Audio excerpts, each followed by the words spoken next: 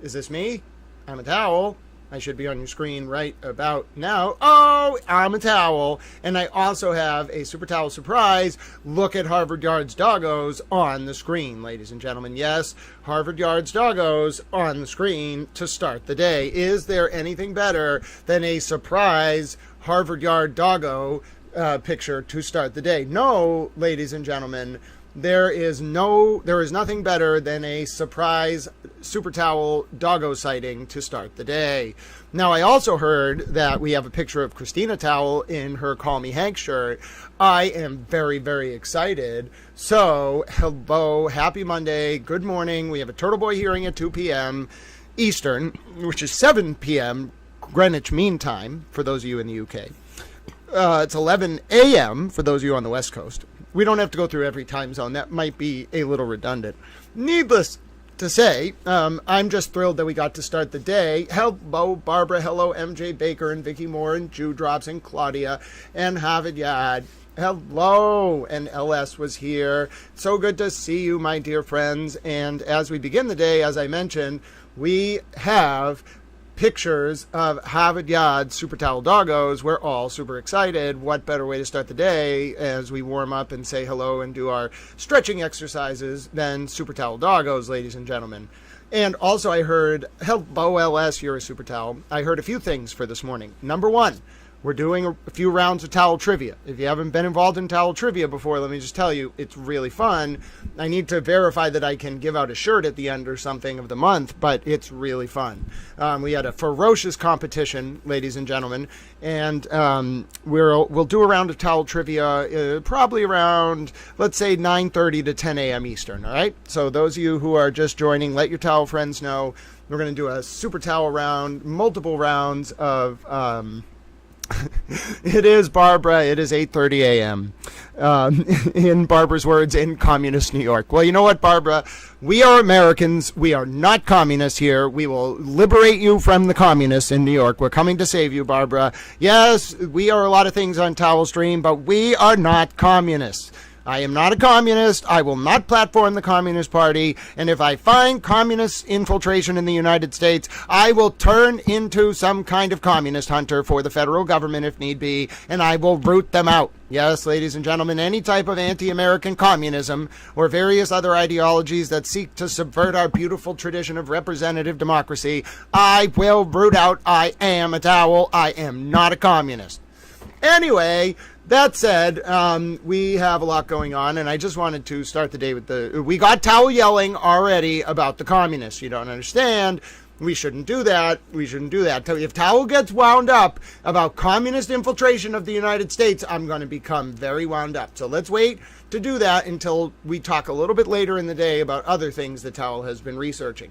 For example, communist infiltration of the United States in the 50s and 60s. Damn communists. All right, well, okay. I clearly don't like the communists. I think we are all on the same page that, hello, Ralph L., it's so good to see you. I think we are all on the same page that Towel does not like communists. And you might be saying, well, Towel, we know that you don't like communists. Well, yes, you also know that I'm a towel. I just wanted to reiterate it for you because, one, I'm a towel, and two, I'm not a communist. So anyway, with that out of the way, let's take a look at the Super Towelette Christina, who has a picture in her Call Me Hank shirt. You don't understand. This is the greatest thing I've ever seen.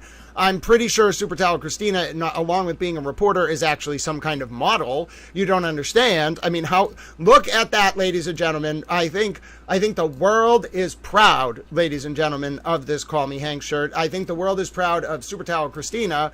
Look at that image, ladies and gentlemen. I think we could send Reporter Towel Christina out into the world and she can model the Call Me Hank shirt. It is glorious. You don't understand. I have always wanted to see the Call Me Hank shirt, and not only that, but it is on Christina Towel. Wonderful Christina Towel, just absolutely glorious, ladies and gentlemen. I think Christina Towel gets some kind of medal. Hello, Steph. Good morning. Those of you just tuning in, the Aiden TurtleBoy Kierney hearing isn't until 2 p.m. Eastern, so we have a few hours to go. We're going to spend the morning doing a review of the background of all that chaos related to Aiden TurtleBoy Kierney and his pending charges. Kierney's actually getting arraigned today on some new felony charges that he picked up an indictment, I believe, on. He yelled into a video camera of a pizza shop cop. The whole thing is ludicrous. Not the charges, but just the circumstances. Like, he was drunk and on a video camera yelling into the video camera owned by one of the witnesses in the Reed trial.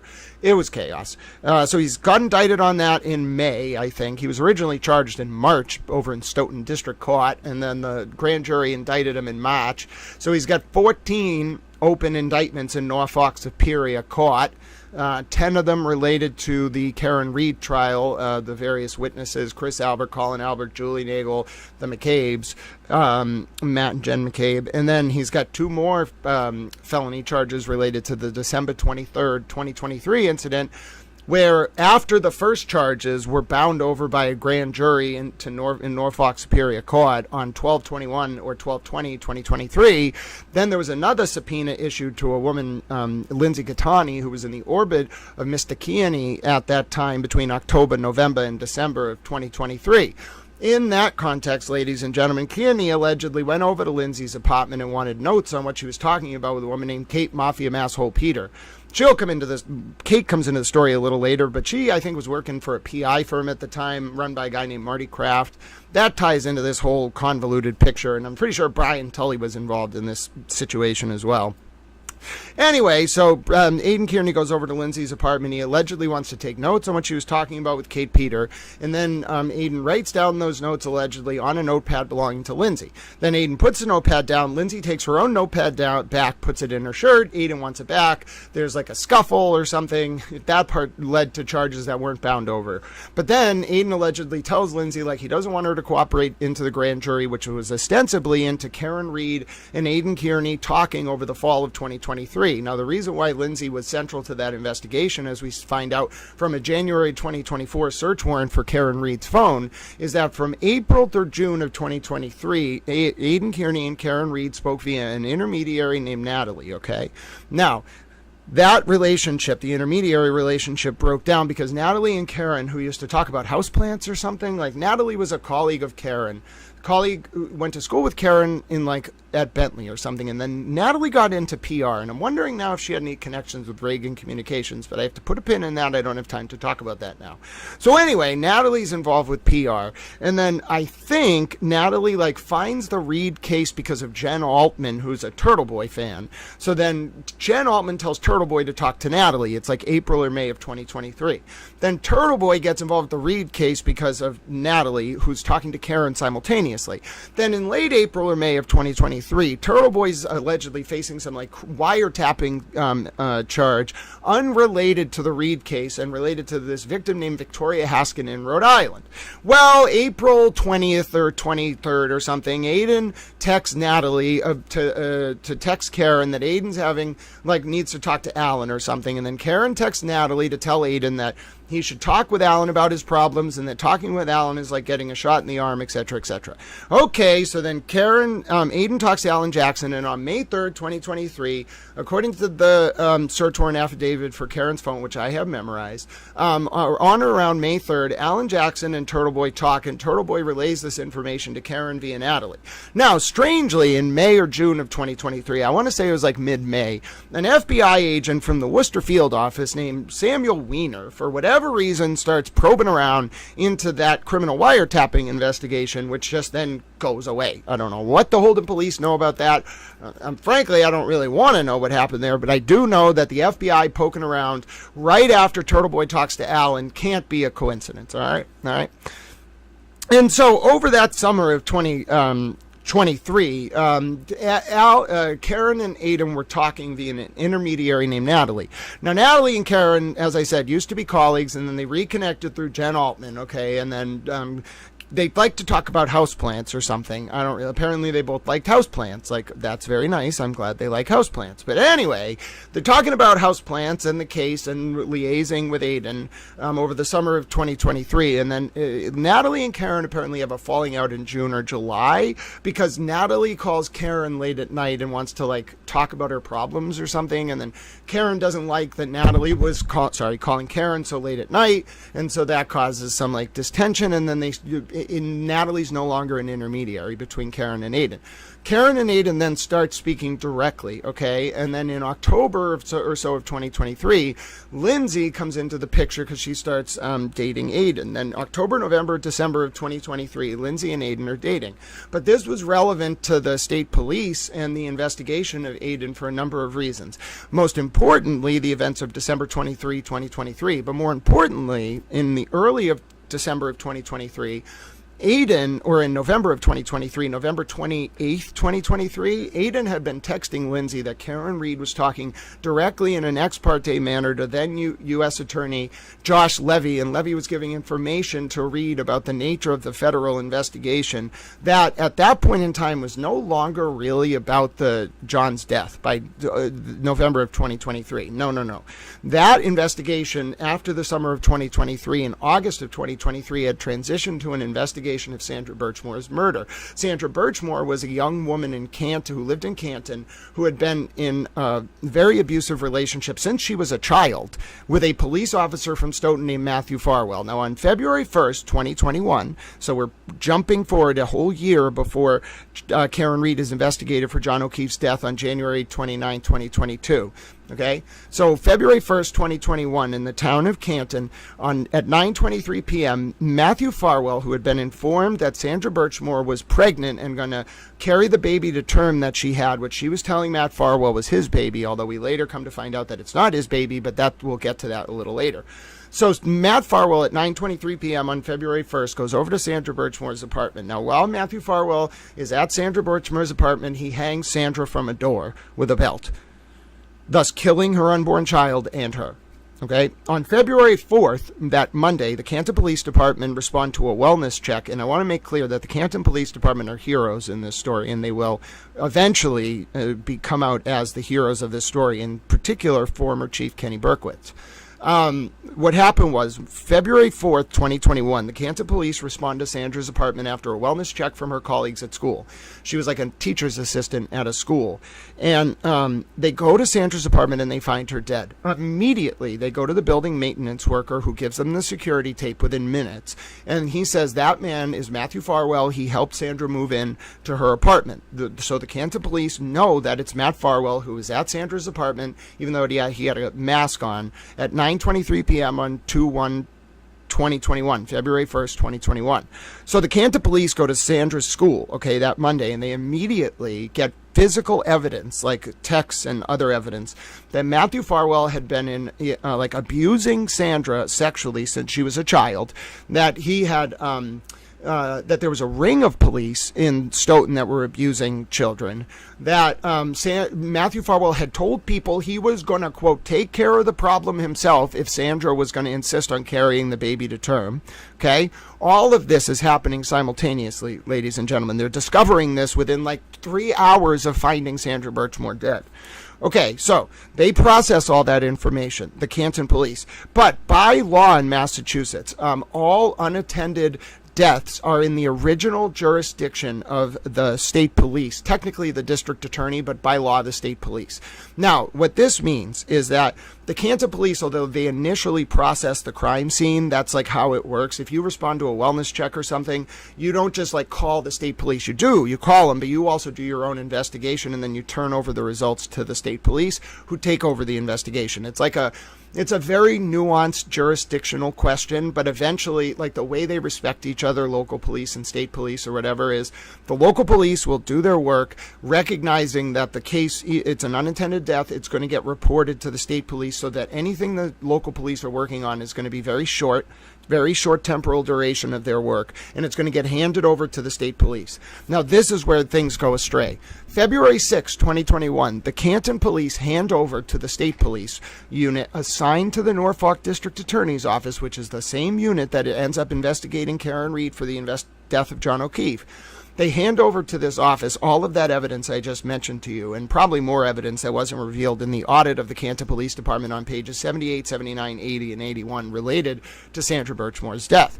Okay, so as they're revealing this information, something really, really weird happens between February 6th of 2021 and then when the state police, I believe it was either in mid or late 2021, maybe 2022, but I'm pretty sure it was mid or late 2021, render their findings as to Sandra Birchmore's death, which they somehow denote as the result of self-harm, including the medical examiner who works closely with these state police. Now that comes into play later as well, and I'll explain that a little bit later, why I think the medical examiner was pissed that she got either played or forced into the Birchmore denotation on the death certificate that it was self-harm, because she then sabotaged the, I'm not saying this is my opinion, she then sabotaged the O'Keefe death certificate to pay them back because she was pissed, and she knew that the feds were barreling down on them. Now, of course, it's not wrong for the medical examiner to have wrote inconclusive or whatever, but I'm just saying I think there was some politics there, because these people, like the state police, outlast the district attorneys. The state police, the way it works is, the state police is a very broad organization that covers the entire state. Now, I'm sorry I'm not looking at your comments. I have to do this with eyes closed because it's a lot of information and I have to parse it in real time. And I can't do it with my eyes open, and I can't read your comments and parse the information. The way the state police works is it's a very large paramilitary umbrella organization, okay? It answers to the governor through the colonel of the state police. Now, the state police have all these different troops, okay? Troop A, Troop A, B, E, C, D, and E. It used to have F, which was the troop by the airport, but they got disbanded after the overtime scandal. Now, those troops are like the general state police barracks. They respond to different things like the highway. They do highway patrol. They monitor all state roads. They do like crowd control at protests. They do commercial truck enforcement. They do like very confidential, like joint task force work with different elements of the federal government. Think like drugs, anti-terrorism, anti-subversion work. They also have different components that do more specialized work. Like they have like very armored teams for like fugitive enforcement. And so it's like a very big umbrella organization. But one component of it is they have a homicide bureau. And the way the homicide bureau functions is that each district attorney's office in Massachusetts is assigned a dedicated unit of homicide detectives and staff and other troopers that do homicide-related work. That doesn't mean that this unit only does homicide investigations for that DA, but it means that, like, it's called the CPAC unit in the Norfolk DA. It means that it's like, that's the homicide unit, I think, but it means that the Norfolk DA has an assigned team of state troopers. It's not like troopers rotate. You don't, like, call headquarters and get... Well, it depends on what's happening. Like, so there's like a CERT team for processing crime scenes that might involve overlap with other elements of the state police. But basically, like, you have your guys. If you're the DA, you have your guys and girls that are on the state police, not detail, but assigned to your office, okay? Now, that unit, we have to understand here, they outlast the DAs, okay? They are there forever. They're like, the DAs are a political position you get elected in. But the state police unit that's detailed there, they have connections. They are there for like 20, 30, 40 years. They are the establishment. You know what I'm saying? That, like, it's not the DA. People don't get this. They keep thinking that it's the DA. It's not the DA, okay? Like, by aiming your ire at Michael Morrissey, you're missing the nuance of all of this, which is, it doesn't matter.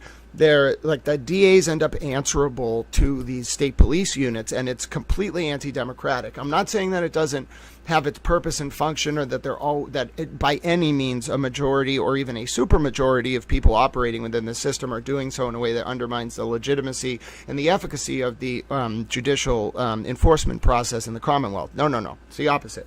It's that there are some people, very few, who understand the system and then can use it to basically create a fiefdom. And it's wrong because there's a lot of interagency coordination.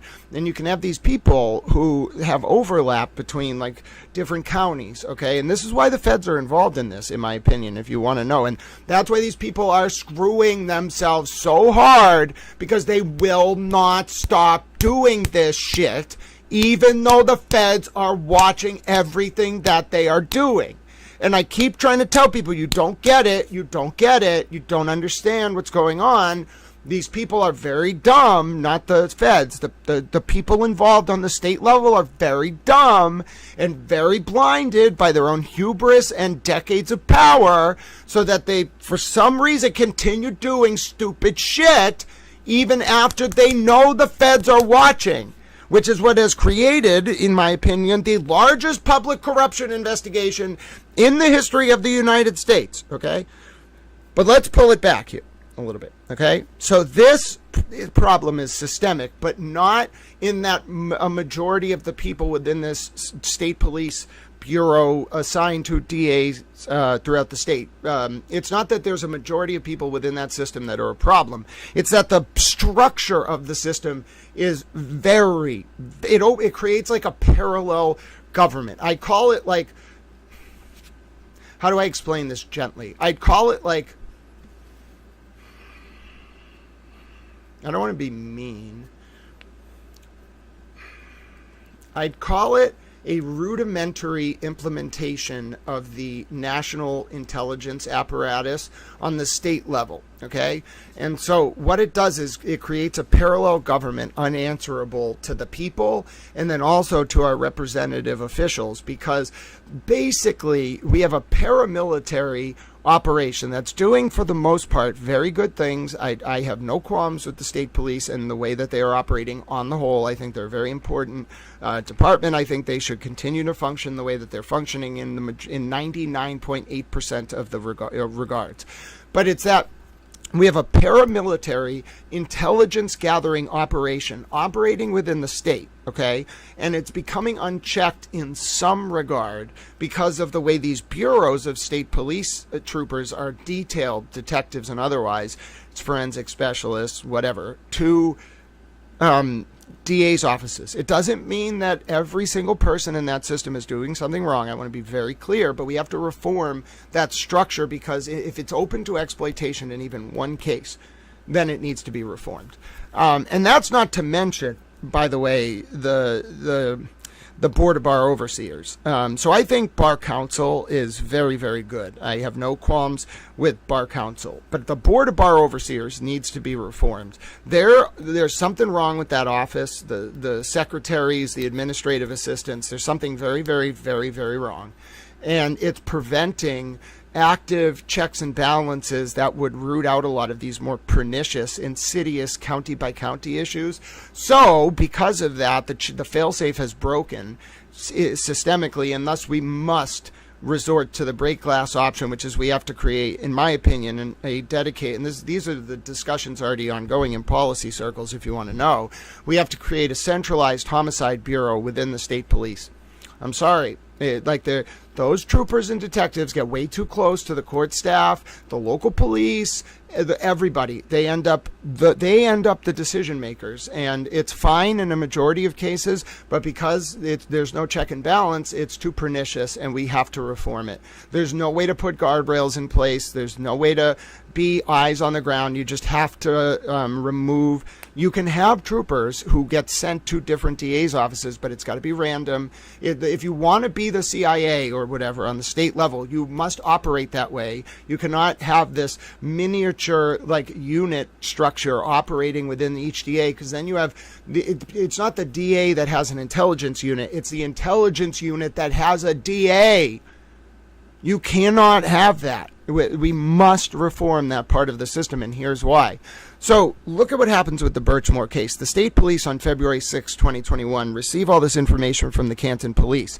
They take over the investigation. They somehow find it's a result of self-harm. Well, the trooper who did the investigation, John Fanning, wouldn't you know it, he used to work at the Stoughton Police Department with Matthew Farwell. Yuri Buchanan used to work at the Stoughton Police Department with Matthew Farwell. And you got to wonder, where did it go? Did it go up the chain? Obviously, I think the DA might have been informed, but I think he had some. I've never talked to the DA. I don't plan on it. I just feel like the DA probably didn't make the call on this, on the cover-up of Birchmore's murder. I think it was probably the unit, which means Brian Tully had to have been involved, which means Fanning had to have been involved, which means Guarino had to have been involved, which means Buchanan had to have been involved. I don't know if Proctor knew. He wasn't necessarily on the case, but like the whole unit had to have known, because they all had to have made some kind of like pact. Like, what are they, freaking Frank Sturgis and Gerald Patrick Hemming? All right, if we go down, we're going down together.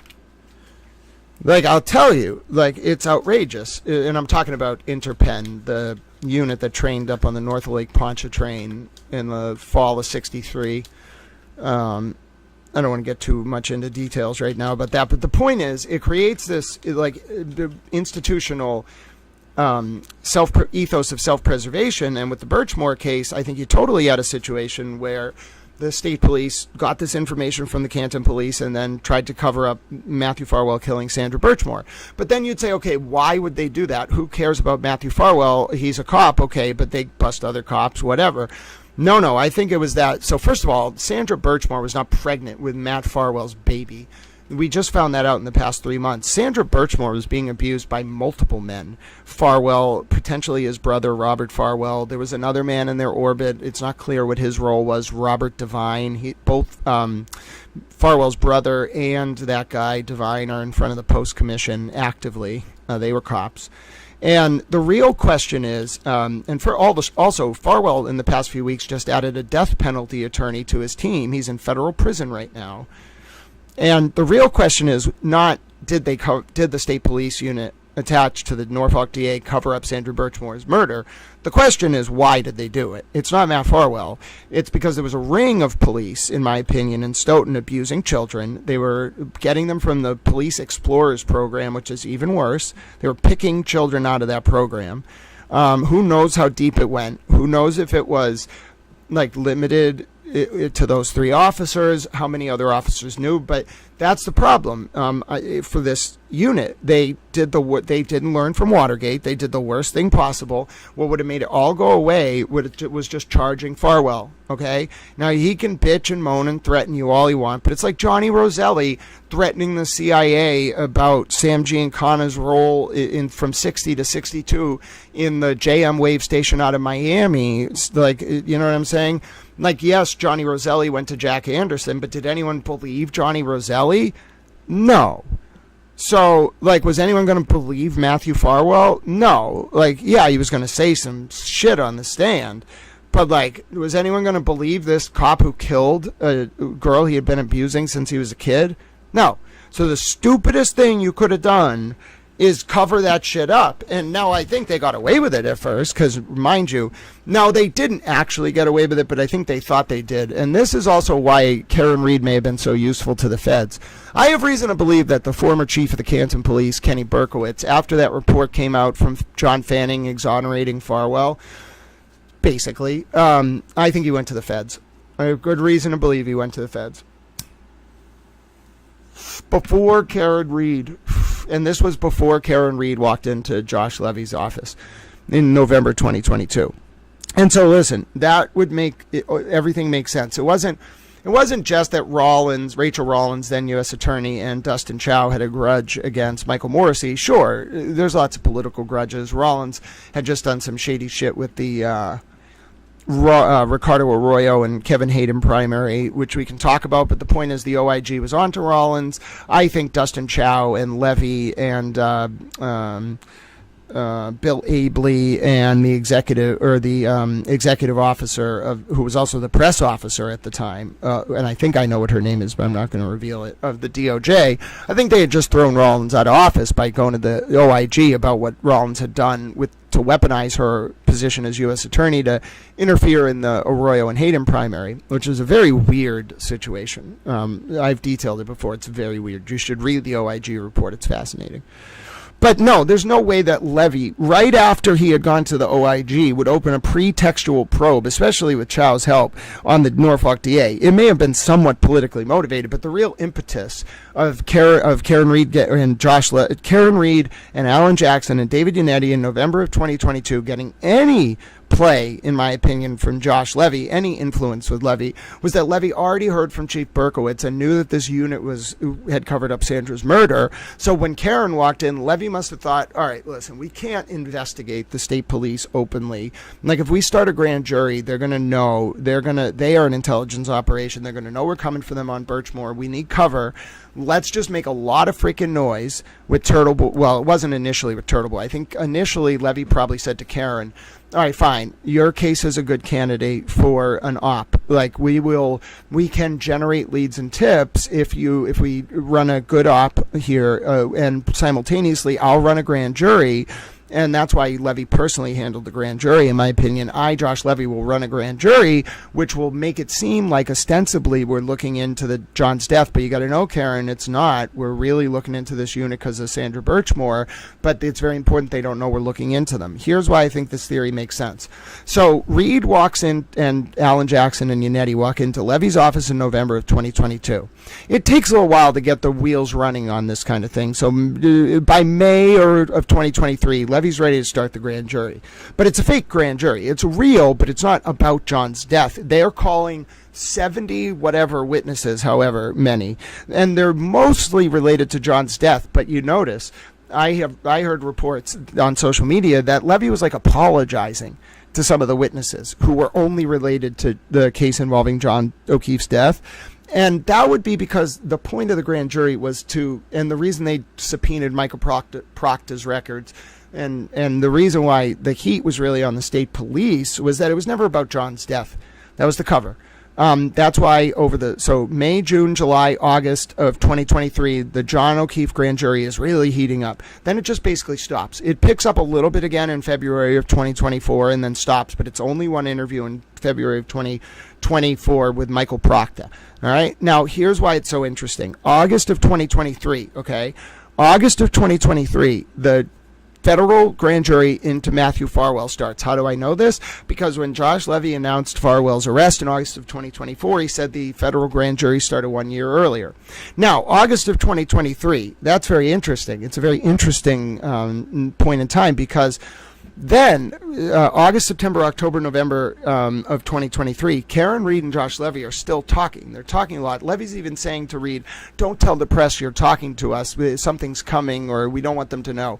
I think Levy was misleading Reed and Jackson and Yannetti a little bit, and what the real reason Levy didn't want Reed telling the press anything was that Levy was using Reed as cover to investigate Birchmore, and they couldn't blow the Birchmore grand jury, which was definitely compartmentalized, like top secret, special access only, because of how sensitive it was. If it's true that the grand jury into John was a cover, then it was a very sensitive, multi-million-dollar operation.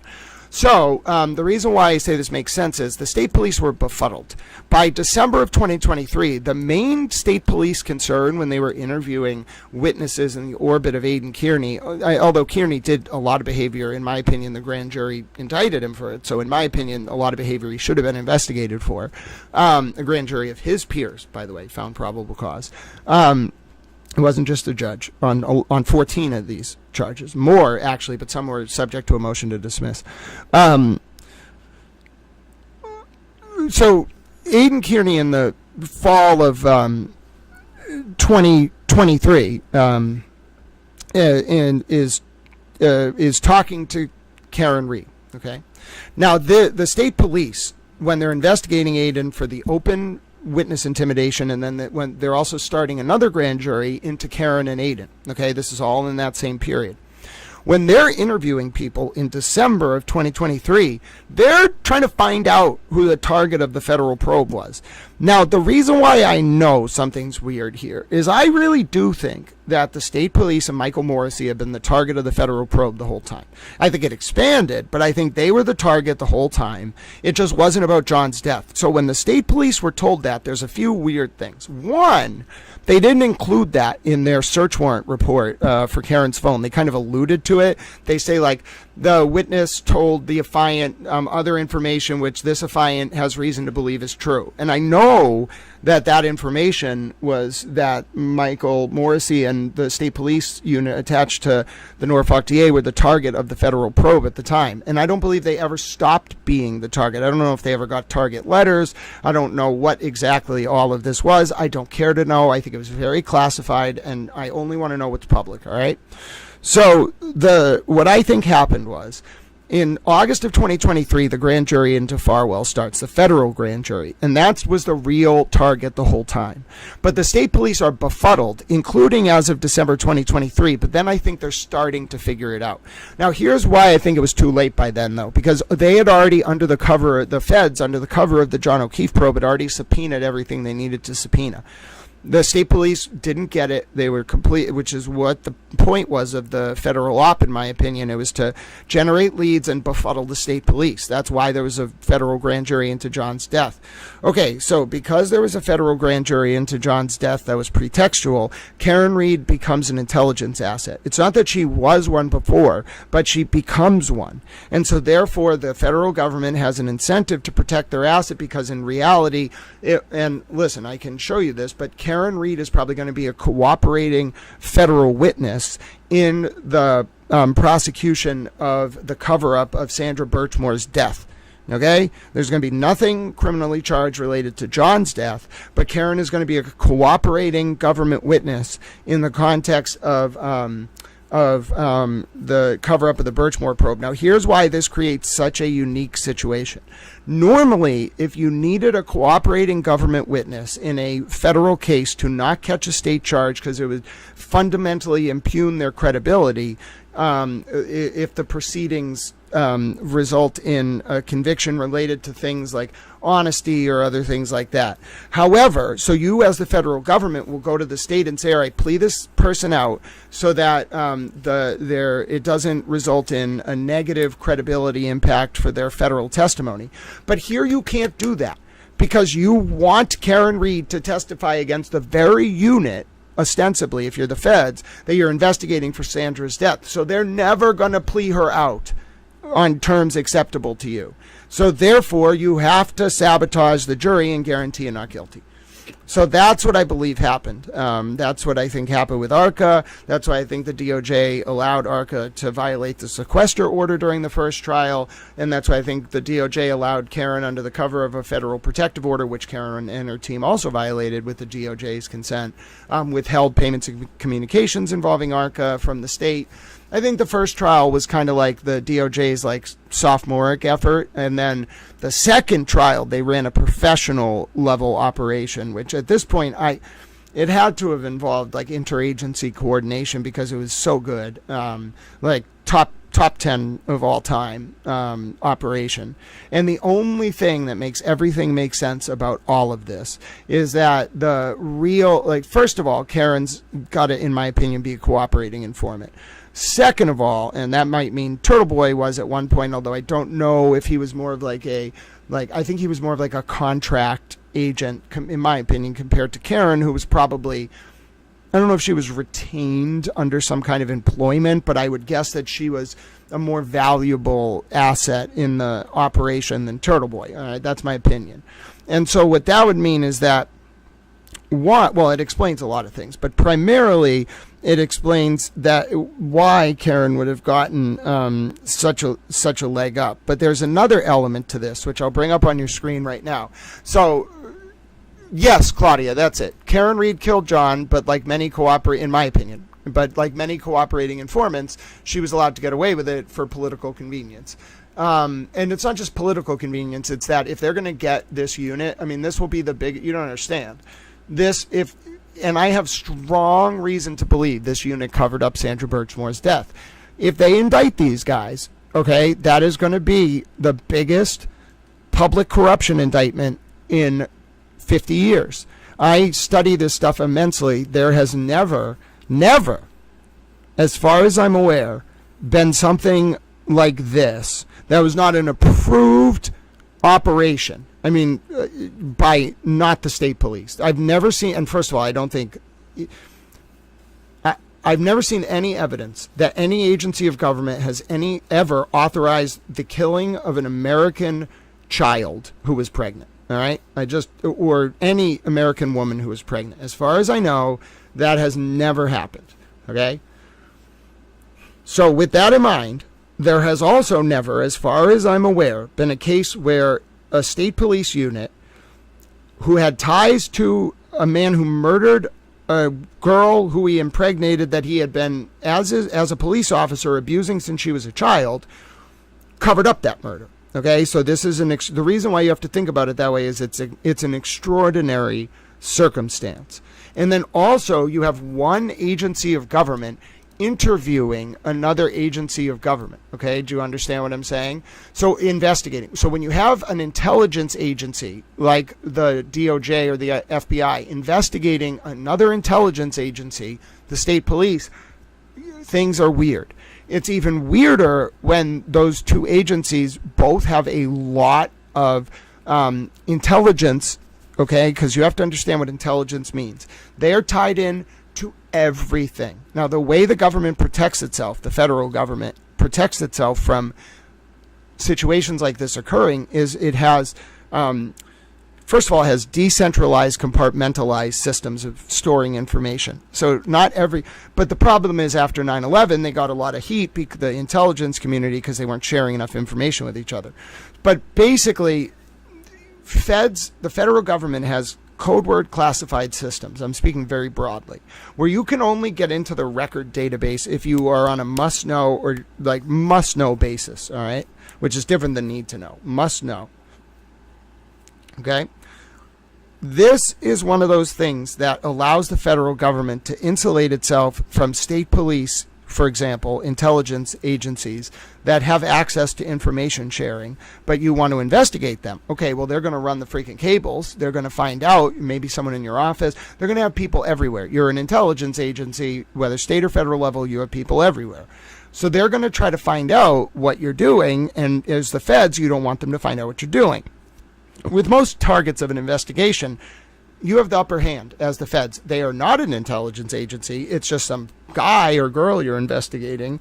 You don't have to worry about them figuring out what you're doing because they are not an intelligence agency. Well, state police are different. They are an intelligence agency. Federal government would invoke their checks and balances. They would utilize code word classified systems to insulate the investigation from public disclosure. They would probably run high-level informants. And then, more importantly, the federal government would preserve the integrity of that investigation through a number of different means, whether it's through public obfuscation, in a way never seen before, or if the circumstances justify, which this may very well. I mean, you're talking about, you have to sell this up the chain. I've studied historical parallels. You have to sell this up the chain, all the way up the chain to probably the Attorney General, multiple attorneys generals of the United States, and convince them that your investigation into the cover-up of Sandra Birchmore's murder, maybe other stuff we don't know about, is so important that you have to absolve Karen Reed of liability for John O'Keefe's death. I mean, and you would only get there if if you couldn't get the prosecutor to plea her out, because you couldn't tell the prosecutor why you need to plea her out. And if the reason you have to plea Karen out is you have to preserve the integrity of her testimony for a future federal case, not about Karen's case, but about a future federal case about that unit related to Sandra Birchmore. And listen, you remember when I said this unit did stupid shit? In April of 2024, you got to understand, while they were investigating TurtleBoy, Brian Tully, this is why I think Brian Tully is gone. I think he's gone from the state police. I think he's probably going to get indicted, in my opinion, federally. In January of 2024, Tully's writing this search warrant on Karen Reed's phone, right? And as part of writing the search warrant, he needs Lindsay Gattani's phone because it has evidence from Aiden. For some reason, he gets a full extraction of Lindsay's phone. And unlike Natalie, who got to take out personal information, which is what you're supposed to do when you get someone's phone that way, you don't just take intimate pictures of them when you're in the state police. They go to their lawyer or whatever, and then they get information responsive to the subpoena. Well, Lindsay is a wonderful, wonderful human, very trusting, very wonderful human. But obviously, that trust has been broken a lot because of what I'm about to explain. But and Lindsay's a single mom, like, she's just an amazing person, but she's not as well connected as some of these other people, or wasn't. Now she has friends at the very top and will continue to have those friends. Benefits of knowing a towel, I suppose. But back then, in December 2023, January 2024, she was just a single mom going about her life, being a little towel. And the state police, Brian Tully, got Lindsay to hand over a 15-year extraction of her phone unredacted. Brian Tully, between January, February, March, April of 2024, had that extraction. He used it to compile evidence against Karen and Aiden for an ongoing grand jury at that time, which no true billed on March 20-something of 2024. Ted Daniels reported that. Now, obviously, more information came out about Aiden and Karen in May, etc. Facebook group chats about Aiden implying that Karen had told him to run Jen McCabe's plates and then ask her questions at a kids' lacrosse game with Microdots, who's like Karen's PR person or something. But Brian Tully has this full extraction of Lindsay Gattani's phone, okay? And on April 24th, 2024, while they were probably under federal surveillance, I will never understand why this happened, because I think it screwed all of them. Brian Tully took a 15-year unredacted production of Lindsay Gattani's phone, including naked pictures of her giving birth, and handed it to Aiden Kierney. Now, you could say, well, was that an accident? Like, no, like you could excuse a lot of that, except for the fact that unredacted production had some deletions, odd deletions. The only things deleted were messages from Brian Tully to Lindsay and messages from Kate Mafia Masshole Peter to Lindsay. Now, why would the state police take a forensic extraction in their custody, remove messages from just Kate Peter to Lindsay Gattani and from just Brian Tully to Lindsay Gattani, leave pictures of Lindsay naked giving birth, and then release the whole phone extraction, except for those deletions from Kate to Lindsay and from Brian Tully to Lindsay, on April 24th, 2024, right before Karen's first trial? Why would Brian Tully give that file? I mean, he violated every canon of professional ethics, probably violated a number of federal civil rights laws. Like, I mean, naked pictures of a victim in an open felony criminal case giving birth, who had cooperated with you, by the way. You know, why would you do that? Some kind of distraction, fodder for the turtle riders, you know, to distract from maybe like a witness in the Reed case Tully and Kate know personally. You have to ask that question, right? But then you also have to ask yourself, like, that could only hurt Lindsay, right? Like, it's meant to hurt. Not just use her as fodder, it's meant to hurt her. And why would Brian Tully want to drive an emotionally vulnerable woman and at that time she was starting to get some resources, in the sense that I was politically helping her. Okay, we were going to the State House. She helped pass the revenge porn law in Massachusetts. If not for Kate Peter, we probably would have had even more influence at the State House, but we learned our lesson that day, and Kate Peter will not be coming back to the State House. I just think that why would Brian Tully do that? He must have thought she didn't have a lot of political connections. She was vulnerable. She was at the end of her rope, and so he wanted to hurt her. Why would he want to hurt her? Well, what would she know that would make him want her not around? Well, she knew that Tully was asking about the real target of the federal probe in December of 2023. That means Tully abused his official position as a state police officer, if that is correct, which I believe it to be, in order to find out who the target of a federal probe was that was actually about the cover-up of Sandra Birchmore's murder. So why would you induce that amount of emotional distress in a victim who's the named victim in your case, where you're the prosecuting, or you're part of the prosecution as the lead trooper on the unit? Why would you do that? she knew something she shouldn't have known, even if she didn't realize it, would be one explanation. Or, it was two birds with one stone. I left that first word out on purpose, and deflection from the Turtle Riders, for the Turtle Riders, so they talk about someone other than the witnesses, perhaps that both Tully and Kate know personally. And Lindsay's not one of them. I don't think they like her. And then also, you can't hurt her. You're under investigation for the Birchmore thing, whether you know it or not. But you could certainly induce a lot of stress. So what if the federal investigation is bigger than just Sandra Birchmore?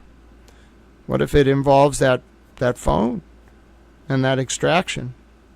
And what if, as a result, all the abuse of the state prosecutorial system to retaliate against witnesses in that ongoing federal probe was monitored?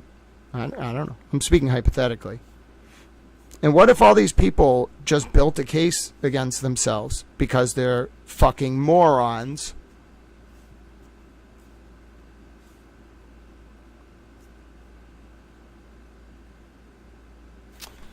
I wouldn't know anything about that. I'm just a towel. I don't know anything about anything. I'm a towel. What are you talking about? Where am I? What's going on right now? What is this? So, how's everybody doing?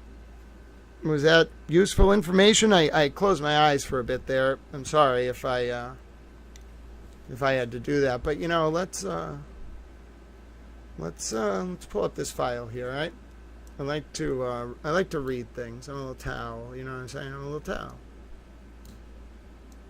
And you tell me whether it's important for the federal government to preserve the integrity of their witnesses' testimony.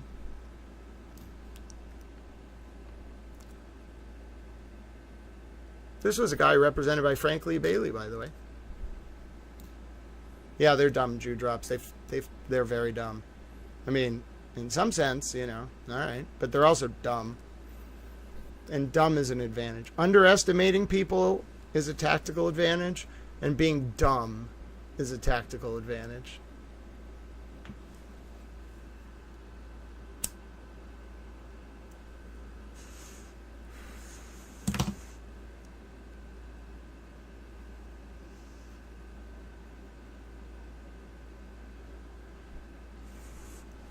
But yes, let's read this. This is about, it's by analogy, all right? It was agreed that Itkin would plead guilty to 2 misdemeanors in the New York State Court and receive a suspended sentence. In return, the state of New York would withdraw its motion to remand Itkin for trial, currently pending in the U.S. District Court for the Southern District of New York. These maneuvers would result in Itkin's being available for use as a government witness in future cases and his credibility not being subject to attack by the future defendants based on his New York State trial. Mr. Warner further explained that this latest development would appear to have taken the heat off and removed the need for involving CIA and potentially exposing Roberts' affiliation to CIA. It was further explained that there had been indications that Morgenthau's office and the FBI were attempting to inflate Itkin's past affiliation with CIA in an attempt to demonstrate his dedication and to remove aspects of criminal intent.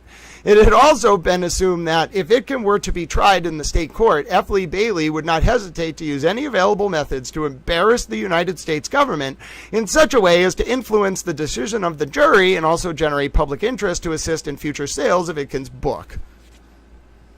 So, I'm just trying to tell you, brah, like, if they need Karen or TurtleBoy for a federal investigation, not related to either of them, well, TurtleBoy potentially, but like they're going to get them off on these state charges, brah, because it will compromise their federal indictment. I think all of us now know is coming. There's no doubt it's coming. It's just a question of who is going to be indicted, what are they going to be indicted for, and when.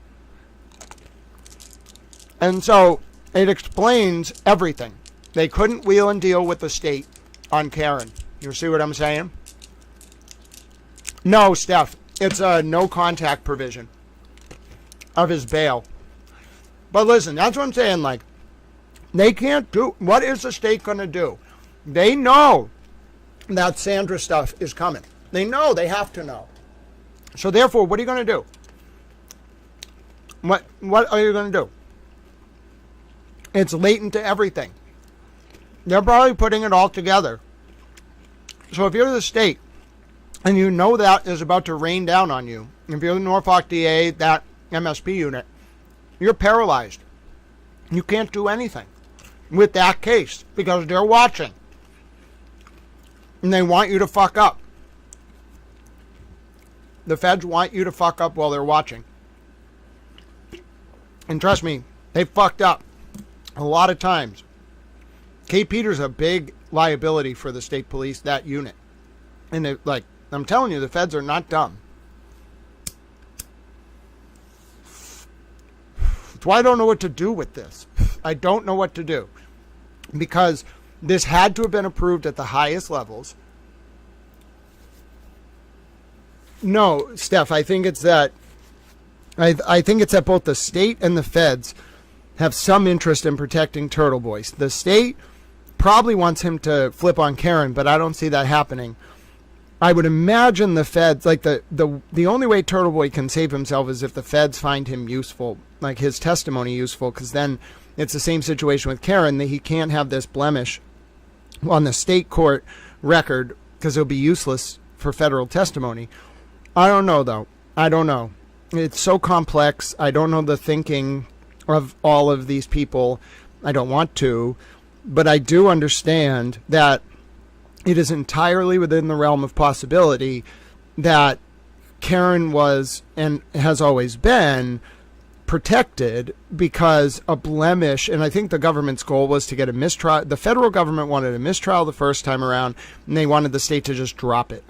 Now that I think about it, I think they wanted acquittal on 1 and 3 the first time around, and they wanted and then they wanted a plea. They wanted her to be pled out on count 2, and they wanted this to just go away because the feds wanted to move on this Birchmore stuff a lot earlier, which was going to require indicting the people that investigated Karen. But it's more than that. I think Karen probably has information about them doing shady shit because she's good at getting information. She plays like the fluffy little airhead, but no, she's a quarterback. She probably could research a lot of these CIA documents on the Mary Farrell Foundation, just like me. Like, she's an analyst. So, like, an analyst mind in a leadership position, coupled with this very tactical result. Like, Karen and her lawyers thought they were going to get acquittals on 1 and 3 the first trial, and I think but for that foreman of the first trial, who I don't know, I'm starting to wonder if Karen and her lawyers suspected, and the feds suspected, something was up with that foreman. Because even though they voted 9-3 guilty during the first trial on count 2, that jury didn't appropriately report, or something happened, all right, with that jury. And she thought she was going to get acquitted on 1 and 3. I bet the feds wanted that acquittal, and it didn't happen. So then, recognizing the state was playing hardball, it makes sense to me that the feds going into the fall of 2024, spring of 2025, they played hardball. And they did, in my opinion, put informants on that jury. But it was not just that they were protecting Karen and they needed to make sure she got absolved and that they could have, if she was going to get convicted on anything, it wasn't going to bother her use as a federal witness in an upcoming proceeding, in my opinion. So the feds didn't just try to get a mistrial this time or a acquittal on 1 and 3. They went hard, and they also monitored the jury. That would align with my other opinions that everything has been monitored the whole time, and that these people, the state police unit, were doing stupid shit, and the feds were just catching them, and they weren't actively moving on it. They were just like, oh yeah, we got that one, add it to the list. Oh, we got that one. All right, add it to the list. All right, got that one, add it to the list. And then eventually, I think someone in the state government, probably the governor, because the governor's pretty smart. Like, I've never talked to her. Well, I did actually get to ask her a question at the press conference about the revenge porn bill, which tells me that her press staff knows about me because they let me ask her a question. And she answered it. She looked me right in the eye and gave me a good answer. I was like, what's your message to anyone who might want to test this new revenge porn law? And she was like, don't. And then the governor went on a 1-minute soliloquy about why she was a former prosecutor and that people should not test this law because it's bad to spread revenge porn. And I was like, damn straight. And then she started talking about coercive control and how that's bad. And I was like, damn straight. So anyway, the point is I like the governor. At least she's a former prosecutor, so of course she's hard on crime, and that's important. That element in particular. But my thinking is, someone told the governor, or someone told someone in the orbit of the governor, like, get Tully out of there because he's doing bad things, and this shit is going to get worse before it gets better. So they just took him out of that unit. All right, and I don't know if he's ever coming back to the state police or that unit after these cases. And I think it's because he's the center of all of this. John Fanning may have helped. John Fanning may have written that report, but he didn't do it on Birchmore and absolving Farwell. But he didn't do it without Tully's permission, who was the unit commander. I'm telling you, it's a paramilitary organization. They were operating like friggin' Frank Sturgis and Interpen down there. God help us all. God help America.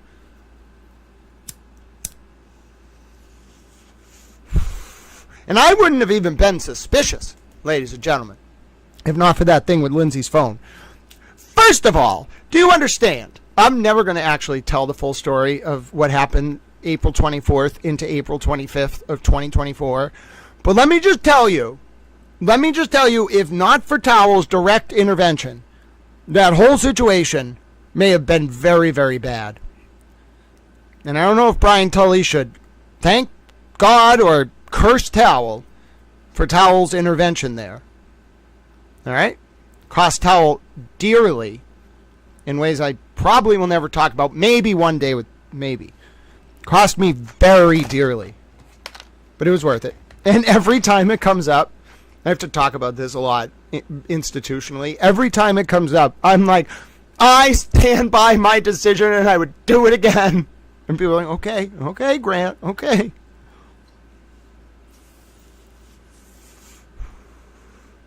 That was a fuck of a time period. That was the worst 4 days in my entire life. Could have been way, way worse. I'll always resent Brian Tully for that. It's what led me onto all this. He really fucked up. He should not have done that. I don't know why he did that. I will never understand. I will never, ever, ever, ever, ever, ever, ever, ever understand. Like, I can...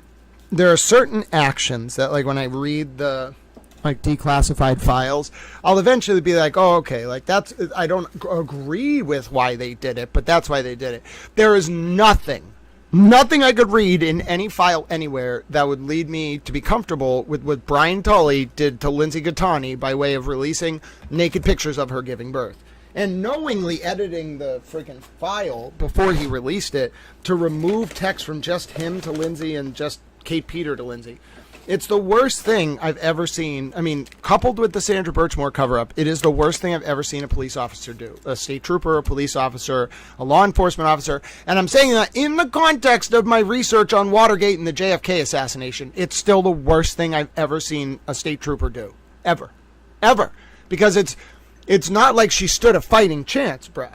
Like, she was completely defenseless. That's what really pisses me off. That's what got me so involved. You should see the amount of institutional checks and balances Towell activated on this situation. Towell can be very helpful. Towell knows a lot of shit. Towell's got a lot of friends. Towell tells his friends things sometimes. They're like, oh, you should know about this. And like, oh, my goodness, Towell, how'd you find this one? And I'm like, well, I think, I cover a lot of stuff, and then this person thought they should report it to me. But I'm not a federal agent, so why the hell are you reporting it to me? I don't want anything to do with this. So I think I got a good track record, you know what I'm saying? A little Towell. I'm just a little Towell. I hunt corruption. I want to hunt communists. And I hunt threats to the United States of America in my capacity as a journalist.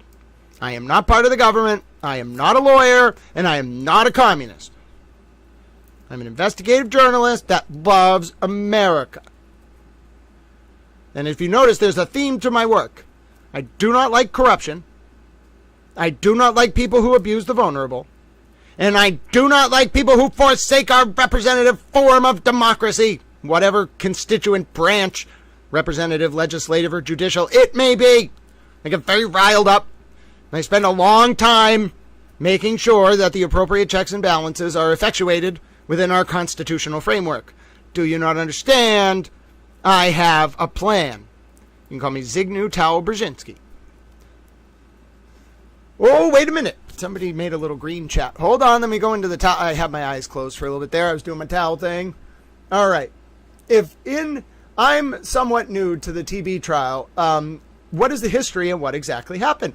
Selma, first of all, God bless you, my dear friend. And second of all, you came at just the right time because I have a video I can play on that. First of all, God bless you, dear friend. Oh, that's not how you spell bless. Hold on. Bless has an E, not an R. Dear friend. Second of all, I have the perfect video for you. Let us sit back and watch. Now, also, after this video, which is 30 minutes long, I have a plan.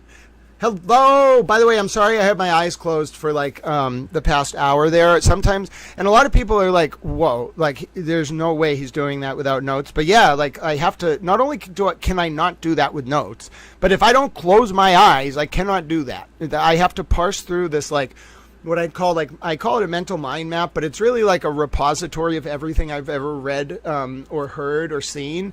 And I have it like, it's kind of like, I guess I would call it kind of like a very refined computer index, but it's very interspatial, I suppose. Like it's not projected over my vision, but like when I close my eyes, I just have this like, I guess I kind of call it like a desktop, but it just has a very wide view. You know what I'm saying? And it's not really like a desktop because it's not like I have to move a mouse to interact with it. I just think of things and like that subset of files pops up and then I can kind of like parse through and it's very efficient.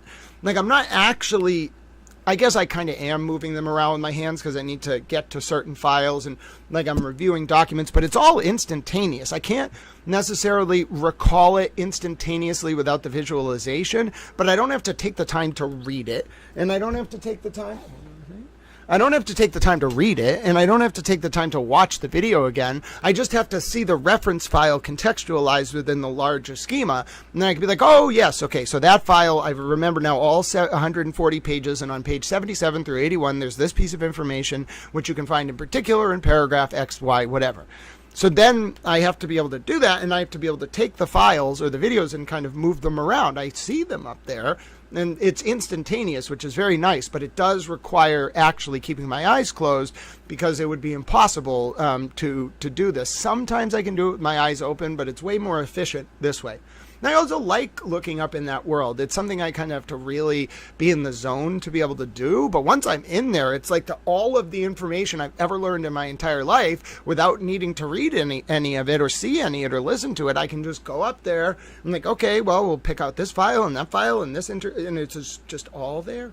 It's beautiful in some sense. I think it's a very efficient utilization of the type of memory that I have, which is apparently called eidactic or something. I'm not really sure. I haven't studied myself from a psychoanalytic point of view, but there is a type of memory that has basically total recall of everything you've ever processed. And then also there's the ability to visualize that information and then relay it as necessary in a wider contextualized framework, which I think is what makes me so efficient at the various work that I do, because when I'm reading like files, it doesn't matter if it's about Watergate, JFK, TurtleBoy, Karen Reed, whatever, like I recognize names and patterns like, oh, you know, that is that guy who has this pseudonym, who has this alternate name, you know, who was in 1945, he was, or in 29 he was there, in 32 he was there, in 45 he was there, in 51 he was there, in 64 he was there. I can just trace it very easily, and that name turned into that name. Okay, that's when he filed his name change with the government. It was in Dallas. It's just very easy for me to see it. So all the patterns just kind of appear because all those individualized repetitions, whatever subject I'm looking at, are very evident to me, because I'm like, oh yeah, I have like 40, I can even index it by name. So like, oh yeah, I have like all these files talking about TurtleBoy. Okay, I have all these files talking about like Jack Ruby, all these files talking about Lee Harvey Oswald or Karen Reed or Richard Nixon or Frank Sturgis or E. Howard Hunt or Gordon Liddy or Patrick Hemming, all these different people. And then I'm like, okay, so I have, 77 files on Rachel Rollins, or this file on Rachel Rollins is 169 pages and it can be found at this DOJ website and it was published in May of 2023. Very useful skill. I don't know how I do it, but it should be studied in my opinion. All right, so now I have a video because Selma, our dear friend Selma, asked for an overview, and I'm very excited. All right, so hold on. Let's see. Where is it? All right, I got this DOJ. I have it. I'm very excited. This is for Selma. This explains all the history, and then Towel can stop talking, and then we're doing Towel trivia at the top of the hour, which is really fun. So nothing like a little Towel trivia, ladies and gentlemen. I'm a Towel, and when we do Towel trivia, hold on. All right, I'm going over to my little. What is it that I'm being pestered about? Hold on. I'm a little Towel. What are we saying to Towel? What did I do? Oh goodness, yes, LA Connection, absolutely. As soon as we watch this video, the very next update is going to be cat pics from LA Connection. And then, hold on. Okay, if you need to remove people, ladies and gentlemen, just remember, even if they're in the chat, some of you are super moderators, so if you all come to a consensus that someone is trolling and needs to be removed, even if they're a mod, I think Mandy Strong and other super mods can just give them the boot. So keep an eye on them, folks. All right, very interesting.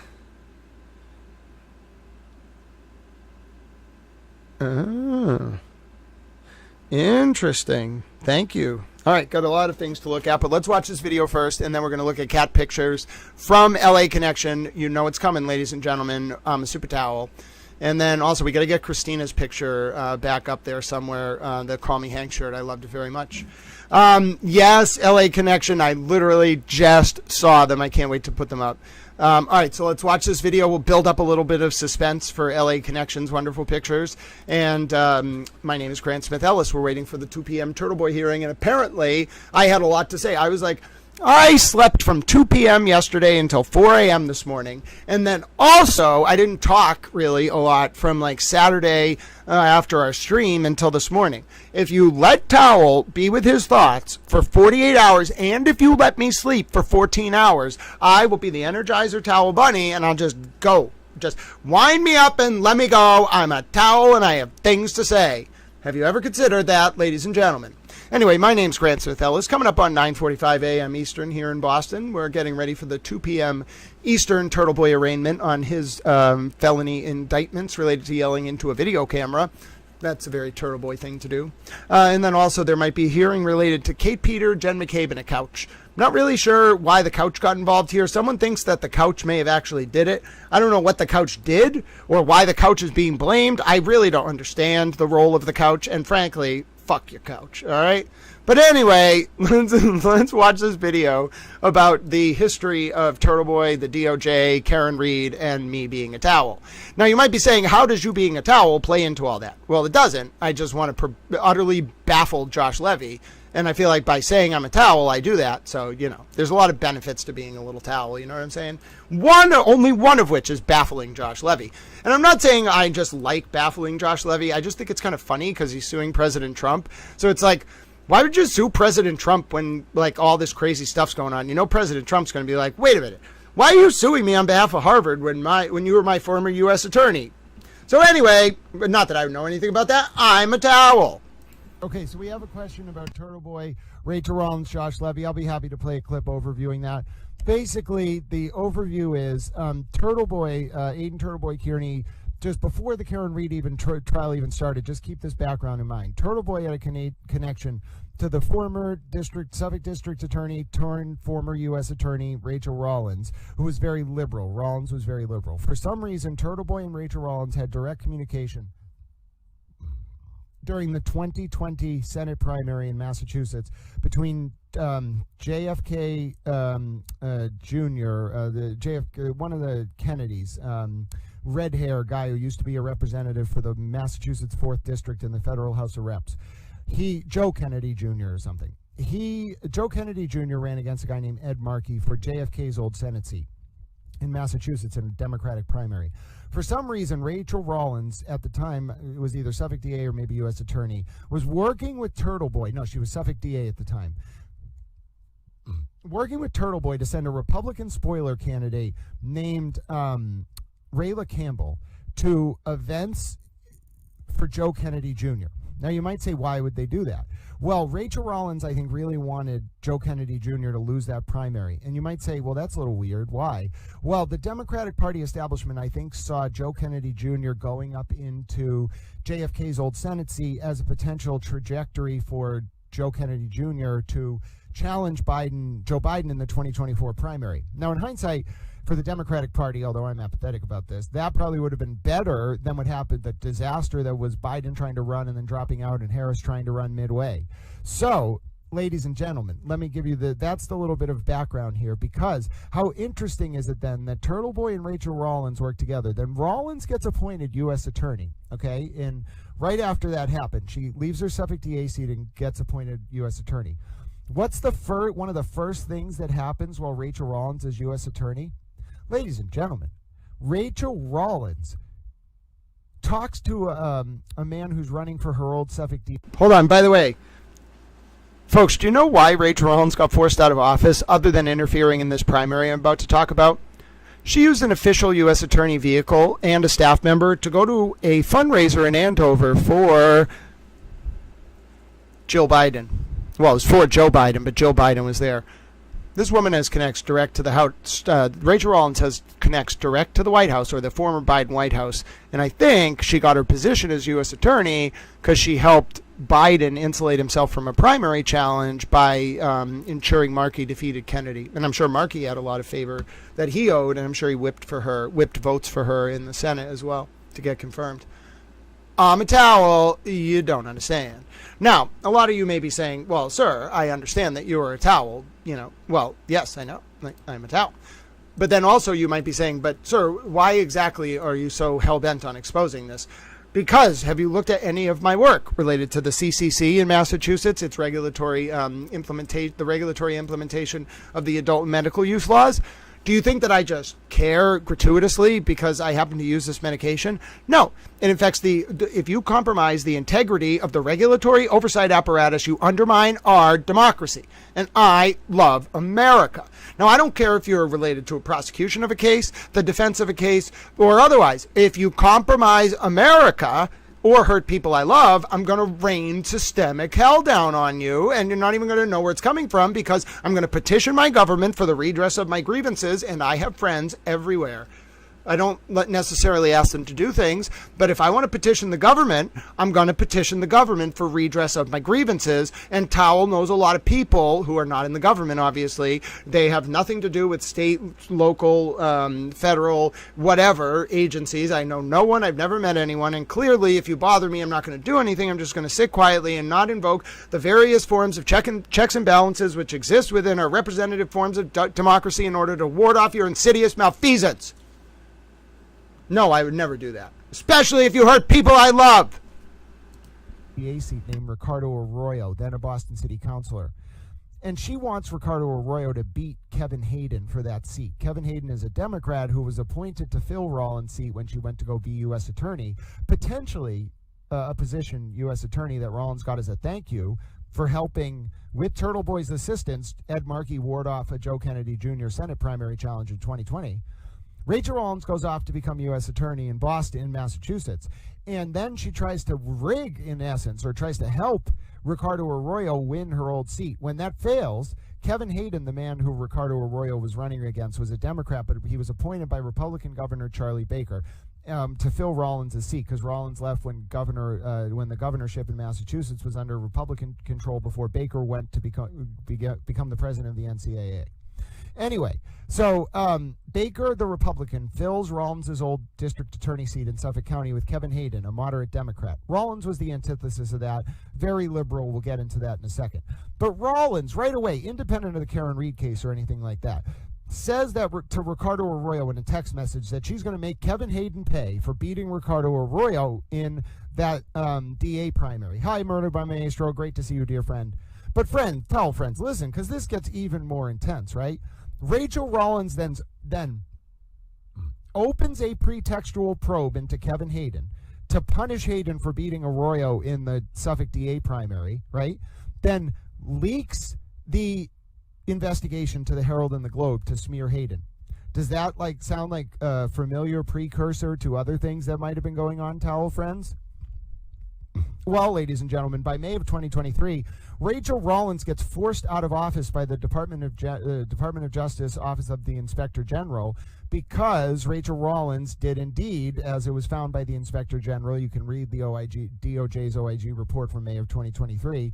Rollins launched that probe into Hayden, leaked it, and then used it to smear Hayden, and she was found to have violated a bunch of rules and also found to have violated 18 U.S.C. 1001 by trying to mislead the OIG during the investigation. Well, let me layer one more thread into this fascinating explication, ladies and gentlemen. Did you know that Rachel Rollins, a former U.S. attorney in Massachusetts, who I just explained got forced out because she launched and leaked pretextual federal probes to smear political opponents?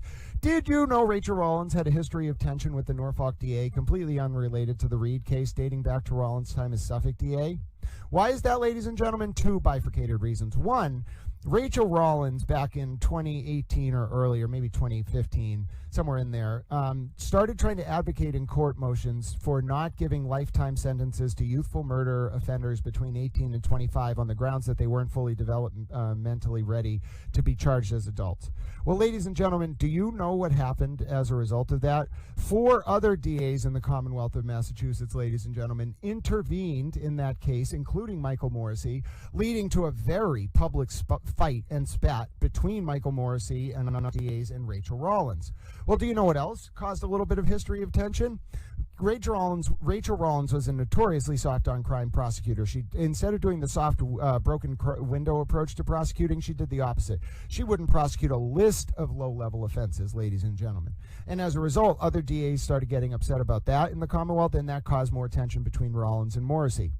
Oh, why is that relevant, ladies and gentlemen? Because we come to find out that in November of 2022, Karen Reed, David Yannetti, and Alan Jackson walk into the office of then first U.S. Assistant Attorney Josh Levy, who worked for Rollins, and they started, I believe, a pretextual federal probe into John O'Keefe's death. Now, there was another reason why the DOJ up in Boston, not just Rollins, with her history of pretextual probes and grudges against Morrissey, not just Rollins had a grudge against Morrissey, but a high-ranking line prosecutor in something called the Public Integrity Section of the Department of Justice named Dustin Chow. That man also had a grudge against Michael Morrissey, and you can find this in public court filings from the Karen Reed and John O'Keefe trial from December of 2023. Michael Morrissey used to work with Dustin Chow's wife. Dustin Chow's wife in 2015 during a joint prosecution involving, ironically enough, the U.S. Attorney's Office in Boston and the Norfolk DA. Dustin Chow's wife was passed over for a promotion in the context of that hearing, prosecution, and other things like that. And so Dustin Chow's wife had a grudge in 2015 against Michael Morrissey. Dustin Chow then went around saying he would do anything he could to burn down the reputation of the Norfolk DA as a result of his wife being passed over for that promotion. So you see how these constellation of factors all align. People in politics hold grudges for a long time, long time. Rachel Rollins had a grudge against Morrissey for 2 reasons. Dustin Chow, high-ranking line prosecutor in the Public Integrity Section that looks at this kind of public corruption, had a grudge against Morrissey. November of 2022, Karen Reed, David Yannetti, Alan Jackson walk into Josh Levy's office because David Yannetti, interestingly enough, to make it even more layered, was on the transition team for Rachel Rollins, which means he was very close to her, probably raised a lot of money for her when Rollins became Suffolk County District Attorney. Okay, ladies and gentlemen, so Yannetti's got the connection to Rollins. Rollins probably says, give me a little plausible deniability here, meet with Levy instead. They meet with Levy, who, unbeknownst to everyone, though, Levy would go on to have some kind of personal direct connection to Karen Reed. He would talk to her ex parte about the ongoing federal probe, all sorts of stuff that shouldn't have been happening. But anyway, Josh Levy, when Rachel Rollins gets kicked out in May of 2023, goes on to become actual acting U.S. attorney from the District of Massachusetts. What happens immediately after that?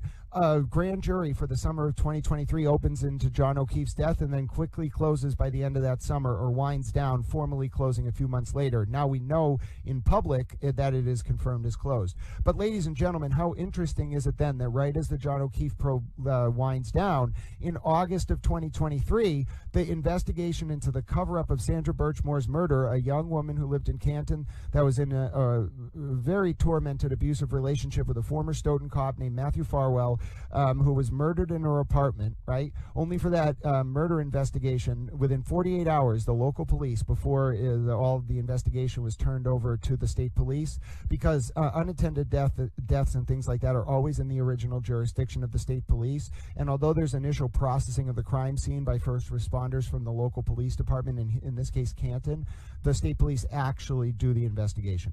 Within 48 hours, the Canton police turned over to the Massachusetts State Police evidence that Matthew Farwell, the former Stoughton cop, was at Sandra Birchmore's murder on February 1st, 2021 at 9:23 p.m., the time that she was killed. Then the Canton police provided to the MSP evidence that a maintenance worker at Sandra's apartment building said the man who was at Sandra's apartment at the time of her death was the same man who helped her move into her apartment, Matthew Farwell.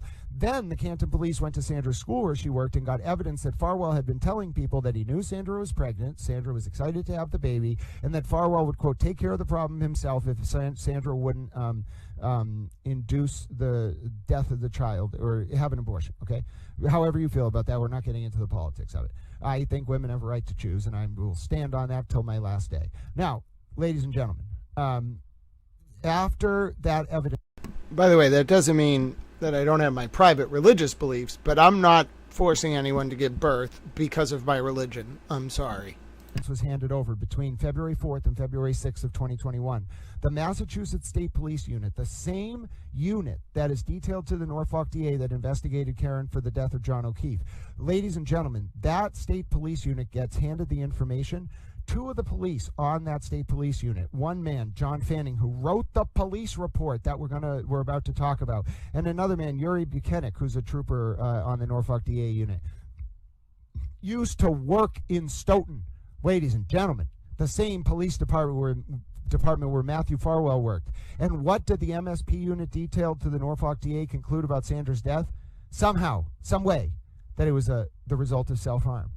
And ladies and gentlemen, I have reason to believe that in August of 2023, a federal probe then, as it shifted away from John's death, opened concurrently into Sandra Birchmore's murder and the subsequent cover-up thereof. And you know what? Just because it makes people so upset, we're going to listen, ladies and gentlemen, to the press conference that Josh Levy gave about Sandra Birchmore's murder. We're going to listen to it. This is a tribute to all the people who wish this would just go away. Shame on you. Shame on you. Listen to it. Listen to what, not you in the chat, but listen to what some of your friends did. And you covered for them. Shameful. Shameful. God rest that poor girl's soul. God rest her soul, ladies and gentlemen. Sandra Birchmore was the most vulnerable person outside of Lindsay in this whole situation. And look what they did to her because she was helpless. That's wrong. The system is meant to protect those who are the most vulnerable, not kill them, not give naked pictures of them giving birth to the accused criminal where they're the named victim in the case. I have to compose myself or I am just going to start yelling like a little towel. And every single one of you deserves it who was involved in that. Both of those incidents, abhorrent, disgusting. They disgrace justice. They disgrace this country. They made me at a certain point not even want to be involved in the justice system. But I said, no, I will not let them poison my belief in this country that I love so dearly. And then I said a couple swear words to myself about them that I probably don't want to repeat. But I was an incredulous little towel.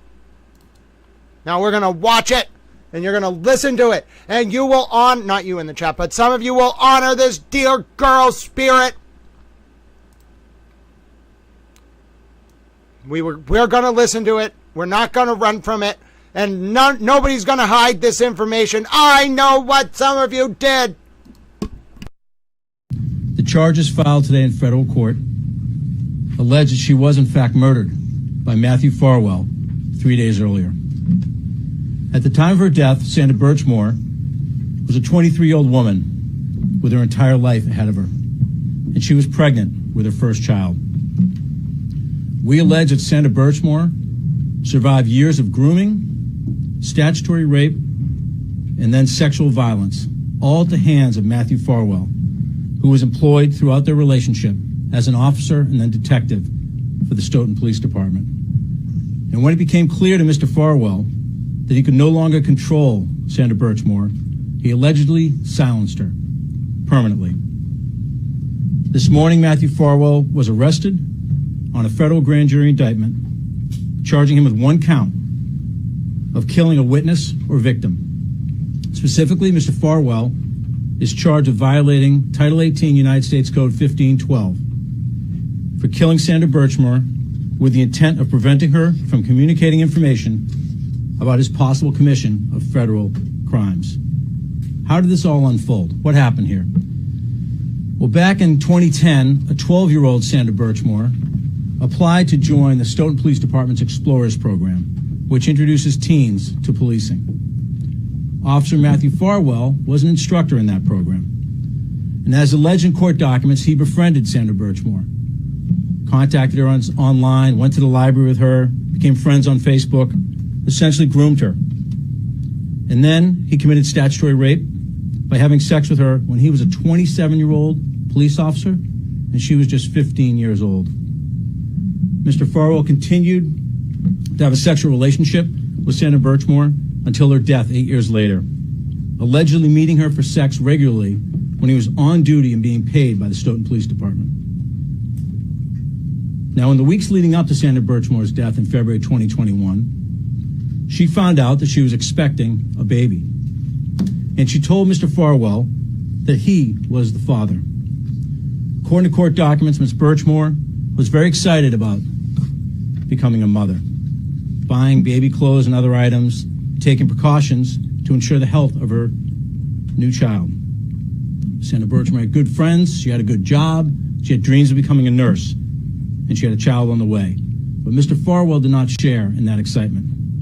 It's alleged that Mr. Farwell reacted quite negatively to the news that Sandra Birchmore was pregnant with his child. And he acted angrily, it is alleged, when Sandra Birchmore started making requests of Mr. Farwell around doctor's appointments and ultrasounds and what information would be on the birth certificate. Mr. Farwell was losing control in late 2020, early 2021, and the information that Sandra Birchmore possessed about his illegal conduct was in danger of slipping out. In fact, word started to get out about their relationship.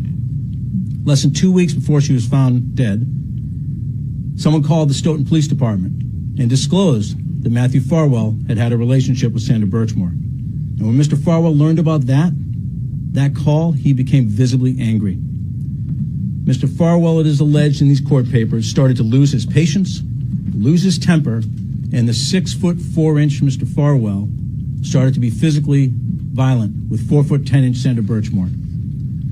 And Sandra Birchmore told her friends that Mr. Farwell had pushed her and shoved her and put her in a chokehold. She was scared. And during that same time, Mr. Farwell was allegedly planning Sandra Birchmore's murder. For the first time, he requested a key to her apartment. And she told friends that he was oddly inspecting the apartment and looking at the closet, including the closet that she was found dead in front of. And then it all came to a head on February 1st, 2021. Mr. Farwell went over to her apartment that evening, and he strangled Sandra Birchmore to death. That's the allegation in this case. And he used his knowledge and experience as a law enforcement officer to stage her death to look like a suicide. He allegedly attempted to cover his tracks to literally try and get away with murder. And he almost did, until today. Back in 2021, with the information that was available, Sandra Birchmore's death was ruled a suicide, or deemed a suicide. But over the last year or so, the FBI and our office have been working exhaustively with our state partners. We've uncovered critical new information, examined the existing information, all of which led to this federal grand jury indictment. If convicted on this charge, Mr. Farwell faces a minimum of life imprisonment. Hold on, back up. That was under the old DOJ. Under the new DOJ, Farwell faces death, which is why he's going to cooperate. And let's just say if I ask if you think Sandra's murder was covered up and then you don't want to talk about it, well, you know. And listen, this does not say anything about the investigation of John's death. It just explains this unit attached to the Norfolk DA had something to hide. All right? And I don't want to hear anything about how it's so important to protect these people. Yep. And Humanimal, that's, I'm sorry, I'm not yelling at you. I'm talking to the people who were involved in this, in the sense that I get infuriated when I think this might have happened. It was the same unit. It was Tully. It was John Fanning. It was Uri. It was Proctor. It was Nick Garino. It was that unit at that time, in that place, localized in that building. So, yes, and I think that it was a bigger, and obviously now we know that baby was not Matt Farwell's, because Sandra was being sexually abused by multiple police officers in Stoughton. And I think more than just Sandra was being abused. Meredith Farwell is charged with a federal crime because it's 18 U.S.C. 1853 or 28 U.S.C. 1853. He murdered a cooperating federal witness or someone who was attempting to cooperate. And I read the statute. It can't be with state authorities. It has to be with either a federal law enforcement officer or a federal judge. You have to either make contact with them or attempt to make contact with them. I shepherdize. I'm not a lawyer or your lawyer. This is not legal advice. I shepherdize 28 U.S.C. 1853, which is, I'm 99.9% sure that's what he's charged with. It's murder of a cooperating federal witness. You look at that statute. She either talked to the FBI or tried to, and you can't cooperate with. Now the levy says that it was because Sandra said that to Farwell that she was going to go cooperate with the police, but that's not enough. If you read the statute, and I know they have more, I know they do. He's just not talking about it. I can tell. I know how people handle confidential information, and I can tell what he's holding back. Pursuant to the statute, there's a predicate offense. Not a predicate offense, predicate conduct. There's an actus reus requirement, not for the defendant, but for the person who you murder. They have to take an affirmative act towards not just cooperating with police. It's only a federal crime if they take an affirmative act towards cooperating with a federal law enforcement officer, or if they actually cooperate with a federal law enforcement officer. And if you look at the notes on this charge, murder of a cooperating witness, it's very specific. There's only certain federal governmental agencies that qualify under the statute. None of them are state police. None of them are local police. It's like a federal judge, a federal law enforcement agency, or an investigative officer deputized by a federal law enforcement officer to be conducting investigations on behalf of the federal government. That's it. There's no clause whatsoever that allows for the charge just on the basis of theoretical cooperation or cooperation with someone outside of those specifically enumerated groups of federal law enforcement officials or a federal judge. So if you get like subpoenaed or you get called in by a federal judge, that counts as well. Or if, I don't know how you would try to make ex parte contact with a federal judge, but if you like emailed a federal judge and said, I have information about a case, that, and then you got murdered, that would probably be covered. Okay. So all of those things are covered under the statute. So she had to do one of those things. And I know that they have it because they wouldn't have charged him if they didn't have it. So she did something. Yeah, there's no doubt that this was a horrifying situation. And then the question is, what, and Matthew Farwell, by the way, this was the old liberal DOJ under Biden. He didn't do the death penalty. The new DOJ under Trump, and they can change at any time in the middle of a case and do the death penalty. They are going to do the death penalty. They will execute that man, Matthew Farwell, if he gets convicted of this. They will execute him. I mean, they won't do it for like 20 years, but they will kill this man. This DOJ in particular, they will do it. He raped a child and then hung her from a door. This DOJ will use the death penalty, and they will, I don't care if he's a cop or not, they will they will kill this man with the power of the state. And he just added a death penalty attorney, and I'm telling you, it wasn't his baby. Therefore, there's someone else he can cooperate against, okay, whether he did it because he thought it was his baby or not. If he killed her and he has information about how it got covered up, or other people who were raping children, I can't believe I'm even saying that, who were cops, then yes, he's going to give them up. He's going to give them up. He's going to do life in prison in Ad Seg because they will kill him. The police, if he gives up the police, they will kill him. If he doesn't give up the police, the federal government will kill him. So the only way for him to live, if he even wants to live, I don't know why, but like whatever, it's his choice, bruh. Like, you raped a kid, like, fuck you, die, in my opinion, and don't come back.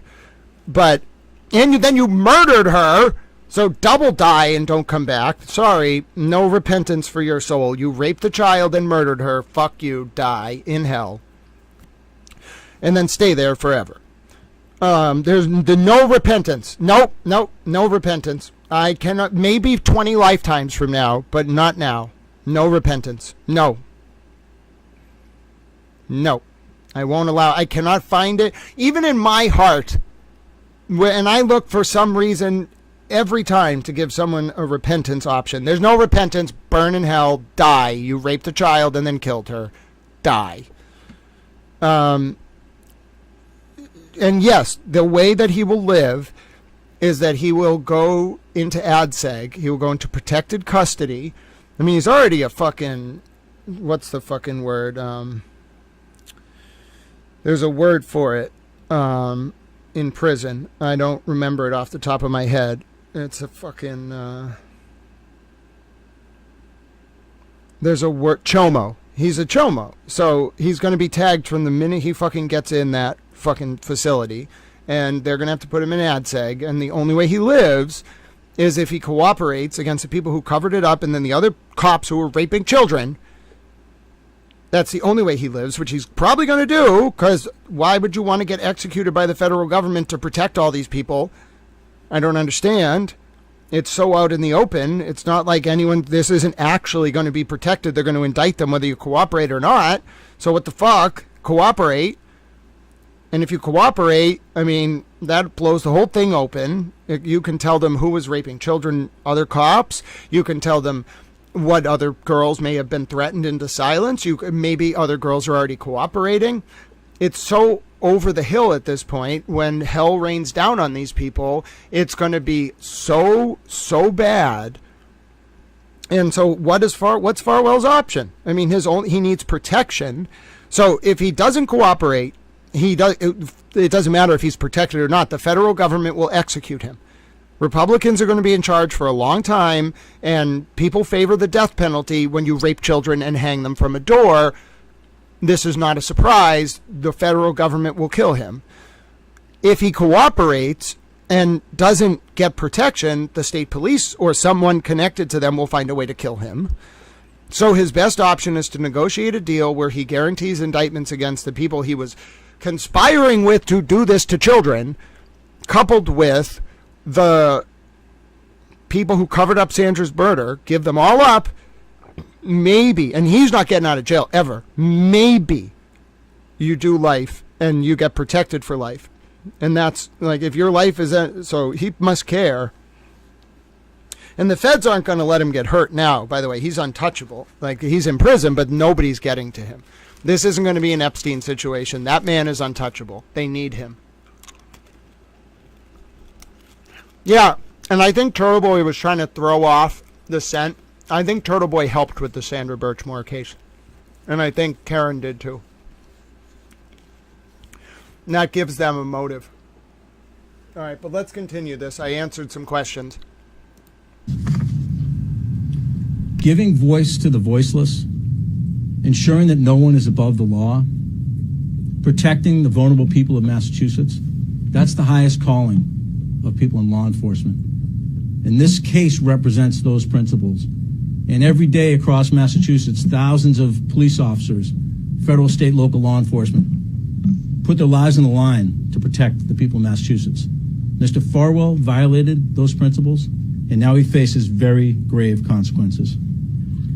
It is disheartening to have to charge law enforcement officers, especially with crimes as serious. But it's our job at the Department of Justice to investigate potential crimes without fear and without favor. We do in this office what we've been doing for decades with our federal partners like the FBI. We follow the facts, regardless of where they lead. We apply the law and the principles of federal prosecution. Full stop. he's taking a shot at the state police there and saying that they covered up the case. He's not saying it directly, but listen, he didn't say our partners in the state police. Like, this man, he knows. He knows. And I think that's why Leah Foley was between a rock and a hard place, the new U.S. attorney, Leah Foley, because she must know, too. This investigation's not going away, but she probably was pissed, in my opinion. This is my read of it. She didn't like how Alan, like, it was way too anti-cop under Levy. Like, Levy let Karen and Alan, in my opinion, and David Yannetti and TurtleBoy do some really fucked up stuff. It was so anti-cop. But U.S. Attorney Leah Foley, they're pro-cop now. But they're not so pro-cop that they'll tolerate what the MSP, in my opinion, did with the Birchmore case, that unit. Nor will they tolerate what happened with Lindsay's phone, in my opinion. So, that's just my analysis. So, U.S. Attorney Foley probably begrudgingly announced the end of the probe into John's death. But it was tailored, a very specific announcement, to not also imply that this unit wasn't under suspicion for other things. Very tailored announcement. And Levy's telling you here, he knows. Levy knows so much as the U.S. attorney. I'm telling you, they have like the most classified access, not as much as the CIA, but they have basically everything. So he knows that unit was involved in covering it up, and he's sending them a message that he's coming for him, and I think they are. We are not influenced by social media chatter. We are not influenced by politics. We're influenced by the facts and the law. Our mission is to do our level best to do justice in every case. And our mission today is to do justice for Sandra Birchmore. Lastly, I want to note that we are sharing the information and the evidence that we developed in this case with the Norfolk County District Attorney's Office, with the Massachusetts State Police, and with the Massachusetts Attorney General's Office, so they can assess whether state charges may be warranted in this situation. And I want to thank those three agencies. I also want to thank the Stoughton Police Department for their assistance in our investigation. Lastly, I want to commend the women and the men of the FBI Boston and Lakeville for their incredible work on this case. This was a dogged investigation, and as you look at the court papers, you'll see exactly how much work has gone into this matter. A huge credit to them, and I particularly want to thank the members of my office, the office I'm proud to lead, the victim witness advocates, paralegals, the chief of our Human Trafficking and Civil Rights Unit, Liz Riley, Assistant United States Attorneys Tori Cummings and Brian Fogarty. This case doesn't happen without their passion for justice. They deserve the credit, not me. Now I want to turn it over to Steve Kelleher, the Assistant Special Agent in charge of FBI Boston. Now, a lot of people criticize Josh Levy for that, all right? And I think the reason he was being criticized is because he actually stumbled onto something very serious. Now, furthermore, listen, I think it should be pretty obvious, like, who has spoken to the federal government about some of this stuff that's going on.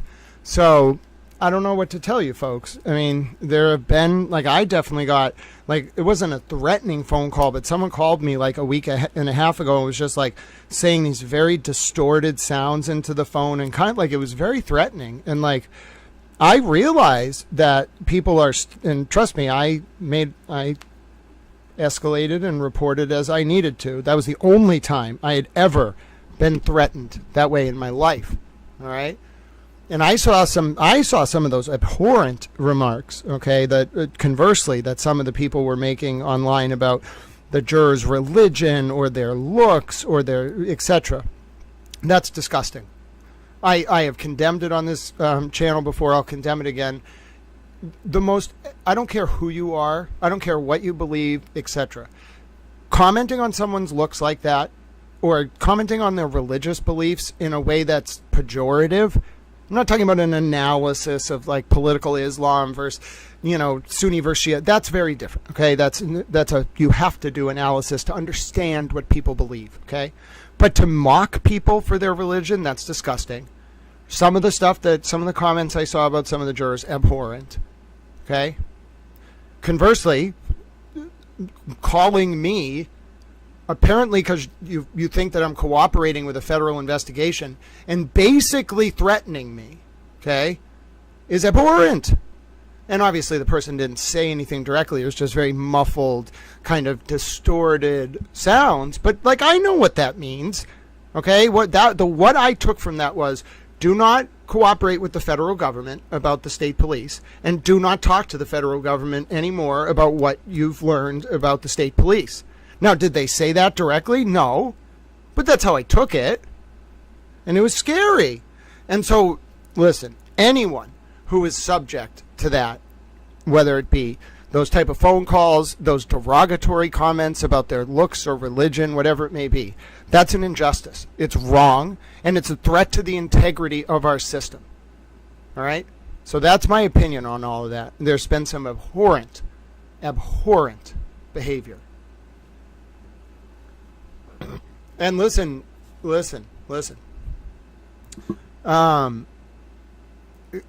I love America, all right? There are some fundamental things about the United States that I love very much. I love our Constitution, our military members, our police and firefighters. I love the freedom we have in this country. I think we should be able to petition our government for redress of grievances. I think we should be able to express pride in the government that we all form by way of our participation in the process. Some things that I am not okay with, and I just want to express these, and I would dare say I would hope that our government officials agree with them as well. Stealing U.S. ballistic missile interception technology that is classified is wrong. Being a spy for other countries, if you were, say, like a member of the armed forces of another country while working on U.S. defensive ballistic missile interception technology, is wrong. Possession of child sexual abuse material is wrong. Abusing children is wrong. And then hanging children or women from doors because you're worried that they're going to expose your abuse of children is wrong. All right? Threatening people because they would cooperate with investigations is wrong. Mocking people for their looks or religion is wrong. Okay, so all of these things, okay, do we see the gambit of behavior, are wrong. And all of them fundamentally come down to targeting the people who know enough to understand what happened in that Sandra Birchmore case and with Lindsay Gattani's phone. Okay? It's sad. It's scary, ladies and gentlemen. And it's an insult. It threatens the very core of our government. And I know, and I believe fully, it's why I don't engage in this gratuitous bashing of the intelligence establishment or the DOJ or any of that. That's nonsense. That's nonsense. Okay? And for a little bit, I thought there was some political weaponization. And I think anyone within the DOJ would look at that Rachel Rollins situation with Ricardo Arroyo and Kevin Hayden and say, yeah, that was wrong. That was political weaponization of the U.S. Attorney's Office. You were right to be distrustful. But I also think, as I reasoned through it, I was right to say that the DOJ did the right thing in the context of the Birchmore probe. And I think they're going to continue to do the right thing going forward. And there are some people that forevermore, because of who they know in the state police or whatever, are going to despise me. That because I wouldn't just go along to get along and say, yep, who cares about that? It's more important that Karen Read be held accountable for killing John O'Keefe, in my opinion. Are you kidding me? Why can't I feel both things are true and deserve equal consideration? And why can't there be nuance? Why can't there? And who am I to judge if the decision was that Karen Read's cooperation with the federal government was more important? I don't like it, but do you think for 1 second I'm going to second guess an apparatus that I understand 1/100th of that has more information than me or anyone else will ever have? No, I won't attribute it to political malice because I know that this Birchmore investigation is obviously leading to things. If Farwell was indicted and is now facing potentially the death penalty, okay? I can't do it. How could I just stay silent? It's wrong.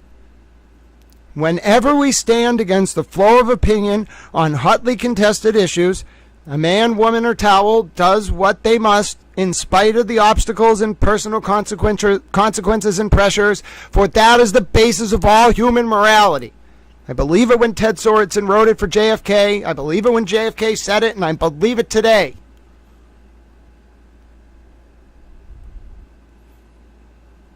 And I don't believe for 1 second, that the people who are trying to pressure others to not cooperate with an ongoing federal investigation are doing so in good faith. I think it's malicious, and I think it's dangerous. And it makes me very sad. And I don't know what to do about it. I just sit there and I'd be a sad little towel. You know, and just be a sad little towel. And listen, I feel sympathy for the O'Keefe family. Of course. Does anyone really think that the O'Keefe family was doing anything other than trying to get justice for John? Of course, that's all they were doing. And they just, unfortunately, much like I think Lindsay Catani, became unwitting pawns in this larger war related to this MSP unit and the DOJ. All right? So, of course, I feel sympathy for them. Of course, I've dedicated hundreds of hours of my life to trying to get justice for John O'Keefe. And all I kept running into was the same stuff that I bet Whitey Bulger's victims were running into, which is, why is this person being enabled? And yes, eventually Whitey, who was way worse. Okay, let's be real. I don't like some of the stuff Karen did, but objectively, Whitey Bulger, and this is pretty obvious, but I'm going to say it anyway. Whitey Bulger was worse than Karen Reed, okay? Whitey Bulger did Whitey Bulger did so many bad things that if I chronicled them all for you, it would take like 4 hours. He did very bad things. Karen Reed did bad things, but I could chronicle them for you and it wouldn't take 4 hours. Okay, Karen Reed did bad things. Okay, it's like this list. Okay, Whitey Bulger's list is like a stack of paper like this tall, every single one of them an individual incident. Now, the reason why I'm bringing this up, okay, is that I cannot pass judgment on the DOJ for what they've been doing. And I don't. I think there's some serious questions, for example, about that Boomerang Warrior X system. Let me just tell you, it's very possible that actually got compromised by Saudi intelligence, because I have never, I'm not going to say certain things, I have never in my life seen a mobilization of the federal apparatus like I saw, well, I didn't hear directly, but that I saw after reporting that stuff with the Saudi intelligence asset being in the orbit of the Boomerang Warrior X. Bruh.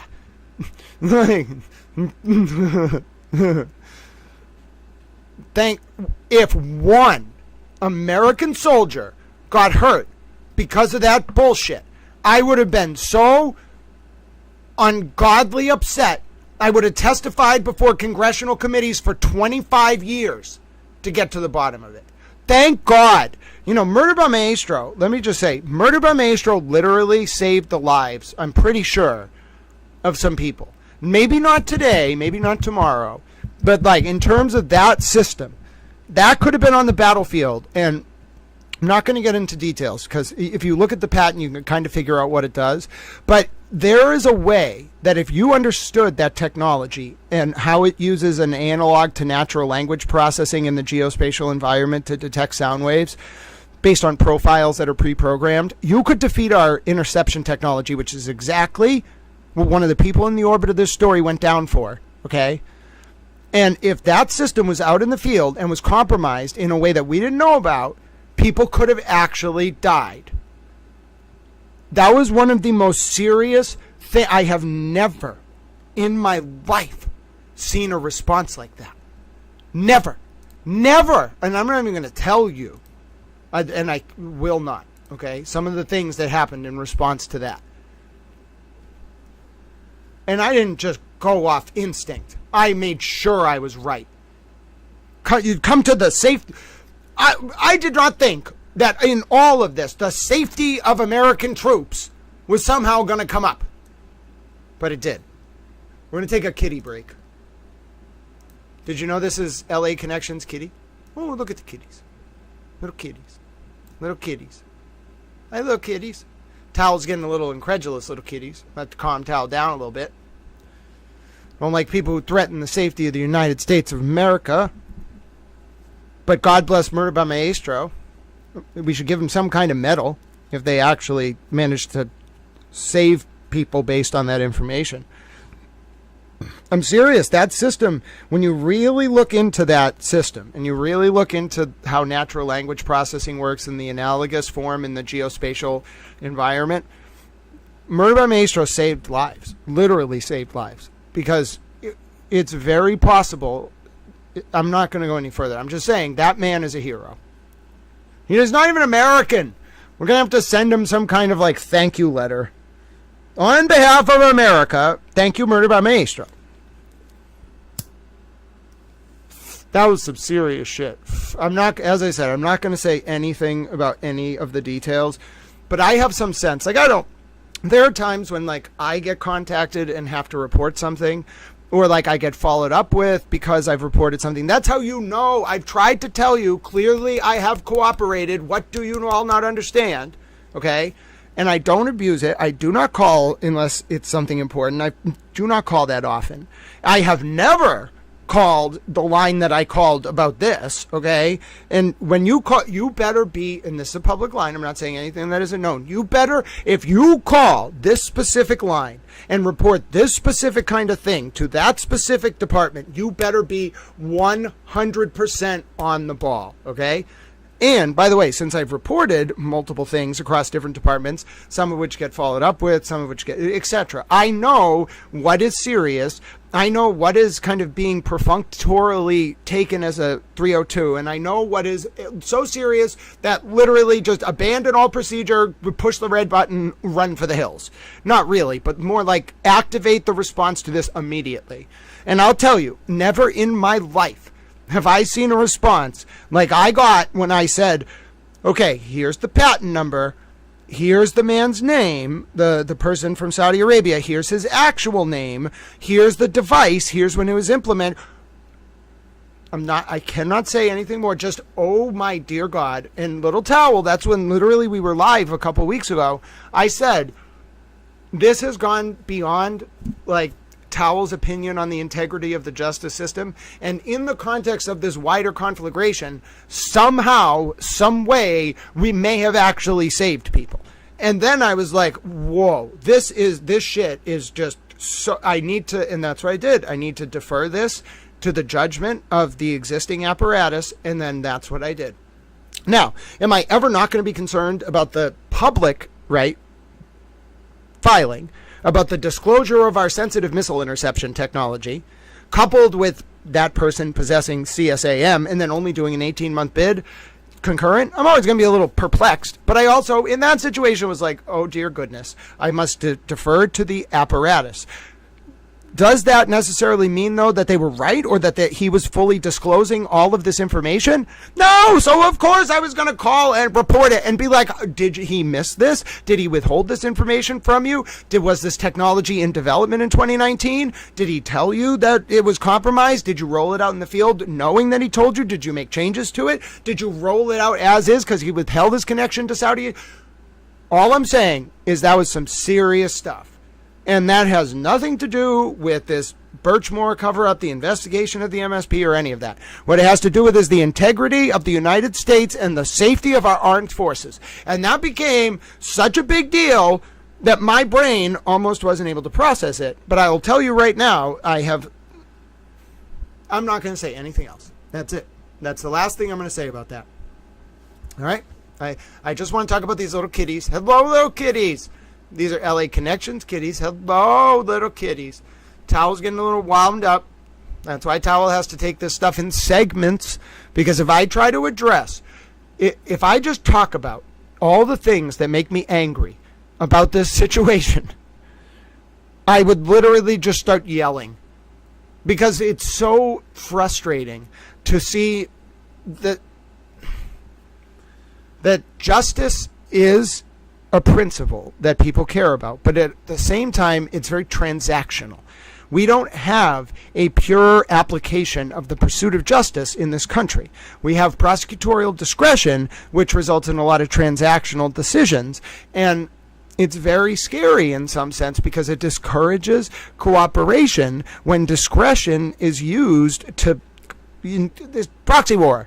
But I also think that if indeed it is true that there is something to this cover-up of Sandra's death and the subsequent police reports, then they're going to stand up there and they're going to say, this is why we did it at all. They might not disclose it today, tomorrow, the next month, next year, but eventually someone's going to get up from the DOJ, whether at an oversight hearing or whatever, and say, this was the decision and here's why.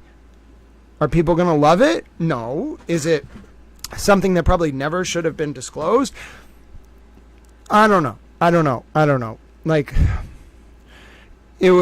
it's public, okay? Like, if nobody had ever done interviews, it made their name public, whatever, I don't think this ever would have all come out. But it's public, So I don't know what to tell you. Like, you got to defend it now. Before you could have kind of said, well, no, if you're the DOJ, no, it's not. It was just a coincidence that Karen was found not guilty. And she was just the person who was best positioned to give us information. But now you really have to justify it, because I'm telling you, that stuff with the Boomerang Warrior X, that went, I'm sure, all the way. I don't think it got to the highest levels, but that went up the chain right away. And it had to go to Raytheon, and I'm sure it had to go to the DOD, and it's this huge, huge deal. And so then you have to defend it. I'm not getting into details, but if you're the DOJ, you have to defend it. You have to say, this is why, this is how. It's this interagency thing. So I'm telling you, somebody knows. Somebody understands, and the decision was made that this was the right approach. I cannot question that. I can analyze it, but I can't question it. I can't. It would be questioning the judgment of my own government. No. You want to show me documents, like with the Birchmore case, that lead me inductively to say, well, my own government on the state level's done something wrong. All right, fine. But this wider thing, like justifying these kind of operations, I'm not second guessing my government. Nope. Hi, Taterbog. I am a loyal American. All right. I'm not going to do it. I want to know. I need to understand, but I'm not going to second guess the government. I won't do it. If you show me that there was a decision made that was not in the best interest of the United States, okay, we can have a conversation. But as of just default, no, Brad. I trust the government. Sorry, the federal government. I love America, and you are not going to get me to not trust the federal government. I'm sorry. Even though I might not understand some of the decisions that they make, even though I may not agree with them all, on issues like this, I'm going to defer. I've seen enough files. I've researched enough. I trust the federal government. Even though I may not always agree with their decision making, I trust that they have these very important strategic objectives. I'm sorry. And I think I'm not justifying anything with regards to the O'Keefe and Reed trial. I don't like how that played out. I'm not pleased, but I'm devastated for the O'Keefe family, and I sense their frustration.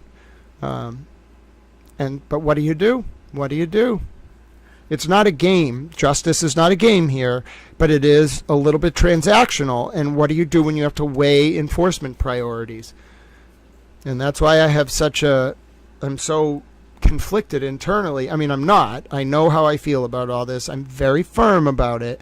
I don't support necessarily how it was implemented, but if the call was made that the public corruption investigation was very important,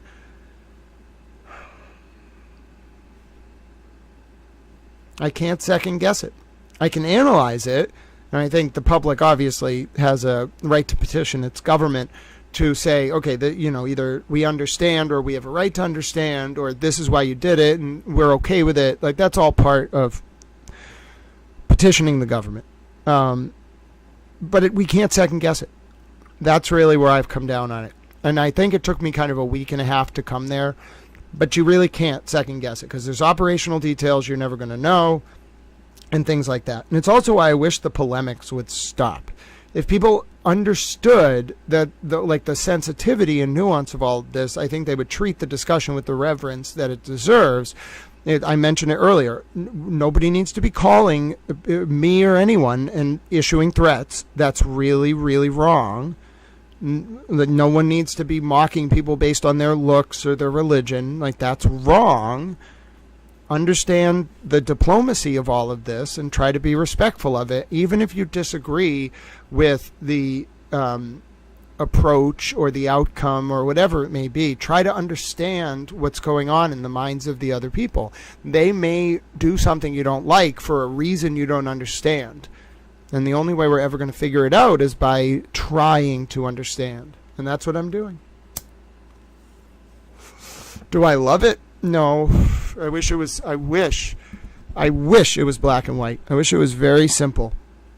And it was good, evil, but it's not. It's all these different layers, like everything, and you have to parse it out and figure out where you stand and why. And where I stand is I'm not going to second guess the federal government on operational choices about things that I don't understand. Maybe in 50 years I'd be in a position to do it with the declassification of the files, but right now I'm not, and I won't, and I haven't been.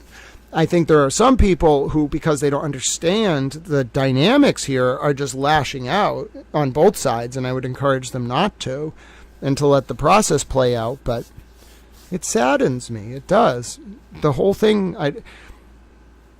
I get it. Okay, you have to pursue justice in a certain way, but I just don't like a lot of the things I'm seeing. And I don't know how. I have some ideas about systemic reform, but they also have to be in line with what is in the best interest of the existing apparatus. And I'm not talking about the best interest of people who cover things up, but the best interest of the enforcement apparatus. I can't make systemic changes that would undermine the efficacy of the enforcement apparatus. So that it's why it's so nuanced, because policymakers in this arena, the most damaging thing you can do as a policymaker or an analyst is make a policy without understanding its impact. It's why people who don't rise through the ranks in various aspects of government should not make policy about government. You can make policy about other matters, but you can't make policies about the internal workings of our three branches of government unless you understand them. Because otherwise you'll be making these policies thinking that you're making them from a well-intentioned place, but you'll just decimate the enforcement apparatus. You have to really know what you're talking about, and you have to understand how the system makes decisions, and then you can't undermine the efficacy of that apparatus because you have an ideological policy view on something, or in particular one case. You can't. It sucks, but you can't. You can't make policy decisions based on one case. So that's how I kind of reason it through. It's very hard for me to think it all through, but that's why I'm so willing to defer to the federal enforcement apparatus, because one, I think first of all, we can debate all we want about how the federal intelligence state goes about doing its mission, but you threaten the United States of America, oh my God, you're going to see the very best of that intelligence apparatus. Like, put a single soldier's life at risk, even one, they will just rain hell down on you. And that's exactly what they should do. That's why I have so much respect for them. You don't threaten our soldiers. I don't care if it's because you want to attack us 10 years from now or right now. You don't do that. Okay, so I love that. That is the most important thing about, and people have to understand this. No matter what we think about the intelligence apparatus, it exists to protect our soldiers and our homeland, but primarily our soldiers, okay? And so we want to make that as robust as humanly possible. We want to make sure it's not being abused. But literally, we should spend hundreds of billions of dollars on our trillions, even however much we need to spend it on that kind of technology. Okay, it's incredibly important. And saving, I don't care if you save one soldier, 1,000, 10,000. It doesn't matter. You could spend all the money to save one life, it would still be worth it. Because in effect, you're saving hundreds of other thousands of lives because the people won't even try to test the system. So that's why, to me, it's a very sort of delicate balance, because I believe we should fully fund these programs and they should operate in the way that they do without necessarily the constraints that would be placed on a overt security action. By the same token, someone somewhere has to have some understanding of how this all functions. One, so that they can catch things that slip through the net, Okay, and then two, so that we can support these apparatuses better. Like if we understand how they work, like the Congress or whatever, we can give them more money where they need it, and we don't have to deal with like, oh, this unit thinks that it's more important than this unit, like whatever. You just have to holistically understand what the whole operation is doing and give the money to where it's got to go. And then the third thing is, and this is where I think it really gets complex.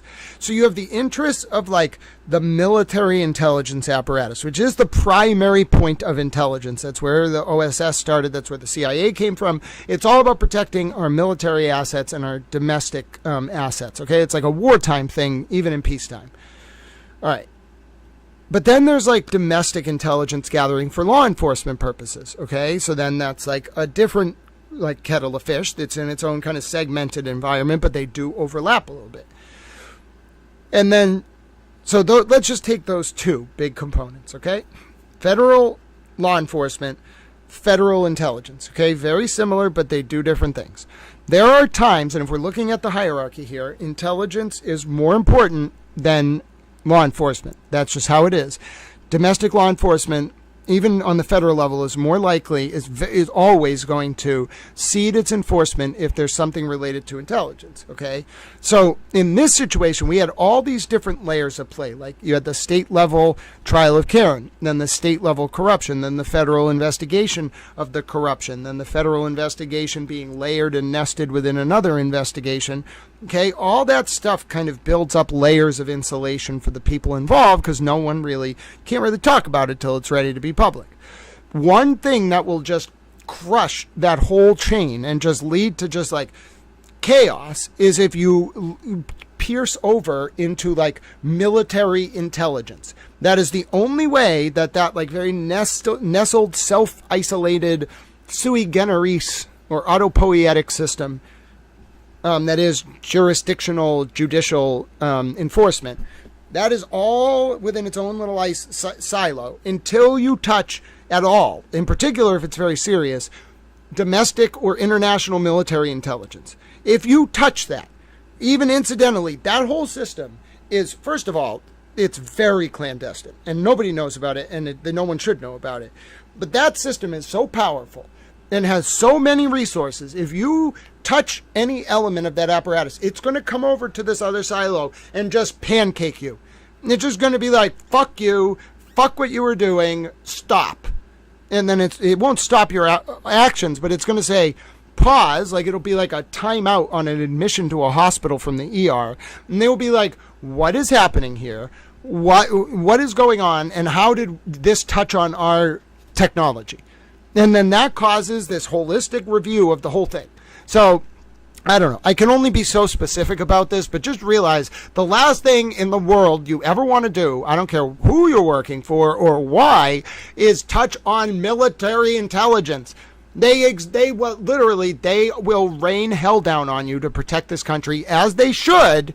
And I don't even think we've seen one half of the fallout from that crazy stuff with the Saudi intelligence and the missile theft and the CSAM and I have to stop because I get so riled up about this, and rightfully so, as a number of people do, when you touch on the defense of our troops, not to mention the other nested issues, abuse of children, cover-ups of murder by people who were abusing children.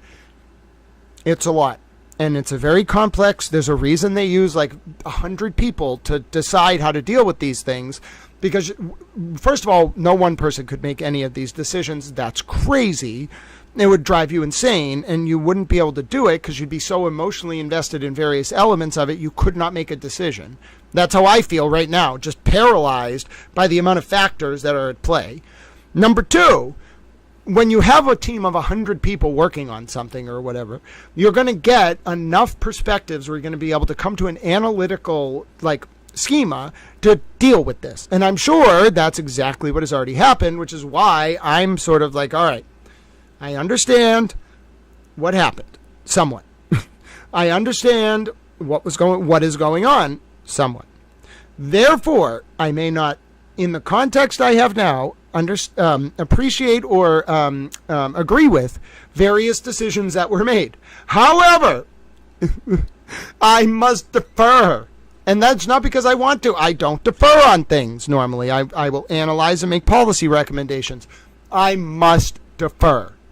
And I hope you will understand that it's for very important reasons. And I also really like LA Connections kitties. We're so happy we got to see them. Now let's go back to the video so that we... Oh, by the way, towel trivia is coming up. We're going to push it to 11:10 a.m. So or maybe 11. If you've wanted to play towel trivia, it's a lot of fun. Stick around. In about 15 minutes, we'll play towel trivia. And ladies and gentlemen, I believe, and I now know because of public statements from law enforcement partners, that the federal investigation into John O'Keefe's death is over. But that probe may well have led the Boston DOJ to uncover the cover-up of Sandra Birchmore's murder. And ladies and gentlemen, if you've been following this twisted tale, then what you'll realize is the DOJ had all the reason in the world to give Karen a wink and a nod and let her do things like collude with her ARCO witnesses, allow the ARCO witnesses to violate Judge Cannoni's sequester order, hide payments and contacts with Reed from Judge Cannoni and state prosecutors. And ladies and gentlemen, before we delve even more into this timeline after the fall of 2023, let's talk about how Aiden Kierney in April of 2023 gets involved with the Karen Reed case, starts reaching out to Karen through an intermediary by the name of Natalie, who went to college with Karen, PR person, liked talking about houseplants with Karen, etc. So Natalie gets hooked up with Aiden Kierney via this woman named Jen Altman. Karen knows Natalie from college. Okay. Karen and Aiden then start speaking through Natalie as an intermediary. The very first thing Aiden Kierney brings up to Karen is how Aiden Kierney in April of 2023 was facing an issue and he needed help. Karen Reed then hooks up Alan Jackson with Aiden Kierney on April 21st, 2023. Ladies and gentlemen, Aiden Kierney, according to what I have seen reported at the time, was facing an investigation unrelated to the Karen Reed trial for wiretapping a woman who lives in Rhode Island. Ladies and gentlemen, I think that woman's last name is Haskin? Haskin or something like that. Okay, there's a lot of women from Rhode Island who are involved with TurtleBoy in some way, shape, or form. So, Veronica, Virginia, something along those lines. Okay, so ladies and gentlemen, now let me continue with this story. TurtleBoy's facing this wiretapping investigation. The Holden police are doing the wiretapping investigation. TurtleBoy thought that if he used a Rhode Island number or something, even if he was in the state of Massachusetts, he couldn't wiretap the woman because Rhode Island's a one-party consent state or something, and the woman was in Rhode Island or something. But no, TurtleBoy was allegedly physically in Massachusetts, so the Holden police were investigating him. Ladies and gentlemen, within 2 weeks of Karen Reed hooking up Aiden Kierney with Alan Jackson, I have it on good authority that the FBI Worcester Field Office, an agent named Samuel Weiner, yes, that is his real name, directly intervened in that wiretapping prosecution of Aiden Kierney and made it go away. Ladies and gentlemen, do you see what I'm saying here? And then all of a sudden, Aiden Kierney gets this cover to run rampant over the summer of 2023, tormenting witnesses, writing all these stories on his blog, a pace of which he has never reflected again. Almost like the FBI was using all the attention on the Karen Reed case as artificial cover in order to generate leads about the state police, which eventually led them on to Sandra Birchmore's murder cover-up, which led to the August 2024 indictment of Matthew Farwell, whereupon at a press conference, Josh Levy said the investigation into Farwell started exactly 1 year earlier. See where I'm going, ladies and gentlemen? And how interesting is it then that it is only after Josh Levy and that whole cohort is removed from the DOJ when President Trump takes office in January 2025, that on January 30th, 2025, Hank Brennan gets the first ever responsive TUI request under a case called U.S. XREL TUI v. Reagan from 1985, which is interpolated by 28 U.S. CFR 126.000, which is itself interpolated in Section 25 of the DOJ Operations and Sections Manual. Okay? Hey, that's right. For the first time, the new U.S. Attorney, Leah Foley, and her office turned over to Hank Brennan just the top of an invoice between Karen Reed's experts from ARCA, who were retained in the context of that shady federal probe that Josh Levy, Rachel Rollins, and others helped start, and Reed's team. Within 13 days, ladies and gentlemen, or 14 days, February, or within just maybe even less, February 13th, 20... Which part did you want me to repeat? Was it about... April and May of 2023, Here, I think the easiest way to do that for you, Tanya, is let me just give you the KR search warrant link, all right? And then you can just go to page... hold on. No. I need the KR search warrant, please. It should be... All right, so let me give you this link, all right? And I'm going to, in the chat, Tanya, just go to paragraph... I want to say 79, but let me double check, all right? Let me grab you the link and then tell you what paragraph to go to. I think I always just bring it up on the screen, I suppose, but I'm talking about it now, so you all can just follow along, I suppose. All right, so here's the link, Tanya. If you just follow this Google Drive link, and then you're going to want to go to, hold on one second. Yeah, so Tanya, that was not the wiretapping from December 23rd, 2023. This was something back in April of 2023. So just go ahead and take a look. It doesn't actually talk about it. It kind of strongly hints at it, but it doesn't actually say what happened. So if you go to paragraph 71 on page 23, and then you go to hold on let me get you the exact date. Oh, actually it's a little bit higher. Hold on. Where is it?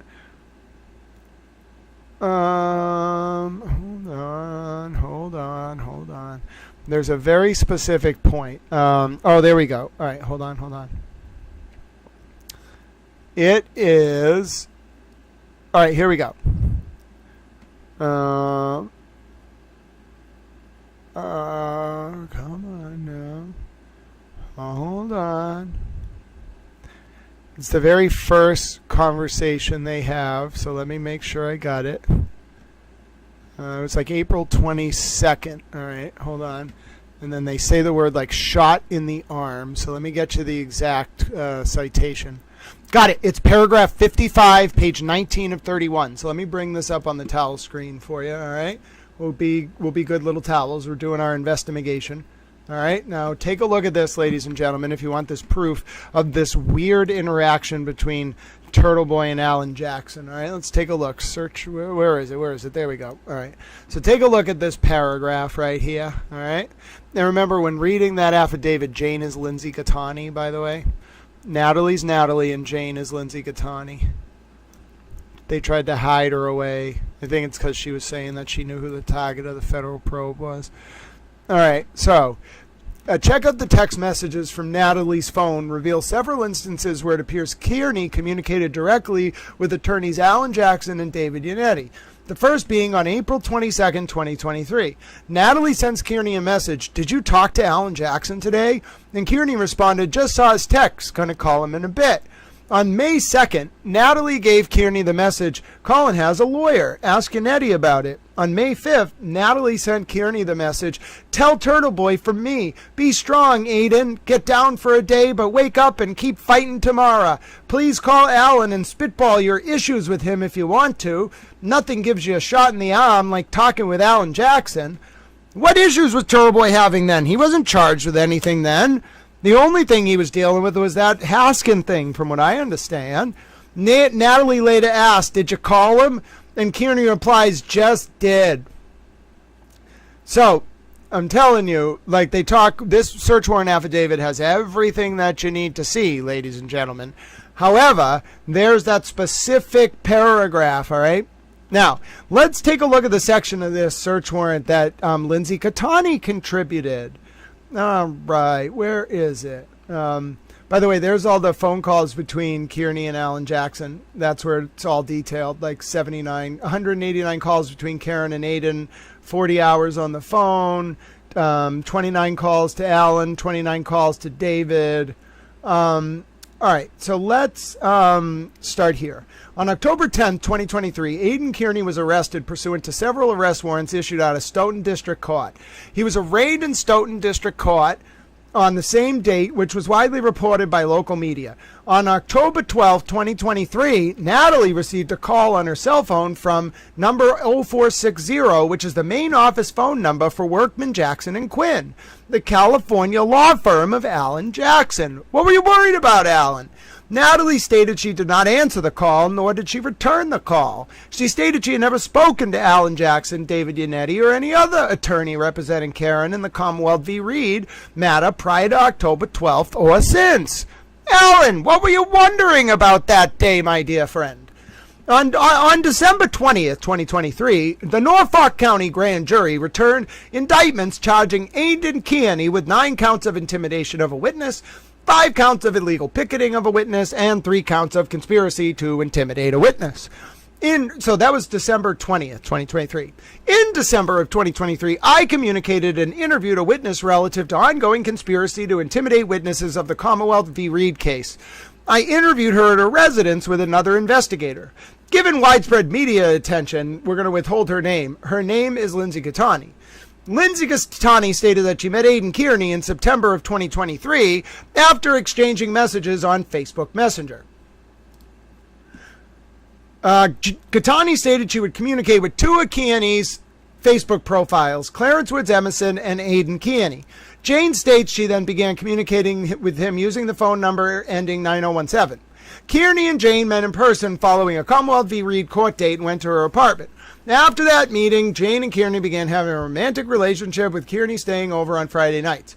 In the beginning of the relationship, Kierney stated he was close with Karen Reed's family. He would later state to Gattani that he speaks with Karen Reed every day. Gattani showed me a screenshot that Kierney allegedly sent her showing multiple calls on a certain day that showed Karen Reed's signal audio in the call log. Kierney told Gattani that there was an intermediary between Kierney and Reed, a woman by the name of Natalie. Kierney stated Natalie and Reed were angry with each other. Kierney stated to Gattani that he then began talking to Reed directly. Gattani stated Kierney and Reed communicate using the Signal app as it is encrypted. Gattani stated that she does not communicate with Kierney using the Signal app. Gattani stated Kierney runs everything by Karen, quote unquote, meaning all of the blog posts and social media content is approved by Karen prior to Kierney publishing. Kierney described Reed as difficult, controlling, and gets irritated with him. Gattani stated Kierney showed her material related to the investigation of the homicide of John O'Keefe. And then I think it was either the 911 call or the cruiser video before it was leaked. I think it was actually the the 911 call. It was not both before they were leaked. It was just one.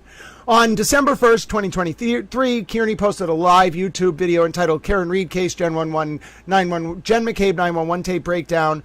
The audio is, in fact, a voicemail recovered by investigators from John O'Keefe's phone that captures Jen calling 911 from a different phone reporting finding John O'Keefe unresponsive. O'Keefe's phone was recovered by first responders on 1/29/2022. It is reasonable to assume only the state and Reed's attorneys are in possession of that audio file. Gattani described one instance where Karen controlled what Aiden would publish. Aiden wanted to release the Canton police cruiser video footage he had obtained from Reed. Kierney asked Karen if he could publish the video on his TurtleBoy platform. Gattani stated Reed said no to the request.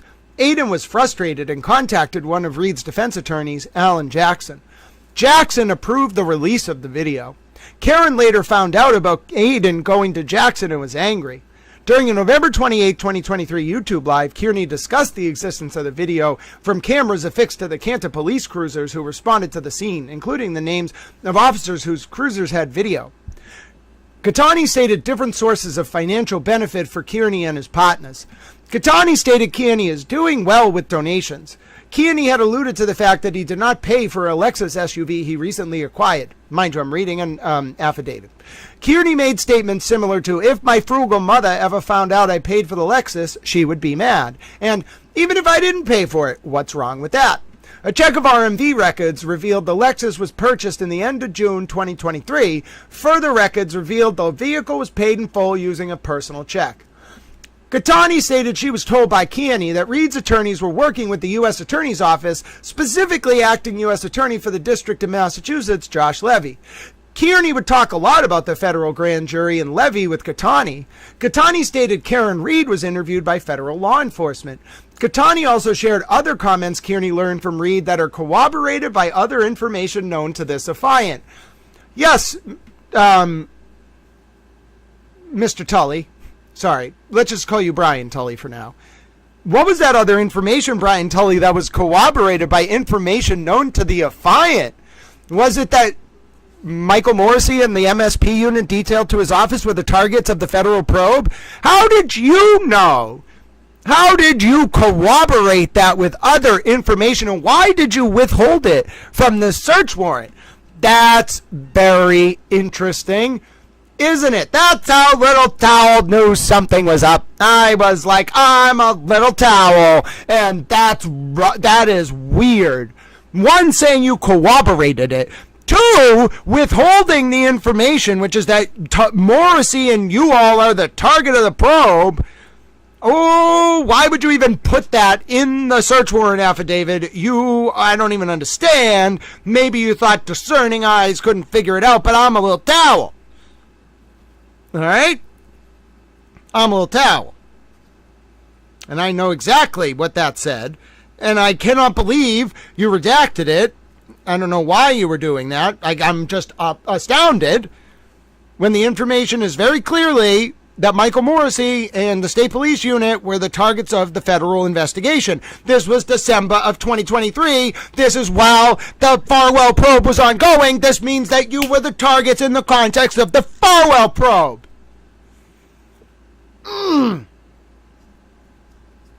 Makes me so upset. I don't even know how to respond to some of this bullshit.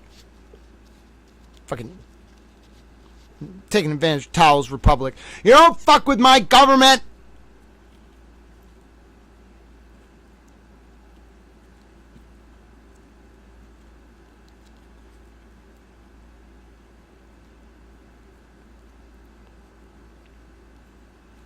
Do you know how many people have died to give us this government? And you want to act like this with it?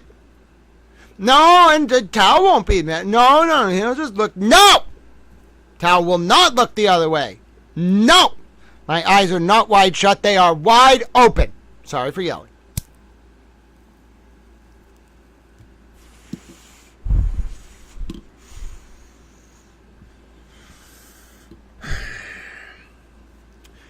Kierney was served with a summons to appear before the grand jury on December 22nd, 2023. So notice, folks, he gets indicted on, what was it? December 20th, 2023. All right, number 74. He gets indicted. Kierney, okay, gets a subpoena on December 22nd. Clearly, they opened a new grand jury into Karen and Aiden figured it out. Jane was served with a summons to appear before the grand jury on December 22nd, 2023. Kierney learned that Kierney was served with a summons, and they agreed to meet at her apartment on the night of December 23rd.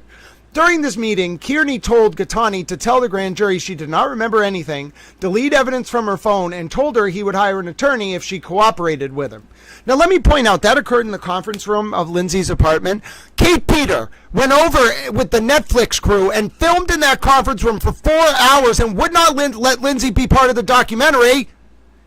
I think Kate tried to tell Lindsay's story in that conference room about this paragraph 82. And I think Netflix almost let her get away with it, but I'm a little towel.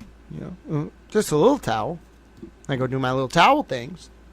I'm a little towel.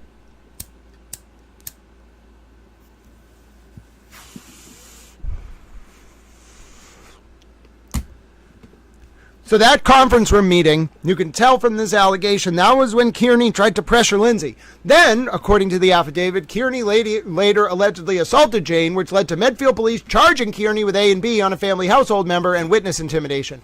By the way, one of those charges, the WI, gets bound over by a grand jury a few months later. The A and B is no prost after it's not bound over by the grand jury, but then the grand jury also binds over a wiretap charge, illegal interception of an oral communication against Kierney, which is a felony, because Aiden allegedly put a phone in his pocket and recorded Lindsay. Then Aiden allegedly sent the unedited recording of that file around, and then the file was edited to include Lindsay consenting to the audio recording when she didn't, and then it was submitted into the court record in both the unedited form and the edited form. So now he's facing charges for witness intimidation, felony, related to that December 23, 2023 incident, and illegal interception of an oral communication. And what's worse is Aiden then gets sent to jail, okay, on December 26, 2023 for a bail violation because he was out on bail on the other charges and picked up these new charges. because Lindsay cooperated against Aiden, I believe he's been out to torment her ever since, including, listen, the feds are on to some other stuff, okay? I'm not even going to go into that. But I think Aiden has his own connections on the state level that he may have been manipulating, and he inadvertently may have got those people caught up in a federal investigation. You don't understand, this sprawls like 4 counties. It is the biggest federal public corruption investigation I've ever seen. And if I don't stop talking, I'm going to say things that I shouldn't about people who did things that they shouldn't and got caught up in a federal investigation in ways that nobody ever imagined would happen. And yes, I'm talking in a very circumspect way on purpose. People have, both the state police and Aiden Kierney, in my opinion, have been, and the people allied with them have been out to get Lindsay Gattani ever since, because she's in no man's land in this. She has information that the state police don't want out there, and she has information that Aiden and Karen don't want out there. All right, so we got to support Lindsay Gattani. Please go to her fundraiser, which has been pinned. Now you understand it has been pinned every stream since we've started. Go look back. Every single stream, Lindsay Gattani's fundraiser is pinned up at the top. So it means a lot to me if you would send support for Lindsay Gattani. You can send the donations to me. I will donate them to the third-party payee or through the fundraiser. You can make donations directly to Lindsay Gattani. She, other than Sandra Birchmore, Lindsay Gattani has been abused the most by the system on both sides in this case, and she deserves our support. There are people that don't want her to cooperate with the feds that are using the state system to prevent that from happening. Okay, and there are people that don't want her to cooperate with the state that are using the state system to stop that from happening. It's grotesque. It's wrong. Okay, and of course the feds know about it. Oh, my dear God. You don't understand, ladies and gentlemen. Lindsay needs help. Okay, and we need to give her monetary support so that she can sue the state police, sue Brian Tully, and then make sure her interests are represented during the ongoing federal prosecutions of some of these fucking people. I'm sorry for yelling. She deserves help. Please consider supporting her. You may also send donations earmarked. If you put Lindsay in the donation on Venmo, Cash App, or PayPal, you must write Lindsay in the donation or I won't be able to trace it back. Or if you make a super chatto with Lindsay's name, I will send the donation to the third-party payee or through the legal service or through the Give, Send, Go, whatever.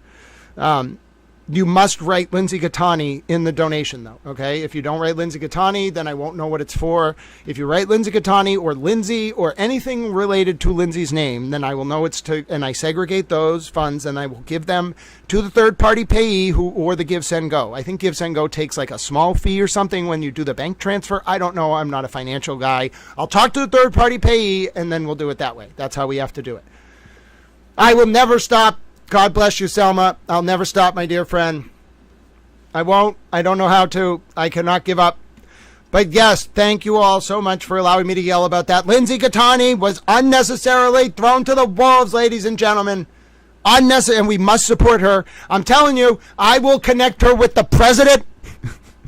I'll go to Towel Mom and be like, Towel Mom, we have to take Lindsay to the president. No time to explain.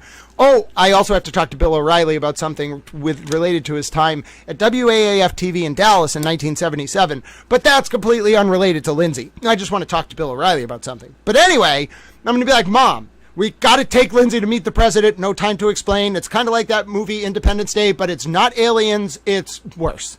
It's worse than the aliens. My point is, you don't understand. She's not some helpless damsel. I'm going to align the political forces of the United States behind Lindsay Gattani so that during this freaking cacophonous crescendo of chaos, she doesn't get fucked.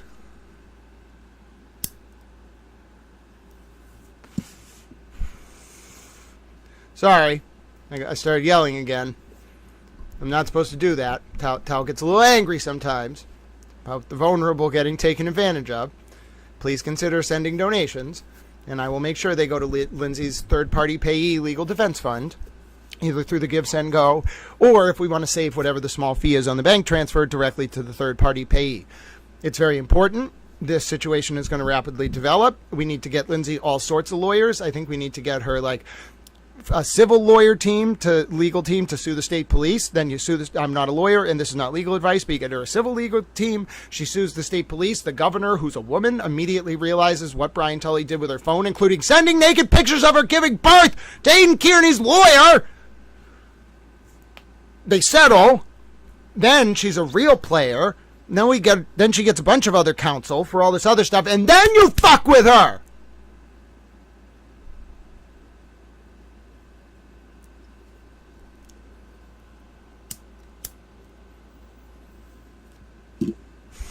I will make her rich.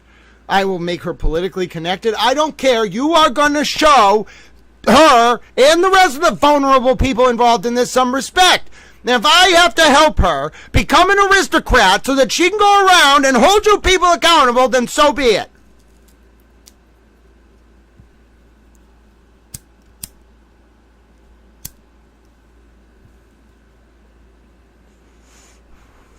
Thank you, Alma. God bless you. I'm going to try not to keep yelling, but God bless you, dear friend. Thank you. Let me actually make a super chat note right here. So, all right, super chats for Lindsay, Alma 20, and then what I have to do is I add those up at the end of the month, and I'll just take it out of my pocket until they come in. I don't care. God bless you for that. Yes, Towel was definitely raised by a strong woman in Towel Mom, and it comes out from time to time, and I may become a little incredulous, but let me tell you right now, we are going to get Lindsay the support she needs on a permanent basis. We're going to build her a robust legal team.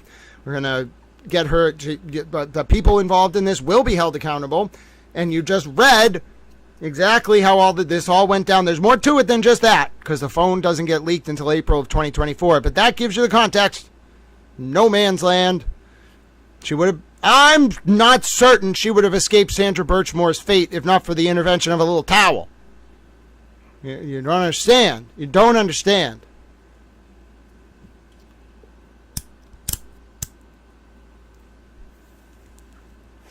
And they're going to hate me. They hate me. They'll hate me forever. I don't care. That's why I think Kate Peter hates me so much. How dare you make Lindsay less vulnerable? Well, fuck you too.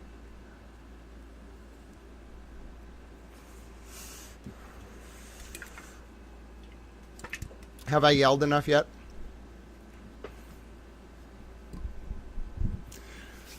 Oh, goodness. Yeah, but Steph, she's conflicted out. She's retired anyway, but she's conflicted out. But yeah, my mom's a really good person, but she just knows everyone. So in the whole government, so she can't sue the state police. She's conflicted out. So, but someone will help. Someone will get Lindsay a very robust legal team that, by the way, is not connected to any Turtle Riders or anyone else in this situation. I know what I'm doing now, and you all have to stop. A lot of you lawyers, some of you lawyers may not have bar cards at the end of this. That's fucking crazy what some of you have done. Not to mention you tangentially got caught up in a fucking federal probe because you're fucking morons, but that's a completely different story. I've never seen anything like it. I think most lawyers are slimy as fuck now. I have a lot of respect for the system, but some of you fucking lawyers, slimy as fuck.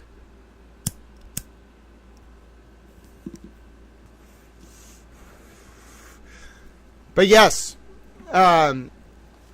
you have a safe trip if you're driving. Towel's going to try to not continue yelling.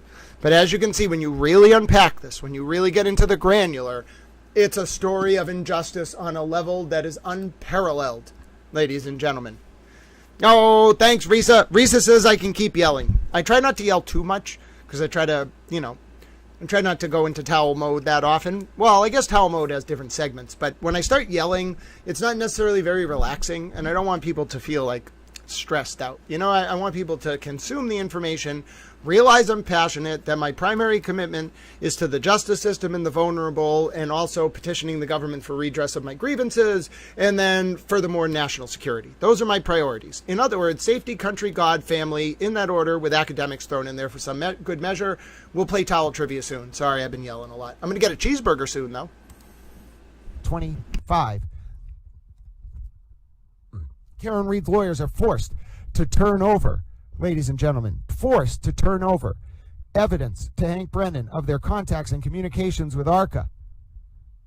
And then, ladies and gentlemen, days later, although the TUI rules do not allow U.S. Attorney Leah Foley to directly confirm the end of the John O'Keefe and Karen Reed federal probe, what happens? U.S. Attorney Leah Foley tells Dan Ray on WBZ Nightside that, well, she can't confirm those kind of things. The DOJ does allow law enforcement partners to confirm such things. Within a week, the Brian Walsh prosecutors confirm that the federal probe is over. Hank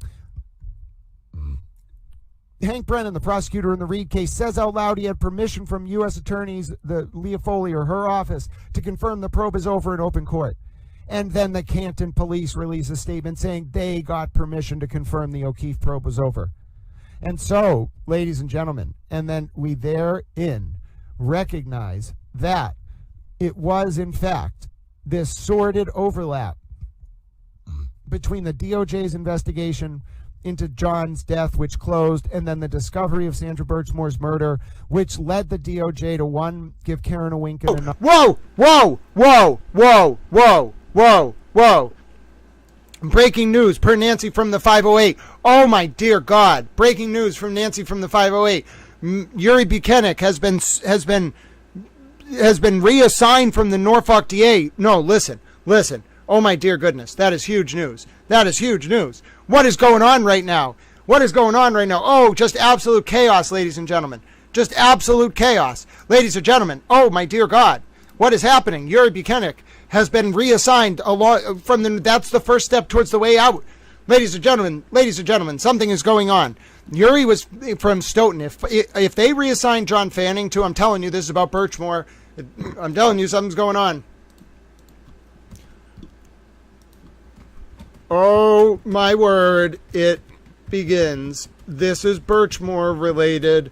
Mark my words. Oh, my goodness, ladies and gentlemen. Oh, my goodness. I can't believe this is happening.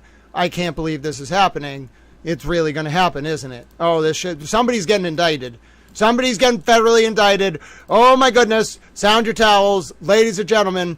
It's not necessarily what Yuri did. It's probably what Yuri knew. Oh my goodness. It's all happening right now. I'm telling you, somebody's going to get indicted. They're not getting moved around because Procta said some bad words about Karen Reed. I'm sorry. Nope. They have a very strong union. Not happening. Oh, yeah. Yuri worked in Stoughton, where Matt Farwell worked. They were all, even though John Fanning and whatever wrote the report, the whole unit was involved. I'm telling you, it's Birchmore. Every single one of them touched that investigation, I'm sure. And if John Fanning gets reassigned next, I'm telling you, it's Birchmore. I'm telling you. No, DJ, they've been there forever. I'm telling you, Tully loved that job. He had been there for like 25 or 30 years. When you get to that job, you do not leave it. No. He got reassigned. And I'm telling you, that's how they moved them out. No. And with Proctor, they did it right away because they wouldn't have except for him using that word that the governor probably didn't like. But I'm telling you, this is not because Michael Proctor said some stuff about Karen Reed. No. They got their punishment already. I'm telling you, it's this unit. Somebody's getting indicted. I can feel it. I have this sense of how politics works in this way. I'm telling you, someone is getting indicted. I don't know for what. I don't know when. But this is the kind of stuff that This is the kind of stuff that gets people in trouble. And listen, I want to be very clear. There are two people, Katie McLaughlin and Kelly Devers, who have nothing to do with any of these probes, who were just mentally tormented by these cases. Both of them, when either now or in the past, have been on a period of leave. It has nothing to do with the federal probe. It has not, and I knew this maybe a week ago, and I did not report it. because Kelly Devers has been through enough, okay? But yes, Kelly Devers is on leave. And then Katie McLaughlin also took a period of leave, I think, after the first trial. I don't know how long it went off for. Those two women, literally heroes, a firefighter and a police officer, were tormented emotionally for no reason. No reason. Katie McLaughlin because she heard Karen confess, and then Kelly Devers because she wouldn't do whatever the hell AJ wanted. Not related to any of this stuff, other than by virtue of their emotional torment, they needed time off. So I hope people will recognize that that kind of service as a police officer or a firefighter can take its toll when you witness events, not just in the trauma of the moment, but in the criminal process as well. So God bless Kelly Devers and Katie McLaughlin for their service to the Commonwealth. They should take as much time as they need, pay them triple, pay them quadruple. Let's open a fund. Let's donate towards it. Let's have people donating their sick leave. Let's give these women as much as support as we can, not because of their testimony, that they have to do that as part of their job, but because they deserve support if the emotional impact of this trial caused them to have to go on leave. So I don't know what we have to do. Like I said, I think there's like a program where if you go to like the legislature, you can get special like sick leave acts passed for them. Let's do that. I think you're allowed to also pass a law. It's technically a law, but they'll do it in one day. You pass a law that allows all the other employees in their unit to bank their sick day and give it to that unit. I don't know if this is only within the corrections department or if you can do it for BPD. Anyway, we should look into that, or we should just open funds for them and just give them lots of money, not because of how they testified or anything. Just give them lots of money so they can have support while they emotionally recover from the public service element of their job and how it intertwined with this unfortunate conflagration of circumstances. So that's how I feel about that. God bless both of them. And what was I yelling about before that? Hold on. Let's see. There was something else that I was talking about. The Yuri situation. Yes, so listen right now. Listen. When I go into the listen mode, you know something's coming. There is no way in hell that Brian Thawley and Yuri Buchanan got reassigned from the Norfolk DA because Michael Proctor said some bad words. Nope. 0% chance. Negative percent chances. Negative 1,000% chances. That did not happen. So I'm telling you, like, yeah, no, he was moved, and the union's probably protecting them. Someone's getting indicted. I have this sixth sense. Not just, it's an amalgamation of things. Someone's getting indicted. I don't know who it's going to be. It sounds likely. It must be multiple people, but you don't just get moved out of your unit. You don't. And it's not because Michael Proctor said some bad words, okay? Maybe that's the cover, okay, but no. And we never really found out why Tully got moved either. And I'm telling you, it's got to be because of Birchmore. It's got to be. I can't confirm it, but my towel senses tell me it's Birchmore.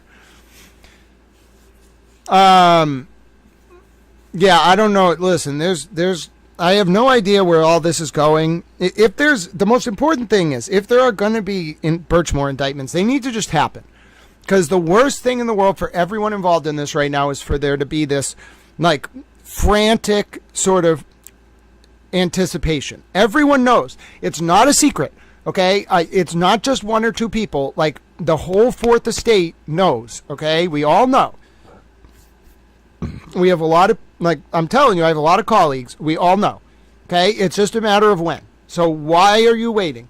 Even if you just do the first one, these victims need you, DOJ. They need you. Because these men are out there running rampant because they don't think anyone's ever going to act.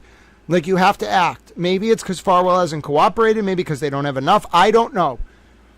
Yeah, just being nosy, we maybe went on a little bit of a rant where I'm riling up support for Lindsay and for Sandra Birchmore and for Kelly Devers and for Katie McLaughlin, all for different reasons.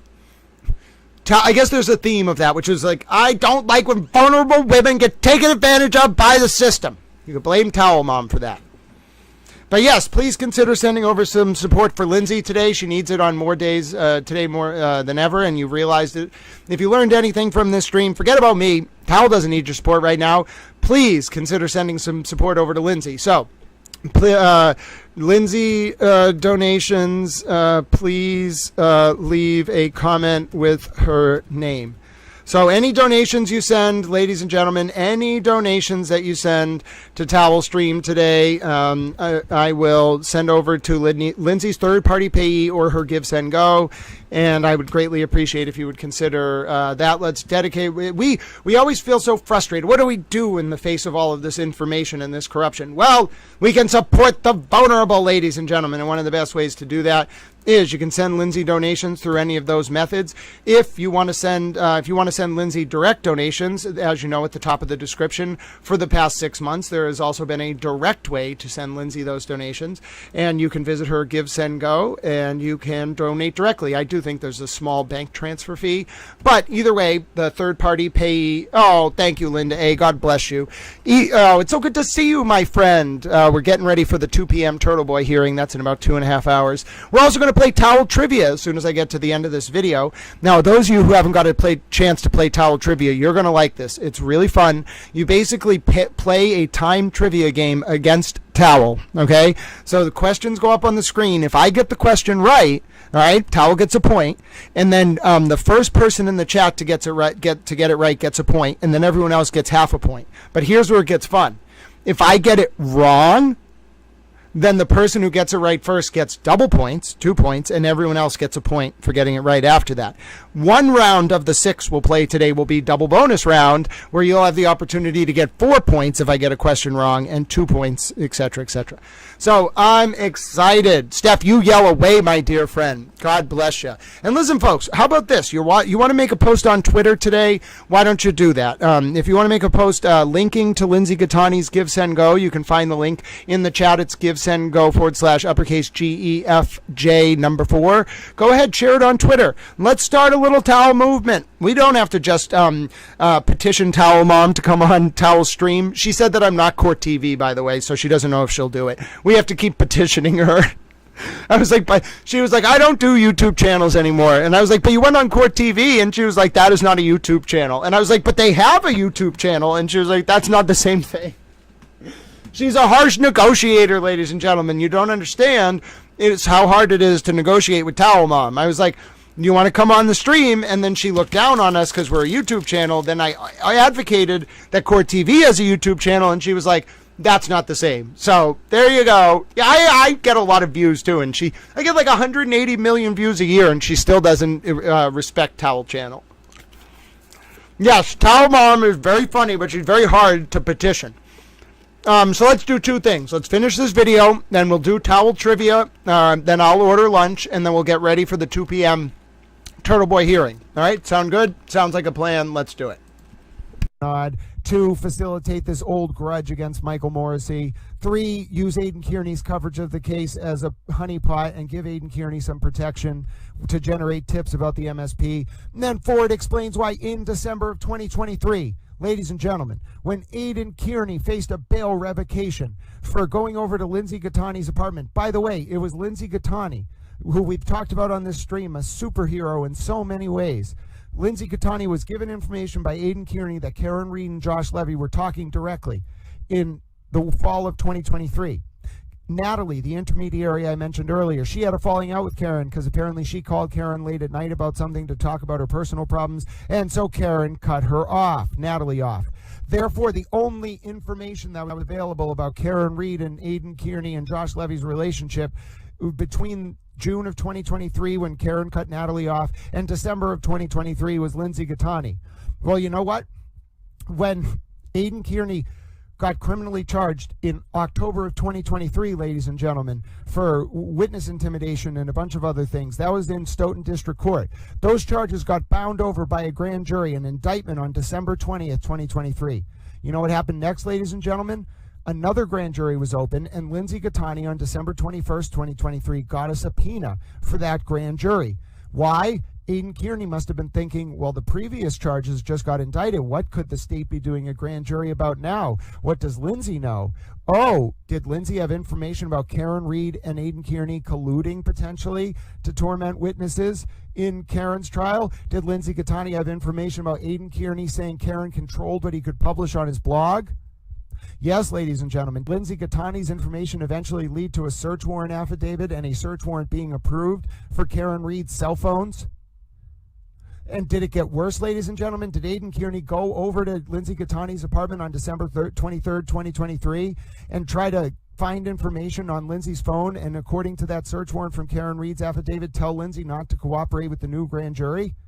And when Lindsay refused, did a situation happen where Aiden was accused of pushing Lindsay onto a couch, wiretapping Lindsay without her consent by recording her with a phone in his pocket or something along those lines, and then committing witness intimidation?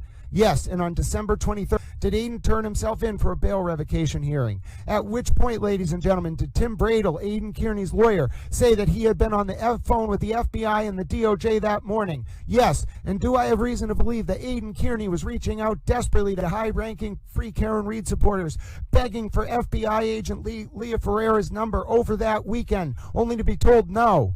And does it make perfect sense then that Tim Bradel invoking the FBI and DOJ on Monday was a last-ditch effort to keep Kierney out of jail because the FBI and DOJ didn't need Kierney after they generated their leads and stumbled onto the Birchmore cover-up and the O'Keefe probe was closed? Yes, ladies and gentlemen, it all makes sense. It's a modern black mass redo. My name is Grant Smith Ellis. I did that from memory. I could write it right now. I think I have put it all together.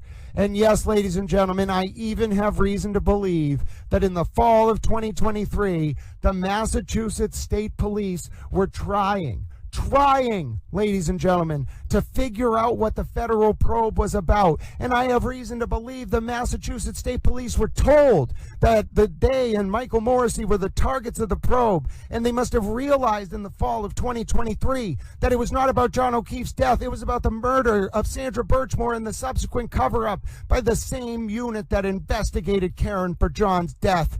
Ladies and gentlemen, I think that's exactly what happened.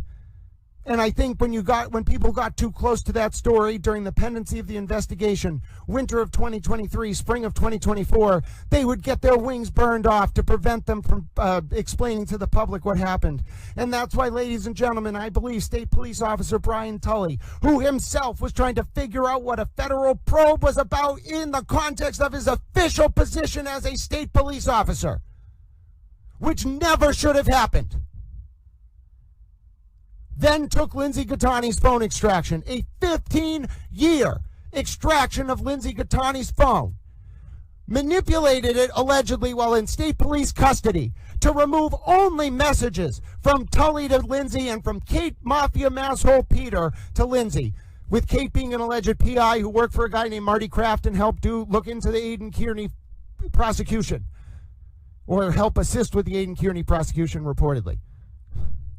Tully then took a 15-year extraction of that phone, unprecedented in the history of every single case that I've talked to high-ranking people about. Unprecedented. Takes a 15-year unredacted production of that phone, except for those manipulated messages. That included intimate moments of Lindsay Gattani's family life, the births of her children, and releases it directly to Aiden Kierney's lawyer on April 24, 2024, just days before Karen's first trial starts. And did Brian Tully do that for a number of reasons? I believe so. I believe Brian Tully did that, one, to undermine Lindsay and prevent her from being able to tell people that the actual federal probe was probably about Sandra Birchmore. Two, I believe Tully did that so that Aiden Kierney would send those documents around and then provide a useful distraction from some of the other Karen Reed and John O'Keefe trial witnesses at Lindsay and her children's expense. And ladies and gentlemen, I think furthermore, I think there was collusion for months to prevent a protective order from issuing related to that cell phone extraction, so that Lindsay would be used as a tool and have her credibility artificially decimated to avoid her being able to relay the tale of this DOJ investigation and how it uncovered Sandra Birchmore's murder. Yes, ladies and gentlemen. Yes, ladies and gentlemen. It all ties together. It all fits. It all makes sense. Everything is explained. The mosaic has been painted. The historical tiles come together, and the timeline of the events is sealed in towel stone. Murder by Maestro, you're right, it could not have been a mistake.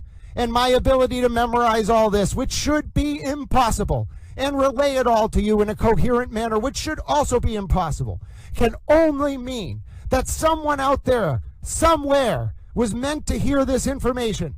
And Towel is but a mere conduit, conveying it so that you, whoever you are, hopefully in the government oversight apparatus or in the FBI, can take this and for some godforsaken reason, stop delaying the justice that is deserved for Sandra Birchmore and Lindsay Catani.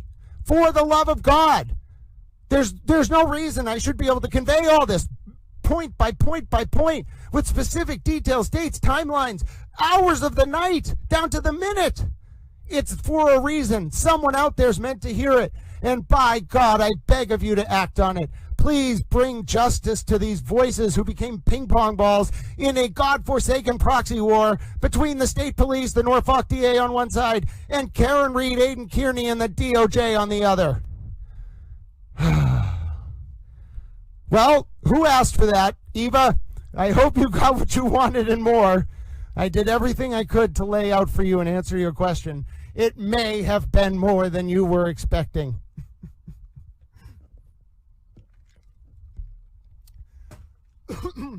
I'll tell you, folks, I enjoy giving Towel soliloquies.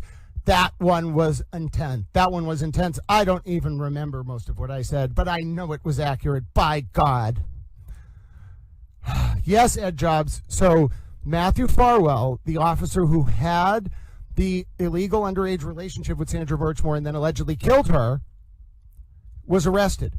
But how the state police unit who investigated Farwell cleared him initially for years, said Sandra died from self-harm despite evidence otherwise? No. Get this number 9 large out of here. Back to reality. That was reality. If you can't handle it, leave. No, only Farwell was arrested. Now, there's even more to this, ladies and gentlemen. I have a good faith reason to believe that there were more victims, that there was a ring of cops in Stoughton, that there were other victims other than Sandra. Okay? There is more going on here than meets the eye. This probe, I believe, into Sandra's death and the ring of cops surrounding Farwell is still ongoing. It's not just was it Farwell and his brother and that other cop who's getting decertified by the Post Commission soon. It's not just were they abusing young girls and did they know about Farwell killing Sandra.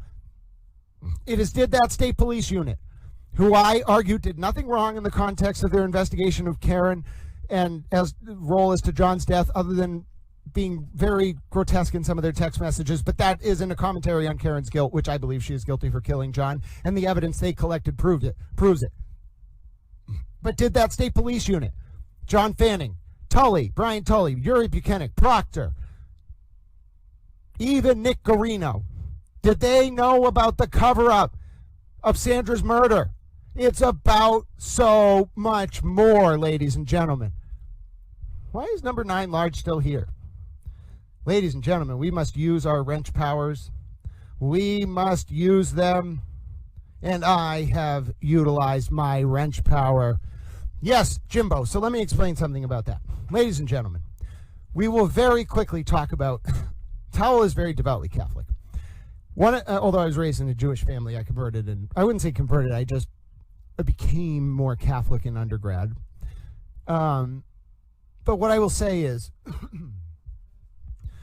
There is a very similar analogy to what happened with the Holy See dating back to the 1920s and utilizing the sanctity of the sacrament of penance to divert reports of priests abusing children to an internal church body called the Congregation for the Doctrine of Faith in this situation. And by the way, ladies and gentlemen, did you ever ask yourself why Papa Ratzinger, who was Pope Benedict the first ever pope to retire. Did you ever ask yourself what he was doing when he was the head of the Congregation for the Doctrine of Faith in Germany in the 1980s? You should, ladies and gentlemen.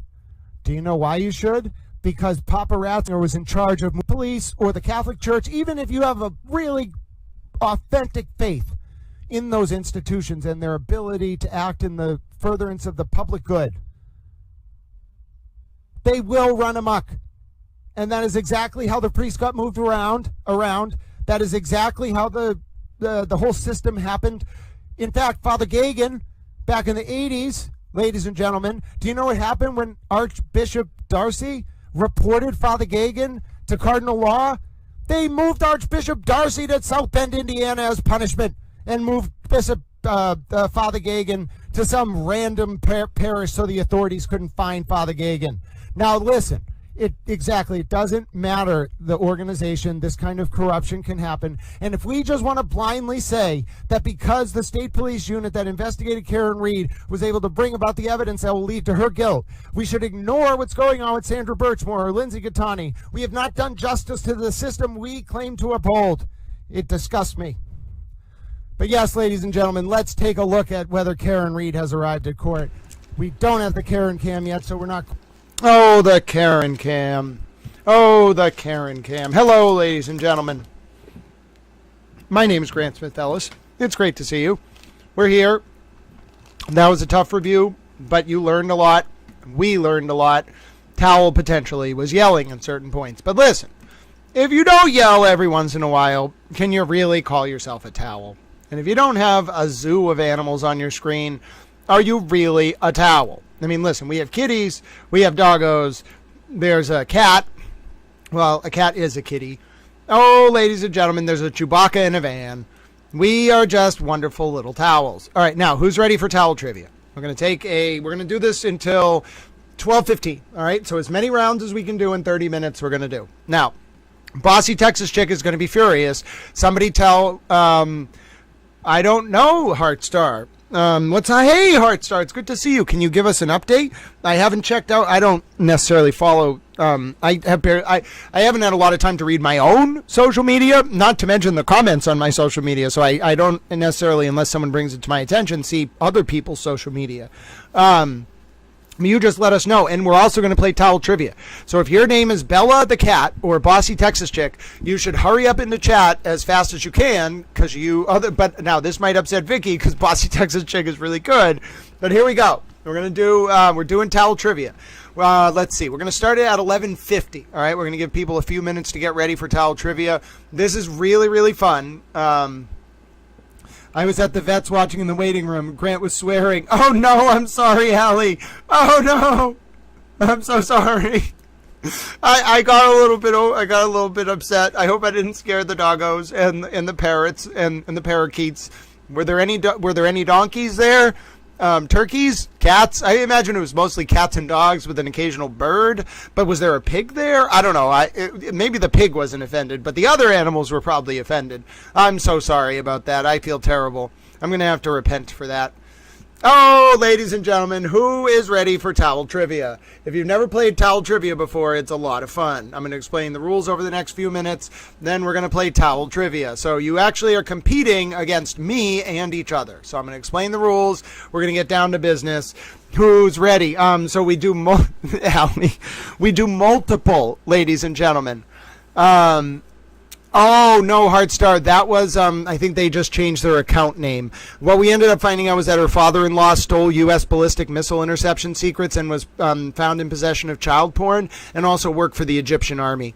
We had some concerns. I ended up calling the federal government. A few different departments, actually. They seemed pretty concerned. I don't know. I'm not the government, though. I had to let them do their thing. I'm just a towel. But yes, all right, here's how this works. We do different categories.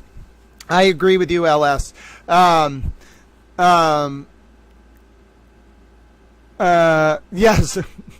But yes, I know. What we're going to do is Bossy Texas Chick won't actually lose any points because it's a day-by-day competition. But those of you who want to catch up in the monthly rankings, well, you're going to be able to do that. But the day-to-day thing, it's just a day-by-day competition.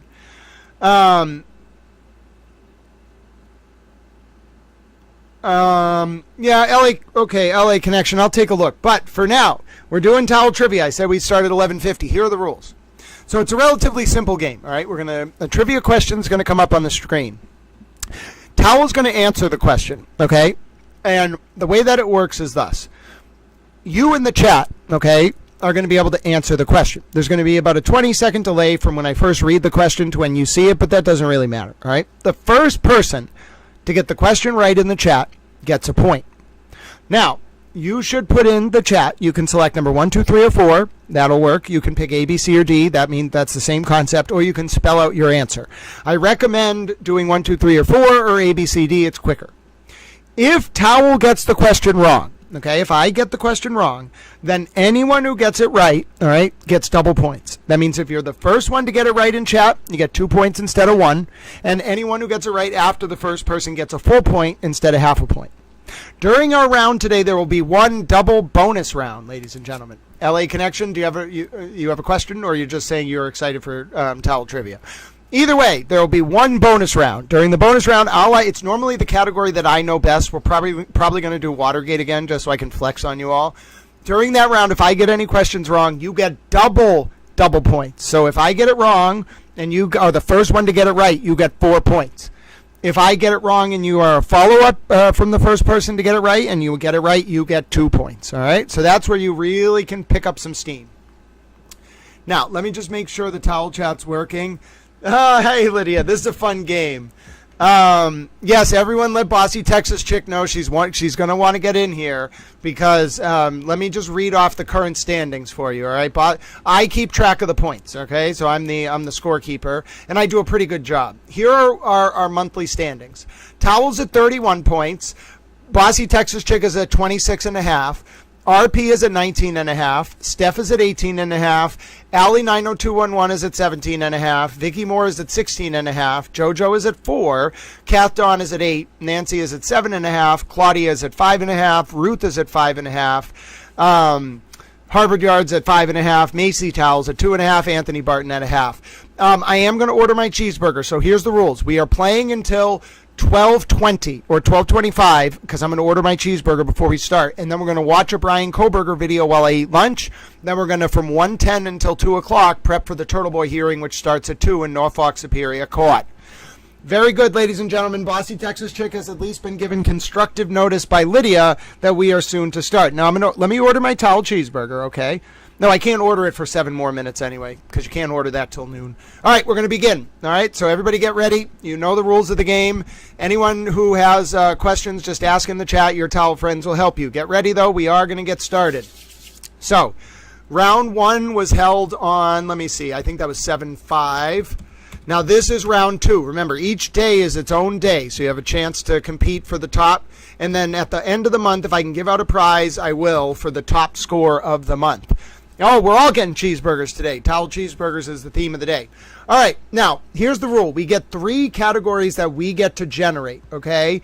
And then I think we're only allowed to do that 3 times. And then we can do the other categories, although we did some of them yesterday. We can do those as well. So the first category we're going to start off with is, let's see, cheeseburgers. All right, I think that's the perfect category to start off with. Cheeseburgers, okay. Okay, we're going to get 6 questions about cheeseburgers. Is everybody ready? When we start this, you have to be ready to go because you're going to pick up on how this game works very quickly, and when it starts, it goes very, very quick. All right? Here we go. The first question is, what is the primary ingredient in the bun of a cheeseburger? Flour, cheese, beef, or lettuce? Okay. I'm going to go with flour. All right, who's going to be the first one to get it? Towel has added a point to his score. Who's going to be the first one to get a point? This is a pretty easy question. I think a lot of people are going to pick up points. Lydia got the point. Sorry, Lydia just beat Steph out. Oh, that was a close one. So who else is picking up half points? This is going to be a lot. A lot of people are watching. DJ picks up a half point. Just Being Nosy picks up a half point. Nancy picks up a half point. Holy Ralph picks up a half point. LA Connection picks up half a point. Christina picks up half a point. Ruth Lang. Oh goodness, we're gonna need an actual scorekeeping system if we keep getting a lot of attention. Allie gets half a point. Heartstar gets half a point. And yeah, okay, there we go. All right, so we're gonna close this one off in the next 5 to 10 seconds. I'll accept some late answers because people get a delay on their stream. But so far, I think I got everyone. No one is a cheater. I think just every time someone accuses someone else of cheating. How about this? It's all in fun, but we don't have to accuse other people of cheating. It might be taken the wrong way, even though I think it's sarcastic. But either way, we're going to go to the next question, all right? Everybody ready? Everybody ready? Hi. No, Vicky. Well, let me see, Vicky. Did you miss the question? Yes, Vicky. I did not get an answer from you. That's true. All right. So, Vicky, if you're going to answer, you can pick up half a point by the question still on the screen. But we're going to move on to the next question. There's a delay. Yes, there's definitely a delay the farther you are from the U.S. East Coast. I definitely am going to tell you that. Hi, Jesse. All right. We're moving on to the next question, ladies and gentlemen. Let's go. The next question is, which type of meat is typically used in a cheeseburger patty? Fish, pork, chicken, or beef? That's the stupidest thing I've ever heard in my life, but I picked up another easy point. All right, everybody grab the easy point. The answer is, okay, Jesse, was that for the first question? Nope. That unfortunately is not right for either of the questions. Lydia picks up the first point. There you go. Hi, Ocean Sounds. I love your username. I'm going to add you as a mod, and then I have to go back to adding up points because I think everybody is going to pick up half a point here. All right, so literally, Monica's on the list. Let me just see the people who are not on the list. And then Jesse D, half a point, and then I'm just going to add half a point to everybody else. Okay, so that brings Steph up to 1. That brings DJ up to 1. Just Being Nosy up to 1. Nancy up to 1. Holy Ralph up to 1. LA Connection up to 1. Christina Towel up to 1. Ruth Lang up to 1. Allie up to 1. Heartstar up to 1. Monica is at a half, and Jesse D is at a half. Yeah, that was too easy. Don't worry, they're going to get, and Just Being Nosy's up to 1. They're going to get harder. Don't worry, they get much harder. Which country is credited with popularizing cheeseburgers in the 1920s? The U.S., France, Italy, or Germany? I'm pretty sure it's the U.S. Yep. It gets popular in other countries after that, but it's the U.S. Lake Street Ave, that hearing starts at 2 o'clock. 2 p.m. Eastern. Lydia, it is not Germany. That is a good guess, but it's actually the U.S. It just became popular in after that. LA Connection grabs the full point. Ruth Lang grabs half a point. Great job, Ruth. Who else? Nancy from the 508 grabs half a point. Christina Towel grabs half a point. Monica grabs half a point. DJ grabs half a point. Just Being Nosy grabs half a point, and Allie Towel grabs half a point. Remove commercials. Vicky, they're not cheating if a commercial runs. They don't control the commercials. I cannot control when the commercials run. Literally, it doesn't give me an option. It does it differently for everyone. All I do is set them to like low to moderate or something. I could set it to high, but then then it would be ridiculous. All right, let's go. Next question. Who's Reggie? That's all right, Heartstar. We'll try to find a vegetarian category at some point. Next question. Is it going to get harder? What is the name of the restaurant chain that claims to have sold the first cheeseburger? The Right Spot, McDonald's, Burger King, Wendy's. I think it's McDonald's. Oh, that's a tough. All right, 2 points up here. Who's going to get the right answer, ladies and gentlemen? You have to be the first one to get it right. It is not McDonald's. Nope. You get double points if you get it right. Ooh, nope, nope, nope, nope, nope, nope, nope, nope, nope, nope, nope, nope, nope, nope, nope. Nobody got it right. Nope, nope, nope, nope, nope. White Castle is not on the list, but I appreciate your spunk, Harvard Yard. Literally no, but Monica Nelling grabs the points. There you go, Monica, and you get 2 points for that, so you jump up to the lead. That was a hard one, folks. That was really hard. I've never heard of it either. I thought it was McDonald's, but nope. Sorry, Allie. I've heard of Rite Aid as well. Oh, hello, got a secret. Great guess. Nope, it is not Burger King. Harvard Yard likes to guess things that are not on the list. You'll find this often. She gets them all wrong because they have to be on the list for her to get it right, but I think she just has fun. All right, next question, ladies and gentlemen. Oh, Ocean Sounds. That makes sense. I would love to try White Castle. I think I've never tried an actual White Castle, but I saw one in the Bronx one time. Next question. What city is home to the restaurant that claims to have invented the cheeseburger in 26? Chicago, New York, Pasadena, L.A. It's either L.A. or Chicago, but it could be Pasadena. It's definitely like a oh, that's really hard. I want to say it's a California thing, but it could be Chicago. All right, I'm going to go L.A. Oh, I should have gone with Pasadena. Nope, it's not Chicago. No, that was a really 2 points up at stake again here. Nope. It's Pasadena. Holy Ralph and Male Empire gets the 2 points. Great job. Holy Ralph and Male Empire jumps up to first place. Holy Ralph, great job, friend. You, Monica, and I are tied with 3 points each. Where, Vicky? Vicky Moore, where did you say 3? Wait. Vicky Moore, was that your answer for the question before or this question? That was the last question. This is the next question. There's no way you could have even answered that question because when you typed 3, I hadn't read the next question.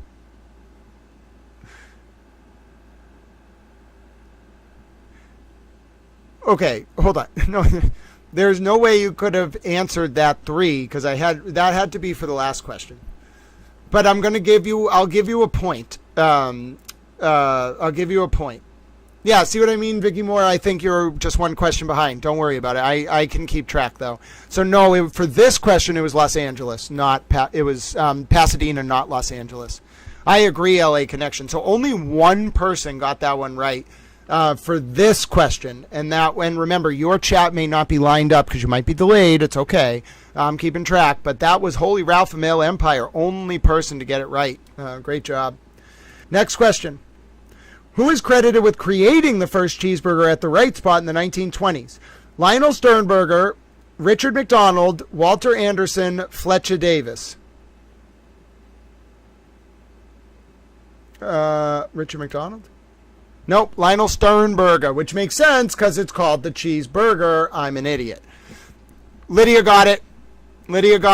Lydia is now in the lead with 4 points, ladies and gentlemen. No, wait, that's wrong. Sorry, Lydia. Yeah, Lydia, you guessed 2. No, hold on. Lydia didn't get it. Lydia got it. Just being nosy guessed 4. All right, Lydia got it right. It is number 1. Lydia got it right. Let's see who else gets it right. Vicky Moore gets a point because I got this one wrong. So where's Vicky? Vicky gets a point. And then Christina Towell gets a point. All right, and then who else selected number 1? Allie Towell gets a point. All right, now let's see. Anybody else select number 1? DJ picks up a point. All right, for the first time, Towell is not in the lead, ladies and gentlemen. Wow, look at this. We got some fierce competition going on here. All right, so let me read off the scores. Yes, Vicky, your answers are there, but you didn't get those questions right. I was monitoring because you're a little delayed. You got those wrong, but I monitored. Yep. So here's what I have for a score so far. But Vicky, you did get 1 right. I gave you a point.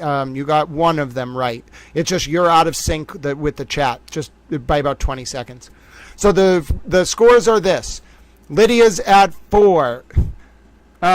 You did get a point for that, Vicky. You did get a point for that. I gave you a point for that. Lydia is at 4. Towel's at 3. Monica's at 3. Holy Ralph is at 3.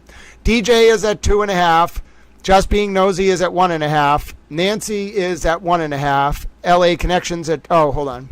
Those 2, I read those out of order. Hold on. There's a lot of people at 2.5. Christina Towell's at 2.5 with DJ. Ruth Lang is at 2.5. Allie Towell's at 2.5. LA Connections at 2. Just Being Nosy is at 1.5. Nancy's at 1.5. Steph is at 1. Heartstar's at 1. Vicky's at 1. Jesse D's at 0.5. Yes, no, I tracked all your answers, but just to remind you, Vicky, you are about 20 seconds behind. So your answers are coming in 20 seconds after the question, and then we're on to the next question. But I'm monitoring because I can tell what your answers are. So. All right, we're going to our next category. All right, let's see. Which one are we going to go to next? How about, Should we do Scotland? I feel like that would be a fun. What about crowded places? All right, how about the daily challenge? Let's do that. All right, here we go. Get ready. Not yet. What animated series about Stan, Kyle, Cartman, and Kenny spawned a video game subtitled The Stick of Truth? King of the Hill, The Simpsons, Family Guy, South Park. That's what Towley's named after. Yes, just being nosy, they definitely are. Dewdrops were playing till 12:25 p.m., so 5 p.m. your time. Lydia grabs the point. Lydia grabs the point along with Towel. Lydia is just gonna make Towel's life a living hell all day. So everyone else is gonna. All right. So LA Connection. All right. So hold on. Everyone. LA Connection, just being nosy, and Steph. All right. So LA Connection, just being nosy, and Steph. All right. So that's 3. That's 2. All right. And then Steph got it as well. So that's 1.5. And then who else? And then the answer is 4. So who else? Who else picked 4? Ruth Lang, Heartstar, Monica Nelling. So we're going to bump Ruth up. Heartstar got it right as well. That bumps Heartstar up to 1.5. And then who else got 4? The Sunken Grave. Hello, my friend. Sunken Grave picks up 0.5 point. Oh, who else grabbed? Allie90211 grabbed a 0.5 point there. Allie always knows how to pick up the points, whereas Allie90211 jumping up to 3. All right. Anybody else pick 4? Nah, nobody else picked 4.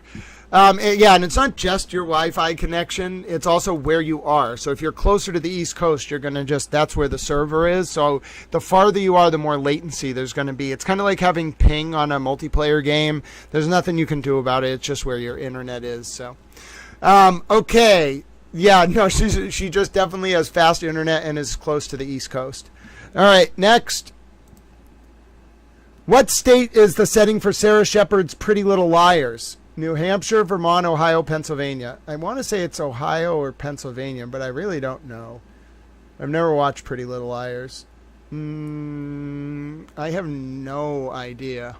This is a tough one. Let's see. 1, 2, 3. Wow, who's going to be able to pick this up? I have no idea. All right, I'm going to guess Ohio. No, it's Pennsylvania. All right. It's not number 1. It's not number 3. It's not number 2. It's not number 2. Who's going to get it? Who's going to pick up? No, it's not Vermont. It is Pennsylvania. Nobody got it. Nobody got it. Vicky, you didn't get the last one right, I don't think. Yep, nobody got this one. I'm very sorry. Nobody watches Pretty Little Liars, I guess. We'll see if anybody comes in with Pennsylvania. Anthony Barton grabs all 2 points, jumps up the leaderboard. And then Got a Secret picks up a point. And then Heartstar picks up a point. Great job. Sometimes you got to be tactical with your answers here, folks. Yeah, nobody watches Pretty Little Liars. All right. I've never heard of it either. Next question. I mean, I've heard of Pretty Little Liars. Which sport uses infrared blasters, has its own museum in Kentucky dedicated to preserving its multi-decade history?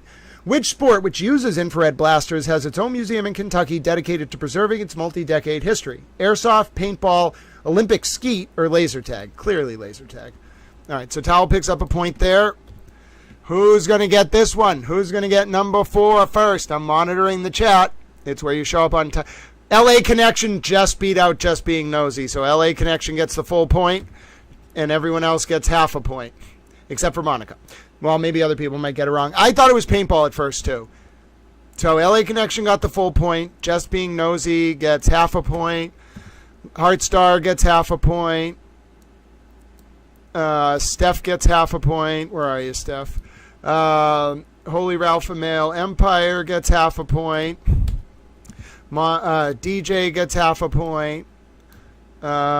Nancy from the 508 gets 0.5 point. Anthony Barton coming up strong gets 0.5 point. 2.5. Oh, no, that. All right. Where's Anthony Barton? 2.5. All right. Who else picked up? Sunken Grave picks up a half a point. All right, ladies and gentlemen. Oh, I know, Steph. I wish I could say how it does the sorting of the comments, and I just can't. So the only way I can do it, and the best way for me to do it, is to look at my screen. So, right, some people are like, but I have to travel from like the other side of the world, and I'm like, well, I wish I could do something about that. Here's what we're gonna do.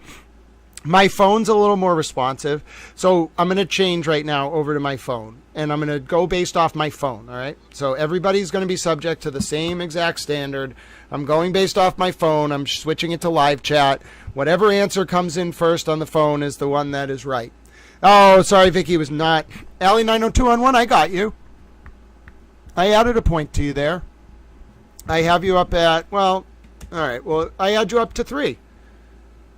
Someone was texting, so I missed that question. Well, thank goodness, Lydia. I needed to catch up to you there. So Towel got that one right, and so that moved Towel up to 5. All right, next question coming in. And now I'm over on my phone. Let's have... Yes? All right, Heartstar. The next category will be towels. I love the way you think. Bye, Christine. Oh, no. Hold on. We grabbed Vicky Moore's comment by accident. Sorry, Vicky, that was an accident. Just somebody make sure that... all right, Vicky's fine. Sorry, Vicky, someone went to grab Steph's comment. I know, Vicky, the answer was 4. Don't worry, Allie, you didn't actually hide Vicky. You just removed that one comment by accident. It's fine. But yes, sorry. No, don't worry about it, Vicky. The answer was 4. But we're getting ready, folks. We're going to the next question. And just in case, I'm going to give Allie a half a point because I might have missed her answer. Don't ever say I'm not fair. I'm overly fair. Next question. Aside from true black, what is the only true color not naturally found in orchids? Green, orange, red, or blue? Okay, one of those: red, orange, yellow.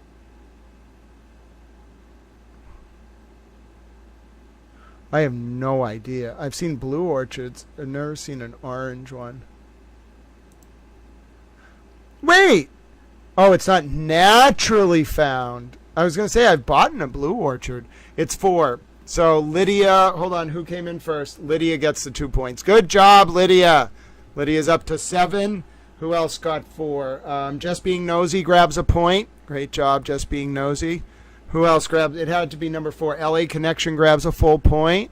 The LA Connection storming up the leaderboards. Second place with Towel now at 5. Lydia's in first with 5. Who else picked 4? Christina Towel grabs a full point. Where are you, Christina Towel? You're up to 3.5. Steph grabs a full point there. That's what you want to do. Got a secret, you can keep it. Grabs a full point. You want to grab points on these ones. Ruth Lang grabs a full point. Where are you, Ruth? All right. Who else we got here? Who said blue? Allie 90211 said blue. Allie grabs a full point to 4.5. Allie's charged up there into third place. Yeah, this is a tough one. This is a tough subject. Science and nature, I think, is what we're doing. It's like a daily challenge. Next one. All right. Yeah, it's a true color. Here we go. What film told the true story of disabled Vietnam War veteran Ron Kovic, who became a fierce anti-war and pro-human rights activist? Full Metal Jacket, The Deer Hunter, Born on the 4th of July, or Platoon? I would guess it's Born on the 4th of July. Got it! No chance. You can't take points from me this time. Towel grabbed it. It is not number 4. Unless you were answering the last question, Harvard Yard, in which case you get a full point. All right, the answer is 3. Lydia got it, but it was too late, Lydia. Of course, well, you don't get double points, but of course Lydia picks up the full point. LA Connection also picks up half a point. Who else picked number 3? Cynthia. Great job, Cynthia. Cynthia picks up half a point. Who else? Ruth Lang picks up half a point. Towel got that one. Great job, Ruth. That brings you to 3.5. And then what do we got next? It was not Deer Hunter. Nope. Heartstar. Great job, dear friend. Heartstar grabs a half a point. And then Vicky Moore, which one did you get? No, do you mean, yes, you got the last one, Vicky. Yep. Okay, but you were like very delayed, Vicky, but I got your half a point for the last one. I got you. Actually, you got a full point for that because I got the last one wrong. You got it, Vicky. All right. No, Hard Star, you have to go with your final answer because then otherwise so you have to go with your final answer because in the past we've said no duplicate answers or no repeat. So if you put your answer in, that's your answer for that question. So make sure you think. All right. So we got one more. I think we got one more. This is a very tough daily challenge. So get ready, ladies and gentlemen. Get ready. We'll see if any other answers come in for this question. And remember, the answer here is 3, but some people are delayed. Yes, Vicky, Vicky, you answered the last question right. Vicky, you answered the last question right. You did not answer this question right. You didn't even answer this question. Yes, the answer was not 4 to this one. It was 3. So you said number 4 for the last one, which was right. But again, Vicky, don't worry about it. You are delayed, so I'm keeping track of your points. But you're not answering the same question as everyone else. You're like 30 seconds behind. So you answered number 4 for the last one and got a point. You did not answer this question because you probably haven't seen it yet. But there's nothing I can do. And we can't hold back everyone because you're 30 seconds behind. So just keep answering the questions as you see them and trust that I will keep track of your answers even though you're not answering the same question as everyone else. Yes, Anthony Barton. I know you're a little delayed, but you got that last one right. It was number 3. No, yes, Vicky Moore. The question before this was number 4. You got a point for that. You have not answered this question, and if you answered this one, number 4, you got it wrong because the answer is number 3. So, I don't know what to tell you. You just accept that I gave you the point for the last one. You're now going to lose the point if you're trying to say that you were answering 4 to this one because the answer is 3.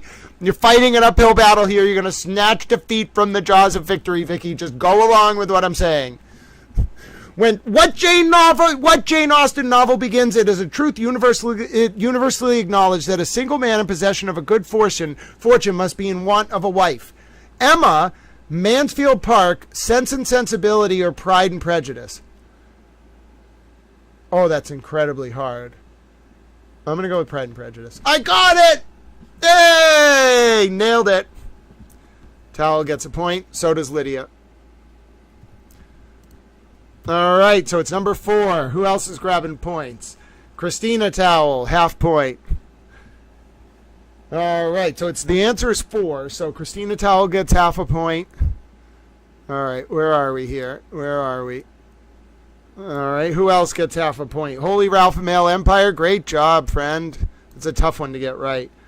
Steph grabbed it, good job, Steph, my dear friend. That's a tough one to get right. BG Gruff, great job, my friend. Coming in out of nowhere, grabbing the half point. Nancy from the 508. Nancy is erudite and well-read. I'm not surprised Nancy got that one right. Sorry, Nancy, that's what you get when you're very smart. Same with you, DJ. When you're smart, I just expect you to get Jane Austen questions right. There's nothing you can do about it. And the answer is not Sense and Sensibility. Vicky Moore, good job. You got this one right. Where's Vicky Moore? All right, Vicky Moore, added your half point there. It is not Mansfield Park, but that's a good. Anthony Barnes, you are not in North Korea, my friend. You are not in North Korea. I know. All right, this one you got right, Vicky Moore. I gave you half a point for this one. Yes, you did, Vicky Moore. You got this one right. It is indeed number 4. All right, so let me update our standings here. That was a flurry of towel activity. I got to update everyone in the standings. Hold on here. I said blue. All right. Vicky, you got that one right. I gave you a full point for that one. I know you got that one right. You already got your point. It was the next one you didn't answer, so you didn't get any points for that next one. But yes, for the Orchard one, you got your points, Vicky Moore. Don't worry. This one is not number 3. No, it is Pride and Prejudice. All right, Allie Towel, I'll add your half a point. Let's see. It is fun. It's a flurry of points, so I have to keep an eye on. Just let me know if you don't hear your name read out, because I literally read the points out as I'm adding the points, so you'll hear if I miss you. Let's see. So I'm just sorting people now. So give me a second. I got to sort you by points, and then I'll have the exact list. We got some pretty ferocious competition. So Allie, I think you might need to switch from writing out the name to 1, 2, 3, or 4, because I'm looking just for 1, 2, 3, 4, A, B, C, D. Vicky, you are showing on screen. You are 30 seconds behind everyone else. Okay, so it's not that you're not showing, you are very delayed. Yes, Vicky, you are showing Drew drops. Vicky, you are very delayed. You are seeing this way after everyone else. Your chat is not the same as everyone else's chat. You are delayed, but I'm keeping track of your score. I'll keep reiterating this, but don't worry. It's fine. Yes, Vicky, you are very delayed. Your chats are showing up. You are 30 seconds behind everyone else. Someone might want to tell Vicky this in chat. I don't know if she's just not listening, but I'm saying this over and over again. It's just you, Vicky, because you're far away from the East Coast of the United States. But it's fine. You're still getting points. So here's the score. No, yeah, she can try refreshing, but it won't matter just being nosy. She's just far away from the East Coast, so it's latency. And it could also be her internet connection. But here's the score after 2 rounds. Lydia 9, Towel 7, LA Connection 5.5, Allie 5, Christina 4, Holy Ralph Male Empire 4, DJ 3.5, Ruth Lang 3.5, Just Being Nosy 3.5, Anthony Barton 3.5, Steph 3.5, Heartstar 3.5, Monica 3, Nancy 2.5, Vicky 2.5, Got a Secret and You Can Keep It 2, Jesse 1.5, Sunken Grave 1, Harvard Yard 1, Cynthia 1/2, BGG Gruff 1/2. Yeah, Hoping Justice, we noticed that, but I think he's going... I think he's not just going to IA. I think he's... Why would you... You know what I'm saying? I think... Why would you get assigned to IA? Like, he's on the way out. I don't know why. I don't know what's going on, but, like, why would you ever get pulled from the Detective Bureau of the Norfolk County CPAC unit to IA? It's a very strange thing. But, yes, those were the scores. Harvard Yard... Yes, Allie, you can write the answer, but I'm just more likely to miss it if I don't see it in 1, 2, 3, 4 or A, B, C, D, because it looks like chat, and I can't. All right, Vicky, the answer to the last one was not 3, it was 4. So, if you answered 3, that was incorrect. So you don't get points if you're wrong, obviously, and I also want to just be clear. So I only give you points if you're right. All right, we're going to the next category. This is going to be the bonus category, all right? This is the category where you want to perform. If you get any of these right, when Towel gets it wrong, if you're the first person to get it right, if I get a question wrong, you get 4 points. If you're anyone else who gets it right, when I get one wrong, you get 2 points. Yeah, Steph, so you want to listen for your name, because if you don't hear me say the name, I might not add the point, all right? So like Allie was doing, especially if you're not answering A, B, C, D, or 1, 2, 3, 4, you want to listen for your name when I read off the points, or I might have missed your answer, all right? Now, obviously, we're not really competing for anything here other than prestige, but if you want your points accounted for, listen closely, and you don't get any points for wrong answers, all right? You get an A for effort, but no points for wrong answers. All right, you don't lose any points, but no points. All right, no Harvard Yard. And points are non-transferable. I love your spirit, but points are non-transferable. And you also, Harvard Yard wanted points for guessing answers that were not among the choices, and then she was technically arguing they were right.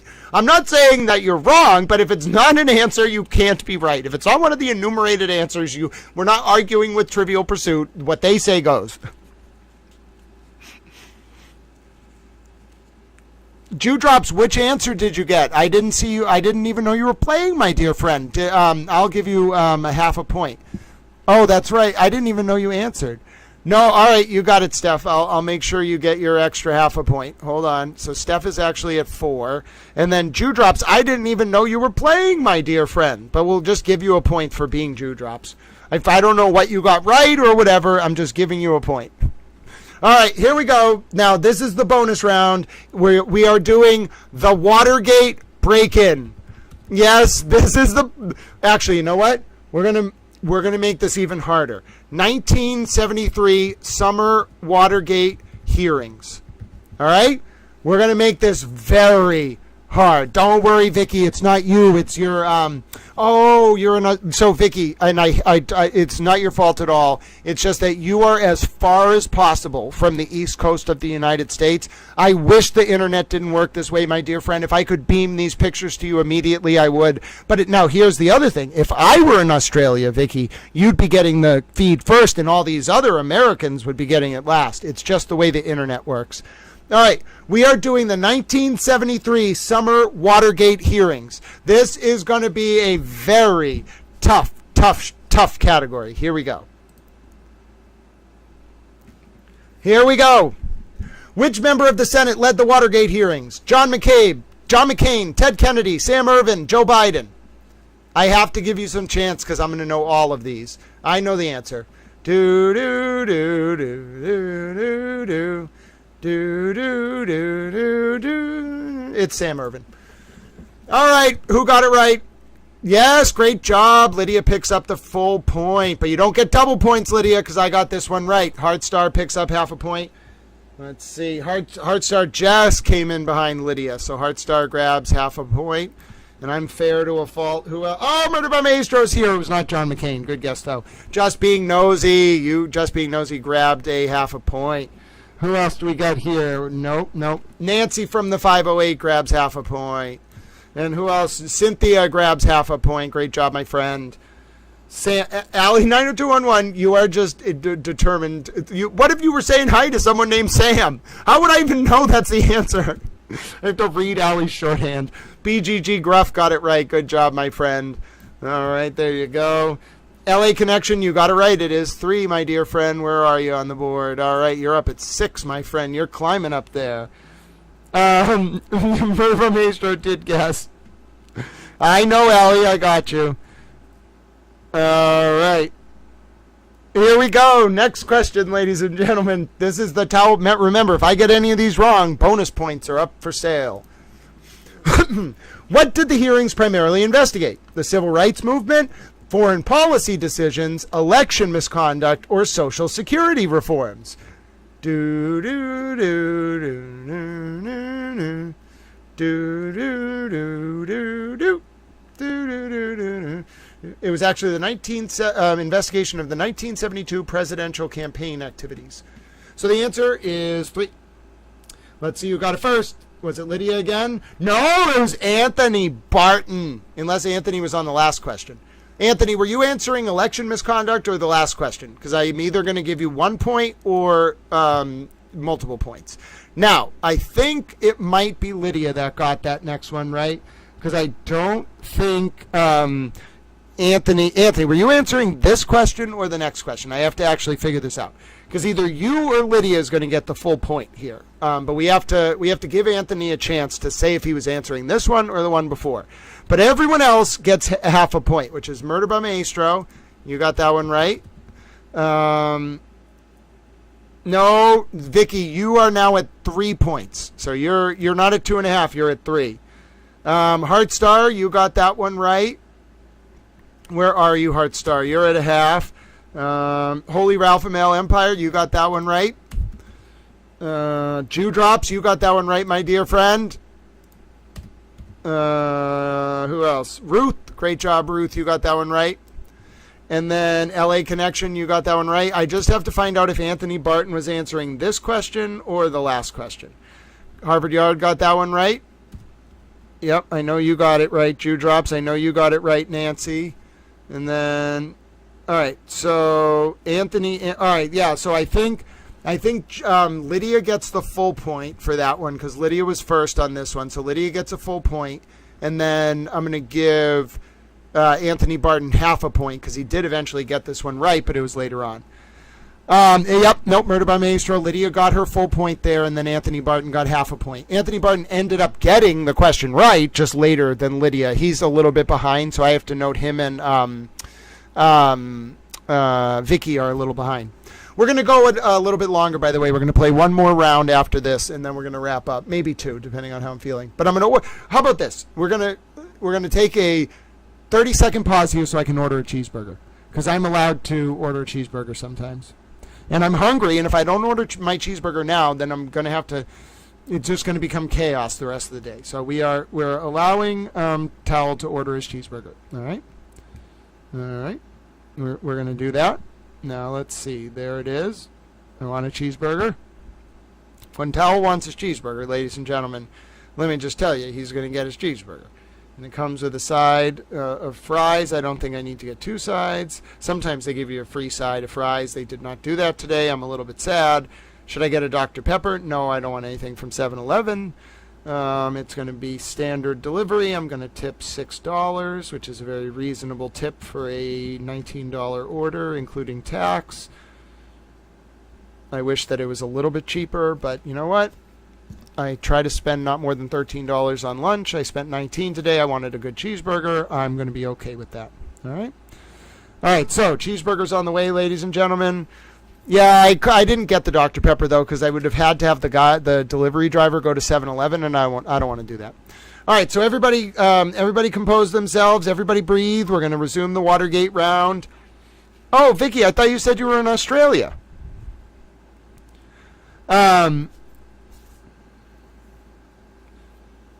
So, LS, LS, the reason we do it is it's an honor system, right? So you can only really get, like, the full point or double points if you're first. You can't really be first if the answer is already on screen. Everyone else, it's an honor system, all right? You get a half a point if you come in late. No Taco Bell. I got a cheeseburger. Towel cheeseburger, and then for later, when I need a pick-me-up, I have Towel Trail Mix, all right?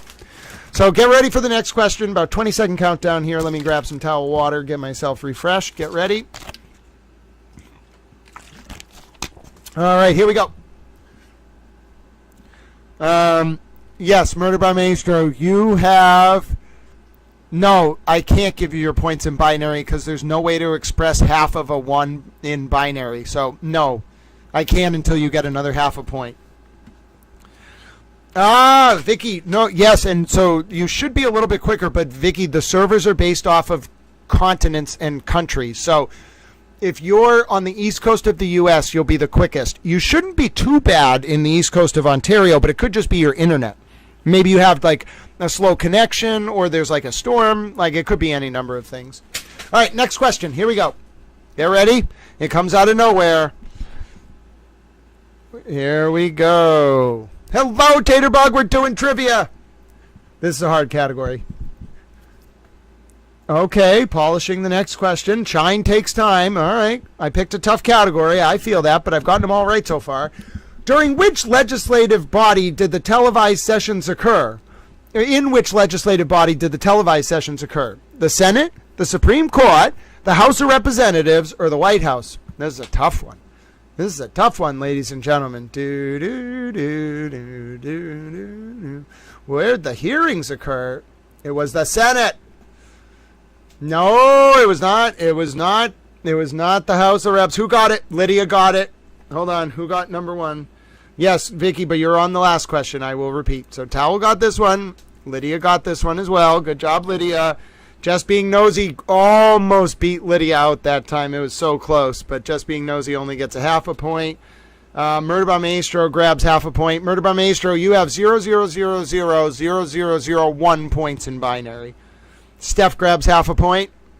Great job, Steph. That brings Steph up to 4.5. Lydia's got 12. Towel's got 10. Jew drops. It's not 4. I'm very sorry, my friend. DJ grabs half a point. Christina grabs half a point. Where are you, Christina Towel? You're on that list somewhere.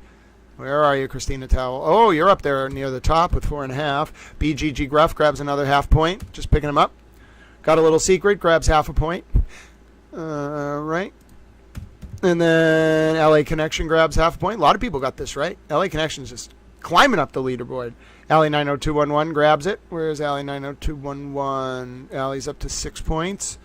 Kath Dawn, great to see you, my dear friend. How are you doing? Did you have a good ride home from work the other day? Anthony Barton grabs it as well, even though he's allegedly in North Korea, although I don't necessarily believe that. I think he's just saying that because he's really far away from the server.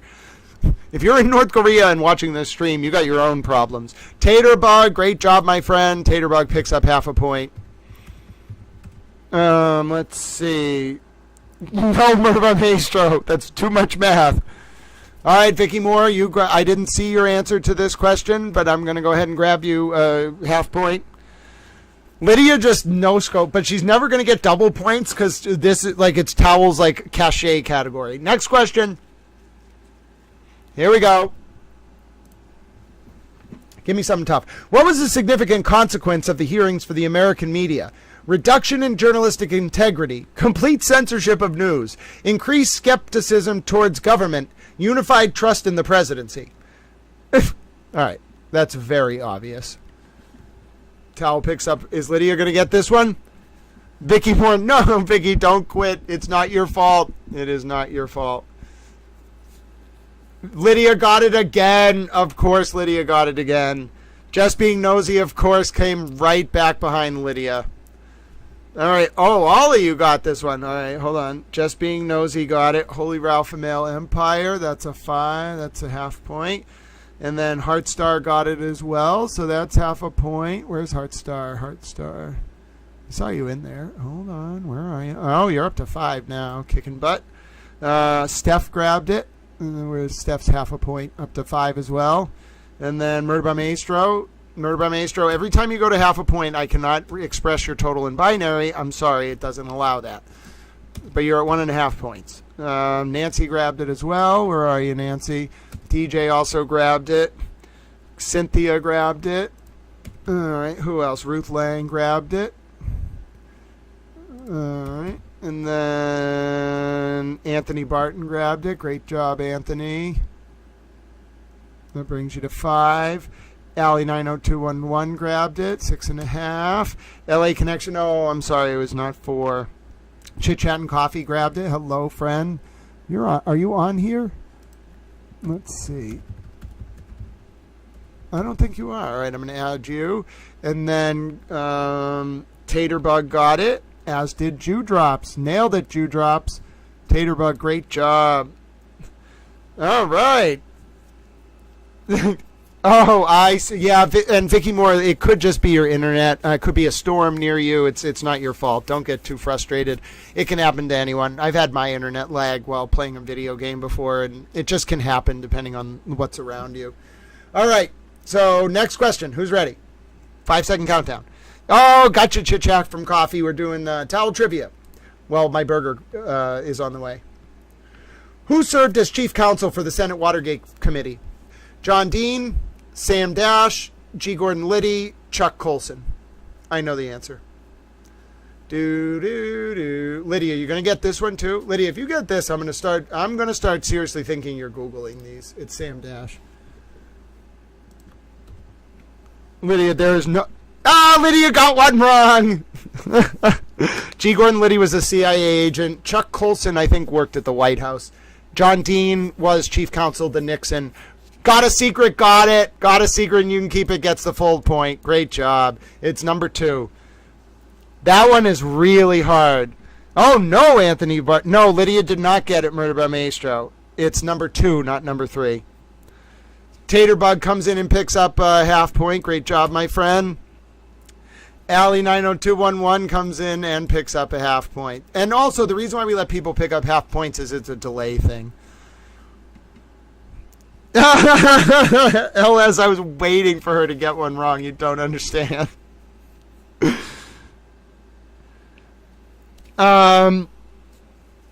What? Yeah, a lot of those. Senate number 1. Yes, Vicky, I got your points for that. Christina, what do you mean you got it first? Oh, wait a minute. Christina did get it first. Wait a minute. Hold on. Christina, sorry. Hold on. Christina Towell is right. I double-checked the record. Christina Towell got that one right first. So hold on. Where are you, Christina Towell? Christina Towell got that one right, and I'm very sorry. I have to deduct half a point from Got a Secret, You Can Keep It, because Got a Secret only got half a point there instead of 1 point. Otherwise, we are fine. Did anyone else answer number 2? No. It is really fun. Vicky, you might think you're in real time, but some of your comments are coming in late. So I don't know if it's you or the internet or whatever, but they're just coming in late. So I'm doing my best to correct. All right. It is Monday. It is Monday indeed. All right. Next question. Here we go. Which former White House aide revealed the existence of a secret taping system during the hearings? Oh, this is tough. H.R. Haldeman, Alexander Butterfield, Eagle Krogh, John Ehrlichman. Now, this man was a former CIA agent who I'm pretty sure was CIA and threw Nixon under the bus, and it is Alexander Butterfield. Towel grabs another one. Is Lydia going to get this right? No! The first one to get it right is Christina Towel again. Oh, ladies and gentlemen, Just Being Nosy comes right after, grabs half a point. Who else got number 2? Heartstar grabs half a point, ladies and gentlemen. Oh, Ruth Lang also grabs half a point. Where are you, Ruth? Ruth Lang grabs half a point, bringing her up to 5. Who else got number 2? It is not Ehrlichman. No, Julia T. It was Alexander Butterfield. Steph grabs half a point. And then who came after Steph? Taterbug grabs half a point. Anybody else coming in? I was the first pony in. You say that every time, Vicky Moore. Yes, okay, Vicky Moore, you got this one. You picked number 2 for this one, and you did get your points for this one. All right, where's Vicky? So Vicky's up to 4. Right. Now, listen. Oh, goodness, I got to reorder. Yes, Vicky Moore, you got points for this. I promise you got points for this. I did not miss your points. I'm paying very close attention. I got to reorder the list, though, because there's been a lot of movement here. Just Being Nosy charging up the list. I'm not revealing the final scores yet, though. We're doing one more round after this. We could stop now, and I could allow myself to win by virtue of tying Lydia, but I'm not going down that easy, ladies and gentlemen. No, I don't. I'm like Ted Williams. I don't go into the final game batting 3,996 and take a 400. Hell no. I go into that final round, and I say, I'm going to go 6 for 8 during the double hitter and raise my average to 406. You see what I'm saying? Lydia might think she's safe. No. I'm rising up the ranks, ladies and gentlemen. Took a while to it was the Watergate one that really, now it could have done me in if I got any wrong, but I got them all right. Now I got to reorder some of you down here because Dewdrops came charging up the rankings. All right, and so did Sunken Grave and Harvard Yard. So got to and Taterbug really charged up the rankings, ladies and gentlemen. Taterbug just came in and said, "I'm going to just jump up," and Taterbug rose to at least 5 or 6 positions. It's all relative, by the way. It's all relative. All right. Listen, Murder by Maestro, you don't understand. If I get one question wrong and someone gets that one right, they get 4 points. So yes, it's my specialist subject, but I have to get every question right, or I risk giving up big points. Allie, you're way more than average. You're a super towel. Well, don't let them laugh at you, Vicky. We are just trying to help fix your internet. We're going to send you powerful internet up there in Canada. The scores after round 2, ladies and gentlemen, gather round and you shall be told. Lydia, 13. Towel, 13. LA Connection, 7. Allie, 7. Christina, 6.5. Just Being Nosy, 5.5. Steph, 5.5. Heartstar, 5.5. Holy Ralph Male Empire, 5. Ruth Lang, 5. Anthony Barton, 5. DJ, 4.5. Vicky, 4. And you did get credit for your last answer, Vicky. Monica, 3. Nancy, 3.5. Monica, 3. Got a Secret You Can Keep It, 3. Dewdrops, 2. Taterbugs, 2. Harvard Yard, 1.5. Cynthia, 1.5. BGG Gruff, 1.5. MBM, 1.5. Sunken Grave, 1. Cat on 1/2. Chit Chat and Coffee, 1/2. Jesse, 1/2. Yes, ladies and gentlemen, this is... Hi, Francesca. Don't you worry about it. Part of it is a learning process. All right, so let's see. We're going to do one more round. Should we do one more? We can do one more bonus round. If we're going to make it really hard, what should we do? Let's see. What should we do? If you want another bonus round, it's going to have to be a category that's really up Towel's alley. All right, I got it. U.S. Supreme Court decisions. Okay, that's what we're doing. Ready? If I get any of these wrong, we're doing another bonus round. Famous U.S. Supreme Court decisions. All right, ready? Just Being Nosy, the exchange rate is 1-to-1. Unfortunately, either Maggie Thatcher or the guy who came after her, John Major, somebody devalued the pound, and unfortunately, you've lost your beneficial transaction rate. Here we go. Famous U.S. Supreme Court decisions. Who's ready for this one, ladies and gentlemen? Famous U.S. Supreme Court decisions. Ready your towels. It's a bonus category again. So if I get it wrong and you get it right, you either get 4 points if you're the first or 2 points if you're anyone else following the first person. If I get it right, you only get regular points. Ready, set, go. Which case addressed the legality of segregated schools? Brown v. Board, Roe v. Wade, Gideon v. Wainwright, Marbury v. Madison. Everyone should be getting this one. It's Brown v. Board of Education. The only question is who's going to pick up the points first. Who's going to come in with Brown v. Board, ladies and gentlemen? Oh, hold on. Towel went to an ad on his feed, so you all are going to have to wait a second. Who's going to come in? Lydia. The answer is number 1. So Lydia grabs the full point. Holy Ralph Male Empire came in close behind, but not quite as fast as Lydia. And then Nancy from the 508 also picks up a point. The answer is number 1. Where is it? Nancy from the 508. And then Christina Towell picks up half a point. And then LA Connection picks up half a point. Where are you, LA Connection, dear friend? Oh, you're up at the top. Chit Chat and Coffee picks up half a point. Francesca picks up half a point. Hello, Francesca, my dear friend. Welcome. And congratulations on picking up half a point.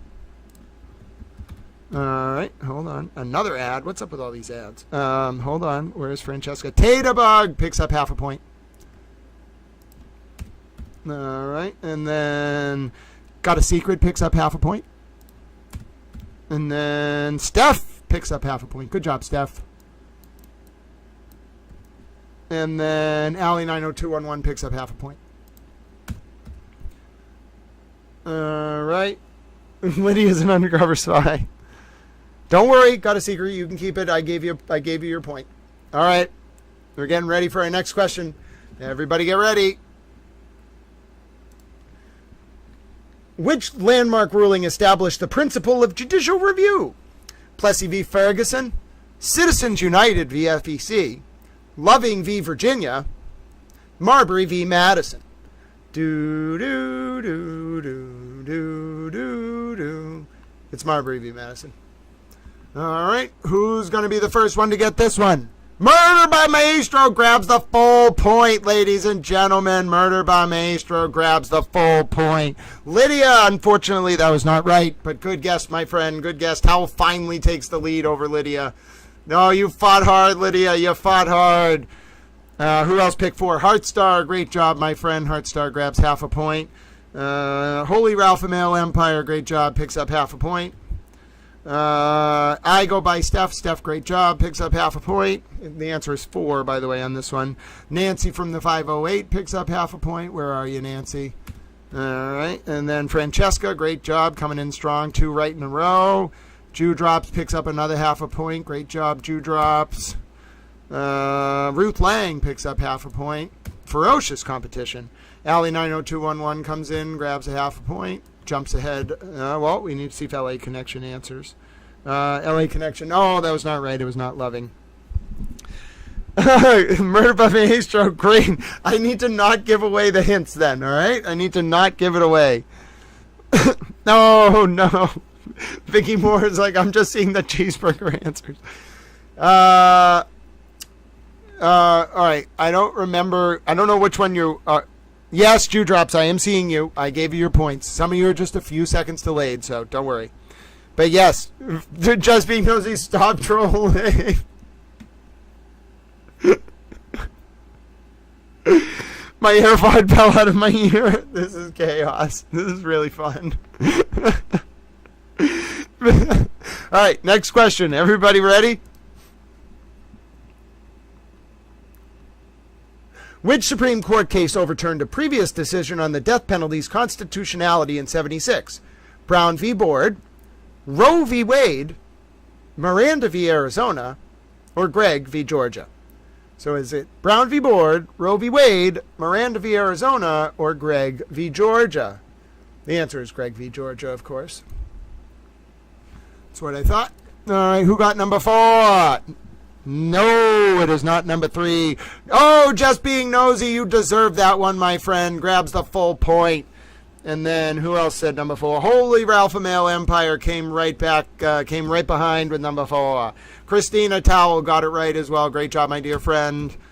Nancy from the 508. Nancy's just on a roll, ladies and gentlemen. Nancy just picks up points all the time. Who else we got here? Cynthia. Great job, Cynthia. Cynthia picks up a half a point. Who else we got? Taterbug. Great job, Taterbug. Taterbug knows his Supreme Court decisions. Anthony Barton does as well, my dear friend, coming in with the half point. Where are you? Anthony Barton picked up a huge double point victory right away. Yeah, that one was tough. And Allie 90211 picks up half a point as well. That was a tough one. Just Being Nosy is very proud. Very proud. All right, get ready for the next question, everybody. Get ready for the next question. Here we go, ladies and gentlemen. Which decision determined that flag burning is protected by the First Amendment?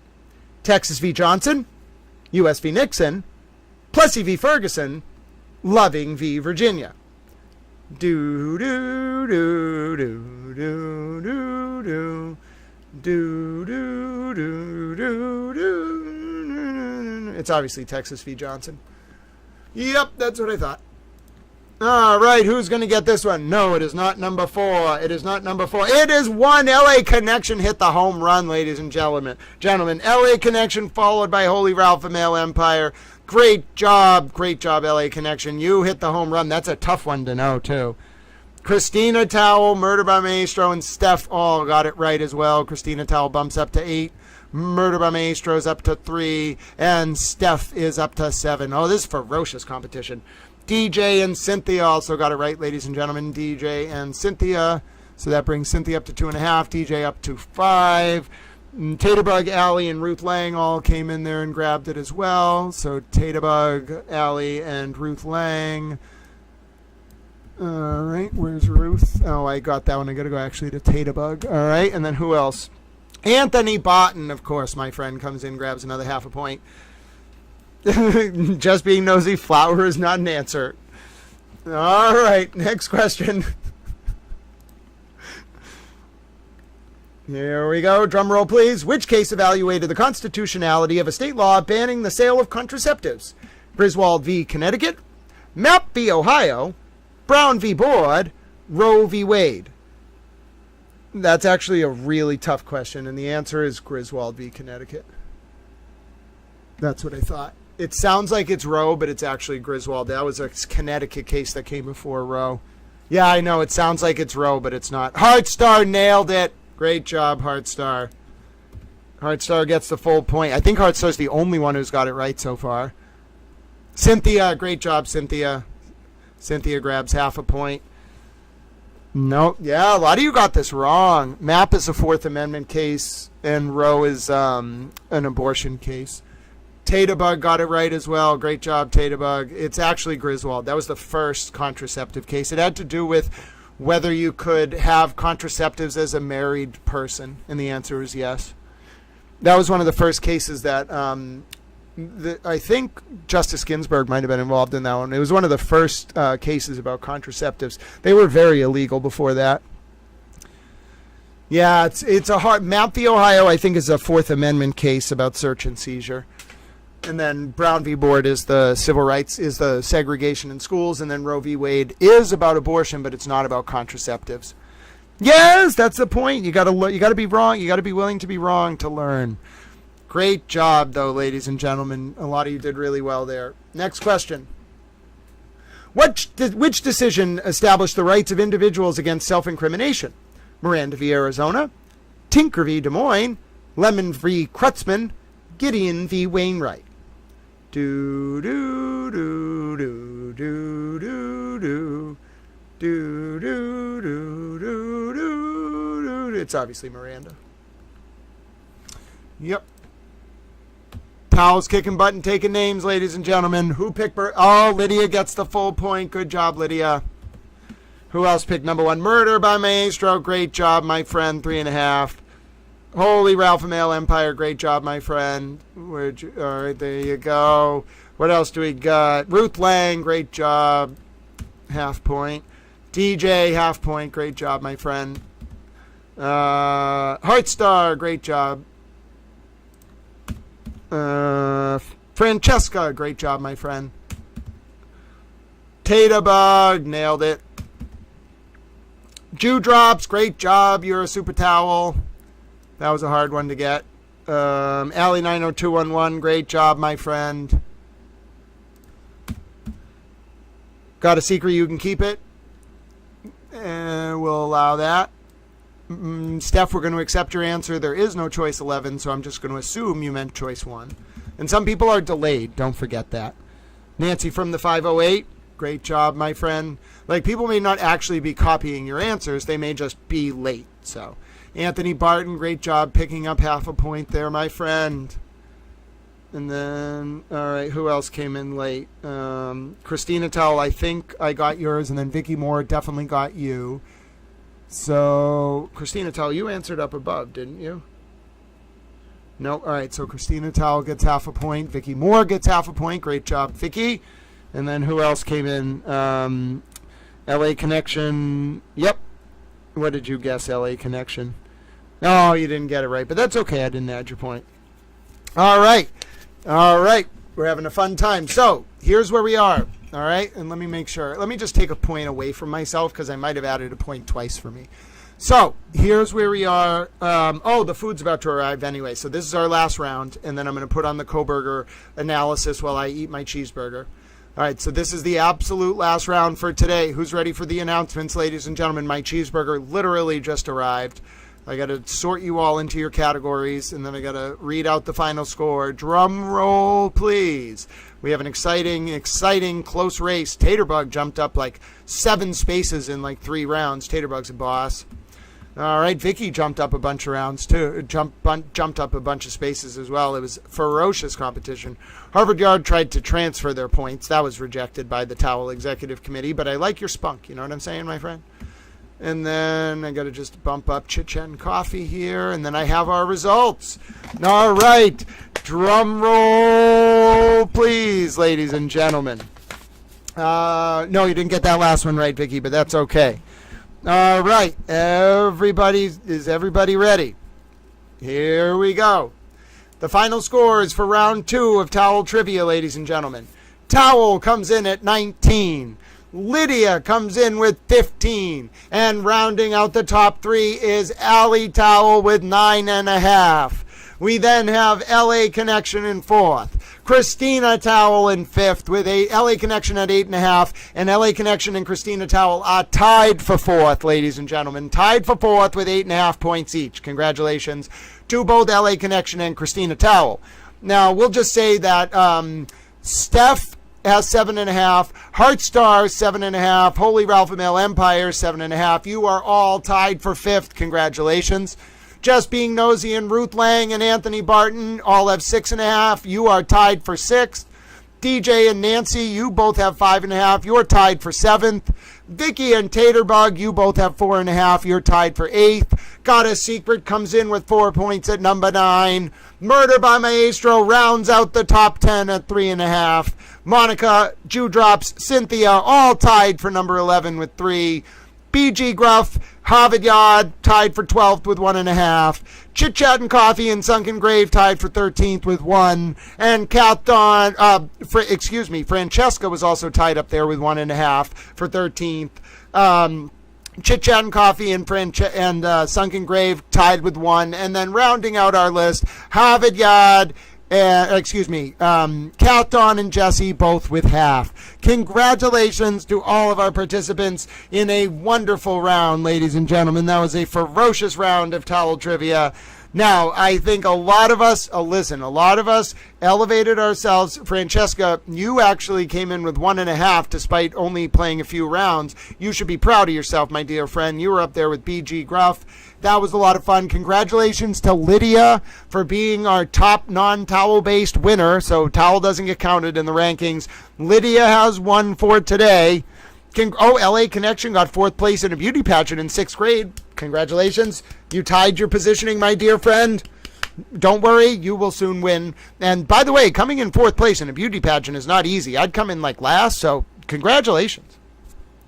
As Allie Towel says, you have to lose to know how to win. So again, ladies and gentlemen, this was round 2 of Towel Trivia. Congratulations, you all are competing for an end of the month total, and it looks like I think Allie Towel and Steph Towel are really up there, because Allie Towel got 17.5 points last time, and Steph got 18.5, and Vicky Moore got 16.5. So Steph, Allie, and Vicky Moore on the monthly rankings, I'm pretty sure they're up at the top. Lydia, so Allie seems to have 27 points total for the month. Steph seems to have 26. And then LA Connection, didn't play the last round. Vicky Moore has 21. So Vicky Moore's way up there for the month. Cat Dawn has 8.5. Nancy Towel has 13. Ruth is now up to 13 or 12. Harvard Yard's at like 8. Anthony Barton's up to about 7. So the monthly rankings, it looks like Allie Towel is at the top, closely followed by Vicky Moore and Steph. And then Bossy Texas Chick is also up there with 26.5, even though she didn't play today. I want to see Bossy Texas Chick and Lydia and Towel go up against each other. That would be an absolutely, Lydia is very smart. Bossy Texas Chick is very smart. Towel's all right, But anyway, that was our Towel Trivia, and I'm going to go get my cheeseburger, which means we're going to watch the Harvard Yard recommended analysis of Brian Koberger, which I think is excellent, and I'm so glad that Harvard Yard was kind enough to send this along. Let me find it for you right now, ladies and gentlemen. Where is it? Where is it? Where is it? Where is it? All right, hold on. Got it. All right, let's watch it. Who's excited? I'm excited. I'm going to go get my cheeseburger. You watch this. Allie 90211, you're basically at the top of the list for the month. You're fighting up there, because you got 18.5 points during our Saturday stream, so you're dominating. And yes, Lydia, it was a lot of fun. And Lydia, we are very much looking forward to having you back for future rounds. We're going to try to play. We'll try to play daily, depending on how my streaming schedule is. But know that at the end of the month, we will play every Saturday during Watch Along. But at the end of every month, I'll total everyone's points up. And if I can give away a free shirt to the person with the most points that's not me, I will do it. But I have to double check with Towel Editor Chris to make sure I'm allowed to do that. So we're going to listen to this podcast about Brian Koberger the first 40 minutes. I'm going to analyze some of it, and I'm going to eat my cheeseburger. I'll be right back.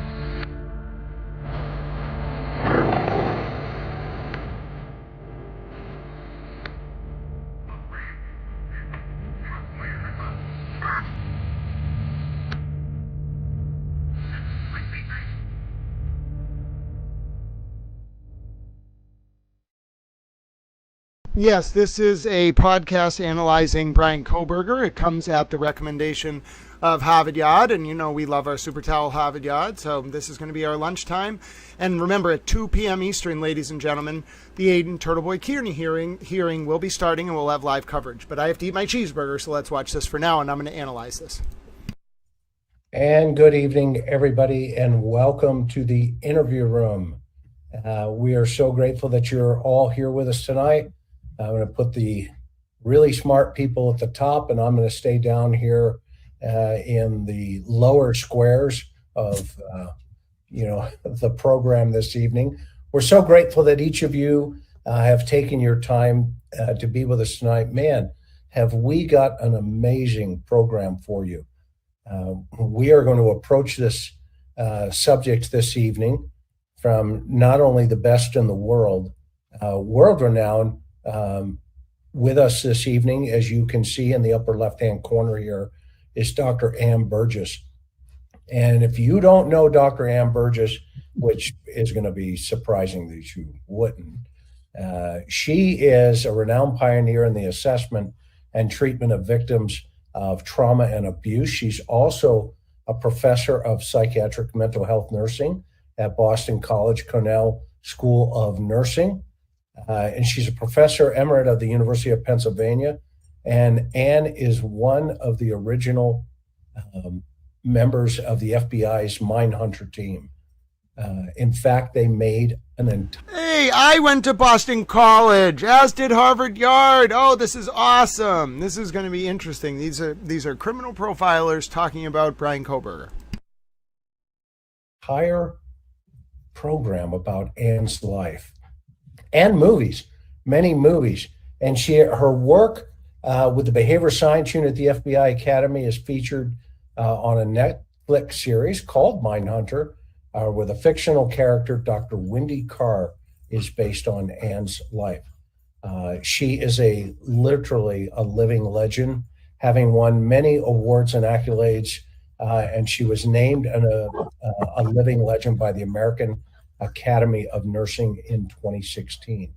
And if you have not gone and gotten her book, it is called A Killer by Design, Murderers, Mindhunters, and My Quest to Decipher the Criminal Mind. This is a must-read, everybody out there. It is a must-read. This book will blow your mind. And so you can get it on Amazon. It will be in the links below, of course, in our program. So without further ado, Dr. Burgess, thank you so much for carving out some time tonight. Thank you, Chris. Delighted to be here. She's got another one. She's got another one coming, right? Yes, you have another book coming. Yep, September, Expert Witness. Expert Witness, and that was your experience with? Court, testifying on these cases. Awesome. Amazing. Yeah, and I'm going to break down what these two above me here, myself, we're going to talk about this evening, but it wouldn't be appropriate unless I gave Dr. Gary Boccato a formal bio read here. He's a visiting scholar at Boston College, where he collaborates with Dr. Ann Burgess and Dr. Victor Petreka on forensic research. They have examined crimes such as murder, including serial killings, SA offenses, mutilation, dismemberment, and the insanity defenses. And you guys are also working on some research. I'm not going to tip my hat completely, but it deals with the missing and murdered Indigenous women, which is really exciting to hear, because I can only imagine what that's going to unveil. Dr. Boccato is currently a consultant on a grant-funded project with Ann and Victor, unless that has expired by now, but analyzing murders involving asphyxiation, strangulation, and other types of means. He studies how violent thoughts and actions emerge in psychotic versus non-psychotic persons. That's why he's a friend of mine, because he's been studying me for a couple of years at least. And I fall in the latter category for the record.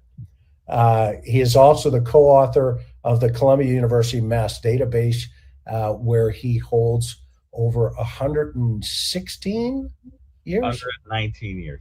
119 years of mass murder data. I mean, can you imagine? Go ahead, say it again. Koberger's in there. He's a mass murderer. Koberger's in there. Okay. And if you have not picked up his book, he's the co-author of The New Evil, Understanding the Emergence of Modern Violent Crime. And it was written also with Dr. Michael H. Stone, God bless his soul, who's since passed. But the two of them did this book together in collaboration. And this is also, if you have not gotten this, boom, pow, zoink, as they would say from Batman. This is also another must read, and it is sitting, the link is sitting down at the bottom. And I am honored to be a member of the Cold Case Foundation with each of these amazing human beings doing such good for the world. Okay, wow, we've got a dilemma here tonight, because I want to break down three personality types for our audience and allow them to participate as well by asking questions. Now that Brian Kohberger is no longer alleged, homicide suspect, he has actually admitted to killing all four of these college students. So I went back and I looked when we were all together with Greg Cooper and Dean and all of us, the three of us, when we all talked about his personality type, of the type of person we felt would have been that guy. And Gary, you laid out some things that not only came to be, prophetic in nature, but it was really quite fascinating.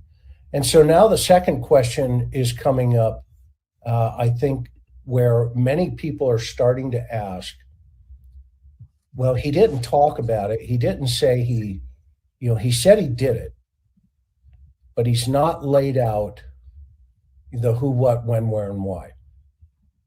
And so that's leaving this gap out there. We've got books coming out. We all know there are going to be books written about his life. There are going to be movies. There's a new movie coming out in Peacock at the end of the month, which I bet you is going to be fantastic. I know Patterson has a book coming out. I bet you that's going to be fantastic.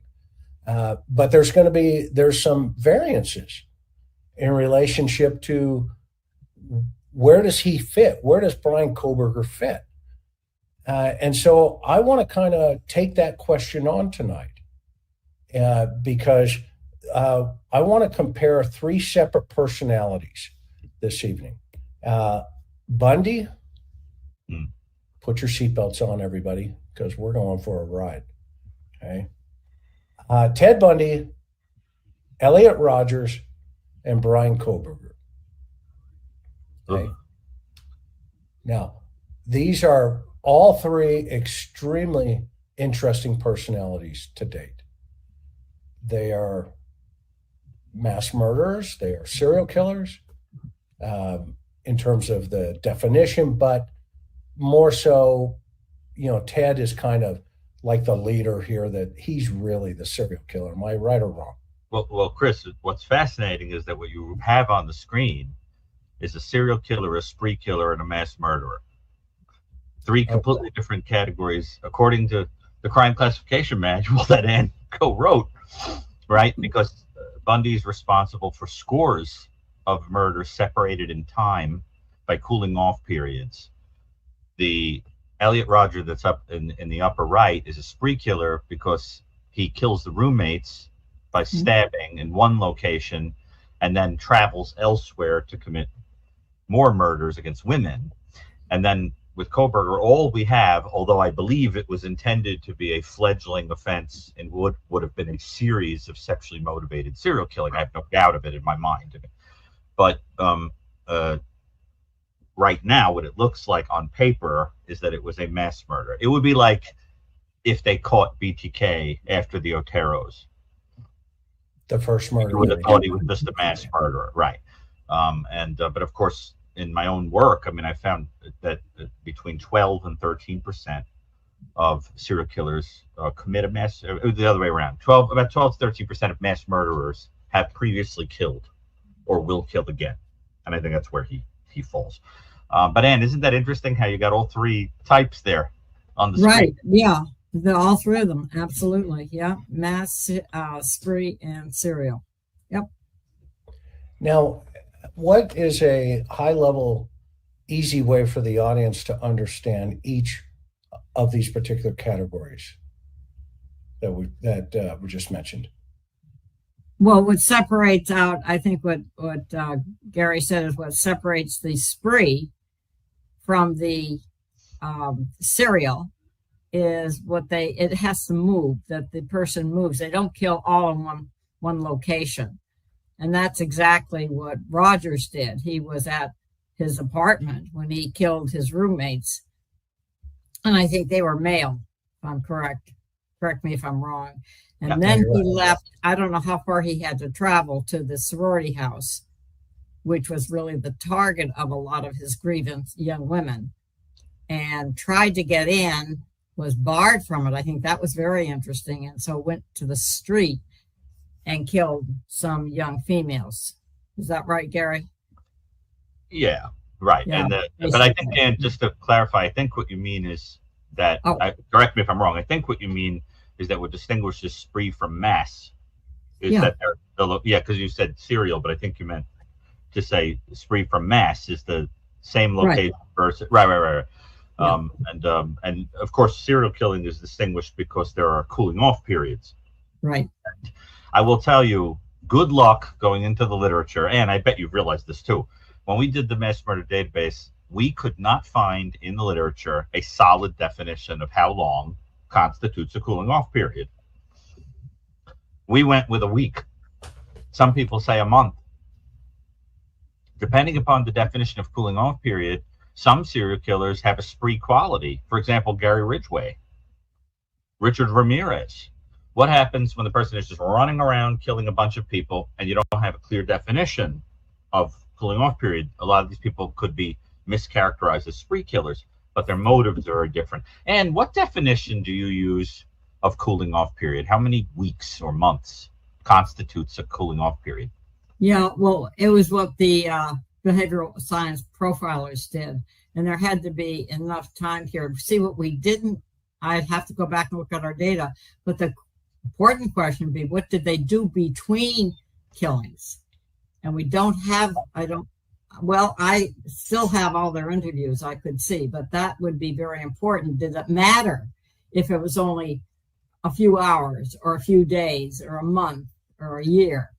What made the difference? My hunch would be as long as the fantasy kept quite, active, if you will. And then when it starts to wane, they have to go out and do something again, is my hunch. Yeah.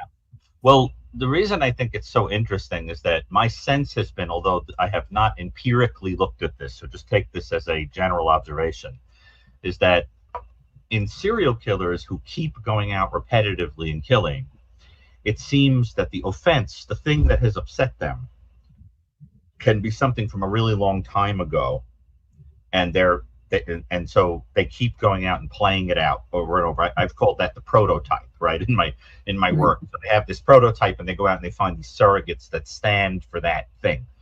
But with spree and mass murders, it's usually that something more proximal has happened. Like, I lost my romantic partner a week ago, I lost my job, I lost my school, and the person then goes out. And it's interesting that with the serial killers, it seems you have the long-standing issue, but then some proximal event becomes the thing that makes you act on that long-standing hurt. And that's very important because I think it helps distinguish the personalities of these people. The fascinating thing is that all three of them are variations on the theme of being furious at women for different reasons. And, so it's like you've got misogyny at the core, and all three of them, I believe, I've got to look at Rogers, but certainly pornography figured in also, certainly with Kohlberger and with Bundy. But that's another piece of this too. But I think, Ann, we would agree that some variation on the theme of being mad at females is present in all three of these guys. Right. But if you're looking at the time between killings, don't forget on Kohlberger, and this may go for the others, they didn't catch him for 6 weeks. So he's able to keep watching the newspaper, listening. He was in school. So there was a lot going on for discussing over this case. So but look at the Rogers, of course, suicided. So he planned. Hello, little towels. All right, I have obtained the Zoom feed for the Aiden TurtleBoy Kierney hearing.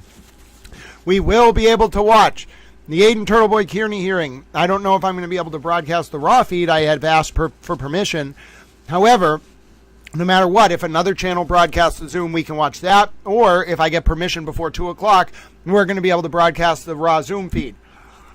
My name is Grant Smith-Ellis. If you're just tuning in, I have obtained access to the Aiden Kierney 2 p.m. hearing, ladies and gentlemen. I have obtained that access. I am also eating a cheeseburger. But that means we will be able to watch the 2 p.m. Eastern Aiden TurtleBoy Kierney hearing on this channel. Stay tuned. Stay with me, and I'll have an update for you shortly.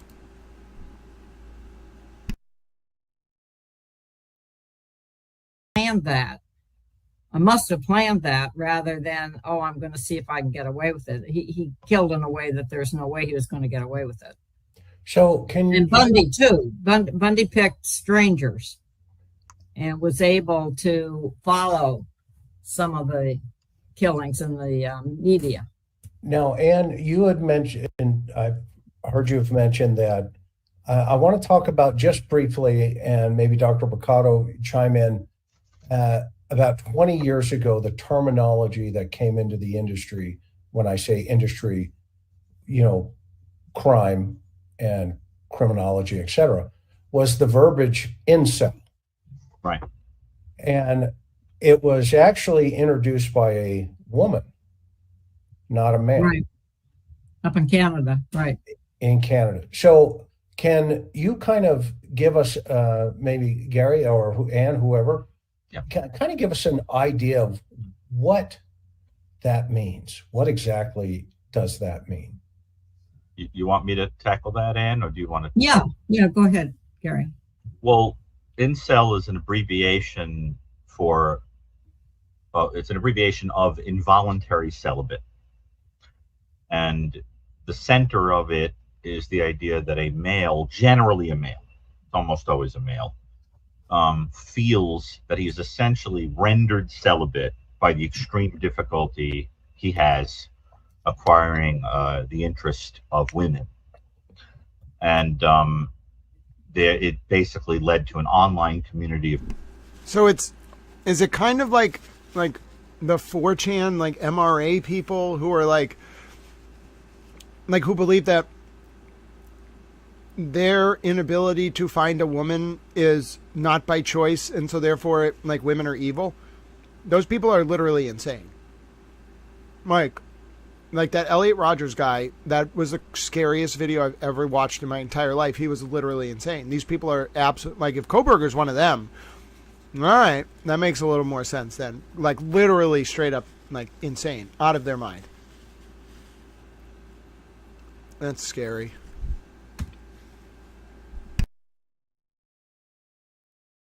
People complaining, joining forces to kind of kvetch about how upset they are about this.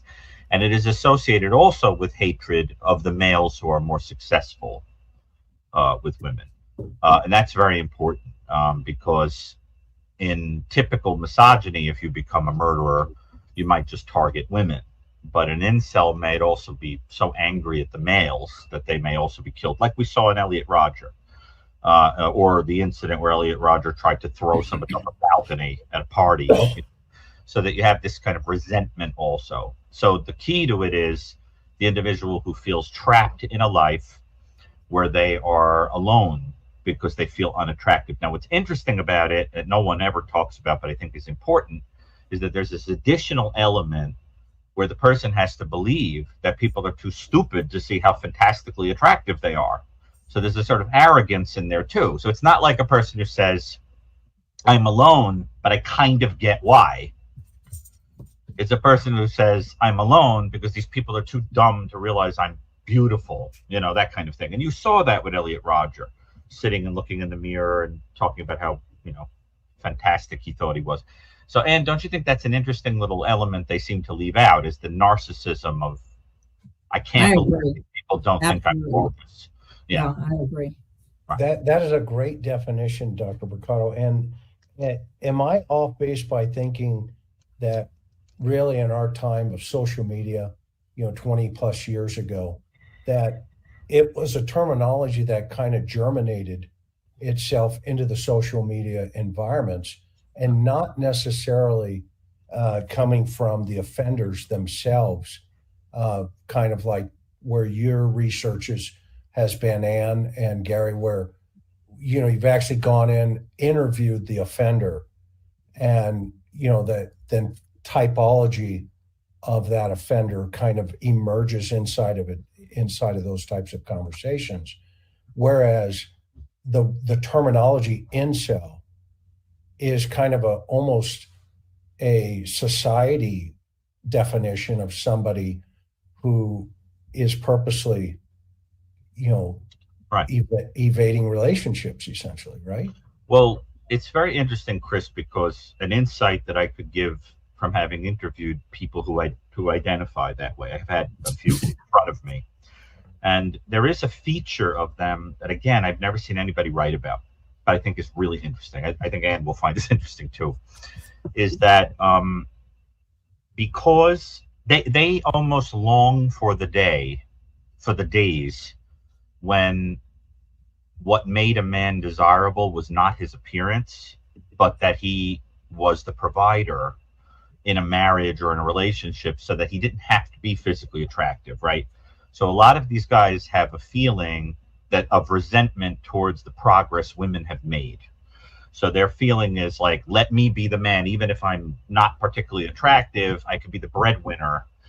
And that's very intriguing when, for example, we come to see incidents in the life of, let's say, Koberger, where we find out that he had a kind of resentment towards women who were in power or were educated or whatever, and attempted to know more than he did, and so forth. And I think we're going to see that for Koberger, the world was divided up into women who had, remember he told the date, the beautiful birthing hips, versus women that he saw as sexually objectifiable. And I think that's how he saw it, right? That you either had a use to the man and you were kind of an object to him that could be controlled or owned. Oh, all right. That makes oh my God, he was an MRA type. What a sick bastard. That makes his motives a little more clear. That's horrifying. And you were kind of an object to him that could be controlled or owned or dependent upon him, or you were essentially objectified and unworthy of life. And it is not unusual for that type of offender to have that idea that they resent the progress women have made. And you find out that a lot of them in secret hold a lot of ideas like we should all go back in a time machine to when women were in the kitchen, that kind of thing. And does that surprise you that the incels I've spoken to feel that way?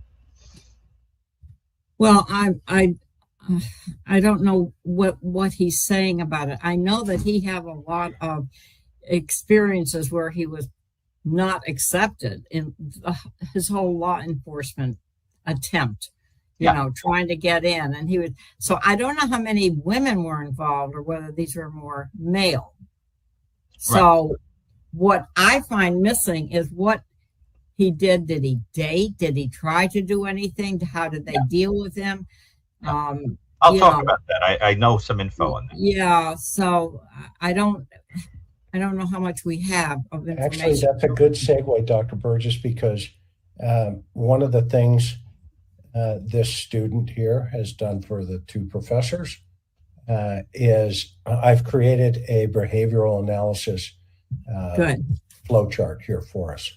And by the way, if you're just joining us, this is Dr. Ann Burgess, Dr. Gary Boccato. They're famous. So I'll just leave it at that. And the idea, we've got 3,100 people in here right now, and the crowd is growing, which is a great thing, because I think it's important for folks to understand the three personality types that did he, and because at the end, I want to answer the question. If he emulated somebody who was closer to him in terms of personality style, who was he, enamored with, et cetera. So the first thing I did here, and I broke it up into, subcategories. The first one is academic interest in criminology. And what we're going to do is I'm going to just read these definitions, and then we're going to, the next one, the next slide that I have, which is this slide, is I'm going to give his profile and then et cetera right into Roger. So, and stop me at any time to really highlight some of these principles here. Academic interest, he showed a particular fascination with Ted Bundy, searching him online and reportedly emulating his appearance, i.e. wearing a black hoodie like Bundy in a video. Photos on his phone and digital footprints appear to be obsessed with Bundy. Crime execution. Kroberger entered a student's house at night, killed 4 victims with a knife, and left a DNA-laden sheet, suggesting boldness but potentially carelessness. His phone connected to a nearby cell tower 23 times over 4 months, at least, always after sunset, indicating premeditation and reconnaissance. Social behavior. Described as socially awkward, intense, and off-putting, Koberger made others uncomfortable, i.e. persistently questioning of social events, at social events, clashing with peers, etc., the dates for the birthing hip concept, etc. He reportedly tried to charm women, but lacked genuine social finesse. Psychological traits. Koberger may be a potentially psychopath, citing his lack of empathy and emotionless courtroom demeanor. A thumbs-up selfie taken hours after the murder suggests detachment and grandiosity. His defense mentioned possible autism. However, that thought was contested as a sympathy potential tactic. Online and post-criminal behavior. Koberger searched for Bundy and non-consensual essay materials, i.e. forced, drugged, etc. And that was really bad. Whoa! He what? This Murder by Maestro, maybe you were right that this man was just literally a freaking psychopath. He searched for what? Non-consensual? What does that mean? Why? Who allows this to exist on the internet? Okay, first of all, there shouldn't be any sites that accept a search for the term non-consensual anything. Oh my God. That's disturbing. No wonder why all right, you were right, Murder by Maestro. Thank you for this, Harvard Yard. What a freak. Online and post-criminal behavior. Koberger searched for Bundy and non-consensual essay materials, i.e. forced, drugged, etc. And that was really bad stuff. We know that. Well, Chris, there was women who were asleep, and this is very important because for necrophiles, of which Bundy was, it's interesting that one of the ways they sort of get around that they can't find that material is they look for P, and we won't use the word, right, where the women are asleep. As a matter of fact, one of the women who dated Bundy has said that in the bedroom, he would have her pretend to be dead, right? And she would basically pretend she was asleep or that her eyes were, but with the eyes open. And that was arousing to him. So I think that it's all about control and domination of a person who's sort of like a marionette, right? But I think it's extremely important. I mean, Ann, I don't know if you'd agree that I think. Okay, but before you go too deep there, I only have one more paragraph. Oh, okay, all right. And then I want you to come back to that. Yeah. I'm just going to say, go, and the rabbit's going to be loose, and the horses are off. Okay.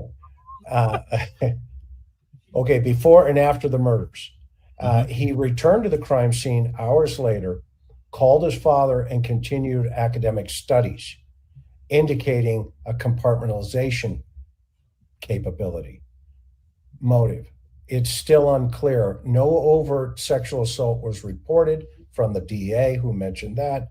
However, an undertone showed and suggested a possible power-driven or thrill-seeking motive with sexual inadequacies potentially at play. Okay. Agreed. And go.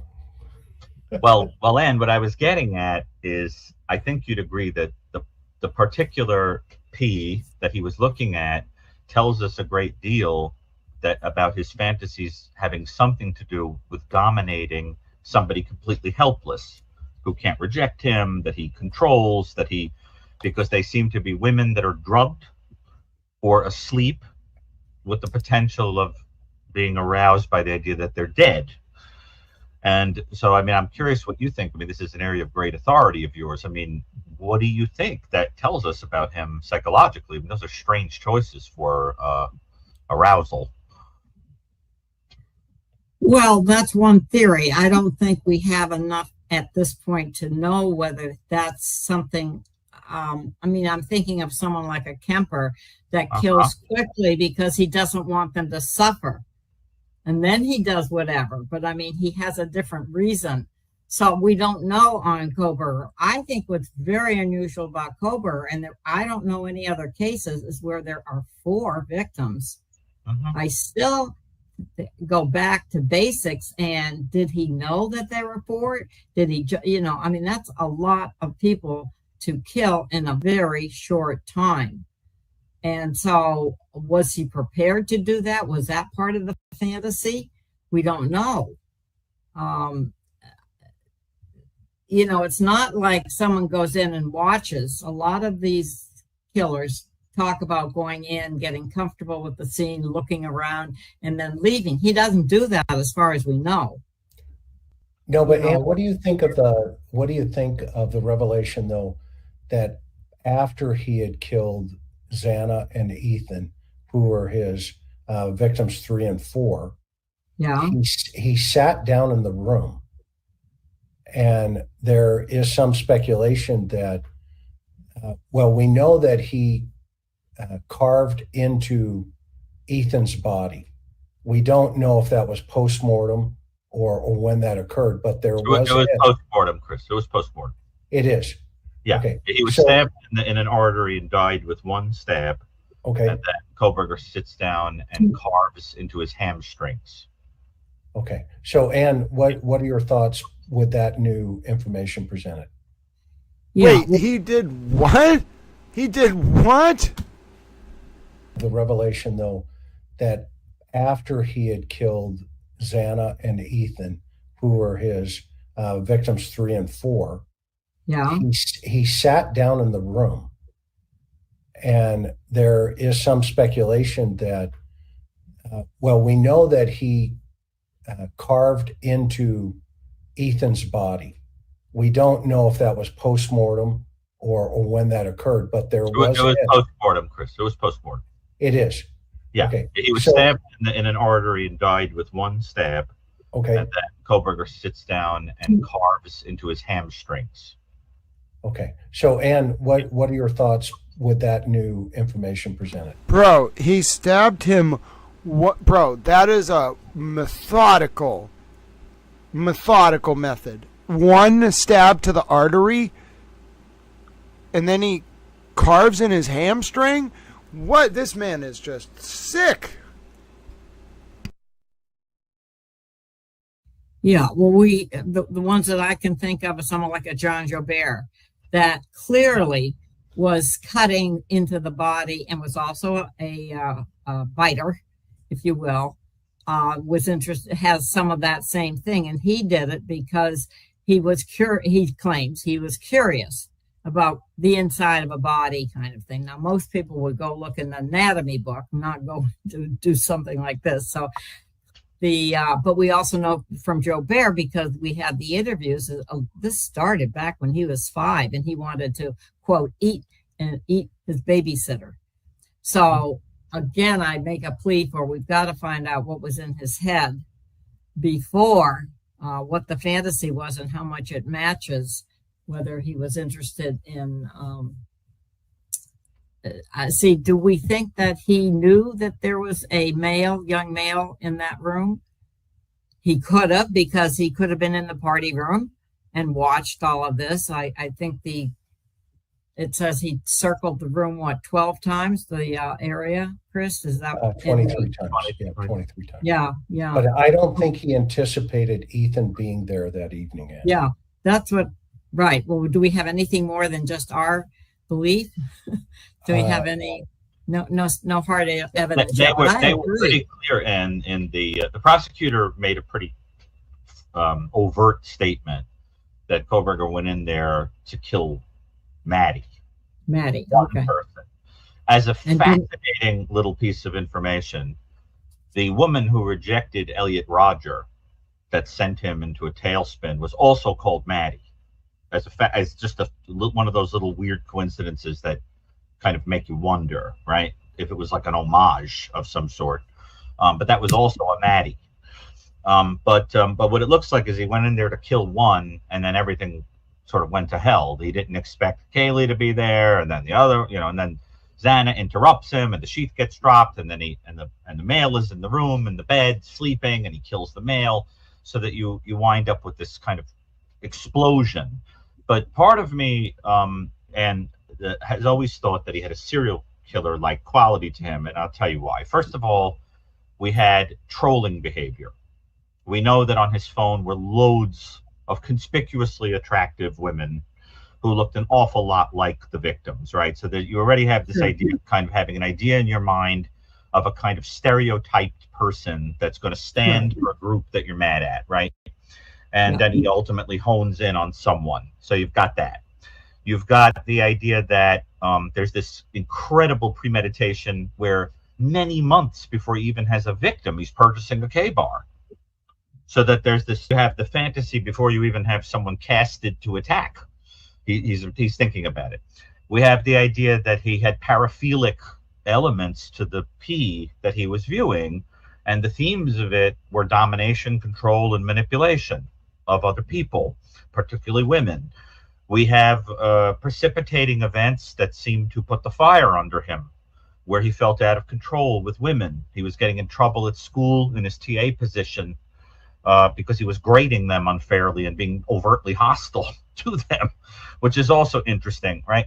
And so the other thing is is that there is a serial killer who was all over his phone. He's researching Ted Bundy, right? And he is fascinated in his private life with this kind of division of the self thing, because we know that he was staring in the mirror and feeling fragmented and confused about this darkness that was taking over, and how he could look at people and feel nothing about them, and then gets drawn to Bundy. And what it seems to me is that he's in school, and on the one hand, he's sort of fighting demons, trying to battle this division, learn about it, work for good. And on the other side is getting sucked more and more into this, and is furious at women, feeling isolated. No matter what he does, people think he's a weirdo. And you wind up, I think, ultimately with the darkness winning. And, it's interesting that his professor, Dr. Ramsland, spoke about that also, that idea that you had this person who you're looking at him and you're thinking he could work for good. And then he winds up getting pulled in this other kind of direction. The question is, was he lying the whole time? Was he just a wolf in sheep's clothing? Or was he somebody authentically confused and fragmented? I think the attraction to Bundy is that compartmentalization, that he could by day be, some guy that is working on a helpline and convincing people and so forth, and is privately living this shameful life, this dark, perverse, secret life. I also think, and you tell me if I'm wrong, Ann, but I think that one of the things that made him decide to finally cop to this was that his parents found out the truth about him. Dateline comes out, all the darkness of his perversions are out in the open, and I think they kind of said, we can't get on the stand and say, we don't suspect you, that there's nothing to this. We found out now. It's all out in the open. And I think with a lot of these guys, when the curtain lifts, it's almost a relief that now they can just admit that dark side. Now, I don't know for sure, but if I had to speculate, I think that the idea was to go in there, probably in imitation of Bundy, bludgeon the victim in her sleep, and take her somewhere. My guess would be that park that he used as the alibi. Fascinatingly, we know that there was a body found in that park he used as his alibi, which was attributed to Bundy. It's fascinating that Bundy was asked about that case on the day of his execution and refused to admit that it might have been his first kill. That's an interesting little homage that might have happened there. So my sense had been that he had intended to take the victim somewhere and engage in SA, although he was totally inadequate. And he probably was intending to experiment with her. He got cheated out of all of it in his mind, and so he took it out on Ethan.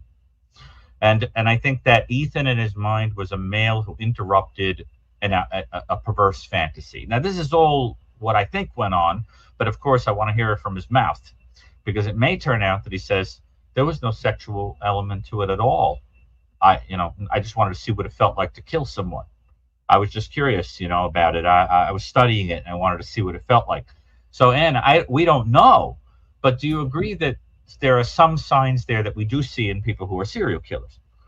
Well, yes, I would say that we do see that with some, but I need to go back and say, who is the targeted victim you think is Maddie, is the one that he, and so why does he go up one more flight? That's where she is. That's where he goes, right to her room. He makes a beeline right to her room. Okay, that's the third floor. And then he comes down and kills... Because Xana interrupts him. So he goes into the room and discovers that Kaylee's in bed with the intended target. And then is interrupted by Maddie. And then Xana interrupts, it's theorized. So he goes down to the second floor, chases her down, kills her, and her boyfriend is asleep in bed. And so he is killed with one single blow of the blade. And then for when he should be getting out of Dodge and checking to see if he's got his sheath and everything else, he feels compelled in this kind of signature-ish way to sit down and mutilate Ethan. And the sheath is left under who? Under Ethan? Next to Maddie upstairs. On the third floor. Interrupted him. Yeah. On the third floor. So as soon as he comes in, he goes right to the third floor. And it's interesting that he parks behind the house, which we said he would. And her bedroom is really at the same level of that parking area behind the house. So basically she's in a fishbowl. So yeah, is anyone getting the sense these FBI profilers maybe have some non-public info? Because they certainly know a lot about Kohbergers. Some of the stuff I don't know the case as well as some of you, but there's a lot here that wasn't all in the prosecution's narrative, as Murder by Maestro said, by any means. So is Dylan, the girl on the second floor who survived. She is also in a fishbowl. Okay. So if we believe, which the evidence is showing that is very on target, that he had multiple times at this house in terms of the digital footprint where it appears he was surveilling the house, and the authorities just even the other day came out in court and said, there's evidence that he was surveilling the house, and we were prepared to behavioral profile. All right, so folks, we are going to watch Ted's profile, the behavioral profile of Ted Bundy. Just be aware, I have obtained the feed for the Aiden Kierney hearing. I have not been told I cannot broadcast it, and then I was resent it, so I believe we have permission, just double checking. And then I also hear we might have a coverage also on WBZ. No matter what, ladies and gentlemen, I believe... Okay, so just let it. Thank you so much, Vicky. The feed has not actually started, from what I understand, of the TurtleBoy hearing, but there are channels covering it, and then I'm going to have live coverage, as far as I understand. Especially if Attorney Little's going to broadcast it, then I can either grab that, or I'll be able to broadcast the WBZ feed. So no matter what, we will have coverage in 13 minutes, ladies and gentlemen, of the Aiden TurtleBoy Kierney hearing. So, and we should be able to see it as well, although I can't make any promises because I don't have control of the camera. However, we are going to have some kind of coverage, whether it's through Melanie Little's channel, depending on what feed she takes, or WBZ, or the court feed. We are going to have TurtleBoy coverage, ladies and gentlemen. My name is Grant Smith Ellis. That'll be starting in just over 13 minutes, ladies and gentlemen. That, of course, is an arraignment for Mr. Kierney on 2 new felony charges indicted by the Norfolk County Grand Jury in May of 2025. That brings his total up to 14 open charges in Norfolk Superior Court. And then there also might be a status hearing related to Kate Peter, Jen McCabe, and some kind of couch. I'm not really sure. Personally, you know how I feel about couches. F your couch. All right, let's go.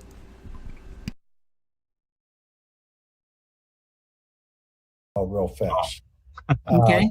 Charm and manipulation, right? Oh. Bundy was Right. highly charismatic, using his charm to lure victims, often posing as injured or trustworthy, i.e., faking a broken arm.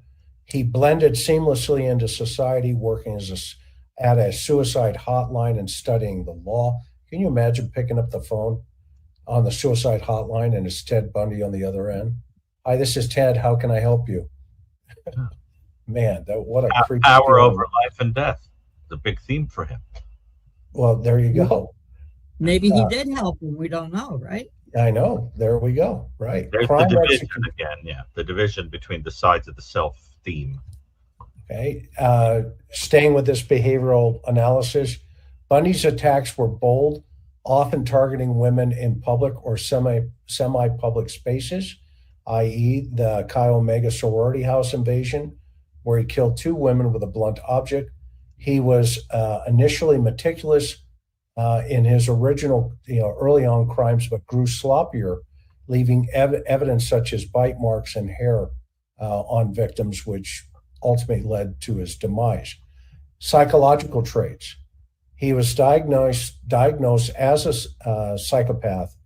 Bundy exhibited grandiosity, lack of empathy, and thrill-seeking behavior. All right, folks, we're going to watch. It's now becoming clear this might have been some kind of tribute to Ted Bundy, so we're going to watch 10 minutes of this. 10 minutes of this, folks. The Kohberger case Kohberger was a sick man, murdered by maestro, had nailed it. We're going to watch 10 minutes of this, and then we are going to start up the Aiden Kierney hearing. I believe I do. We are all set. I am confirming for you we are going to have the livest of the live broadcast. We're going to have this live, ladies and gentlemen. I'm a towel. You're all little towels. Everybody get ready. We're going to have the Aiden Kierney hearing. I'll be starting coverage in just 10 minutes. His crimes were driven by a need for power and control, not always SA, though victims were often targeted for their appearance and then ultimately assaulted, both physically and SA. Academic interest. Bundy studied psychology and law, reflecting an intellectual fascination with control and behavior, like Kohberger's criminology focus.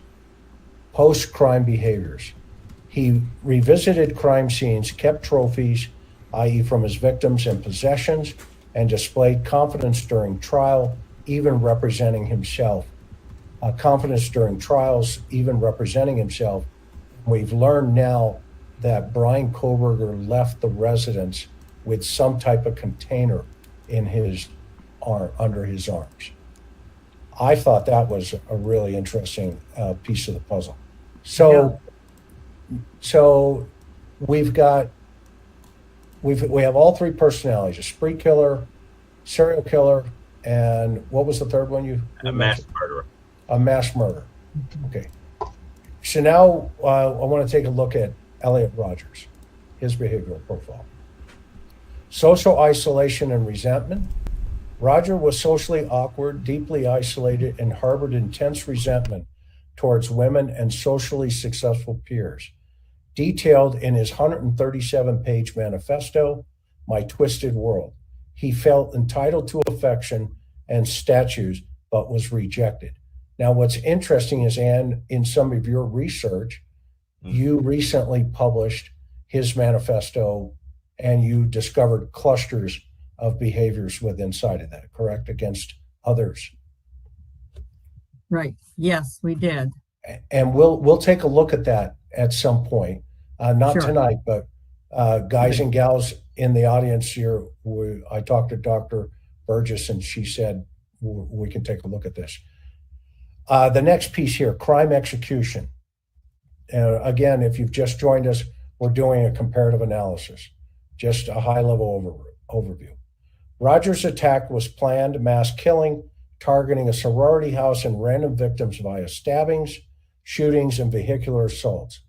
He prepared extensively, posting a YouTube video outlining his retribution and emailing his manifesto. His psychological traits. Roger exhibited narcissistic and possibly autistic traits with extreme entitlement, misogyny, and victimhood complex. His manifesto revealed obsessive hatred and a desire to punish others for his perceived failures. Online activities. He was active on incel forums, expressing rage against women and Chad's successful men. His online presence was a key outlet for his grievances, culminating in public declarations before the attacks. His motive, driven by rage against women who rejected him and men he envied. Roger's killing were a public spectacle meant to assert power and infamy. He committed suicide after the attacks. Okay, so now I want to compare Kohberger to Bundy, the similarities and the differences. Okay, but before I do that, any thoughts on either two of these individuals? Well, one thing I think gets overlooked with Roger is that he had a father who was a movie director that he had an enormous envy of and a sense of being invisible to, I think. And the mother figure in his life, in his mind, favored his brother. And I think this manifested as, I'm jealous of the men, and the women don't pay attention to me because they're more interested in the other men. The reason I always thought that was interesting is that something that I think about a lot and I'm writing about is that we get so caught up in the sexual elements of these offenders that we forget to think about the object relations and the way they think about their stable objects in their life. For example, you can make an argument that when Bundy, was keeping bodies, that it was a way of stabilizing objects, that they were predictable. He always knew where they were because he had the rug pulled out from him in terms of the woman that he was idealizing leaving him, finding out that the woman that he thought was his sister was actually his mother, etc.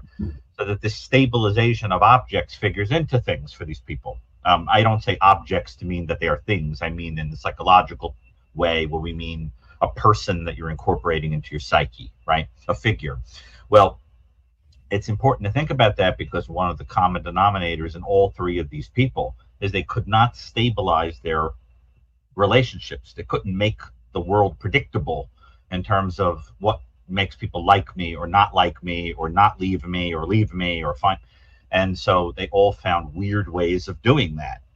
And but I think it is really interesting to think about it that way in terms of, and that seems like something you would find interesting. Also, the formative relationships and how they play out in the crime. Yeah, well, I'm always interested in the family background, and I think that in Roger's case, the family was concerned about him and didn't he get some counseling? They were worried about it. It wasn't that they weren't aware of him. I think in Bundy's case, was there a father figure at all in the picture? There was a man that had gotten his, the grandmother pregnant that became sort of like, an interesting life, something like that. Right. But it's important to understand, like, Bundy, I think, had a kind of hereditary psychopathy. And even as a little boy, he was doing weird things. Like, there was a time when a family member woke up that Bundy, as a little boy, had surrounded her bed with kitchen knives. He was a strange little boy. This isn't somebody who just like gets hurt and becomes bad. I think he had. Aiden Kierney hearing about to start, ladies and gentlemen. Repeat, Aiden Kierney hearing about to start. TurtleBoy Kierney hearing is about to start. Bear with me. Bear with me, towel friends. Bear with me as we get ready to start. I repeat, bear with me as we get ready to start the Aiden TurtleBoy Kierney hearing.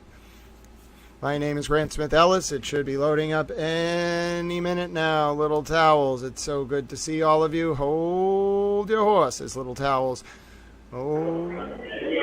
Oh goodness, little towels. All right, it is quite you're just going to hear the courtroom for now, but you're not going to miss anything.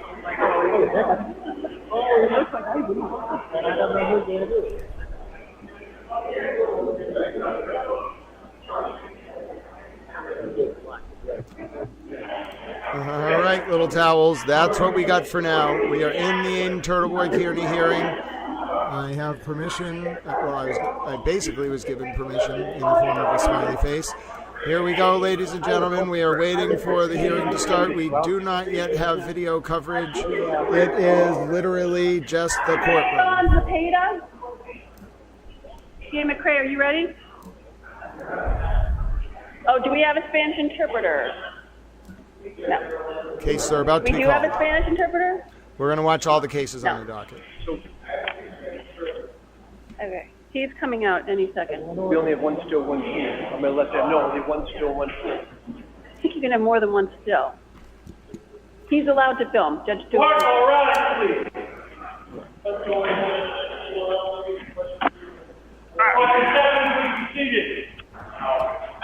Afternoon. Who are you? Good. I'm just trying to find two people. Oh, we do have a Spanish interpreter. Are the parties ready on the 58A of Zepeda? Good afternoon, Your Honor. Good afternoon. How you doing, Mr. Doucette? Very good, Your Honor. Good, nice to see you. Yeager, she's a How are you? B303 intern who Great. to assist, who also fluent in Spanish, but we did order a Spanish interpreter. And Madam Interpreter is present. okay. Number 15 on today's list, 58A of Albert Zepeda Sepulveda. I apologize for that pronunciation. He is in custody, will be brought in momentarily. What number is this? 15? Number 15. Okay. Hi, Mr. McCrae. Good afternoon, Your Honor. The parties could, well, Madam Interpreter, have you been sworn today? Good afternoon, Your Honor. Marcos Soto, Spanish interpreter. Oh! Thank you. If the parties could please identify themselves for the record. Good afternoon, Your Honor. Keith McCrae for the Commonwealth. Afternoon, Your Honor. Francis Doucette for Mr. Zapata and with intern Bianca Yeager. Can I see the papers? Good afternoon, Your Honor. Bianca Yeager, 303 from BU. Nice to see you. Is there more for the district court record? Yeah. No, she's in probation, I don't think. She was just here. Yeah. We'll get her.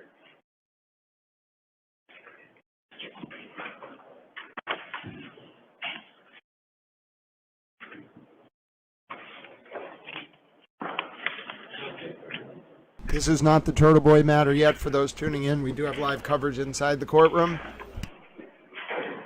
This is not yet the TurtleBoy matter. Stay with us. As soon as we have coverage, you'll hear it.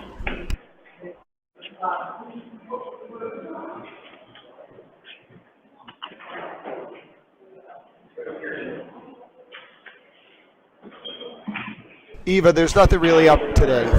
It just is arraignment. Buenas tardes, yo voy a ser interpreter. Oh, there's also a hearing potentially about Kate Peter and a couch.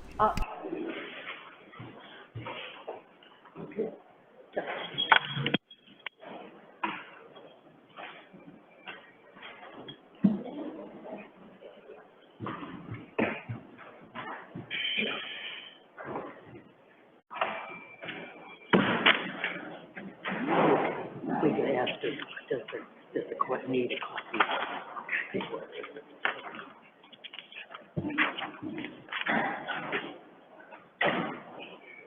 Okay, all parties are present. Okay. Before we begin, Your Honor, does the court have a copy of the police report? Yeah, I got it. I just read it. Oh, all right, very good. This is not the Kierney matter, ladies and gentlemen. Mr. McCrae, tell me about the case. Got 90 grams of coke and supposedly a warrant from California. It's a lot of cocaine. And in addition to that, the Quincy Drug Control Unit was setting up surveillance. They noticed that this particular meeting happened in the parking lot of Father Bill's, which is a shelter in Quincy.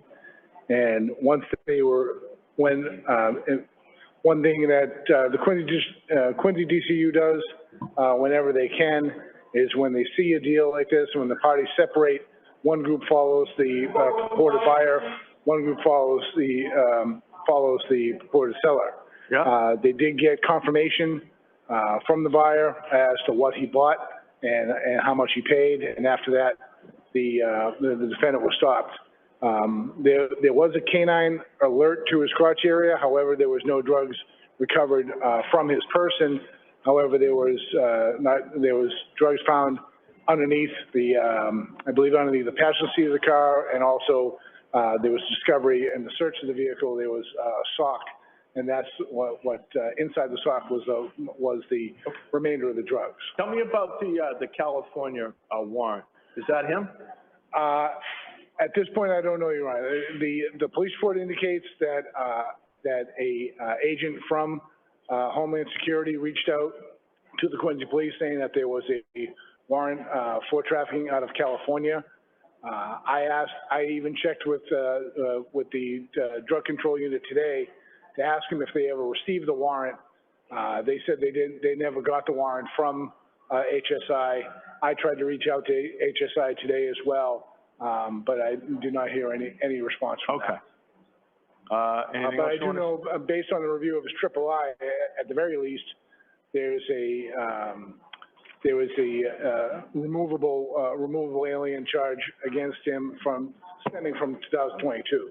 Okay. Mr. Doucette. California warrant appears to be total fiction, Your Honor. I will let Ms. Yeager continue with the, Yeah, go right ahead. Sure. Thank you. Good afternoon, Your Honor. When considering the factors in the statute, it is clear that the prosecution cannot possibly meet their burden in this case. As Your Honor very well knows, there's a presumption of innocence here in these types of cases, and there's a higher burden on the prosecution of proof for clear and convincing evidence. Tell me a little bit about him. What does he do? Where does he live? What's his status? Tell me the whole thing.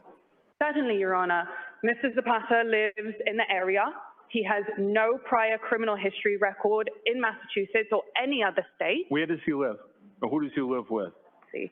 Mr. Zapata had been staying previously in Lynn, I believe. Okay. My apologies, Your Honor, in Mattapan. However, at 3 Orlando Street in Mattapan, and he has several family members in the area as well that he mentioned he'd be able to stay with if Your Honor were to release him today. As I was saying, Mr. Zapata has zero criminal history record in Massachusetts, any other state. We ran his III record, which came out completely blank. So as Attorney Doucette was mentioning, this charge from California seems to be entirely fiction. There is also no fugitive from justice complaint. None of that was ever brought forward. And as prosecution mentioned, there was no successful contact from HSI or Special Agent Fernandez following attempts to follow up. During the alleged incident, Mr. Zapata exhibited no violent nor dangerous behavior when he was apprehended. He cooperated with law enforcement, as is indicated in the police report, where it says he was arrested without incident. The only words that Mr. Zapata uttered was no English to indicate his limited knowledge of the language. Mr. Zapata had no weapons on him when he was apprehended. He made no attempt to flee. There was no threat of violence. Mr. Zapata also has zero history of mental illness or drug dependency, and there was no hint of any sign that he was under the influence of any substance on the day when he was arrested. How much bail can he make? I've spoken with Mr. Zapata. He says somewhere around $10,000 or so, if possible. $20,000 cash bail. Mr. Zapata Surrender also... his passport within 24 hours of release. we have a next date of July 17th for probable cause. All right. Quincy Court, Your Honor. Sounds good. Thank you. Nice Thank to you, see Your Honor. So, sir, after hearing, the court orders you to recognize in the sum of $20,000 cash with the following conditions. Surrender your passport within 24 hours of your release. Consent to that condition, sir? Thank you. Yes. Thank you. Thank you. You're hereby notified if you charged with a crime during the period of your release, your bail in this matter may be revoked in accordance with Mass General Laws, Chapter 276, Section 58. Thank you, sir. Thank you, Your Honor. Thank you. Have a nice day. Your Honor. Nice to see you. Mr. Mr. McCray, always a pleasure. Thank you. Take care. Good to be back. Are we ready Good to be back. on the Kearney matters?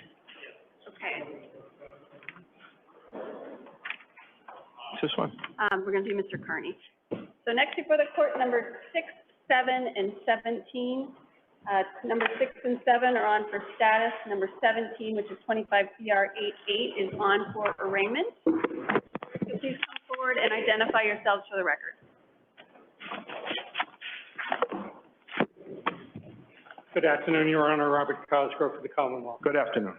Hello, Your Honor. Timothy Bradle on behalf of Aiden Kierney. To my left. Good afternoon. Good afternoon, Mr. Kierney. And Mark Federer for Mr. Kierney. Hi, Mr. Federer. Good afternoon. Okay, let's arraign him on the new case. Mr.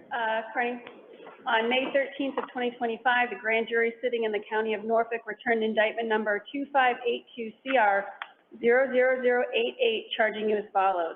Offense 1, charging intimidation of a witness, and offense 2, charging intimidation of a witness. Do you wish to waive the formal reading of these indictments? Yes. How do you wish to plead to each of these indictments? Not guilty. Thank you, sir. Is there a question of bail? There's no question of bail, but I would ask the court to impose the same conditions that were imposed in the Stoughton District Court. And Mr. Bradle, correct me if my memory is wrong. I believe it was no contact with the alleged victim and stay 100 yards away from his place of work and residence. And what are the allegations on these, on this one?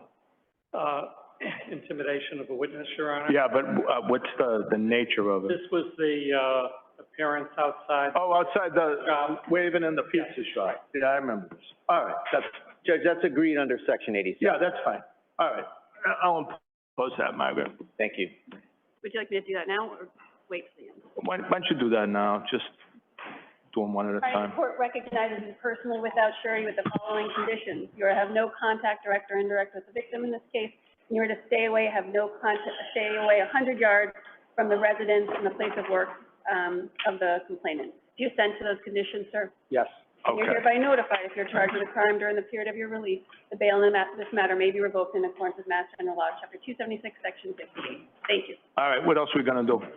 Judge, if I may jump in right there, just for the record, we filed 2 arraignment-related motions, Your Honor. Okay. Obviously, we can push those to another day with 2 small exceptions of just an order to preserve notes of investigators and to preserve video, if I may, Your Honor. I don't believe there's an objection. Okay.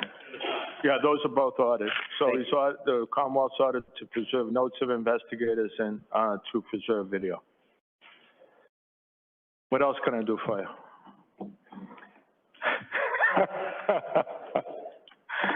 For me or? Why don't I start with you, Mr. Cosgrove? Go right ahead. All right.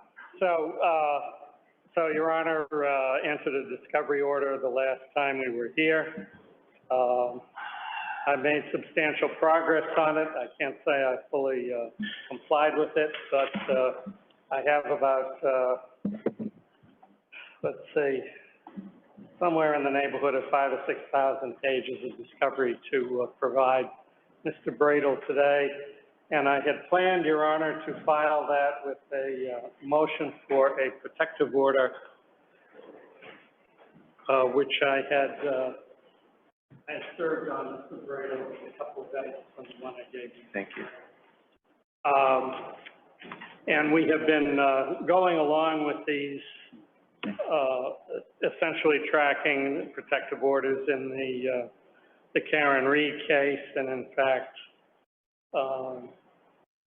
much of the material is duplicative of discovery turned over in the Karen Reed case, and I've pretty much followed their form protective order.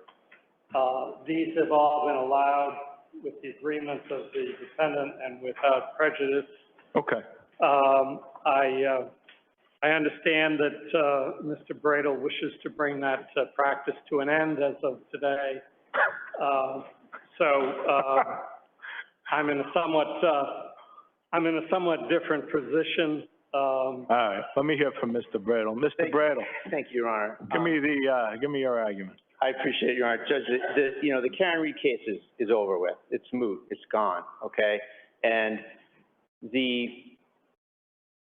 my filing, Judge, entitled Aiden Kierney's motion to release case documents from impoundment is what we're talking about here, Your Honor. So I asked the court last time, and we had so much business on the docket last time, I don't think we circled back on it, but I was asking to just release everything from impoundment, Your Honor. The fact that things are embarrassing or scandalous or cause negative light to be cast upon public officials, Your Honor, is not a reason to impound documents. It's actually a reason to release documents. And that's really all the Commonwealth has left on the existing stuff, is that, you know, gee, this might make investigators look bad. This might make special prosecutors, present company accepted, look bad. This might, you know, cause election shifts, you know, and that's not a reason to impound things, Your Honor. And initially, we have sort of taken the candy from, you know, from the Commonwealth, and when they say, just, we'll give you the stuff, but just agree to this protective order. So we want the stuff, but at some point we have to get off of that train, Your Honor. You know, this is a case of immense public interest. This is a case of, you know, First Amendment issues, and I know we may disagree on that, but you know, that's what our adversary system is for, and that's okay. And I think every case that eventually gets to the SJC or the Supreme Court starts with a trial judge maybe not agreeing with you, so that's okay. And, you know, that's what we have here. But in any event, Your Honor, I think we can agree that this case brings to the fore really important issues about what is witness intimidation, what is journalism, where does the First Amendment fit in, and, you know, these text messages about, you know, and I'm trying to not speak of them in open court, but we all know what they say, and we all know that there's a public interest in shining some sunlight on these things. So we're not asking to, you know, publish someone's address or someone's phone number. We're asking for the content of these communications that these folks have issued between and among each other, and the content of them per se has no persuasive power to make you want to impound them. Let me ask Mr. Cosgrove, what interest at the moment does impoundment serve? Your Honor, I've just been handed 20 minutes ago a fairly extensive motion suggesting that I have all kinds of various burdens to justify impoundment and citing a lot of case law. I would like an opportunity to file a written response. I'd give you that. Was a week enough? I'd like a little more than that. About 2 weeks. All right. There you go. I'll give you 2 weeks. I'll take it under advisement. And if you want to file anything else, Mr. Bradle, Mr. Betterow, you absolutely have every opportunity. Thank you very much, Your Honor. And now, Your Honor, with respect to the items that I was going to turn over today. So I'll allow the motion. Mr. Bradle, I'm up here. Sorry, Your Honor. It's all right. I thought I had a minute. That's fine. You got to talk to your client. You got to talk to Mr. Betterow. My point is this. If you want the stuff today, I'll allow it without prejudice. Sure. And then I'll see what you have to say and what Mr. Cosgrove. We have to take the candy. That's fine. All right. Please note our objection, but thank you. Yeah, no, that's fine. So I will allow Mr. Cosgrove's motion without prejudice, and I'll take any submissions that you have, and I'll give you a final answer probably in about 3 weeks. Thank you very much. Does that make sense? Okay. And then, Judge, just to shift gears a little bit, there's some outstanding discovery that we've been talking about. Yeah. And I want to start off. I know that the court's time can be much better spent than discovery disputes. So we talked about the idea that we would go to the DA's office, and to the extent there's items that the government says they've given us that we can't open up or figure out. Yeah. You know, I think we're going to agree to go in person with our people and figure it out. So yeah, sure. That's the first thing I want to say. But then, in addition, Your Honor, there's this inventory that I filed. It's entitled Inventory of Outstanding Items in Connection with Our Third Motion to Compel. Okay. There's about 10 things, Your Honor, and I think, unfortunately, that the government ought to go through and answer to us today about what the status of these things is. And we've been kind of going back and forth about these things for a long time.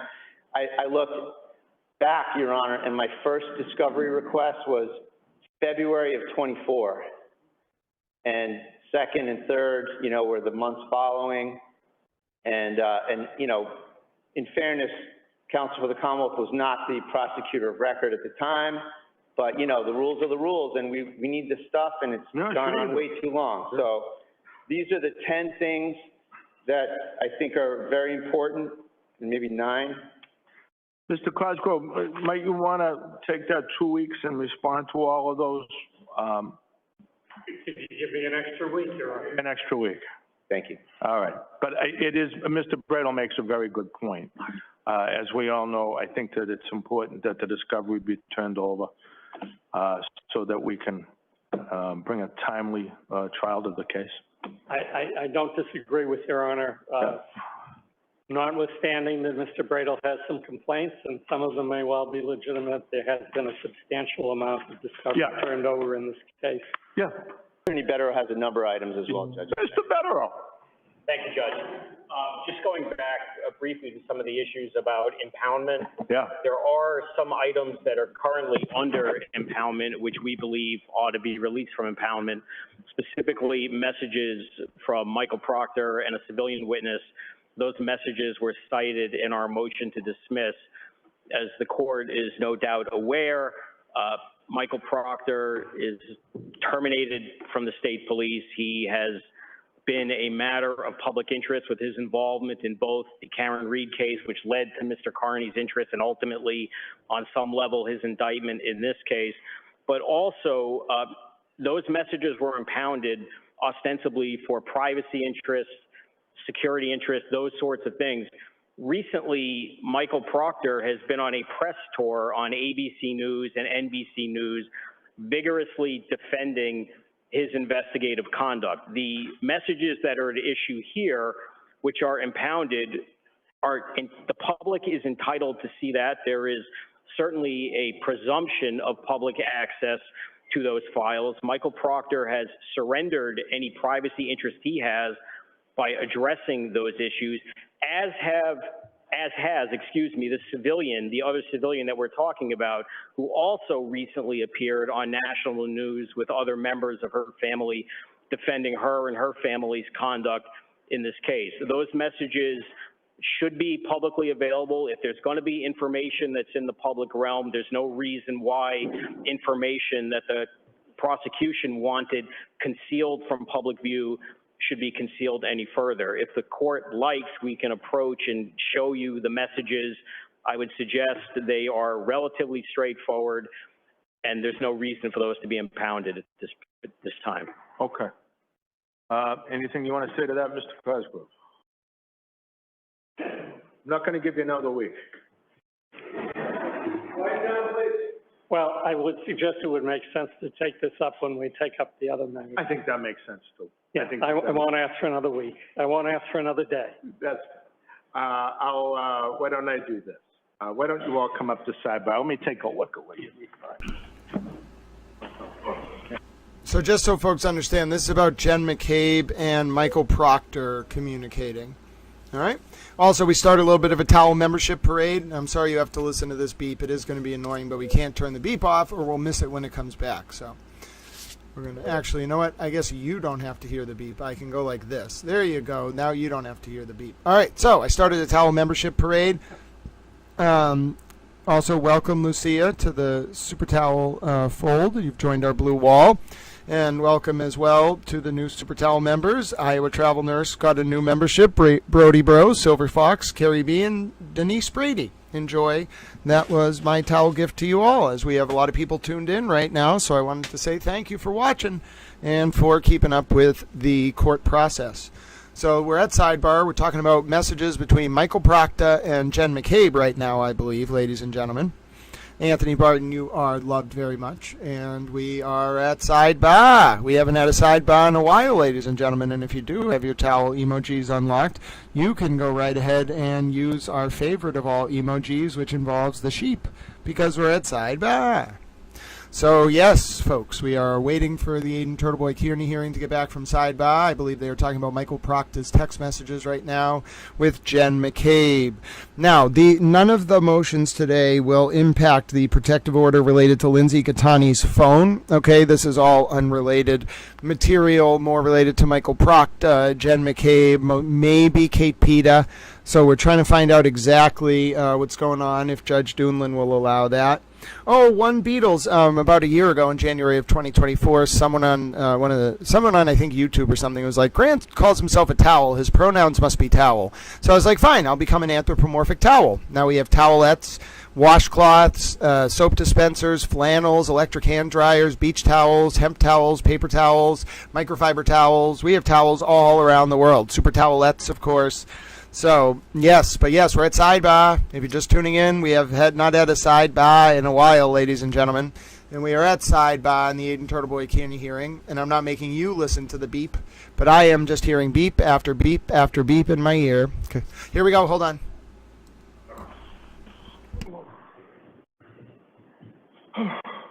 Mr. Betterow, the floor is yours. What else? Thank you. Judge, one outstanding issue relates to the second of the three indictments that relates to Lindsay Gattani. We moved and were granted a hearing to disqualify Mr. Mello from prosecuting that case because he is an essential witness in that matter. That issue was decided in September of 2024. A hearing was ordered in January of 2025. For reasons which the court is familiar with, that hearing has been put off. Nevertheless, we're looking to move this forward, and the issue is not resolved, and we're led to believe that Mr. Mello will not voluntarily withdraw. For whatever reason, we need to do this hearing. We believe that he's going to be a defense witness in this case. We're getting discovery between him and another civilian witness today, which I think is going to further that application and very likely make him even more a prosecution witness. And we just can't kick this can down the road for close to a year. So we would like to schedule a date for Mr. Mello to either appear, be examined under oath, explain the consequences, which the court, again, is probably familiar with. He was contacted by the complainant during the alleged crime repeatedly, 4 or 5 times over the course of that day. Instead of the police being called, he was an ear witness to these allegations. Respectfully, he needs to come in here, answer these questions so the court can issue a decision as to whether he's going to be allowed to continue or whether we can go through the process of subpoenaing him and any other items that might be of assistance to us with calling him as a witness. Mr. Cosgrove. Could I inquire if Mr. Mello is online? I do not see him. Attorney Mello, last time he did use his name, there is no one with his name on there this time. Can I approach? Of course. Come on up. I mean, this is just sad. It's sad because I believe the last I heard a year ago, and it was from one of the TurtleBoy fans of all people, they said that Ken Mello was very sick. God bless his soul. I have no idea what's been going on with him. But I can tell you, even one of the TurtleBoy fans, I'll always remember it, outside of a hearing about a year ago said, and I won't reveal who the person was, it was a woman, and they told me, you know, Ken Mello is very sick. And I remember that day because I then asked Mr. Bradel, Aiden Kierney's lawyer, you know, if he knew that Mr. Mello was sick. He had said some like horrible things about him that day. And Bradel just like kind of blew me off. And I was like, all right, maybe like there's something there. But I mean, if the TurtleBoy fans were saying that Ken Mello was very sick, like, I don't know what Betterow's doing here, but like, you know what I'm saying? What the TurtleBoy fans told me back then was the condition was very serious, and it's not the kind of condition that gets better. And so if even TurtleBoy's own fans knew that, I got to imagine Betterow and Cosgrove or whatever have a better sense of what's going on with the man. And to just like torment him if he's really sick, like that's I don't know if Judge Dunlin's going to respond positive to that. Like, I don't know what's going to happen. And who knows how long this case is going to go on for. There's so many things up in the air. But as you can hear, there's just beeping right now. We're at sidebar about this relatively sad situation. It is sad to listen to them talking about this man who's clearly, it was a year ago, according to TurtleBoy's own fans, very sick. And you know what I'm saying? So I don't know what Bradle's doing. It makes me very uncomfortable. Bradle and Bettero just kind of lash out. They don't necessarily think about it. They're just kind of like, oh, I want this now. And then they get told something like serious. And then they're like, oh, I'm really sorry about that. Like, what do you mean? You know, he's sick. You know, that's their style. But Judge Dunlin, I mean, they went up there about Ken Mello to sidebar, who's one of the special prosecutors, along with Bob Cosgrove. Here we go. Mr. Bettero, you said you had one more thing. Yes, Judge. Just as it relates to discovery, we have made a series of discovery demands from the prosecution ranging from October of 2024. As of this date, not including whatever was filed today, we have made 4 very thorough, detailed discovery demands sourced regarding contacts between a civilian named Catherine Peter and the state police and the district attorney's office regarding her very unique relationship in all matters involving Mr. Kierney. Those demands, which again are in the files, Mr. Cosgrove has them outlined in detail, her frequent contacts with the state police, with people that are prosecutors, statements that she has made under oath in court proceedings stating that she helps authorities get Mr. Kierney, voice recordings that she has left Mr. Kierney indicating that she provides information to them. So we have asked for any discovery related to Ms. Peter going on about a year. Now, today, for the first time, we are admittedly getting something that relates to her communications with Mr. Mello. I'll only note that all materials that relate to Ms. Peter and the prosecution were ordered by the court in early May to have been provided within 20 days. That didn't happen. We got stuff today. That's fine. But the real issue here is that in light of the change in Rule 14 from last March, the game is very different than it might have been before in terms of what the prosecution is obligated to do and what I don't believe they've done in this case, which is go to every member of the prosecution team, which is everyone in the district attorney's office, any of the state police who are involved in these matters, which includes Michael Proctor at the time, Yuri Buchanan, Lieutenant Tully, Fanning, there's a whole list of them.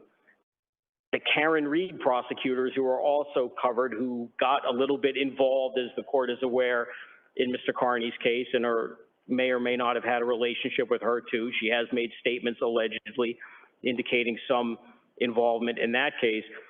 The rule requires the prosecution, whether they credit the information or not, to contact each individual that is on the prosecution team and make an inquiry and find out whether there is any material and disclose it. We don't think that that has happened. We respectfully submit that is something that Mr. Cosgrove has to do.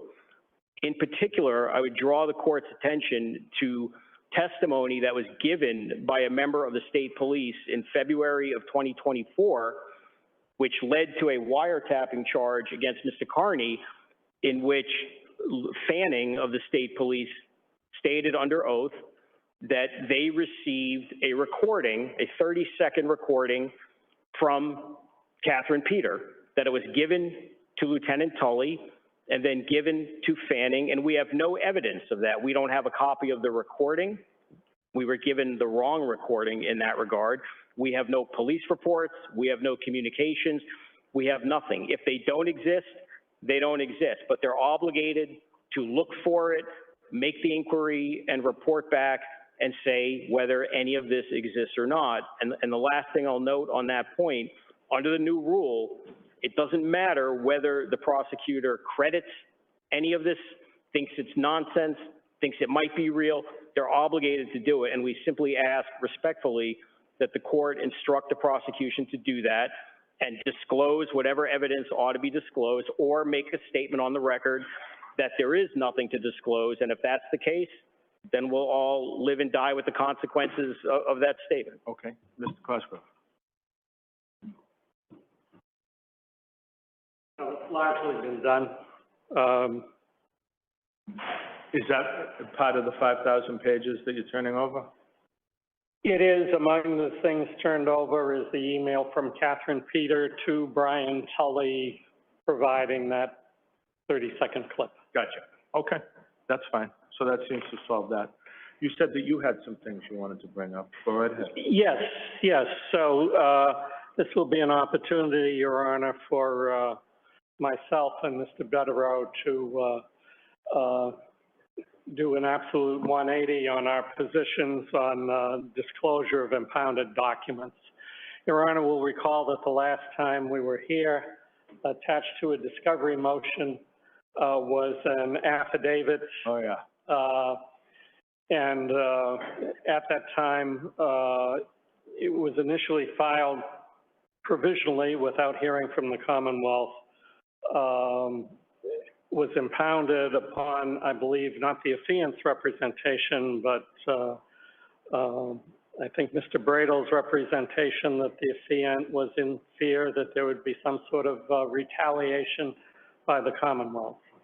I think Your Honor will recall the fairly outrageous, if I can put it that way, representations that were made by the affiant.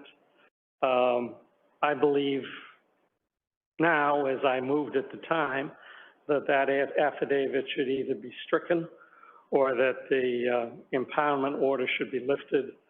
I don't believe an affiant should be allowed to accuse an assistant DA of jury tampering and a district attorney of having secret meetings with witnesses and all these other things, and then hide behind an impoundment order. Okay.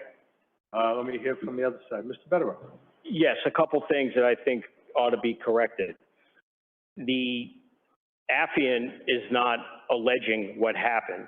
The affiant is alleging under oath that she was told by another individual who we were discussing earlier what happened. That's the first point. The second point is that document was attached as an exhibit to a discovery demand. Discovery demand number 4, alleging more reason to believe that there is an obligation for the prosecution to look into possible discovery that is in their possession, custody, or control. If that affidavit were to be stricken, that means literally nothing. They are still obligated to do whatever it is they had to do. And at the time that that motion was discovered until 20 minutes ago, absolutely nothing has been turned over regarding this person who brags about working for the authority. So I don't know the relevance of doing anything one way or the other with respect to the affidavit. Now, that person may very well have a privacy interest because the day after that affidavit was filed, her apartment was essentially covered in personal information about herself that could have only come from someone with access to law enforcement. And almost certainly that individual was subjected to charges of witness tampering, which I believe were actually under investigation and may still very well be. I can't go farther than that. I don't know. Somebody, whoever did this, wrote snitch on her door. So I would suggest in this situation, impoundment of her name is more than appropriate. Okay. Just make 2 points in response. One, I don't think it's entirely true that the affiant was simply relying on recounting hearsay. If she was, that would say something about the credibility of the affidavit as well. But I seem to recall, Your Honor, that at least one point the affiant represented that she was present when Ms. Peter, I believe it was having a phone conversation with Hank Brennan, and that she, the affiant, recognized Hank Brennan's voice because she was familiar with it. So I don't think it was simply a matter of hearsay.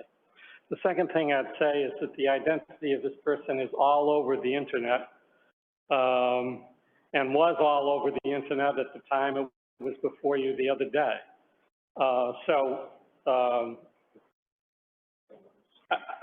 don't know what the interest is, given those circumstances, in concealing it in the court papers. Okay. Judge, I'm sorry, And I'm sorry. I'm sorry, go ahead. Could I just add one thing? Yeah, go ahead.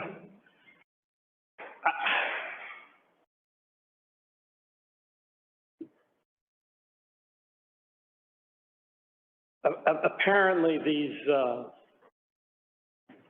things that were affixed to her door in her apartment building, which is the same apartment building that Ms. Peters lives in.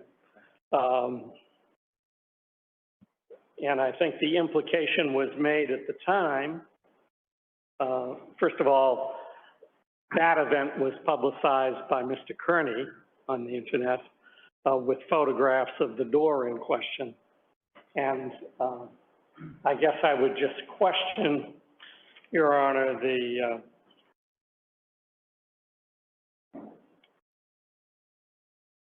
source of those documents, let's put it that way. Okay. Just very quickly, Your Honor, in terms of this individual's name being on the internet, there are two reasons for that. The first is because Ms. Peters identified her publicly and led to this kind of harassment. The other reason, and this was no question a mistake, but Mr. Cosgrove mentioned her name accidentally, and no question, no malintent, but her name was stated in open court, and as you can see, people watch in court, online, and whatnot.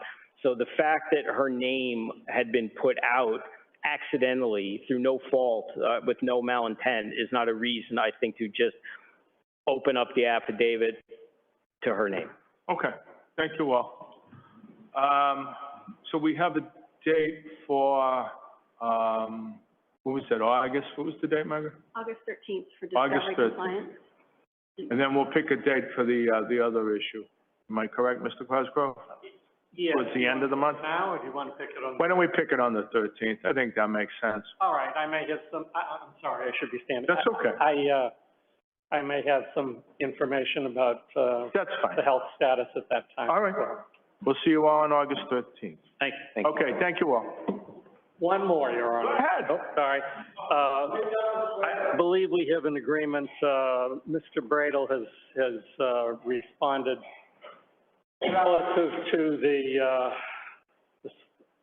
source code for accessing the search of the devices. Yep. And he's indicated that it was the same source code previously provided Lieutenant Tully, and that he would supply it again if necessary. And I've indicated to him that that's appropriate, and I think he should supply it today. So And I Mr. don't think there's a disagreement with that. All right. You don't disagree with that, do you? Sure. Yeah, all right, good. I'll see you August 13th. Thank you. All right, take care. Bye. 2 p.m. 2 p.m. Thank you.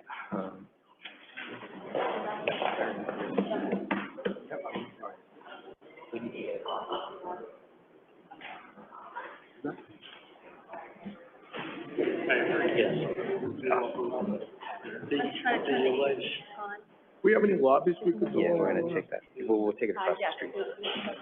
Yeah. Just get out of I'm it. not aware that, I'll check on that. I know I saw something where she said in a text message to this Jean lady, this message she said, thank you.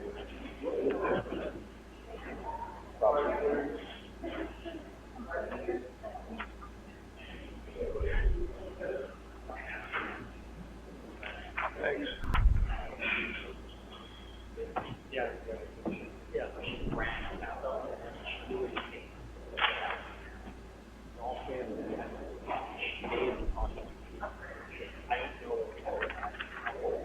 Okay, for the court number 18, Palmol versus Lokeshwar Quinta. I apologize for that pronunciation. The part. That's the end of that, ladies.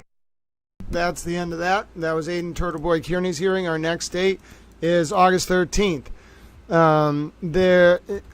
After a short hearing in, all right, so that was the Aiden TurtleBoy Kierney hearing. If you didn't hear it, Kate Peter was the center of that. It looks like there is going to be a hearing of some kind relating to disqualifying Ken Mello later in the fall. It looks like there will be a hearing related to the allegations levied at Kate Peter related to interfering in the Aiden TurtleBoy Kierney prosecution.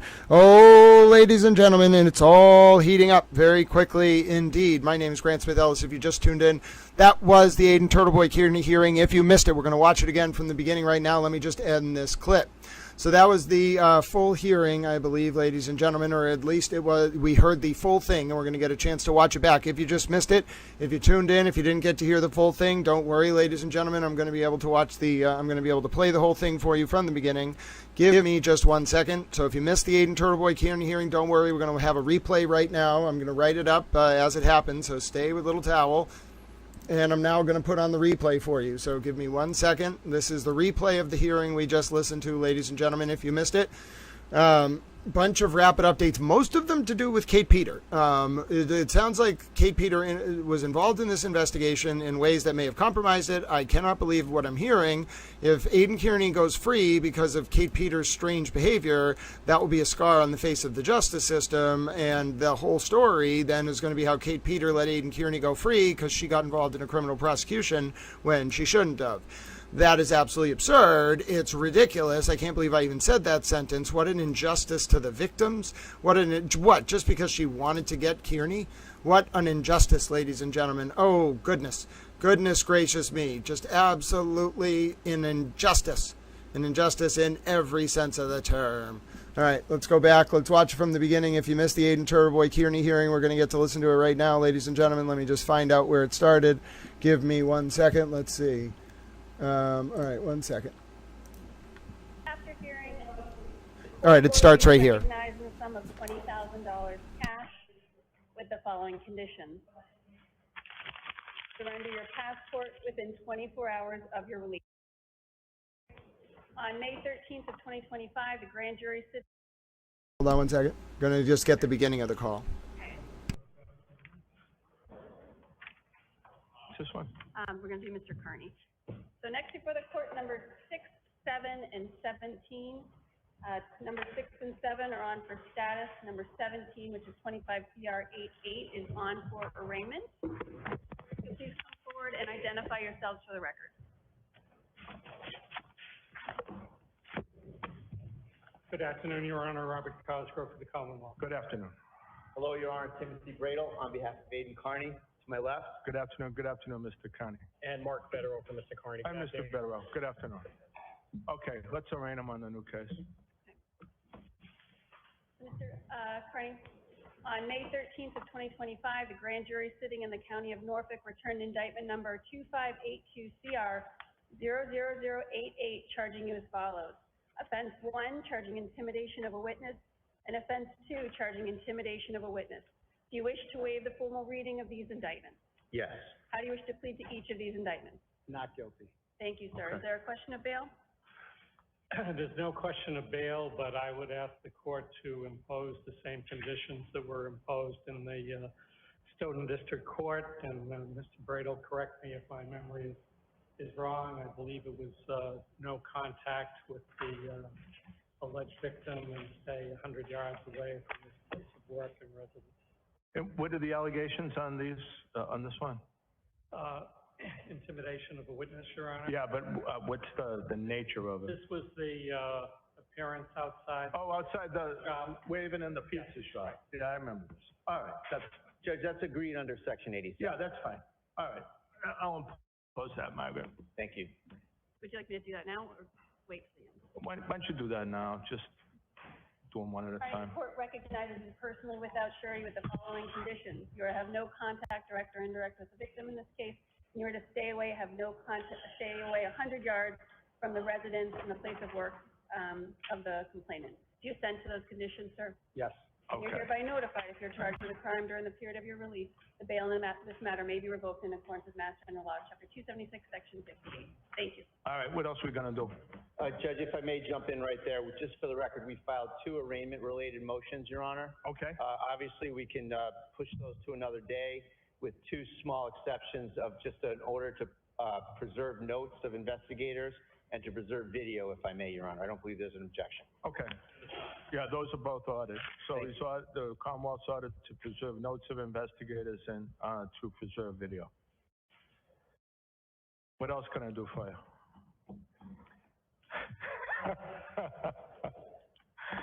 For me or?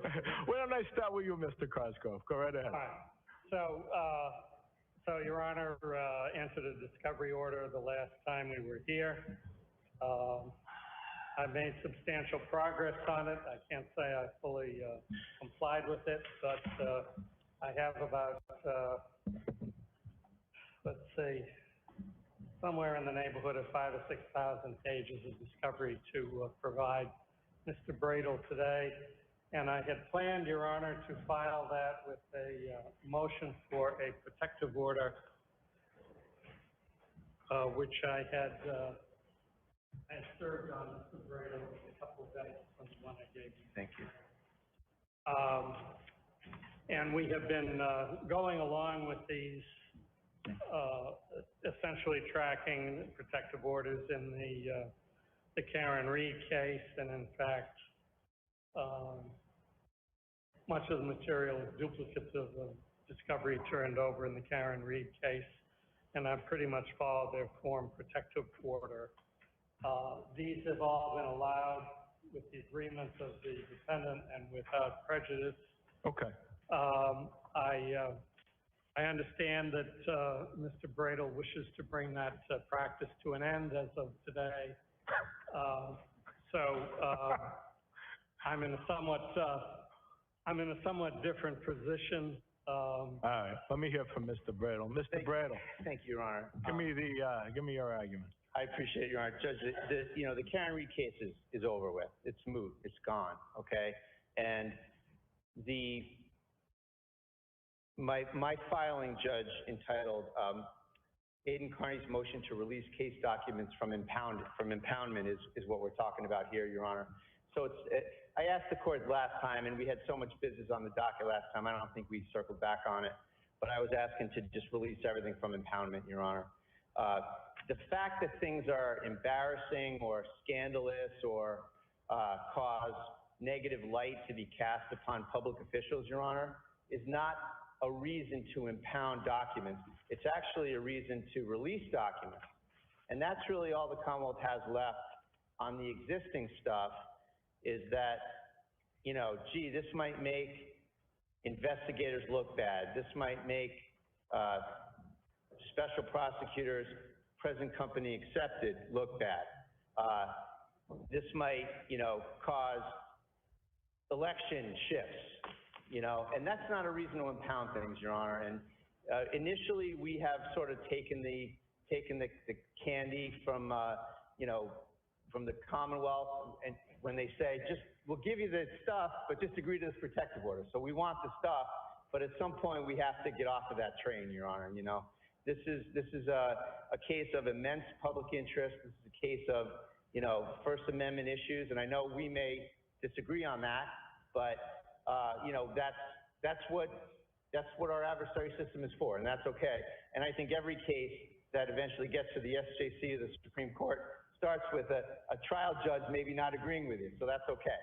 And that's what we have here. But in any event, Your Honor, I think we can agree that this case brings to the fore really important issues about what is witness intimidation, what is journalism, where does the First Amendment fit in, and these text messages about and I'm trying to not speak of them in open court, but we all know what they say, and we all know that there's a public interest in shining some sunlight on these things. So we're not asking to publish someone's address or someone's phone number. We're asking for the content of these communications that these folks have issued between and among each other, and the content of them per se has no persuasive power to make you want to impound them. Let me ask Mr. Cosgrove, what interest at the moment does impoundment serve? Your Honor, I've just been handed 20 minutes ago a fairly extensive motion suggesting that I have all kinds of various burdens to justify impoundment and citing a lot of case law. I would like an opportunity to file a written response. I'd give you that. Was a week enough? I'd like a little more than that. Your About Honor. 2 weeks. All right. There you go. I'll give you 2 weeks. I'll take it under advisement. And if you want to file anything else, Mr. Bradel, Mr. Betterow, you absolutely have every opportunity. Thank you very much, Your Honor. And Now, Your Honor, with respect to the items that I was going to turn over today. So I'll allow the motion. Mr. Bradel, I'm up here. sorry, Your Honor. It's all right. I thought I had a minute. That's fine. You got to talk to your client. You got to talk to Mr. Betterow. My point is this. If you want the stuff today, I'll allow it without prejudice. Sure. And then I'll see what you have to say and what Mr. Cosgrove. We have to take the candy. That's fine. All right. Please note our objection, but thank you. Yeah, no, that's fine. So I will allow Mr. Cosgrove's motion without prejudice, and I'll take any submissions that you have, and I'll give you a final answer probably in about 3 weeks. Thank you very much. Does that make sense? Okay. And then, Judge, just to shift gears a little bit, there's some outstanding discovery that we've been talking about. Yeah. And I want to start off, I know that the court's time can be much better spent in discovery disputes. So we talked about the idea that we would go to the DA's office, and to the extent there's items that the government says they've given us that we can't open up or figure out, you know, I think we're going to agree to go in person with our people and figure it out. So sure. That's the first thing I want to say. But then, in addition, Your Honor, there's this inventory that I filed. It's entitled Inventory of Outstanding Items in Connection with our Third Motion to Compel. Okay. There's about 10 things, Your Honor, and I think, unfortunately, that the government ought to go through and answer to us today about what the status of these things is. And we've been kind of going back and forth about these things for a long time. I looked back, Your Honor, and my first discovery request was February of 24. And second and third, you know, were the months following. And you know, in fairness, counsel for the Commonwealth was not the prosecutor of record at the time. But, you know, the rules are the rules, and we need this stuff, and it's gone on way too long. So these are the 10 things that I think are very important, and maybe 9. Mr. Cosgrove, might you want to take that 2 weeks and respond to all of those? Could you give me an extra week, Your Honor? An extra week. Thank you. All right. But it is, Mr. Bradel makes a very good point. As we all know, I think that it's important that the discovery be turned over so that we can bring a timely trial to the case. I don't disagree with Your Honor. Notwithstanding that Mr. Bradel has some complaints, and some of them may well be legitimate, there has been a substantial amount of discovery turned over in this case. Yeah. Attorney Betterow has a number of items as well, Judge. Mr. Betterow. Thank you, Judge. Just going back briefly to some of the issues about impoundment. Yeah. There are some items that are currently under impoundment, which we believe ought to be released from impoundment, specifically messages from Michael Proctor and a civilian witness. Those messages were cited in our motion to dismiss. As the court is no doubt aware, Michael Proctor is terminated from the state police. He has been a matter of public interest with his involvement in both the Karen Reed case, which led to Mr. Kearney's interest and ultimately, on some level, his indictment in this case. But also, those messages were impounded ostensibly for privacy interests, security interests, those sorts of things.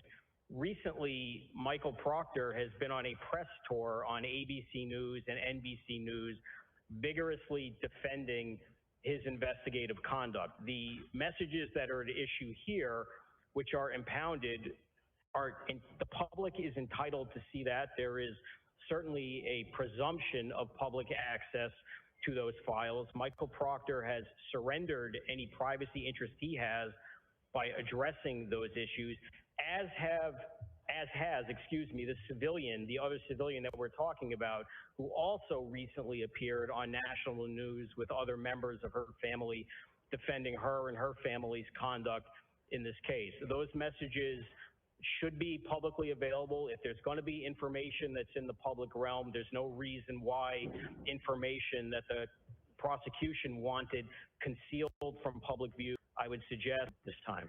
Okay. We're going to be able to skip the Anything you sidebar. want to say to that, Mr. Cosgrove? I'm not going to give you another week. Well, I would suggest it would make sense to take this up when we take up the other members. I think that makes sense. Yeah, I won't ask for another week. I won't ask for another day. That's, why don't I do that? Why don't you all come up to sidebar? Let me take a look. All right, so we're going to just skip forward. I think it was only about a minute or two a sidebar. On if 2024 some. The benefits of time hopping. This is the benefits of watching the recap. In my ear. Okay. Here we go. Hold on. Mr. Betterow, the floor is yours. What else Thank you. Judge, one outstanding issue relates to the second of the three indictments that relates to Lindsay Gaetani.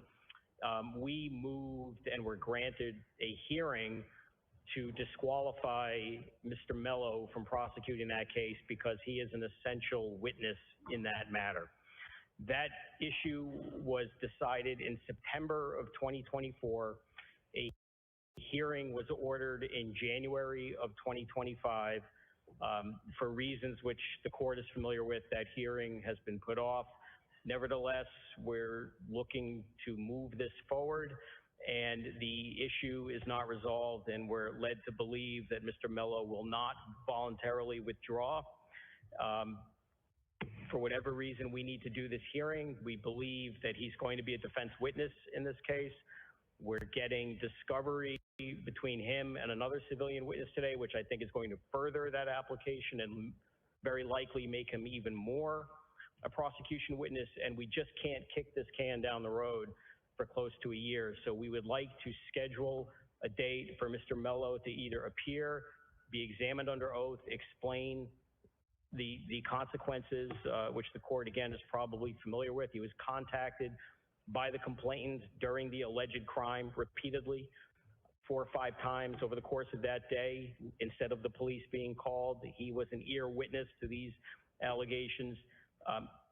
Respectfully, he needs to come in here, answer these questions so the court can issue a decision as to whether he's going to be allowed to continue or whether we can go through the process of subpoenaing him and any other items that might be of assistance to us with calling him as a witness. Mr. Cosgrove.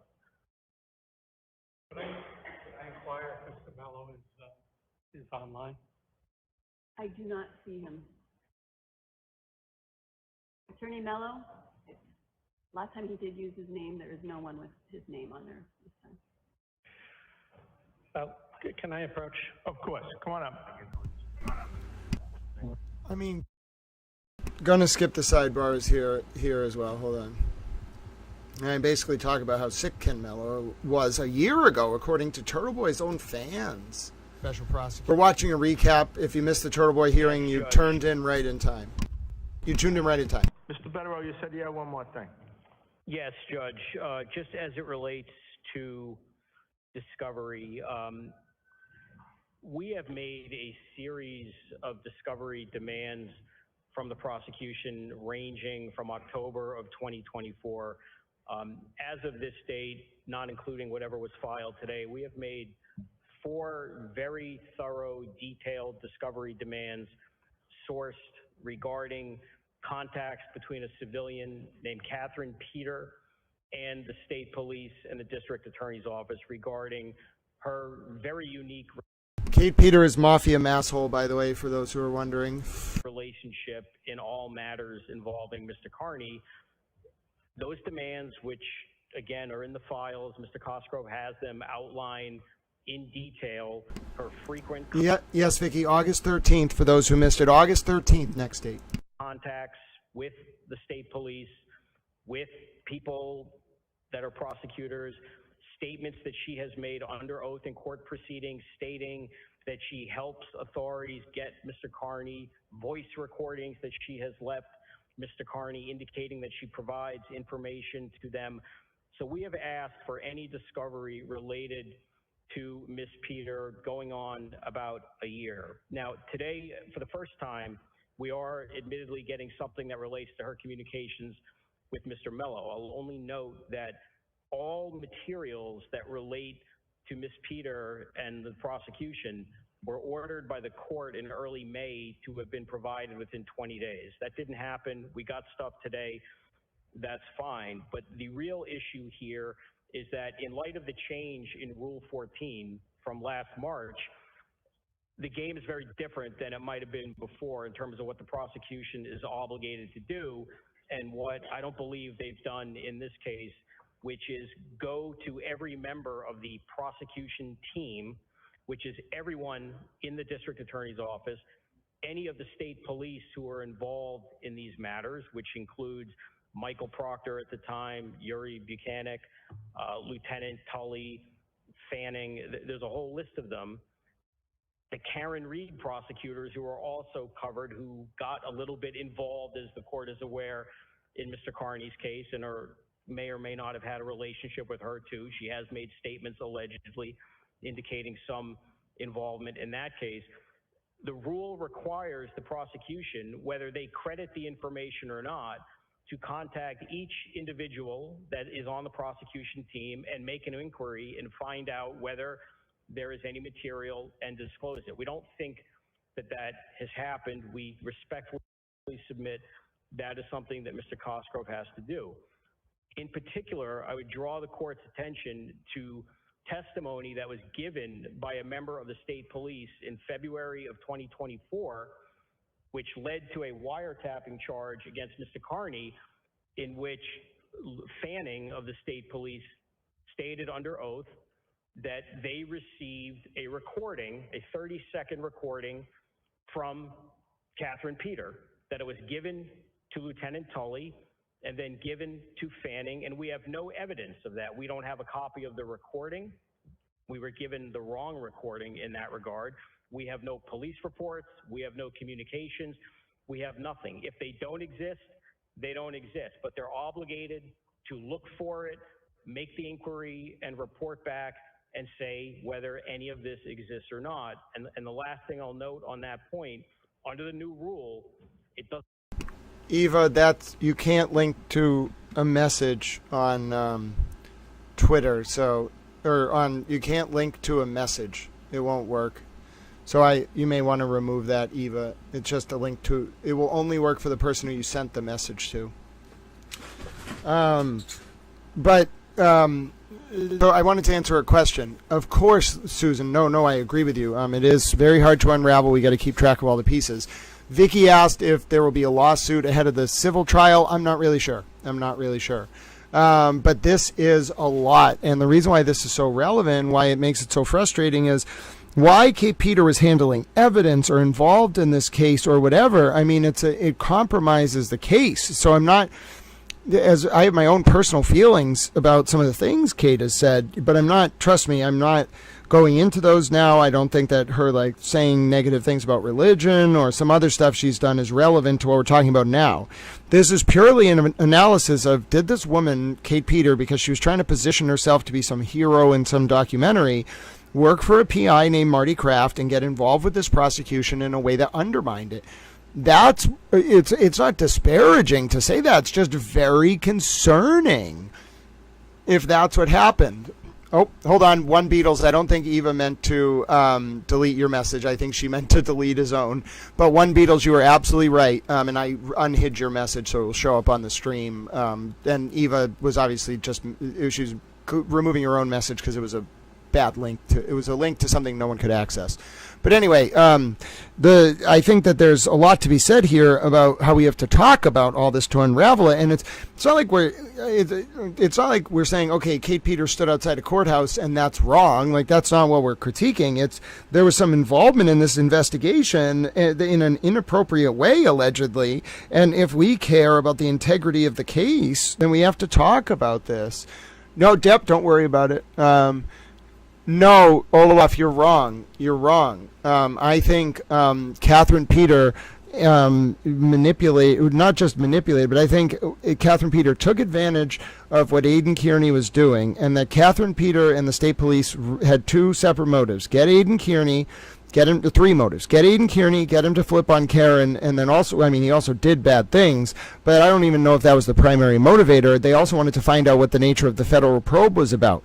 So I wouldn't loop Lindsay in with those people. I think Lindsay was a casualty in this proxy war. It's very important. That's why I'm being, of course, Lazy Susan, I agree with you, and that's why I'm trying to be so fair in my presentation of this, because it's so easy to polemicize some of these different people and say, oh, this person must have done this, or this person knew this person, so they were doing this together. It's not that simple. It's sometimes like in these compartmentalized operations, some people are doing things because they're like being played, and it's not that they weren't actually a victim, it's that they're not being told the larger context of what's happening, and that's how you do all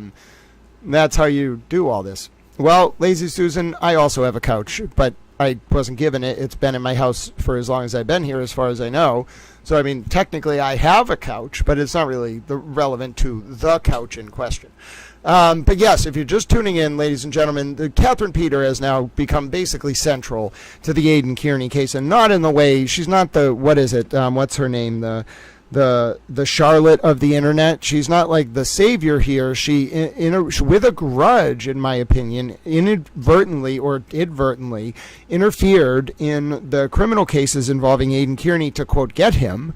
And the price of trying to do that was now it's all unraveling, because the questions are going to be, okay, why was Kate Peter handling evidence? Like, why was this not disclosed until now? What other stuff was she doing that you haven't disclosed? And then it compromises the damn case. And yeah, also remember, Eva, I think part of the reason Bob Cosgrove came on is not because he's going to prosecute the whole case. He's got to have a team to do this, obviously. In my opinion, anyone analyzing this would say it's bigger than any one attorney. It's that Special Prosecutor Cosgrove used to be a judge, and Bradel was very disrespectful to the former prosecutor, Ken Mello. You can still hear it. But Bradel is not just like afraid of Judge Cosgrove. Bradel's like, okay, Judge Cosgrove, like, what? Even when they disagree, Bradel will be like, you know, my Special Prosecutor Cosgrove, like, I have a lot of respect for him, so we're going to try to figure this out. Cosgrove was brought on to neuter Bradel's rudeness, and it worked because Bradel has all these connections. He's very tied in with a lot of judges, and the last thing Bradel wants is Cosgrove going to those judges and being like, listen, Bradel did X, Y, or Z, because that'll tank Bradel's reputation. Bradel's already in front of the Board of Bar Overseers, so he's facing his own stuff. And Cosgrove is like, Cosgrove was a judge for a very long time, and when you're a judge, you know everybody. You know all the lawyers, you know all the judges, you know the politicians. Cosgrove was brought on to force Bradel to be respectful, and it worked. Trust me, Bradel is very, very respectful of Cosgrove, almost to a fault. Like, he may think Cosgrove's getting up there in age or whatever, but Bradel, like, because of that, you don't see Bradel's normal kind of like yelling at Cosgrove or yelling at the judge about Cosgrove. It's all very kind of like technical. And when they go up there to sidebar and Cosgrove says something, every single person in that courtroom, the defense lawyers, the judge, they all just take it as fact. Like, there's no questioning it. There's no debating it. Like, so he has so much respect and there's so much gravitas that he carries. That's why he was brought on, in my opinion. That's not to say he's going to be able to prosecute this case alone. Nobody could prosecute this case alone. I don't care if you're 35, 65, or 85. Nobody could prosecute this case alone. That's crazy. It's 14 felonies. It involves like 40 different people. There's like 70 to, I don't even know how many witnesses. There's going to be like 100 of them. It's one of the most complicated cases I've ever seen. It's more complicated than the Reed case, okay? And it spans like the October felonies that were indicted in December of 2023, the December felonies that were indicted in the spring of 2024 involving Lindsay, and then the felonies from this year that were just indicted in May. It's a sprawling investigation, and it ties in all these people who God knows what they were doing with Kate Peter. God, you know, it's ridiculous. And what, you got to try him. Like, he's telling you he's going to fight it, and the state can't say no. You know, they have to take it to trial. So they have a case. It's just a question of did Kate Peter, in my opinion, it's a question of did Kate Peter's involvement in this compromise the case? And if that's the case, I mean, listen, we're going to have months and months of hearings about Kate Peter. So I hope you all are ready to talk about Kate Peter a lot, not in a derogatory way. I'm not going to have any of that nonsense. Although we did used to have an exception to our rules for Kate Peter. But no, I'm not going to have any like bashing of what she looks like or anything like that, or any gratuitous bashing. But if we need to talk about it, then we're going to analyze it. All right? So if you missed today's TurtleBoy hearing, we're going to keep listening to it. Hold on, what happened? What did Olaf say? What did he say? Oh, maybe there was something I missed that he says. No, well, it was only a short timeout. But Steph, generally, I think Olaf is kind of a little all over the map, and he sometimes, I think there might be a what is the word? Language barrier. So don't worry. Don't worry if Olaf says things that seem a little off. That he says things in favor and against both sides, and he's potentially Russian. So anyway, don't worry about it. Yeah. No. Don't worry. I'm not going to untime him. But Olaf, we'll change your timeout, okay? Just on the off chance this was a language barrier. I'm very sensitive about language barriers. Like, I don't want someone to feel like because English isn't their first language that they're unwelcome here. So let's change that down to just 1 minute, all right? Now, Steph, if you were right and he comes back and he starts saying offensive things, I'm going to say, Steph, I shouldn't have overruled you. But for now, we're just going to reduce that to 60 seconds. I'm very sensitive about language barriers. But also, don't worry about it. Exactly, Steph. He does say things that go both, like, on both sides of the case. So let's just keep an eye on it. And Olaf, you'll be able to chat again in a second. And if we did have a language barrier there, I just want to extend my apologies to you. Now we're going to finish this hearing. All right. I just want to keep giving you some annotations here because this stuff is hard to understand. There's a lot of players, and mark my words, we're now going to have a hearing about Kate Peter. There's no doubt in my mind, so get ready for that. There's going to be all sorts of hearings involving this, and you might be saying, well, why is this dragging out? Why is it dragging out? That's why it's dragging out. There was nonsense, whether it's going to impact the evidentiary admissibility of some of this stuff, I don't know. I don't think so. I think the evidence stands on its own, but certainly you're going to have Kate Peter up there as a defense witness. It's going to be a clown show, literally. It's going to be, and that's the thing, what sucks is that, in my opinion, TurtleBoy did some bad things. He was rightfully indicted. I mean, he was indicted by the grand jury for multiple felonies, and I just think it gets lost. And some of it, I think, is TurtleBoy running interference, which, as much as he might want to think that the feds are investigating the state police, don't get me wrong, I would not doubt, and I'm speaking hypothetically, that the feds have also picked up that there's some state-level corruption with TurtleBoy and some people that he might know in some various departments. And let me tell you, the feds find out that a district attorney's office is running a scheme or a police department to help TurtleBoy. Listen, that's how you get caught up in a federal corruption probe. And the feds are not just going to look the other way because it's TurtleBoy. They're not. That's my opinion. So that's why I think all this stuff is very, very dangerous for Massachusetts, and it ties back to TurtleBoy. And the problem is in my opinion, gets all these people involved, so he thinks they'll all be brought down with him. Eventually, the feds are going to just say, screw it, you're all going down. All of you. And rightfully so. Because this nonsense has gone on too long. It's pernicious. TurtleBoy acts a little holier than thou, in my opinion, because we're going to come to find out some of these cops and potentially some other DA's offices were doing the same stuff to help him. And it's going to be freaking chaos. It's going to be political chaos. It's going to be juridical chaos. It's going to be legislative chaos. All these people got caught up because they didn't realize that they were all being watched. All of them. Every single one of them. I appreciate you, Selma. No, I'm telling you, I have some sense. I don't have any direct confirmation. If I did, I wouldn't tell you. But I have some sense that all of them got caught up because they're morons. They think they're above the law. And so the feds were like, all right, go ahead. Let's see what all you morons do. And then some of them literally openly openly started weaponizing the process across multiple counties, and the feds, I'm sure, immediately caught on to it. Now, I'm not saying little towel, I'm just a little towel. All right? I don't know what you're talking about.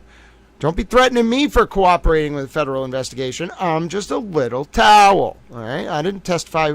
I'm a little towel. All right? I have no idea what you're talking about. I don't know what's going on. I'm just telling you, some of you are morons. Not in the chat.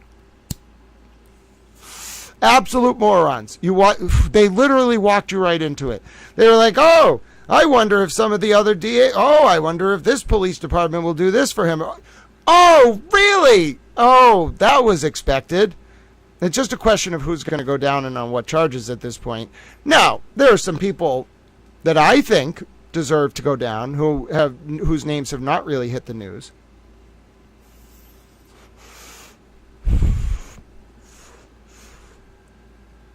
I don't know. Don't abuse the freaking judicial system. Whether it's to help TurtleBoy or Kate Peter or to cover up a murder of Sandra Birchmore, just don't do that stuff. I mean, it's really just an abuse of public office. And if you're a Democrat in Massachusetts right now, I don't care if you're a moderate Democrat, a liberal Democrat, if you are a Democrat, like I'm telling you right now, juridically, the DOJ is interested.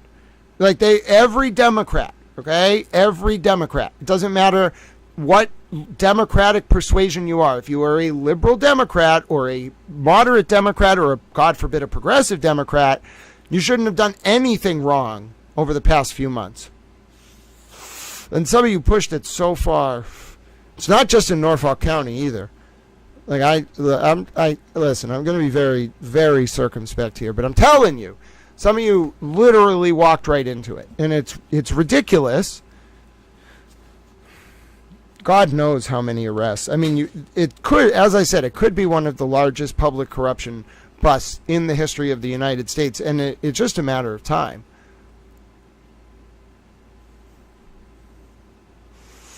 I've never seen anything like it. Never. And that's what I'm saying. I don't think anyone, whether they cooperated or whether they thought they were helping, I don't think anyone's going to escape when that hammer falls from the DOJ. It's just a question of how wide is the net going to cast. It's definitely going to get up to Boston. I think it's going to go the other direction too. They're all so dumb. And I don't know, how do I say it other than, you abuse the criminal justice system, you're dumb. I have no sympathy for you. None at all. Clearly, I literally reported some of you to the federal government multiple times. It was...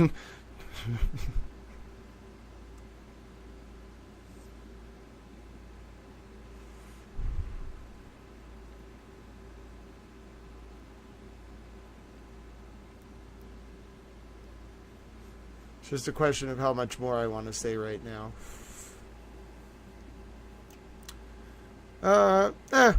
It could be pay for play, Ralph. There's a lot of that in the journalistic world. Could also be a political motive. Remember, these are Democrat DAs you're talking about. Never underestimate the influence of politics. And never underestimate the influence of a change in administration as to a continuation and also more refined emphasis on enforcement. What do I know? I don't know what you're talking about. Federal indictments and public corruption probes. What's the public integrity section? I don't know. What's the public corruption unit? I'll never forget when an account I think is Karen Reed was like, no, it's the public corruption unit. And I was like, no, Karen, that is a subset of the public integrity unit. And they were like, no. And I was like, okay, I know what I'm talking about. You don't. You have seen one small portion of a larger world. Why are you you look like a moron right now. Anyway. So yeah, we're going to keep watching this TurtleBoy hearing. But every once in a while, I just have, things to say. Towel, haven't you realized now that Towel sometimes just, Towel knows things. Tell tries to help out. You know, you listen to Towel, sometimes you get some information. I'm a patriot. I love America. Right? Of course. I think it's unequivocal and unquestioned at this point that Towel loves America.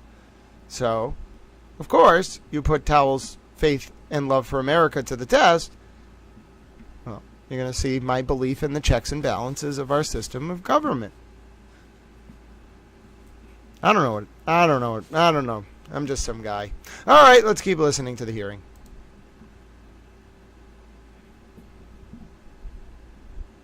Doesn't matter whether the prosecutor credits any of this.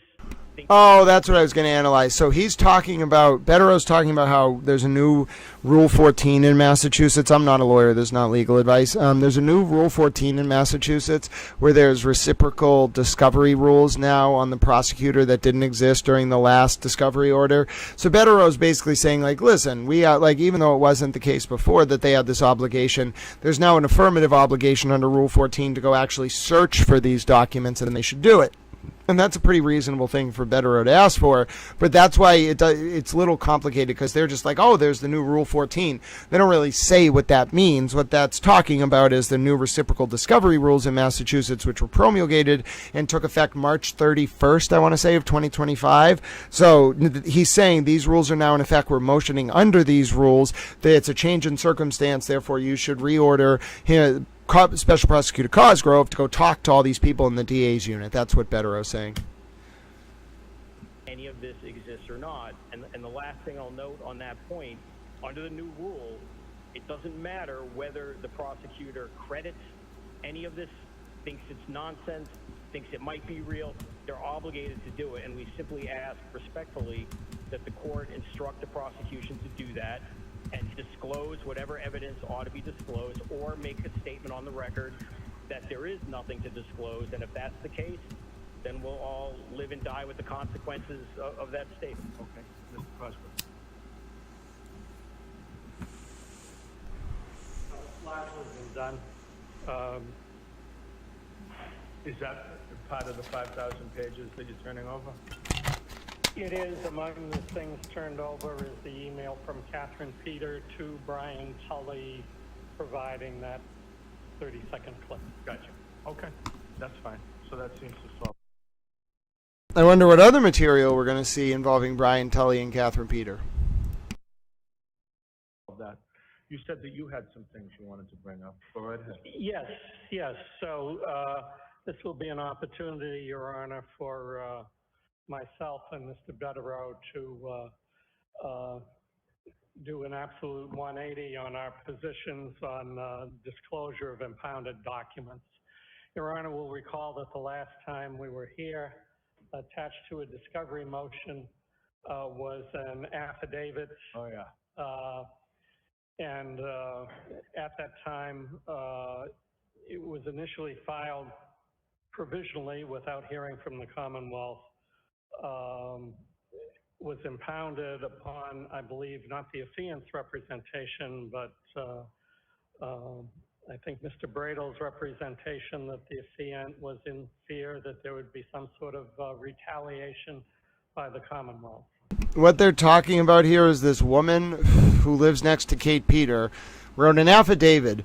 It's a pretty ridiculous affidavit in some regard. Like, there's some stuff in there that I just do not believe. There's other stuff I wouldn't put it out of the question, but it's like, that's where the couch thing comes from, because it's like Kate Peter got a couch, and then, like, here's what's weird. So, like, it talked about Kate Peter, like, Kate Peter does have this bad propensity to kind of, in my opinion, to kind of like brag, and like especially if she's trying to like trust, like get someone to think she trusts them so that they'll tell her stuff. And so this woman who lived next to Kate must have either like played her or whatever. It was clearly it was her neighbor or something, pretending that she was Kate's friend. Kate was apparently telling her all sorts of stuff. Some stuff in that affidavit I don't buy. There was one thing where like Kate was saying something about Lindsay not being pregnant. I don't buy that. I don't believe Kate has ever thought that Lindsay wasn't pregnant ever at any point in time. And I think 100%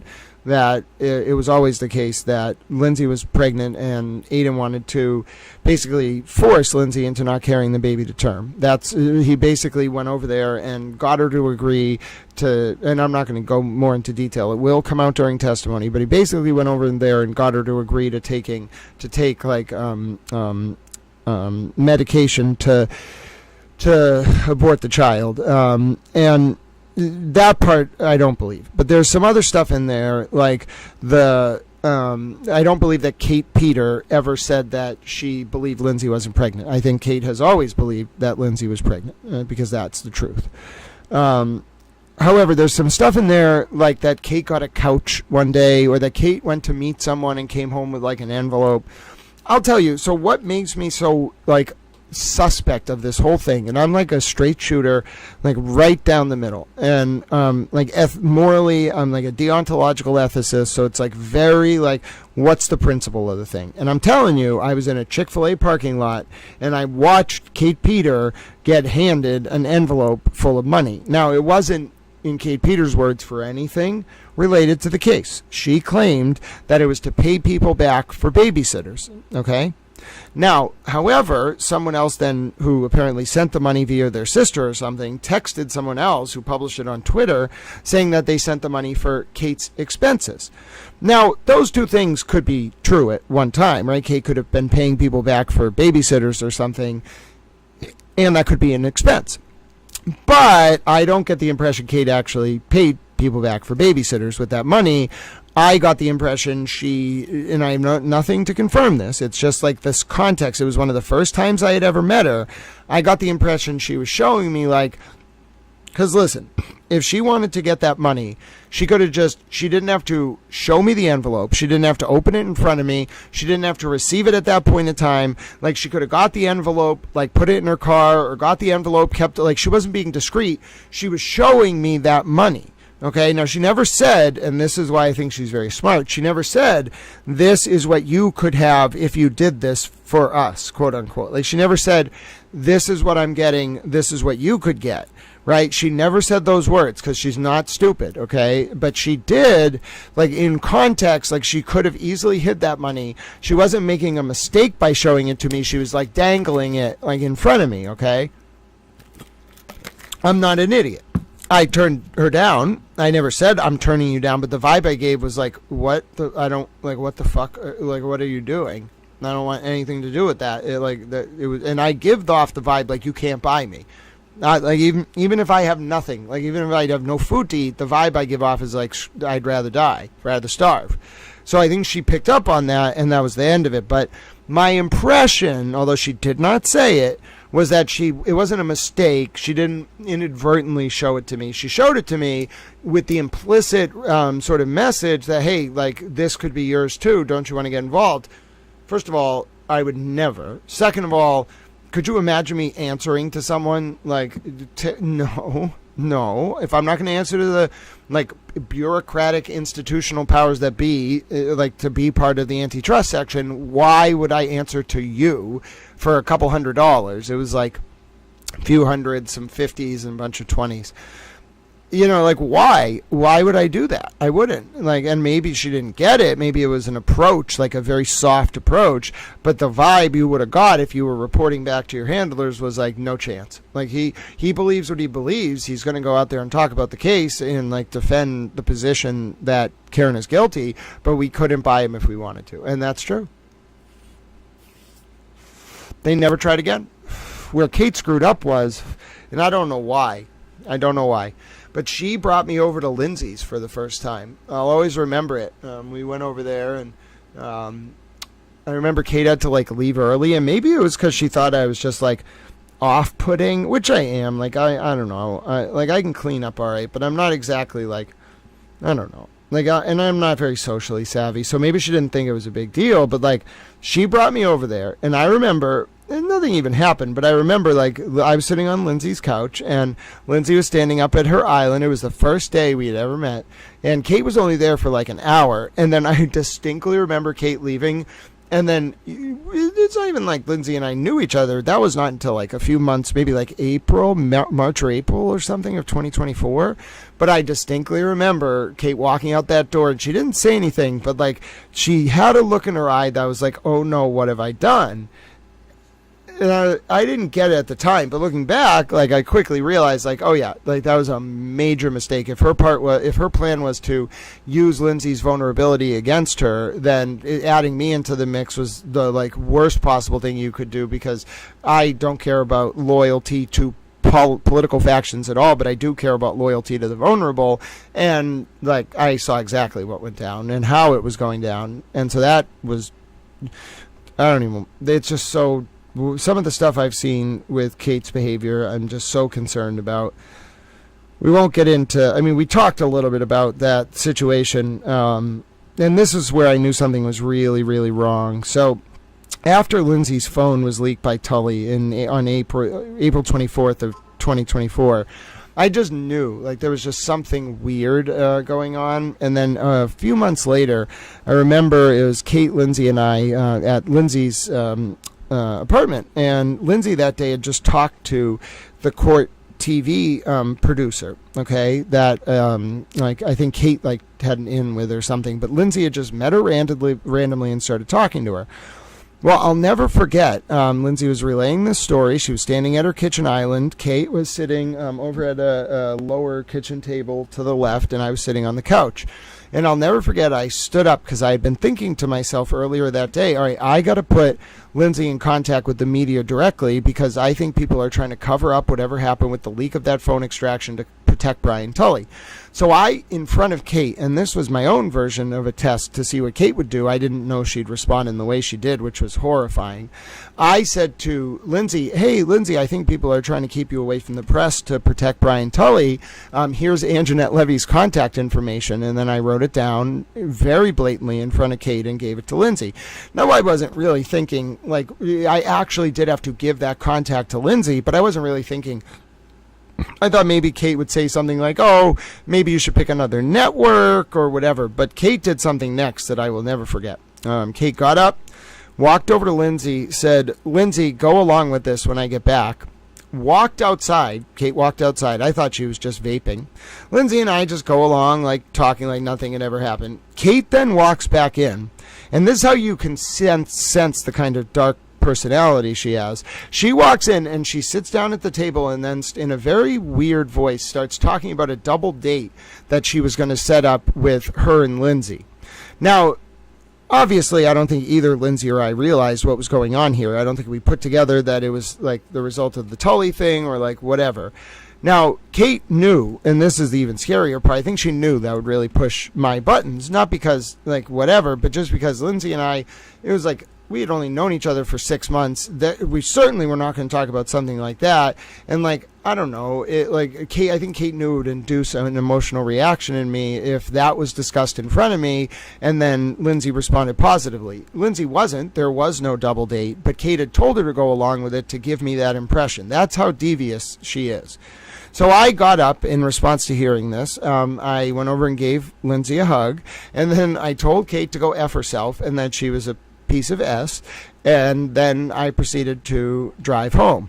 Now, it was not the best idea for me to do what I did, but then I got overwhelmed and didn't talk to Lindsay for a little while, to my own detriment and in a way that was very immature.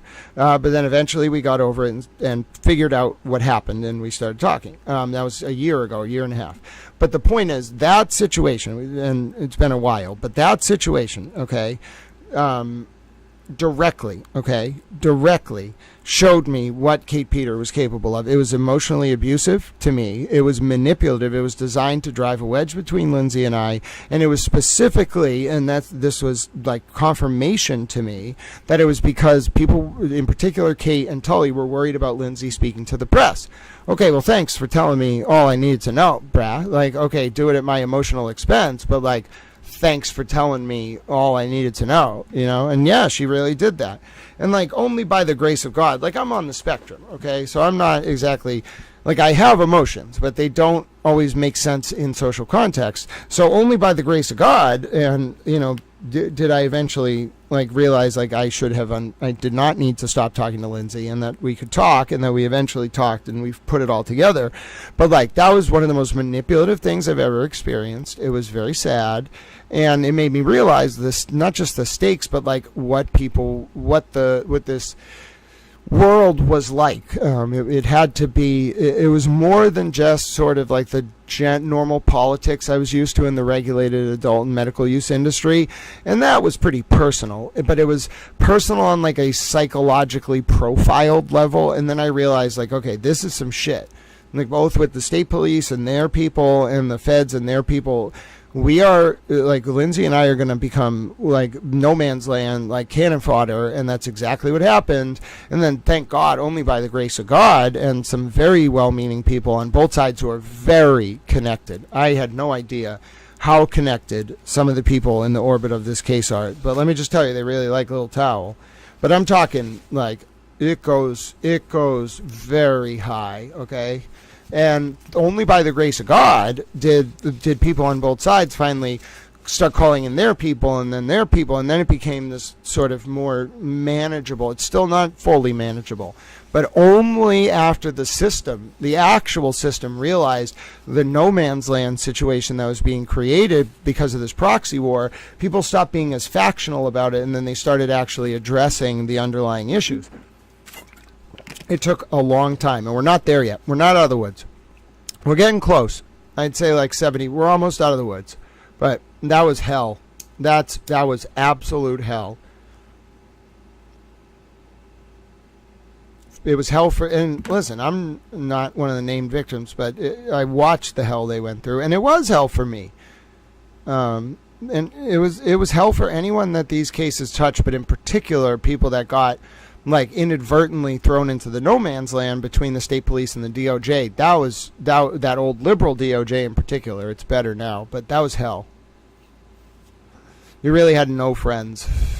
If you were someone who believed the state police covered up Sandra Birchmore's murder and you believed Karen was guilty, you had no friends. State police didn't want anything to do with you. That whole crew didn't want anything to do with you, and the feds didn't want anything to do with you. Now it's a little bit different, but it was brutal. And especially if you believed that the state police did something bad to Lindsay. So if you believed the state police took advantage or covered up Sandra Birchmore's murder and did bad things to Lindsay, you know what I'm saying? Then you believed Karen was guilty, then you were really in no man's land. It's slowly changing now, but it was brutal for a while. Hot Coffee Chats, it's good for your sanity, my dear friend. Let me tell you, these cases are but what I would say, Hot Coffee Chats, is come back for the Sandra Birchmore case. Sandra Birchmore, if anyone, deserves your attention. There's more to come with that, and I think that case deserves your attention. But listen, I've laid it out, and what can you do?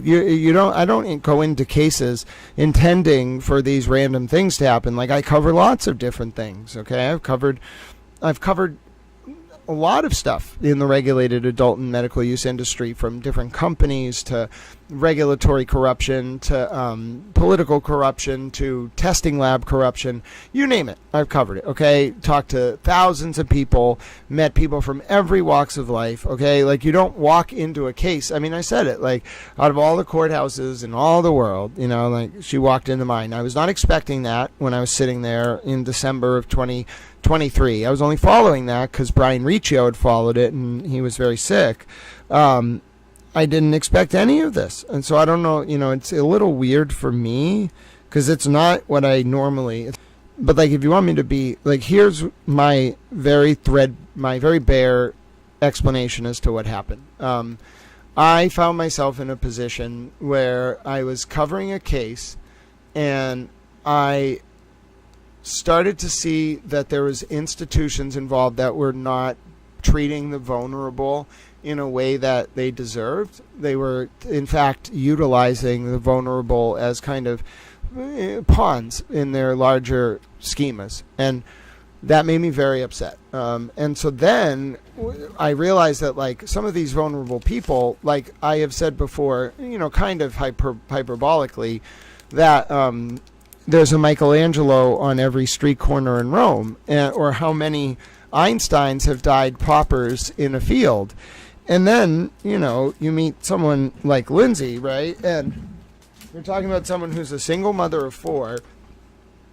And you can read these stories when she was valedictorian of her nursing school class. But like a single mother of 4 who's like literally a genius. I mean, just intelligent beyond levels that most people can understand. And then you see, like, but for the, like, if she had political connections and money, she would be like one of like the most respected people in this whole case. But because she was, you know, just by virtue of circumstance and her life and whatever, she didn't have those resources and money, she was seen as expendable. That is not just her as a person, but what people were doing to her in spite of her intelligence and her integrity and sort of her soul, what they were doing to her just because she didn't have political connections and money. That really, really upset me. And then I was like, okay, you know what? First of all, I really like this person. Like, she's just genuinely a good person. I like being around her. Like, she makes me feel at home. Like, so 1, I like this person. 2, I am not going to sit by and watch the system take advantage, especially after what I was learning about Birchmore, and watch the system take advantage of someone because they don't have the resources in life to defend themselves. And then I was like, okay, you know what? Like, it's kind of, I wouldn't say it's crossing an ethical boundary, but then I was like, fine, I'm just gonna, if I have a connection, she can have it. Like, if I make money, she can have it. Like, whatever I can do to make her life easier, I just want to prove to her that there's someone who will do it unconditionally, give her all of that, and then give her all these political connections so that the system can learn can get a message, which is, if you do this to someone and the right person finds them and elevates their connections and resources, then you are going to get your just desserts at the end of the day, because you will have unwittingly broken the unspoken social code, and although it's going to be ex post facto, you'll have done that to someone who wasn't helpless and who wasn't just left to fend for themselves, but instead someone who has the full force of a substantial number of connections throughout various components of the political and governmental establishment behind them, right? Like, that's what, and I do this out of passion. Okay, I do it at my own expense, out of passion. I've done it for years with a much smaller audience, and I don't. It's just about the principle of it all. So when I bring to bear those networks that have seen me labor on principle for years for no reason, just because I care, you know, and so she deserved it. And so I wouldn't say I compromised my principles. I wouldn't say I compromised in the situation. I did something that I felt was the only tenable act of service that was suited to the conditions that had befell Lindsay. So, and now for the rest of her life, she will have in her corner a little towel who has a lot of connections and in a lot of places, and loves America. You'd be surprised how far that gets you in life. All right, let's go back to this hearing.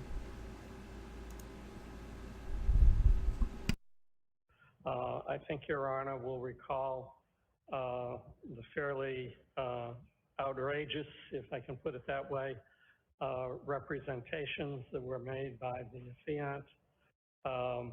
I believe now, as I moved at the time, that affidavit should either be stricken or that the impoundment order should be lifted.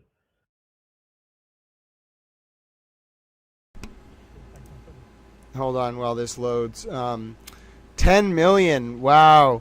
New Vanity Fair article out saying that AJ would have billed 10 million. Oh, Lindsay Gattani, Susanna, is one of the named victims in the Aiden Kierney felony cases. And she was the primary witness to Aiden putting in writing that Karen Reed and Josh Levy, the former U.S. attorney, had ex parte contact in November, I believe November 28th of 2023. And then Lindsay's phone with naked pictures of her giving birth was leaked in full, 15 years of her phone, to Aiden by Brian Tully, the state police lieutenant. Except that extraction, which was in the state police custody for 3 months, was edited to remove messages from Tully to Lindsay and then from Kate Peter to Lindsay for some reason. And yet it was released to Aiden, unredacted, with naked pictures of Lindsay giving birth. So that's who Lindsay is. Eva, you reach out to me on Twitter. Let's talk more about this. A lot of some of the lawyers in this orbit, I think they pretend we'll talk, Eva. There's a lot of lawyers who are very good people, but a lot of lawyers who are attracted to these cases have pernicious. Anyway, that's the end of that. Lazy Susan, I can't find it. I cannot find the murder case that Hank Brennan's supposedly working on. I've taken a look. You can try to search mass courts by party name, but I don't think it works. You can't search mass courts by attorney unless it's a civil case. You can do it if it's a civil case. You cannot do it if it's a criminal case. So. But I would love to know. I would love to know more. Is it going to trial? What county is it in? Is it it could be a federal case, Lazy Susan. So that would make it even more complicated. Do we know if it's state or federal? And obviously, this is a question from Lazy Susan about what case Hank Brennan is working on right now. But yes, Lazy Susan, trust me, I'm there with you. It's not for want of trying. I just don't actually know. So, all right. So we're going to continue with this hearing, though. We're going to go back to Special Prosecutor Cosgrove. We're doing a recap of the TurtleBoy hearing. If you missed it, ladies and gentlemen, TurtleBoy was in court today. It seems like Kate Peter is about to take center stage over the next few months in the TurtleBoy hearings. Let's keep listening.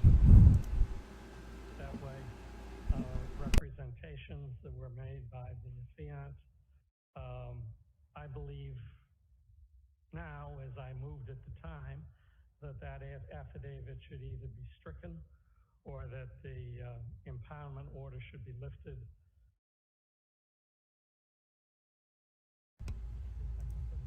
Hold on while this loads. 10 million.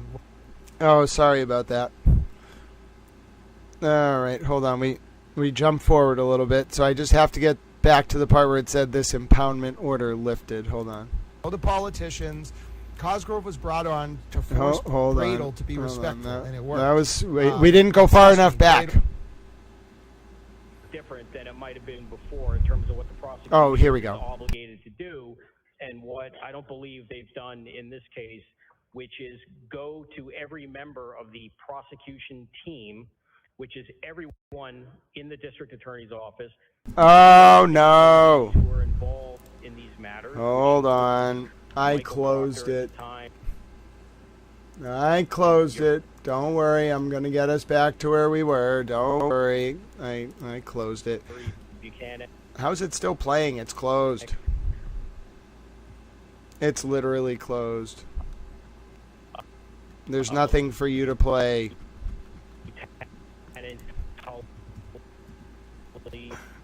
Fanning, there's what does it think it's playing? I closed the video.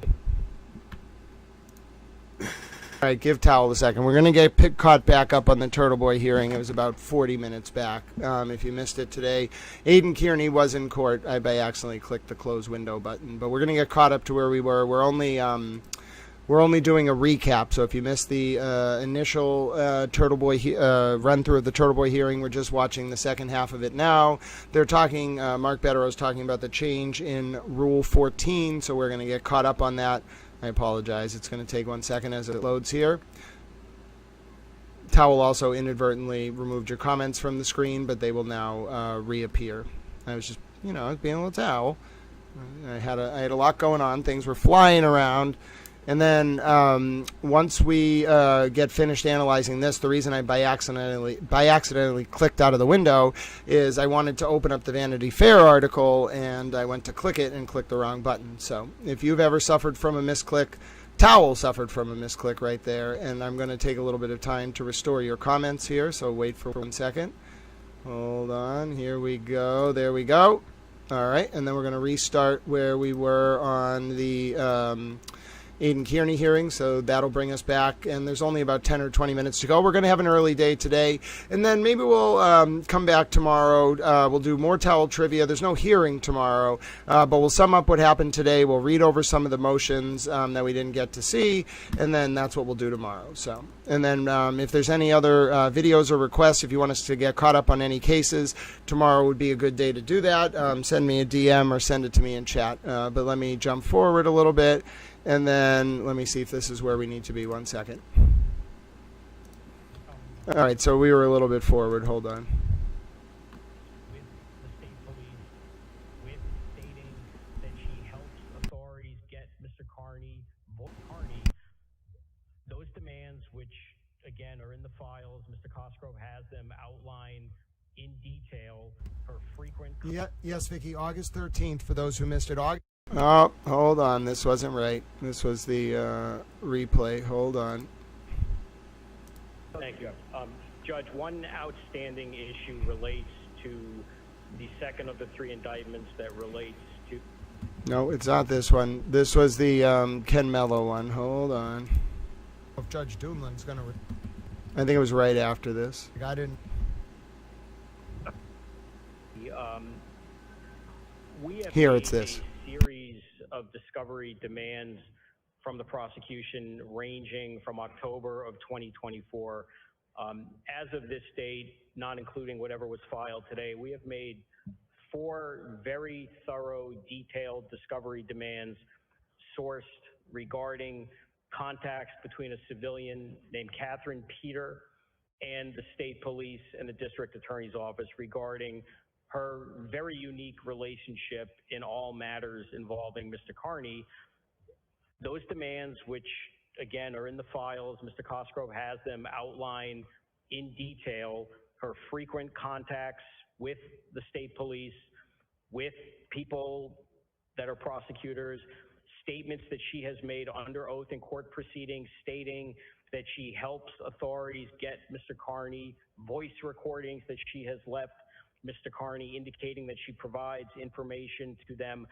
So we have asked for any discovery related to Ms. Peter going on about a year. Now, today, for the first time, we are admittedly getting something that relates to her communications with Mr. Mello. I'll only note that all materials that relate to Ms. Peter and the prosecution were ordered by the court in early May to have been provided within 20 days. That didn't happen. We got stuff today.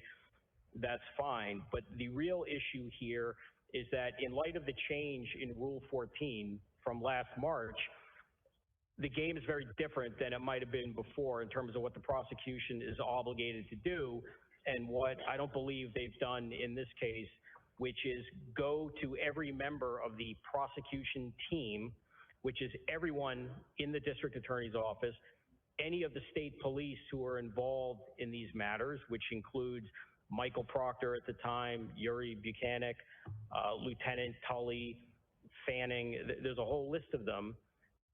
The Karen Reed prosecutors who are also covered, who got a little bit involved, as the court is aware, in Mr. Kierney's case and may or may not have had a relationship with her too. She has made statements allegedly indicating some involvement in that case. The rule requires the prosecution, whether they credit the information or not, to contact each individual that is on the prosecution team and make an inquiry and find out whether there is any material and disclose it. We don't think that that has happened. We respectfully submit that is something that Mr. Cosgrove has to do. In particular, I would draw the court's attention to testimony that was given by a member of the state police in February of 2024, which led to a wiretapping charge against Mr. Kierney, in which Fanning of the state police stated under oath that they received a recording, a 30-second recording from Catherine Peter, that it was given to Lieutenant Tully and then given to Fanning, and we have no evidence of that. We don't have a copy of the recording. We were given the wrong recording in that regard. We have no police reports. We have no communications. We have nothing. If they don't exist, they don't exist, but they're obligated to look for it, make the inquiry, and report back and say whether any of this exists or not. And the last thing I'll note on that point, under the new rule, it doesn't matter whether the prosecutor credits any of this, thinks it's nonsense, thinks it might be real. They're obligated to do it, and we simply ask respectfully that the court instruct the prosecution to do that and disclose whatever evidence ought to be disclosed, or make a statement on the record that there is nothing to disclose. And if that's the case, then we'll all live and die with the consequences of that statement. Okay, Mr. Cosgrove. It's largely been done. Is that part of the 5,000 pages that you're turning over? It is. Among the things turned over is the email from Catherine Peter to Brian Tully providing that 30-second clip. Gotcha. Okay, that's fine. So that seems to solve that. You said that you had some things you wanted to bring up. Go right ahead. Yes. So this will be an opportunity, Your Honor, for myself and Mr. Betterow to do an absolute 180 on our positions on disclosure of impounded documents. Your Honor will recall that the last time we were here, attached to a discovery motion was an affidavit. Oh, yeah. And at that time, it was initially filed provisionally without hearing from the Commonwealth. Was impounded upon, I believe, not the affiant's representation, but I think Mr. Bradle's representation that the affiant was in fear that there would be some sort of retaliation by the Commonwealth. I think Your Honor will recall the fairly outrageous, if I can put it that way, representations that were made by the affiant. I believe now, as I moved at the time, that affidavit should either be stricken or that the impoundment order should be lifted. I don't believe an affiant should be allowed to accuse an assistant DA of jury tampering and a district attorney of having secret meetings with witnesses and all these other things, and then hide behind an impoundment order. Okay. Let me hear from the other side. Mr. Betterow. Yes, a couple things that I think ought to be corrected. The affiant is not alleging what happened. The affiant is alleging under oath that she was told by another individual who we were discussing earlier what happened. That's the first point. The second point is that document was attached as an exhibit to a discovery demand. Discovery demand number 4, alleging more reason to believe that there is an obligation for the prosecution to look into possible discovery that is in their possession, custody, or control. If that affidavit were to be stricken, that means literally nothing. They are still obligated to do whatever it is they had to do. And at the time that that motion was discovered until 20 minutes ago, absolutely nothing has been turned over regarding this person who brags about working for the authority. So I don't know the relevance of doing anything one way or the other with respect to the affidavit. Now, that person may very well have a privacy interest because the day after that affidavit was filed, her apartment was essentially covered in personal information about herself that could have only come from someone with access to law enforcement, and almost certainly that individual was subjected to charges of witness tampering, which I believe were actually under investigation and may still very well be. I can't go farther than that. I don't know. Somebody, whoever did this, wrote snitch on her door. So I would suggest in this situation, impoundment of her name is more than appropriate. Okay. Just make 2 points in response. One, I don't think it's entirely true that the affiant was simply relying on recounting hearsay.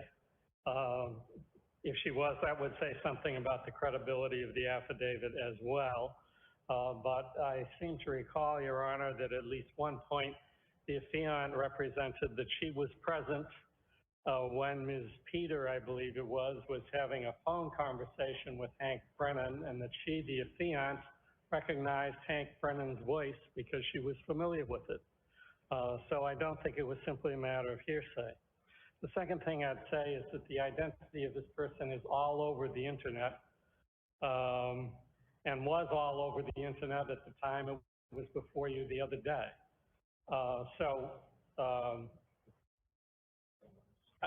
I don't know what the interest is, given those circumstances, in concealing it in the court papers. Okay. Judge, I'm sorry, And I'm sorry. I'm sorry, go ahead. Could I just add one thing? Yeah, go right ahead.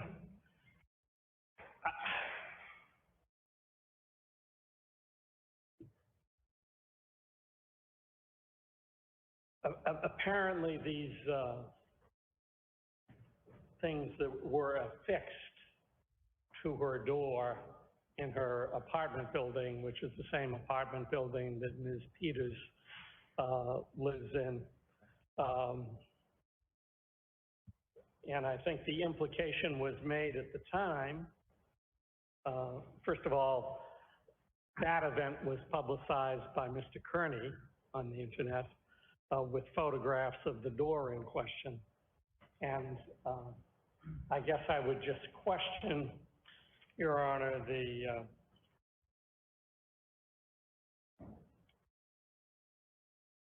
source of those documents, let's put it that way. Okay. Just very quickly, Your Honor, in terms of this individual's name being on the internet, there are two reasons for that. The first is because Ms. Peter identified her publicly and led to this kind of harassment. The other reason, and this was no question a mistake, but Mr. Cosgrove mentioned her name accidentally, and no question, no malintent, but her name was stated in open court, and as you can see, people watch in court, online, and whatnot.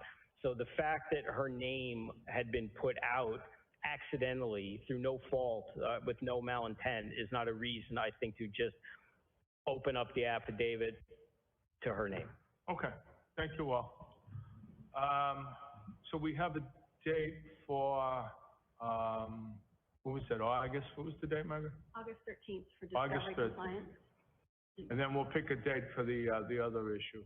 Am I correct, Mr. Cosgrove? Yeah. Towards the end of the month? Now, or do you want to pick it on? Why don't we pick it on the 13th? I think that makes sense. All right, I may have some, I'm sorry, I should be standing. That's okay. I may have some information about That's fine. the health status at that time. All right. We'll see you all on August 13th. Thank you. Okay, thank you all. One more, Your Honor. Go ahead. Oh, sorry. I believe we have an agreement. Mr. Bradel has responded relative to the source code for accessing the search of the devices. Yep. And he's indicated that it was the same source code previously provided Lieutenant Tully, and that he would supply it again if necessary. And I've indicated to him that that's appropriate, and I think he should supply it today. So and I don't think Bradel- there's a disagreement with that. All right. You don't disagree with that, do you? Sure. Yeah, all right, good. I'll see you August 13th. Thank you. All right, take care. Bye. 2 p.m. 2 p.m. Thank you. 2 p.m. August 13th. You heard it, folks. 2 p.m. August 13th, the next hearing in the Aiden Kierney matter. My name is Grant Smith-Ellis. Thanks very much for tuning in. We just did our recap, if you missed the Kierney case, that are subject to a team review. 2 other phones belonging to Kierney have already been searched and were the basis. 2 other phones belonging to Kierney have already been searched. All right. The next hearing in Kierney's case will be at 2 p.m. Eastern on Wednesday, August 13, 2025. All right, so folks, that was a long hearing. However, I got the date. We listened to the whole thing. Managed to record. We got the whole hearing recorded, so all 32 minutes with Towel's interruptions during sidebar and a little summary. Now, I'm taking a look. It is a lot of information. Yes, 6K on Towel feed. All right, let's listen to this hearing one more time. All right, let me just play part of it one more time so I can listen to it. You're charged with a crime during the period of your release. The bail in this matter. All right. I thought I had a minute. That's fine. You got to talk to your client. You got to talk to Mr. Betterow. My point is this: if you want the stuff today, I'll allow it without prejudice. Sure. And then I'll see what you have to say and what Mr. Cosgrove. We have to take the candy.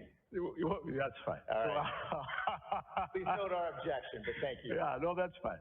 So I will allow Mr. Cosgrove's motion without prejudice, and I'll take any submissions that you have, and I'll give you a final answer probably in about 3 weeks.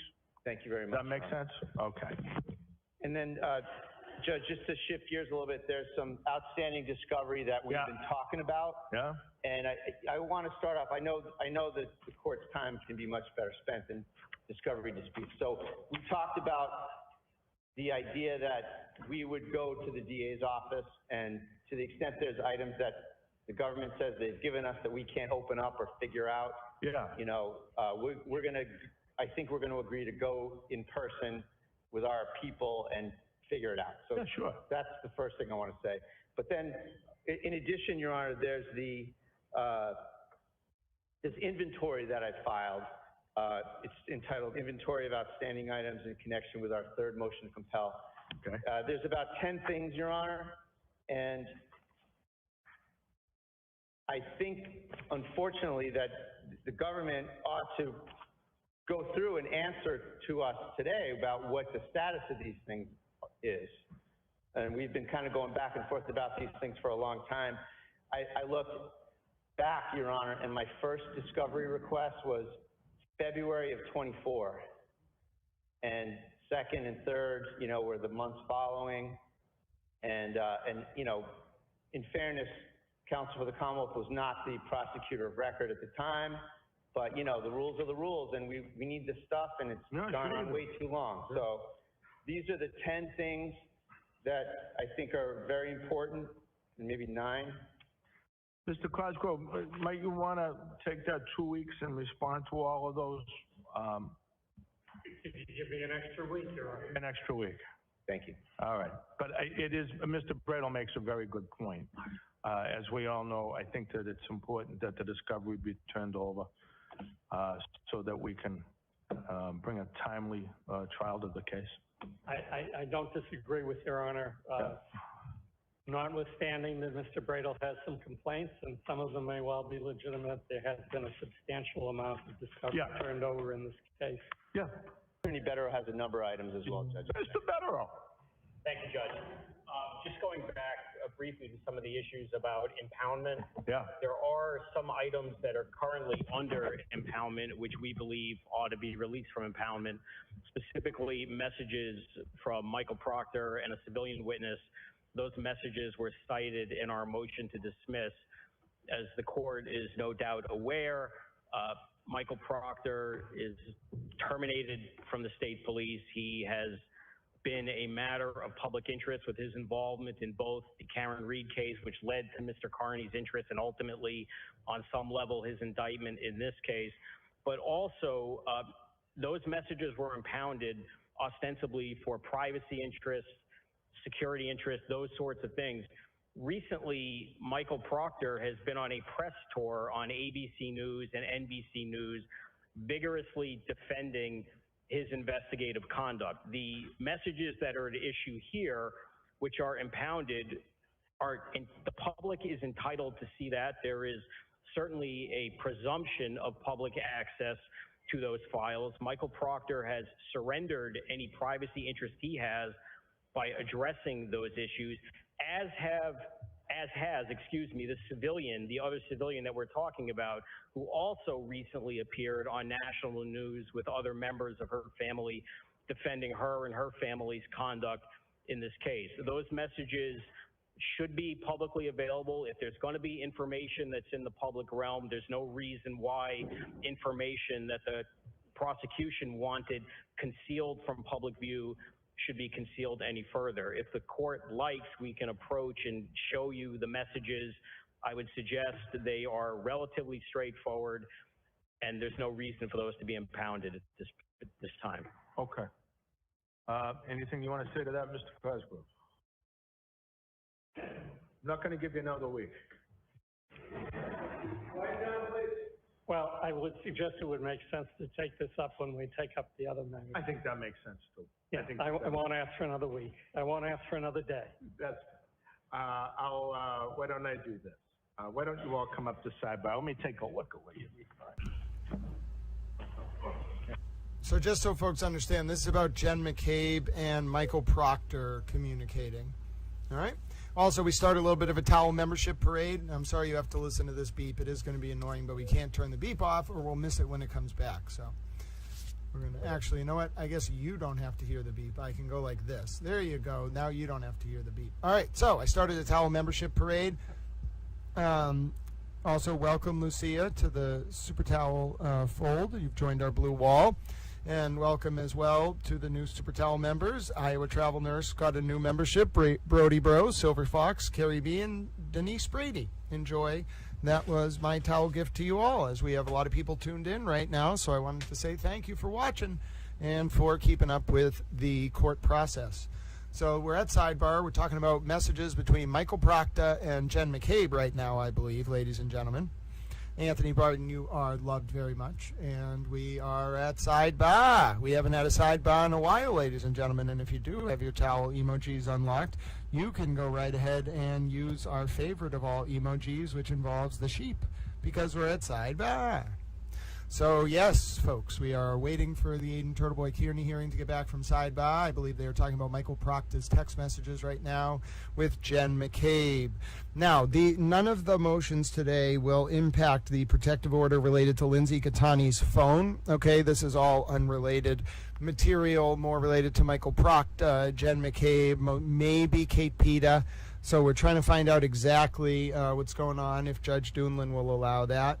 Oh, one Beatles about a year ago in January of 2024, someone on I think YouTube or something was like, Grant calls himself a towel. His pronouns must be towel. So I was like, fine, I'll become an anthropomorphic towel. Now we have towelettes, washcloths, soap dispensers, flannels, electric hand dryers, beach towels, hemp towels, paper towels, microfiber towels. We have towels all around the world. Super towelettes, of course.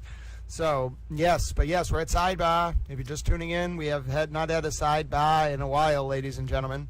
And we are at sidebar in the Aiden TurtleBoy Kierney hearing. And I'm not making you listen to the beep, but I am just hearing beep after beep after beep in my ear. Okay. Here we go. Hold on.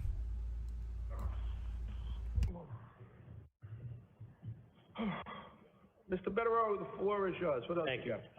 Judge, one outstanding issue relates to the second of the three indictments that relates to Lindsay Gaetani. We moved and were granted a hearing to disqualify Mr. Mello from prosecuting that case because he is an essential witness in that matter. That issue was decided in September of 2024. A hearing was ordered in January of 2025.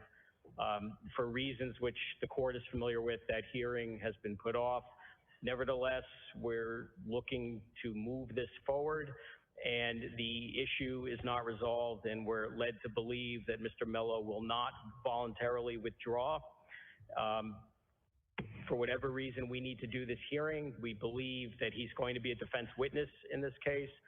We're getting discovery between him and another civilian witness today, which I think is going to further that application and very likely make him even more a prosecution witness. And we just can't kick this can down the road for close to a year. So we would like to schedule a date for Mr. Mello to either appear, be examined under oath, explain the consequences, which the court, again, is probably familiar with. He was contacted by the complainant during the alleged crime repeatedly, 4 or 5 times over the course of that day. Instead of the police being called, he was an ear witness to these allegations. Respectfully, he needs to come in here, answer these questions so the court can issue a decision as to whether he's going to be allowed to continue or whether we can go through the process of subpoenaing him and any other items that might be of assistance to us with calling him as a witness. Mr. Cosgrove. Could I inquire if Mr. Mello is online? I do not see him. Attorney Mello, last time he did use his name, there is no one with his name on there this time. Can I approach? Of course. Come on up. I mean, this is just sad. It's sad because I believe the last I heard a year ago, and it was from one of the TurtleBoy fans of all people, they said that Ken Mello was very sick. God bless his soul. I have no idea what's been going on with him. But I can tell you, even one of the TurtleBoy fans, I'll always remember it, outside of a hearing about a year ago said, and I won't reveal who the person was, it was a woman, and they told me, you know, Ken Mello is very sick. And I remember that day because I then asked Mr. Bradel, Aiden Kierney's lawyer, you know, if he knew that Mr. Mello was sick. He had said some like horrible things about him that day. And Bradel just like kind of blew me off. And I was like, all right, maybe like there's something there. But I mean, if the TurtleBoy fans were saying that Ken Mello was very sick, like, I don't know what Bettero's doing here, but like, you know what I'm saying? What the TurtleBoy fans told me back then was the condition was very serious, and it's not the kind of condition that gets better. And so if even TurtleBoy's own fans knew that, I got to imagine Bettero and Cosgrove or whatever have a better sense of what's going on with the man. And to just like torment him if he's really sick, like that's I don't know if Judge Dunland's going to respond positive to that. Like, I don't know what's going to happen. And who knows how long this case is going to go on for. There's so many things up in the air. But as you can hear, there's just beeping right now. We're at sidebar about this relatively sad situation. It is sad to listen to them talking about this man who's clearly, it was a year ago, according to TurtleBoy's own fans, very sick. And you know what I'm saying? So I don't know what Bradel's doing. It makes me very uncomfortable. Bradel and Bettero just kind of lash out. They don't necessarily think about it. They're just kind of like, oh, I want this now. And then they get told something like serious. And then they're like, oh, I'm really sorry about that. Like, what do you mean? You know, he's sick. You know, that's their style. But Judge Dunland, I mean, they went up there about Ken Mello to sidebar, who's one of the special prosecutors, along with Bob Cosgrove. Here we go. Mr. Bettero, you said you had one more thing. Yes, Judge. Just as it relates to discovery, we have made a series of discovery demands from the prosecution ranging from October of 2024. As of this date, not including whatever was filed today, we have made 4 very thorough, detailed discovery demands sourced regarding contacts between a civilian named Catherine Peter and the state police and the district attorney's office regarding her very unique relationship in all matters involving Mr. Kierney. Those demands, which again are in the files, Mr. Cosgrove has them outlined in detail, her frequent contacts with the state police, with people that are prosecutors, statements that she has made under oath in court proceedings stating that she helps authorities get Mr. Kierney, voice recordings that she has left Mr. Kierney indicating that she provides information to them. So we have asked for any discovery related to Ms. Peter going on about a year. Now, today, for the first time, we are admittedly getting something that relates to her communications with Mr. Mello. I'll only note that all materials that relate to Ms. Peter and the prosecution were ordered by the court in early May to have been provided within 20 days. That didn't happen. We got stuff today. That's fine. But the real issue here is that in light of the change in Rule 14 from last March, the game is very different than it might have been before in terms of what the prosecution is obligated to do and what I don't believe they've done in this case, which is go to every member of the prosecution team, which is everyone in the district attorney's office, any of the state police who are involved in these matters, which includes Michael Proctor at the time, Yuri Buchanan, Lieutenant Tully, Fanning, there's a whole list of them. The Karen Reed prosecutors who are also covered, who got a little bit involved, as the court is aware, in Mr. Carney's case, and may or may not have had a relationship with her too. She has made statements allegedly indicating some involvement in that case. The rule requires the prosecution, whether they credit the information or not, to contact each individual that is on the prosecution team and make an inquiry and find out whether there is any material and disclose it. We don't think that that has happened. We respectfully submit that is something that Mr. Cosgrove has to do. In particular, I would draw the court's attention to testimony that was given by a member of the state police in February of 2024, which led to a wiretapping charge against Mr. Carney, in which Fanning of the state police stated under oath that they received a recording, a 30-second recording from Catherine Peter, that it was given to Lieutenant Tully and then given to Fanning, and we have no evidence of that. We don't have a copy of the recording. We were given the wrong recording in that regard. We have no police reports. We have no communications.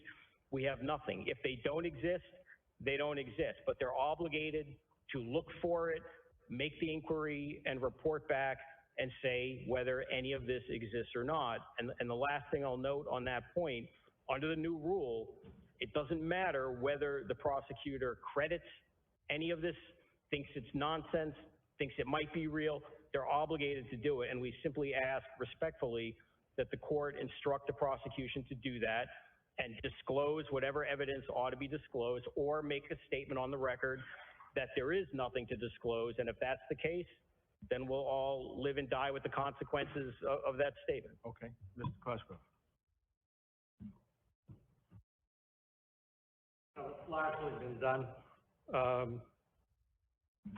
Is that part of the 5,000 pages that you're turning over?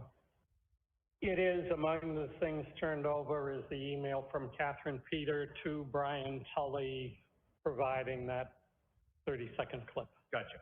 Okay, that's fine. So that seems to solve that. You said that you had some things you wanted to bring up. Go right ahead. Yes. So this will be an opportunity, Your Honor, for myself and Mr. Betterow to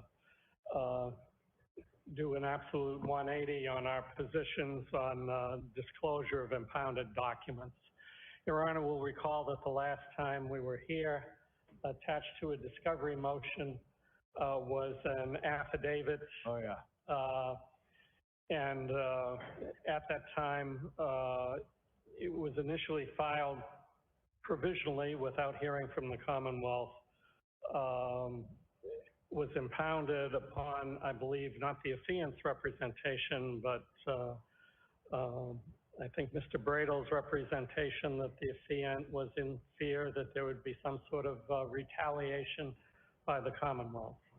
I think Your Honor will recall the fairly outrageous, if I can put it that way, representations that were made by the affiant. I believe now, as I moved at the time, that that affidavit should either be stricken or that the impoundment order should be lifted. I don't believe an affiant should be allowed to accuse an assistant DA of jury tampering and the district attorney of having secret meetings with witnesses and all these other things, and then hide behind an impoundment order. Okay. Let me hear from the other side. Mr. Betterow. Yes, a couple things that I think ought to be corrected. The affiant is not alleging what happened.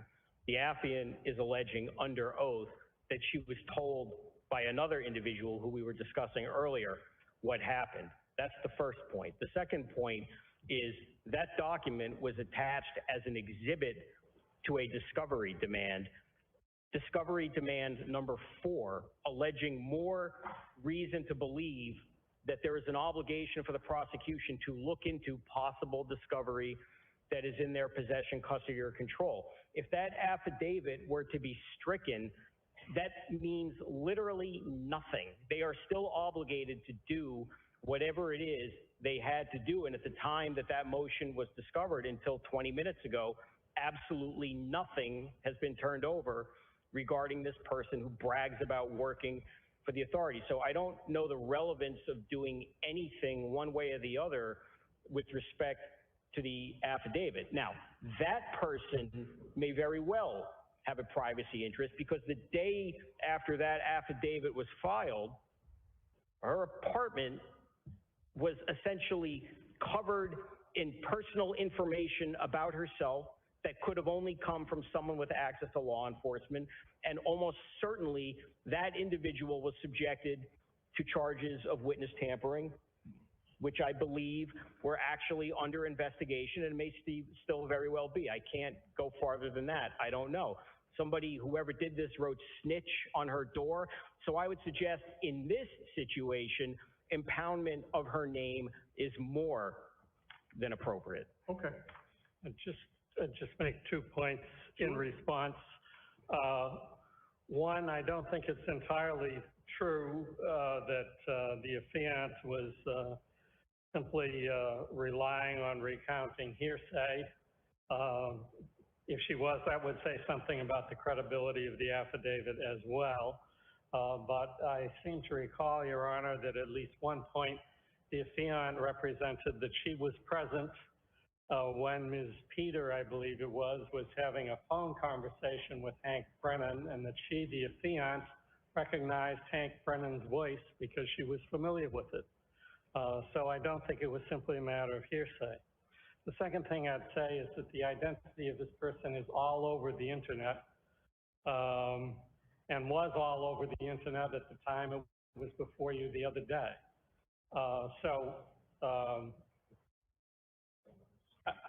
I don't know what the interest is, given those circumstances, in concealing it in the court papers.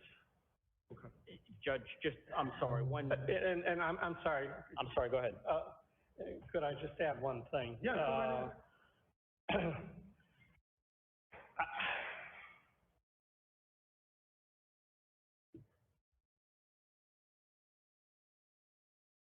Apparently these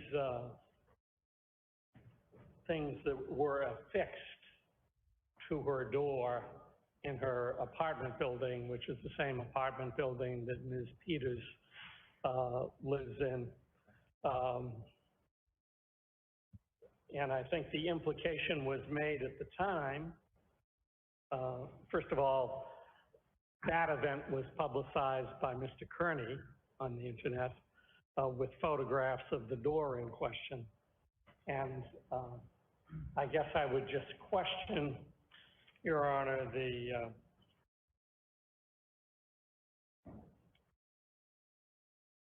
source of those documents, let's put it that way. Okay. Just very quickly, Your Honor, in terms of this individual's name being on the internet, there are 2 reasons for that. The first is because Ms. Peter identified her publicly and led to this kind of harassment. The other reason, and this was no question a mistake, but Mr. Cosgrove mentioned her name accidentally, and no question, no malintent, but her name was stated in open court, and as you can see, people watch in court, online, and whatnot.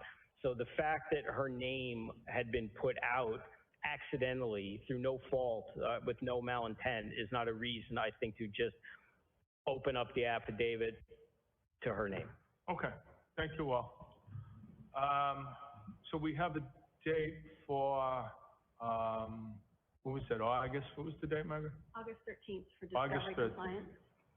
And then we'll pick a date for the other issue. Am I correct, Mr. Cosgrove?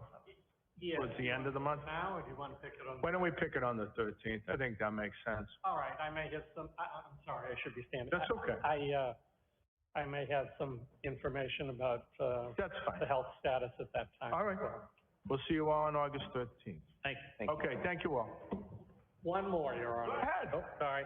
I believe we have an agreement. Mr. Bradel has responded relative to the source code for accessing the search of the devices. Yep. And he's indicated that it was the same source code previously provided Lieutenant Tully, and that he would supply it again if necessary. And I've indicated to him that that's appropriate, and I think he should supply it today. So And I don't think Mr. there's a disagreement with that. All right. You don't disagree with that, do you? Sure. Yeah, all right, good. I'll see you August 13th. Thank you. All right, take care. Bye. 2 p.m. 2 p.m. Thank you.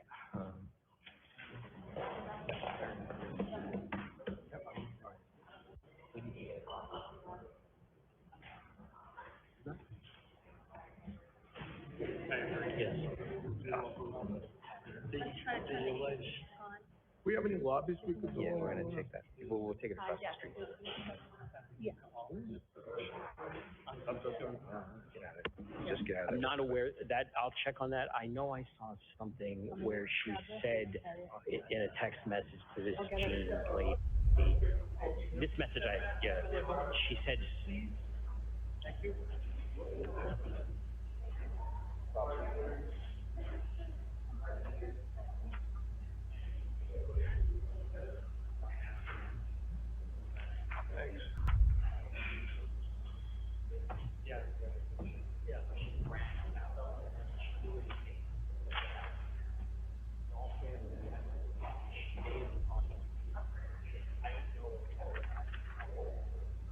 For the court number 18, Palmal versus Lokeshwar Chintat-Kunta. I apologize for that pronunciation. The part. That's the end of that, ladies. That's the end of that. That was Aiden TurtleBoy Kierney's hearing. Our next date is August 13th.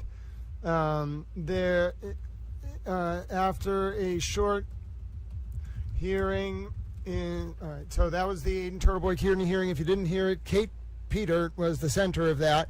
It looks like there is going to be a hearing of some kind relating to disqualifying Ken Mello later in the fall. It looks like there will be a hearing related to the allegations levied at Kate Peter related to interfering in the Aiden TurtleBoy Kierney prosecution.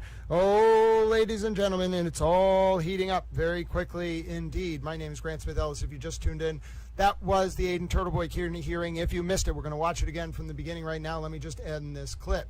So that was the full hearing, I believe, ladies and gentlemen, or at least it was. We heard the full thing, and we're going to get a chance to watch it back. If you just missed it, if you tuned in, if you didn't get to hear the full thing, don't worry, ladies and gentlemen. I'm going to be able to watch the. I'm going to be able to play the whole thing for you from the beginning. Give me just 1 second. So if you missed the Aiden TurtleBoy Kierney hearing, don't worry. We're going to have a replay right now. I'm going to write it up as it happens. So stay with little towel. And I'm now going to put on the replay for you. So give me 1 second. This is the replay of the hearing we just listened to, ladies and gentlemen, if you missed it. Bunch of rapid updates, most of them to do with Kate Peter. It sounds like Kate Peter was involved in this investigation in ways that may have compromised it. I cannot believe what I'm hearing. If Aiden Kierney goes free because of Kate Peter's strange behavior, that will be a scar on the face of the justice system. And the whole story then is going to be how Kate Peter let Aiden Kierney go free because she got involved in a criminal prosecution when she shouldn't have. That is absolutely absurd. It's ridiculous. I can't believe I even said that sentence. What an injustice to the victims. What? Just because she wanted to get Kierney? What an injustice, ladies and gentlemen. Oh, goodness. Goodness gracious me. Just absolutely an injustice. An injustice in every sense of the term. All right, let's go back. Let's watch it from the beginning. If you missed the Aiden TurtleBoy Kierney hearing, we're going to get to listen to it right now, ladies and gentlemen. Let me just find out where it started. Give me 1 second. Let's see. All right, 1 second. After hearing. All right, it starts right here. Recognize the sum of $20,000 cash with the following conditions. Surrender your passport within 24 hours of your release. On May 13th of 2025, the grand jury sits. Hold on 1 second. Going to just get the beginning of the call. This one. We're going to do Mr. Kearney. So next before the court, number 6, 7, and 17. Number 6 and 7 are on for status. Number 17, which is 25 CR 88, is on for arraignment. So please come forward and identify yourselves for the record.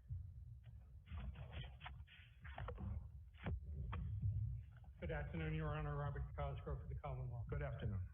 Hello, Your Honor. Timothy Bradle on behalf of Aiden Kierney, to my left. Good afternoon, Mr. Kierney. And Mark Federer for Mr. Kierney. Hi, Mr. Federer. Good afternoon. Okay, let's arraign him on the new case. Mr. Kierney, on May 13th of 2025, the grand jury sitting in the County of Norfolk returned indictment number 2582 CR 00088, charging you as follows. Offense 1, charging intimidation of a witness, and offense 2, charging intimidation of a witness. Do you wish to waive the formal reading of these indictments? Yes. How do you wish to plead to each of these indictments? Not guilty. Thank you, sir. Okay. Is there a question of bail? There's no question of bail, but I would ask the court to impose the same conditions that were imposed in the Stoughton District Court. And Mr. Bradle, correct me if my memory is wrong. I believe it was no contact with the alleged victim and stay 100 yards away from his place of work and residence. And what are the allegations on these, on this one? Intimidation of a witness, Your Honor. Yeah, but what's the nature of it? This was the appearance outside. Oh, outside the waving in the pizza shop. Yeah, I remember this. All right, Judge, that's agreed under Section 87. yeah, that's fine. All right, I'll impose that, Margaret. Thank you. Would you like me to do that now or wait for the end? Why don't you do that now? Just do them one at a All right, time. the court recognizes you personally without surety with the following conditions. You are to have no contact, direct or indirect, with the victim in this case. You are to stay away, have no contact, stay away 100 yards from the residence and the place of work of the complainant. Do you assent to those conditions, sir? Yes. And you're hereby notified if you're charged with a crime during the period of your release, the bail in this matter may be revoked in accordance with Mass General Law, Chapter 276, Section 58. Thank you. All right, what else are we gonna do? Judge, if I may jump in right there, just for the record, we filed 2 arraignment-related motions, Your Honor. Okay. Obviously, we can push those to another day with 2 small exceptions of just an order to preserve notes of investigators and to preserve video, if I may, Your Honor. I don't believe there's an objection. Okay. Yeah, those are both ordered. So we saw the Commonwealth's ordered to preserve notes of investigators and to preserve video. What else can I do for you?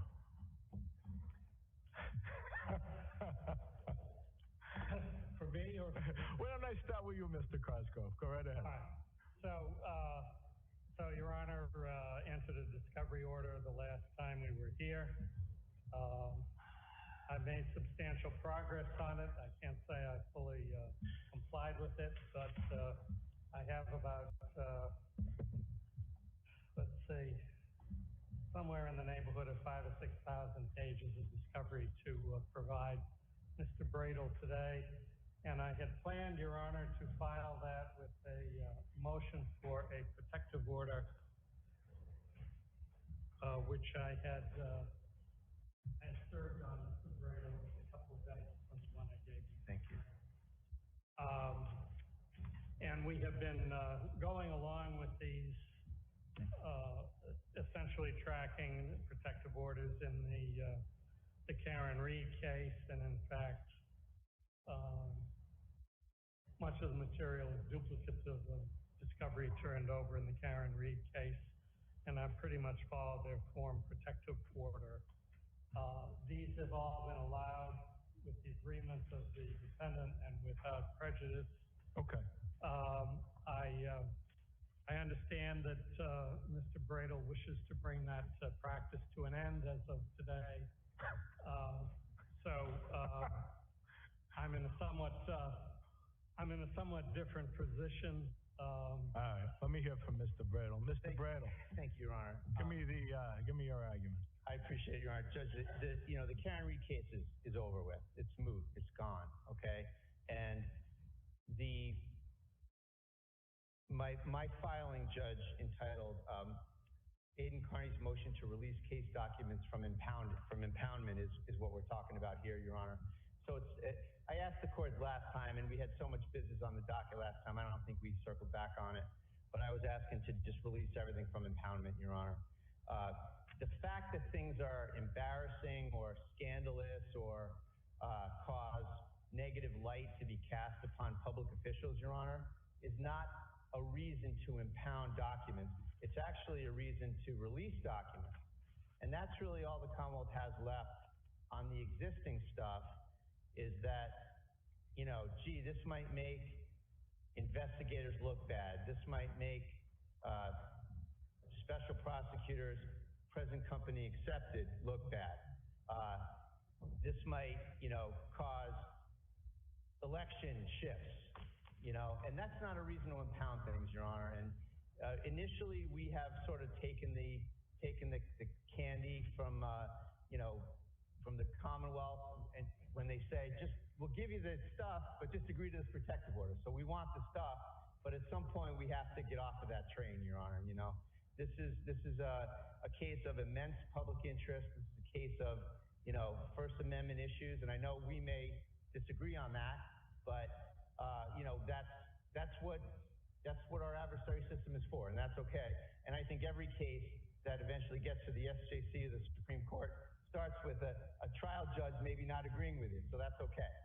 And, you know, that's what we have here. But in any event, Your Honor, I think we can agree that this case brings to the fore really important issues about what is witness intimidation, what is journalism, where does the First Amendment fit in, and, you know, these text messages about, you know, and I'm trying to not speak of them in open court, but we all know what they say, and we all know that there's a public interest in shining some sunlight on these things. So we're not asking to, you know, publish someone's address or someone's phone number. We're asking for the content of these communications that these folks have issued between and among each other. And the content of them per se has no persuasive power to make you want to impound them. Let me ask Mr. Cosgrove, what interest at the moment does impoundment serve? Your Honor, I've just been handed 20 minutes ago a fairly extensive motion suggesting that I have all kinds of various burdens to justify impoundment and citing a lot of case law. I would like an opportunity to file a written response. I'd give you that. Was a week enough? I'd like a little more than that. About 2 weeks. All right. There you go. I'll give you 2 weeks. I'll take it under advisement. And if you want to file anything else, Mr. Bradle, Mr. Betterow, you absolutely have every opportunity. Thank you very much, Okay. Your Honor. And Now, Your Honor, with respect to the items that I was going to turn over today. So I'll allow the motion. Mr. Bradle, I'm up here. Sorry, Your Honor. It's all right. I thought I had a minute.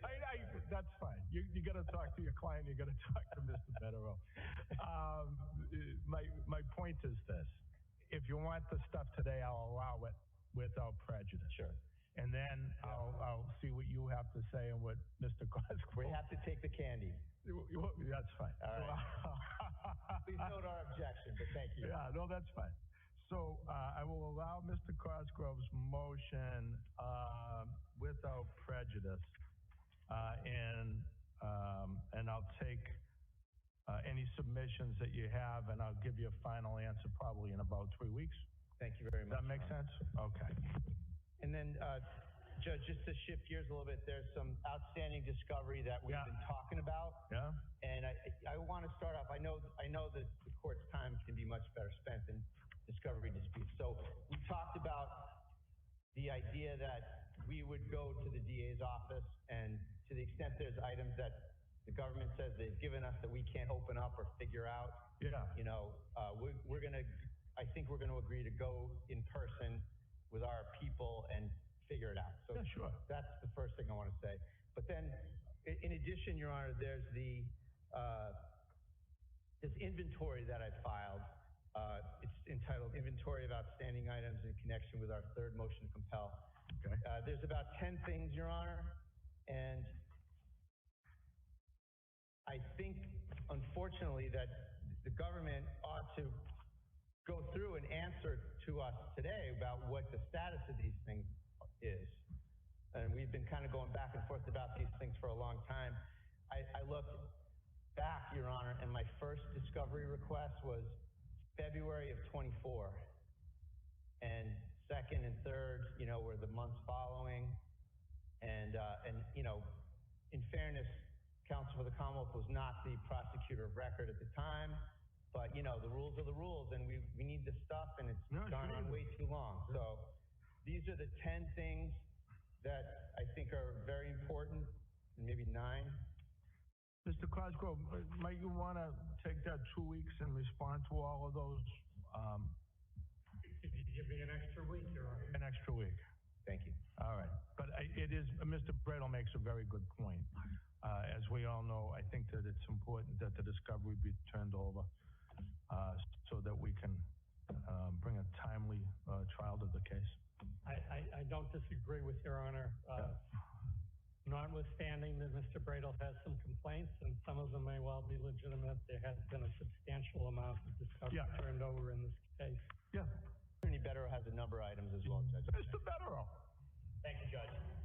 Just going back briefly to some of the issues about impoundment. Yeah. There are some items that are currently under impoundment, which we believe ought to be released from impoundment, specifically messages from Michael Proctor and a civilian witness. Those messages were cited in our motion to dismiss. As the court is no doubt aware, Michael Proctor is terminated from the state police. He has been a matter of public interest with his involvement in both the Karen Reed case, which led to Mr. Carney's interest and ultimately, on some level, his indictment in this case. But also, those messages were impounded ostensibly for privacy interests, security interests, those sorts of things. Recently, Michael Proctor has been on a press tour on ABC News and NBC News, vigorously defending his investigative conduct. The messages that are at issue here, which are impounded, the public is entitled to see that. There is certainly a presumption of public access to those files. Michael Proctor has surrendered any privacy interest he has by addressing those issues, as has the other civilian that we're talking about, who also recently appeared on national news with other members of her family defending her and her family's conduct in this case. Those messages should be publicly available. If there's going to be information that's in the public realm, there's no reason why information that the prosecution wanted concealed from public view, I would suggest this time. Okay. We're going to be able to skip the sidebar. You want to say to that, Mr. President? Not going to give you another week.